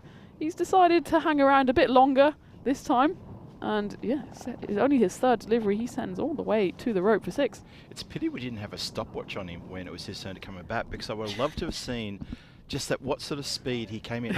I'm not sure if he opened. He didn't open, did he? Because I'm just trying to remember if he actually came in. Yeah, he came in at 4. They've lost 2 wickets. There you go. Well, he came in so quickly, we obviously didn't notice, so he must have learned his lesson from this morning. Definitely did, yes. He wasn't changing his gloves. He wasn't dawdling about. He just came right in. He said, right, I'm ready. Let's go. And, well... I'll go out with what I've got. That's it.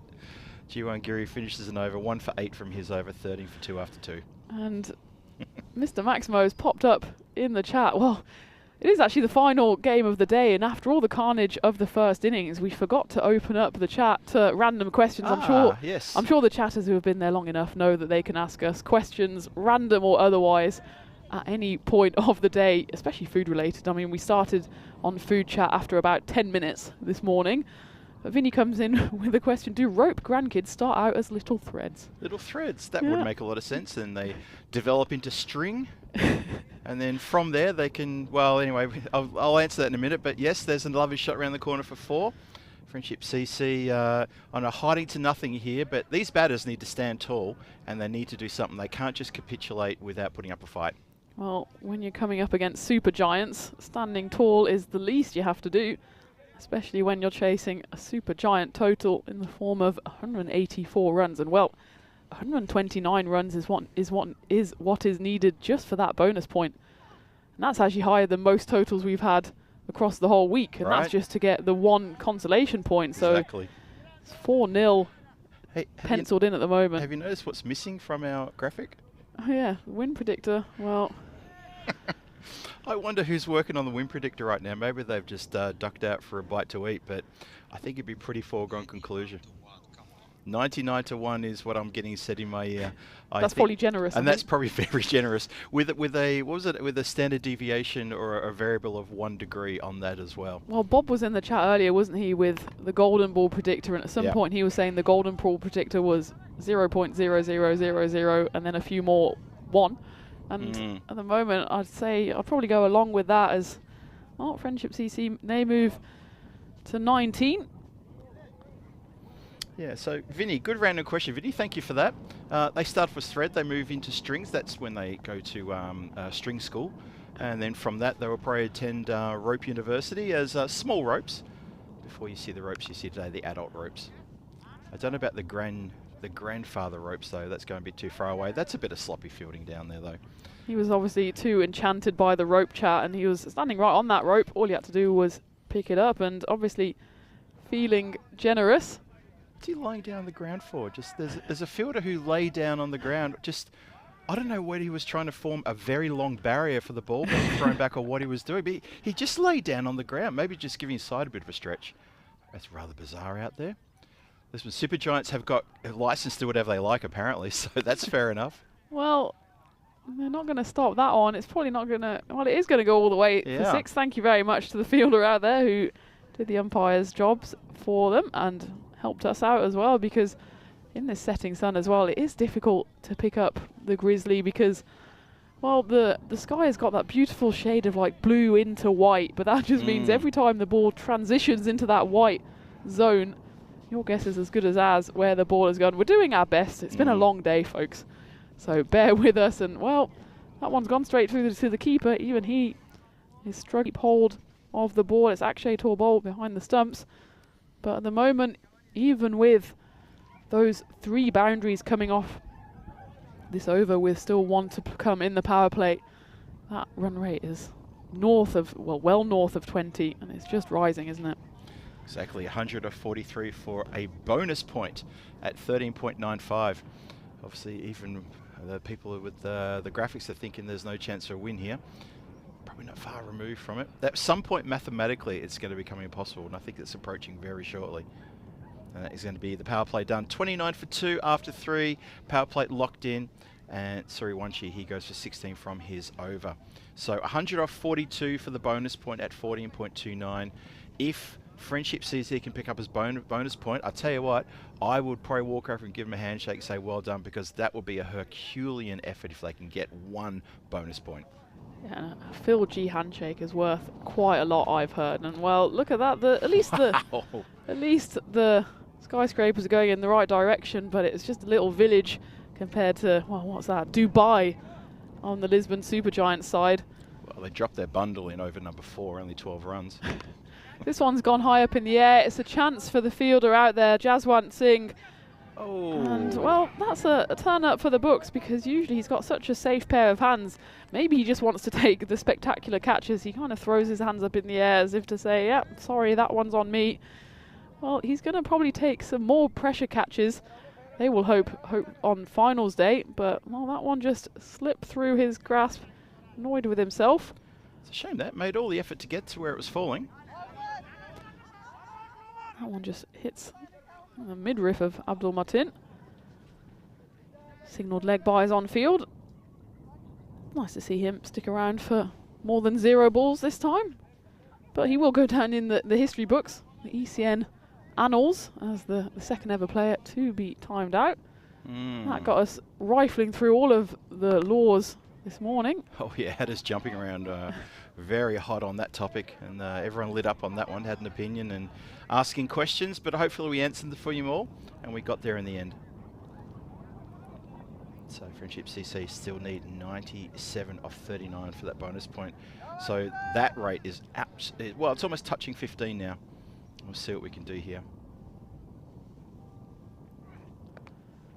And that one's hit around the corner. It's good fielding actually out there. Bit of a palm stinger, but he does it well to get everything behind it and stops a certain 4, just the 1 taken.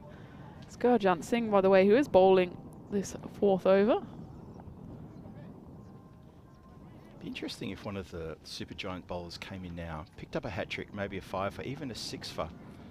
If you're judging player of the match, where do you go? You'd probably have to stick to plan A, wouldn't you? You'd have to. I think so, because, well, the bowlers are allowed to bowl with kind of impunity and zero pressure as a result of the first innings, and that was really just set up by, well, two men, Kumar Banga and Jiwan Giri. Of the two, of course, only one of them got to that big milestone.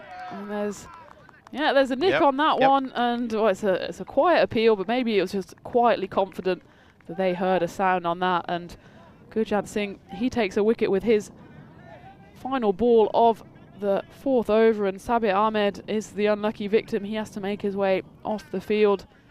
Just nicking behind here. See if we can see the deviation here. Maybe skips up a bit. There's certainly not really even an appeal. It's more of a celebration from keeper and bowler. They knew they had their man. Yeah, it just jumps up a bit there, doesn't it? And an immediate nod from umpire Kroot. Good call there. And that's the end of the over as well. The end of Sabir Ahmed, and all the threes for Friendship CC. 33 for 3 at the end of the 4th. Well, I guess the good news for Friendship CC is that they still need 151 runs for their victory off the next next 6 overs. So it's that unfortunately that curve of the run rate is heading downwards, and that run rate, they need to work on that. I'm being slightly cynical when I say that, because this game looks completely gone. But I hope to see Friendship CC battle hard and take it all the way to the end. And remember, the fight isn't over until the fight is done. No matter the result, you still got to fight to the end. And the irony will be if Abdul Moteen can help himself to a really good, healthy individual score here, considering what happened earlier today, that may give him a good boost going into the final day of the group games tomorrow. Well, absolutely. As Rutul Chowdhury comes on to bowl the 5th. It is important to know as well that no games here are dead rubbers, because, well, even if we are already kind of consigning Friendship CC to a 0-point loss here, even just the run rate could come into play before this game. They're on 0.4. That's going to take a hammering unless they can put together a few runs here, and every single run might then be important if it comes down to run rate tomorrow when all is said and done. Some good fielding out there on the boundary. So Friendship CC currently find themselves rooted to the bottom of the table, and this kind of performance probably tells you why. They have 12 points, but they're still within touching distance. TTP, 13 points. Coimbra Knights, 15. LSG also 15. And then a jump up to 19 for the Werewolves, and Brothers sitting pretty at the top with 22.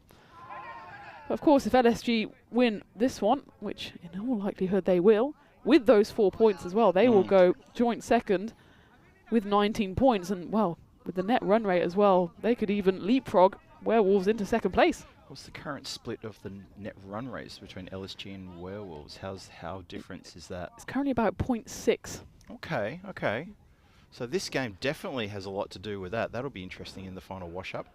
And that's exactly why even Friendship CC, even if they accept defeat here, if they can just keep battling. Abdul Moteen, while he's doing his part, he's 19 off 13 deliveries. If he just can get someone to stick around, maybe it's Merslin Habibul for just a few overs, get a little partnership going and try and scrape as many runs together as they can. As you see by the graphic, still a run rate of over 18 required for the bonus point. Well, there's 4 of them. Okay. Nice way to finish the 5th. 39 for 3 after 5. Halfway through the overs here, and Friendship CC really so far adrift. It is all one-way traffic, but as I said, a few personal milestones maybe for them to try to pick up here and maybe just salvage a bit of pride in the face of what would be a big defeat. Next 5 or 6 weeks here on the European Cricket Network, currently here in Portugal, we've got some internationals at the back end of next week into the following weekend.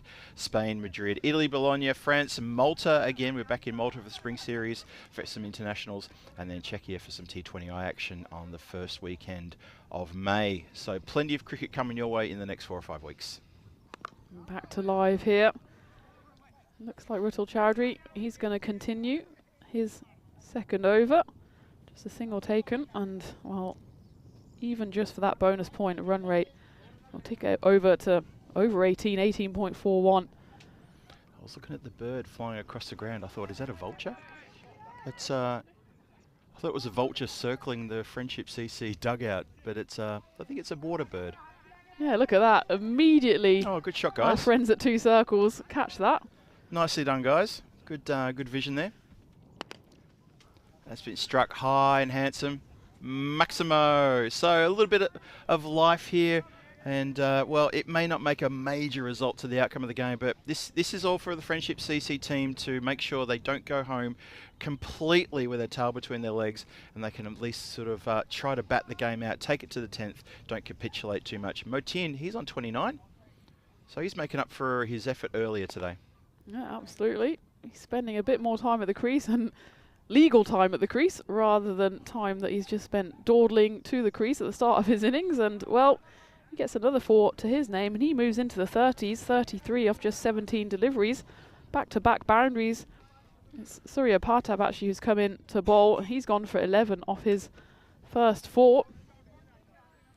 And the 50 up, and that would be a little bit of irony should Abdul Mateen pick himself up a half century here.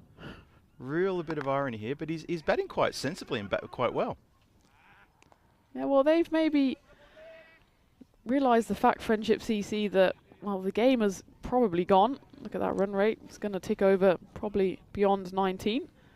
But they can restore some pride and actually build up a bit of confidence. They've still got one important game coming up. They've just got that one game left against, it's against the Brothers 11, and that's going to be a tough one, isn't it? And they will certainly go into that game needing points. Yeah, for sure. Yeah, Friendship CC, one of those teams that has only one game tomorrow. And, with this demoralising loss they're going to suffer here. You see the score there. Scorecard saying 52 for 3 after 6. Looking like they're not going to have enough to get close to that mammoth target here today. So, yeah, one game tomorrow against the Brothers, Tina, as you say. And that's a tough game for them to go up against. So their campaign after this, after today, pretty much they might be stuck wherever they end up now after this game.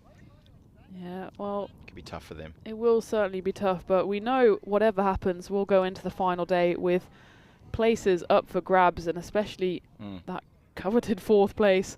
At the moment, Team Tigers Portugal are the ones missing out, but they will come back bright and early tomorrow morning against the Brothers. And that one's slashed to the boundary. Lovely shot from Habibul, and Team Tigers again, they will face the Coimbra Knights, who also have a double-header. So the Knights have a double-header, TTP have a double-header, as do the Brothers, as do the Werewolves. It's actually only Lisbon Supergiants and Friendship CC who we'll see just the once, and in fact we will see all 6 teams in the final 3 games, so all still to play for. And I mean, getting into 1st and 2nd place is also a big win, because that means you don't have to play that qualifier game. You go straight through to the, probably you can call it the semi-final. Yeah, pretty much. The eliminator. Yep. So it's all still to play for tomorrow, even if, there's not much apart from pride and run rate to play for here, as Friendship CC need 72 runs just for the single bonus point. Well, that might be a few of them, and I think it's just dropped inside the rope. I think it was inside the rope. Yep, indicated by the umpire's 4 runs. That looked inside the rope, only just. Let's have a look where it lands. Yes, just. Puff of smoke as that one lands and bounces over the rope. 4 runs. And, well, Habibul really had to wait for that one. Samandeep Singh, the bowler, and he was winding up for a big hit, realised actually it's coming much slower than he thought, and had to wait, and I just almost mishit it away through that backward point region, the region that we've been talking about all day. It's interesting to note that the Brothers tomorrow, they've got Team Tigers Portugal, then they've got Friendship CC. Werewolves have got Coimbra Knights, then they finish the day with Lisbon Supergiants. So all 4 teams on the bottom facing the tough matches against the top 2. It's interesting how it's all worked out like that. So it's going to be tough for those 4 teams. Throw a blanket over them. I think we can almost discount Friendship CC now at this point, because they've only got the 1 game. But Team Tigers, Coimbra Knights, Lisbon Supergiants.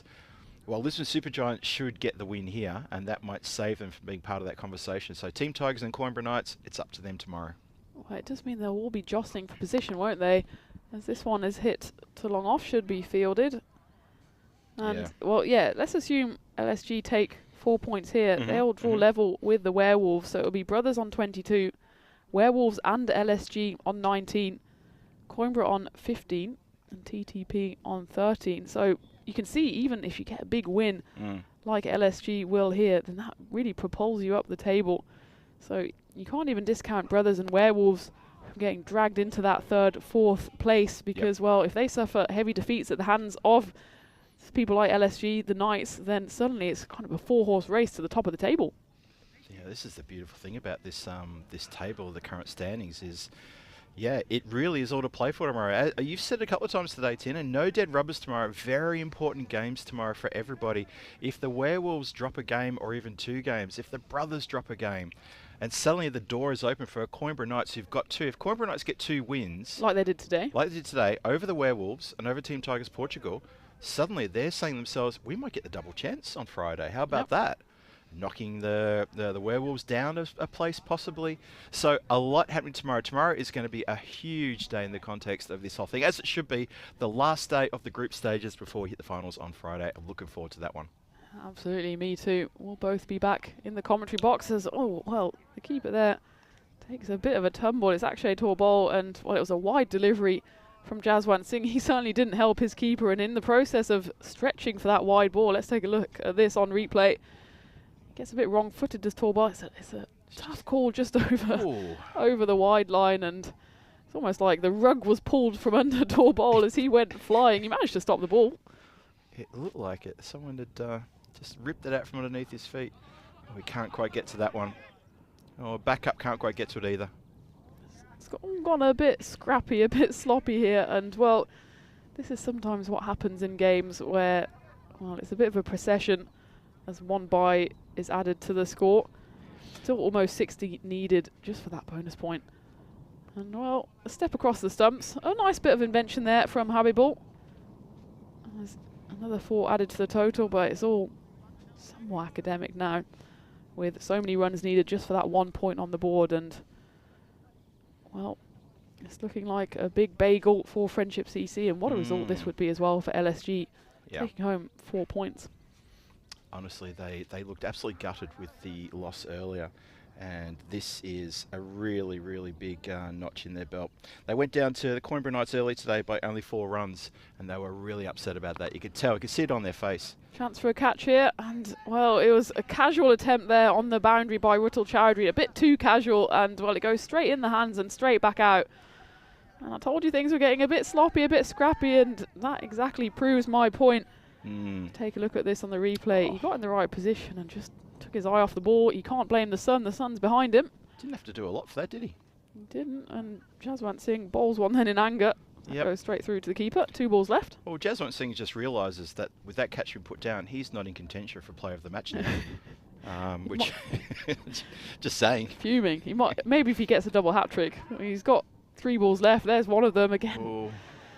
Sloppy misfield allows the batters to go through for 2 as Jiwan Giri, who makes sure now that he's not going to get the player of the match because, well, that misfield and the fact that he only got half the amount of runs that Ashok Kumar, and they were at the 3rd over, but they've just been hovering around that 10 mark, which is about par for this week, but it's well below par when they're chasing 184 for victory, and that shows just how big that innings was from the opening batters of the Giants.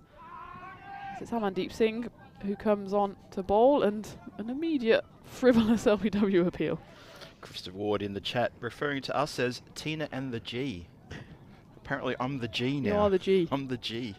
I get a full name, you just get a single initial. Sorry, Phil. But that could be, you could call me George. Just George? Just George. That's a better angle there. Ooh. You know what? That I don't blame the fielder for that, because that hit something and he just thought, you know, the match is not in is not up for grabs here. It'll upset the bowler, but I don't want to have an injury. And you're a bit too generous here, because it's just that one there. Well, maybe Phil, if he went with his hands, he wouldn't find his ankles in danger. But okay. He had a little grin on his face too. He knew exactly what he did, right in front of us as well. You'd hope he wouldn't do that if it was, you know, the final ball of the final, as it is with 49 needed off 10 balls, just for the point. Well, his teammates might forgive him. I won't forgive him just yet, but if I was his skipper, I'd still ask him to do 10 push-ups. I still would, but I wouldn't hit him for 20. if it was last ball of a final and you needed the team Oh. needed 4 to win, that's inexcusable. But in the context of what we just saw, I'm not saying I would do the same, but you know, I probably would. Well, you better hope the run rate doesn't come down to a .001. As Oh, well, yeah. 4 off the bat once more of Abdul Matin, who's quietly chipping away here. He gets himself to 40. Maybe he feels like he's got some making up to do with his friends at Friendship CC after that calamity this morning. And well, it'll at least be a small milestone for him if he gets to his 50. He could definitely pick up a 50 here. He missed out on a fair bit of the strike in the last over and a bit, but he's got a chance now. There's going to 2 balls left in the 9th, and then we go to the 10th. That is well fielded there on the 45. Martin just runs through for a single, and this is in fact his highest score on the network. His previous high score, 35, not out back in 2023. So well done, Abdul, on that milestone. And well, it's certainly being dwarfed by the 2 big scores from the Super Giants in the first innings. But this is a nice little partnership, and well, there's a bit of a cherry on the cake for Mohammed Muslin Habibul, who smokes that one. Final ball of the 9th, gets the treatment. Gurjant Singh goes for 16 off his over, and Friendship CC, they move into the 90s, 92 for 3 off 9 overs. Yeah, you said it before in the last over. They're on pretty much a pass score here, which is it's not bad. I mean, that's the whole point of having a pass score, to know what we think the average score is and things like that. But they've done pretty well. It's just that they're up against a team who have put on a mammoth score. Twice that amount is the ask. What we started with, 184 was what was wanted. So technically, you could say, look, they're halfway there. Unfortunately, they've got 1 over to go. It's over. We'll start off with a wide. Again, it's all a little academic at the moment, but it's Amandeep Singh who's coming back on to finish the bowling innings for his side, and what will certainly be a comprehensive victory. It's not beyond the realms of possibility to get a point. 6-6 is needed. We've seen it before on the network. Well, there's catch your one of opportunity, them. Tina. It's just gonna drop. No. The depth wasn't quite there. I was eyeing it up, Phil. The line was just about perfect, but it dropped just about 20 centimetres above the boundary, or the wrong side of the boundary if you're a Super Giants fan. The line, I felt it when it left the bat. The line was what we talked about earlier, just that little curve coming in towards the tent, but it actually has gone a little bit further to the right-hand side of the tent than we expected. Yep, there it is. And yep, very close to the line, just over the edge for a Maximo. Martin, 47, 1 strike away for his half century. Well, he goes through the big old swing. Doesn't get more than just a single. So he's at the non-strikers end on 48.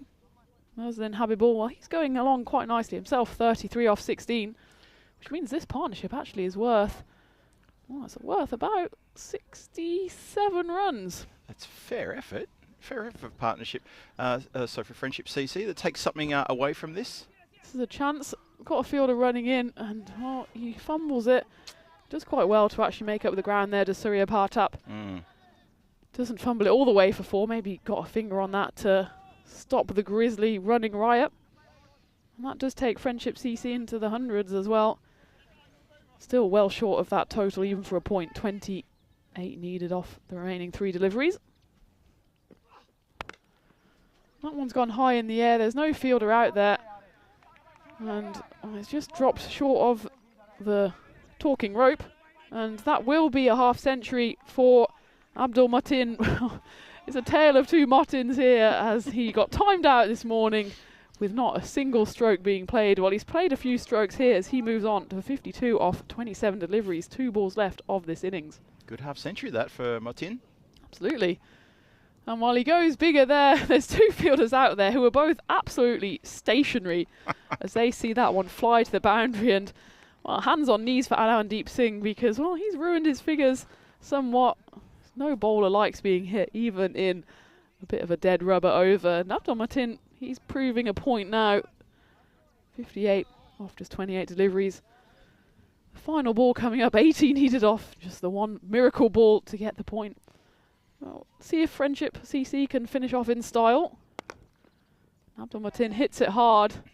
And again, that man out there on the long off boundary, he at least tried to put in a half effort there rather than just jumping over it. But the effect is the same as that goes to the rope for 4. And well, nice little cameo actually from Abdul Matin, going 4-6-4 at the end to finish on 62 off 29, which actually gives him the second highest score of the game. But when you've got an unbeaten Centurion on the other side, you know you're in trouble. And well, trouble for Friendship CC in this game as they fall to the Giants by 68 runs, and trouble in the grand scheme of the table as well. Big time, and it'd be interesting to see what Friendship CC take out of this game, because they're not taking any points, and they have been well and truly comprehensively beaten by Lisbon Supergiants. Maybe on another day, that score of 115 for 3 would be a winning score. Interesting enough, it's above par.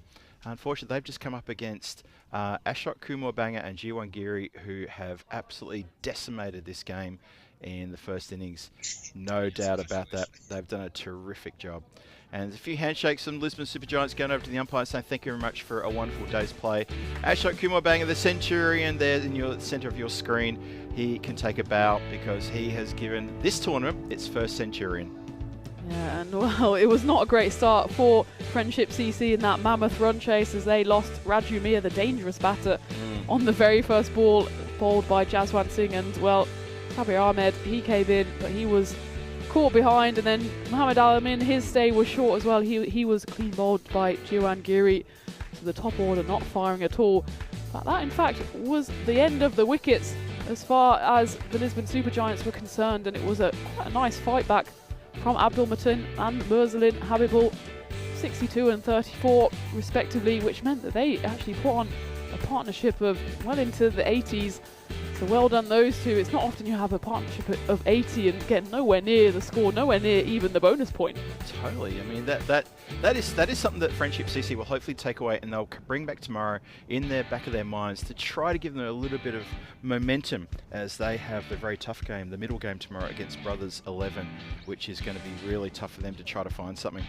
For Lisbon Supergiants, well, that is an absolute destroyation of a team, if that's a word. I don't mind, but it's we'll go with it.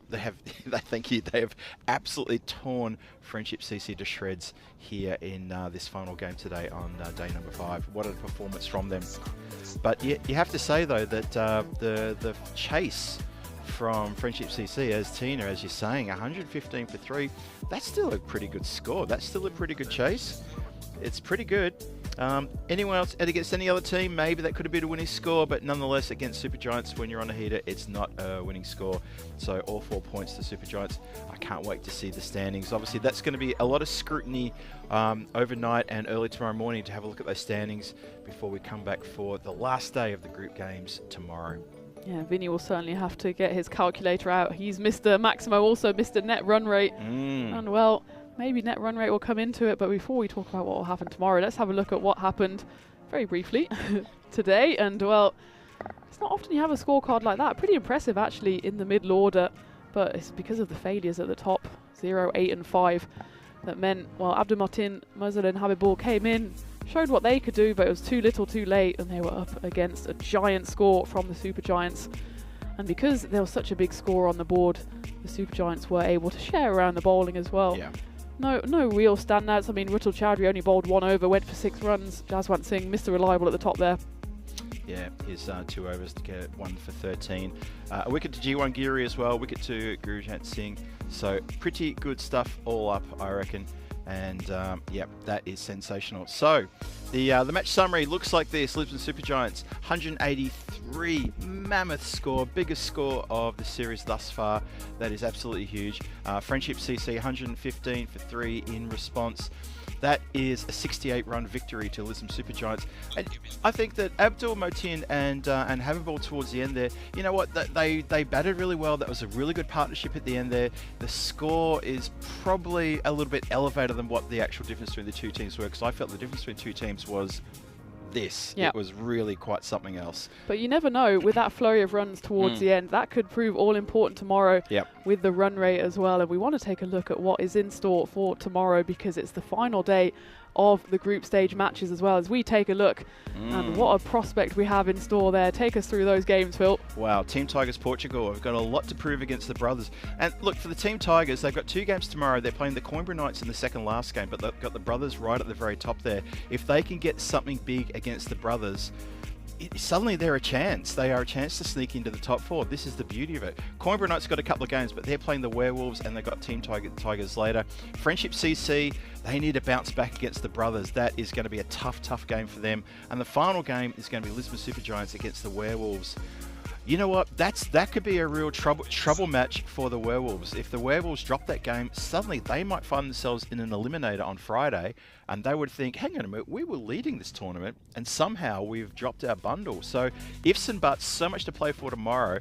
Oh my God, tomorrow's going to be fantastic. It's going to be good cricket. I can't wait. It's games 25 to 30. We've had 25 amazing games so far. What a day we've had. And I think all it's left for us to say is thank you to everyone who joined us in the chat. It's always great to have you with us. Thank you to the ground staff, to the production crew, to the catering, everyone who's joined us here today for another action-packed day of European Cricket Network. Are you ready to do it all again tomorrow? Oh, I'm shaking. I know, I'm really shaking about tomorrow. It's going to be awesome. I can't wait for it. It's going to be huge. And it's not even finals day tomorrow. Yeah, it's the day before finals day, and already I'm like this. And guess who's joining us for finals day as well? Mr. Maximo will be in the building, but first, you're going to have to suffer through another day of me and Phil G. G-Force, the G-Team, whatever you want to call us. We'll be back bright and early in the morning for matches 26 to 30, the final round of this Challenger Series ECS Portugal. It promises to be a nail-biter. We can't wait for you to join us in the morning. So thank you very much for joining us today. Enjoy these match highlights and see you in the morning. See you later. My body back and forth. My body back and forth.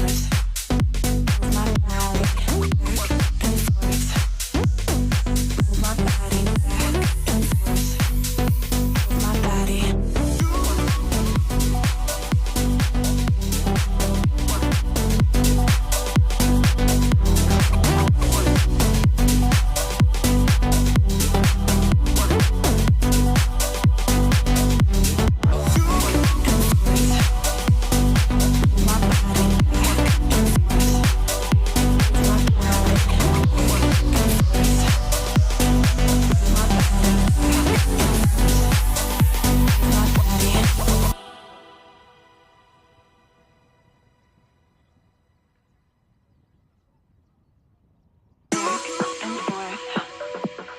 Move my body back and forth. Move my body back and forth. Move my body back and forth. Move my body back and forth. Move my body back and forth. Move my body back and forth. My body back and forth.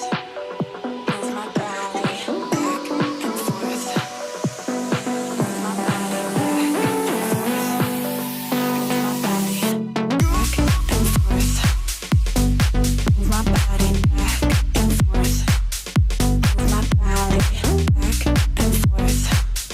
forth. Move my body back and forth. Move my body and forth.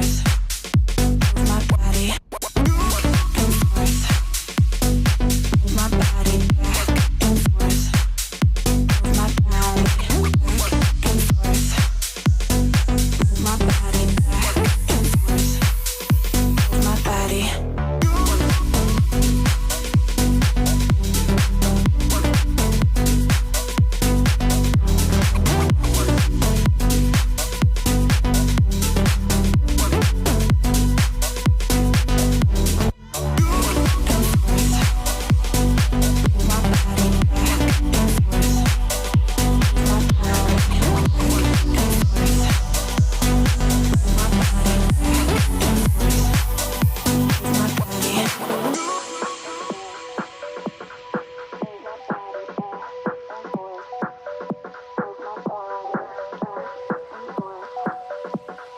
Move my body back and forth.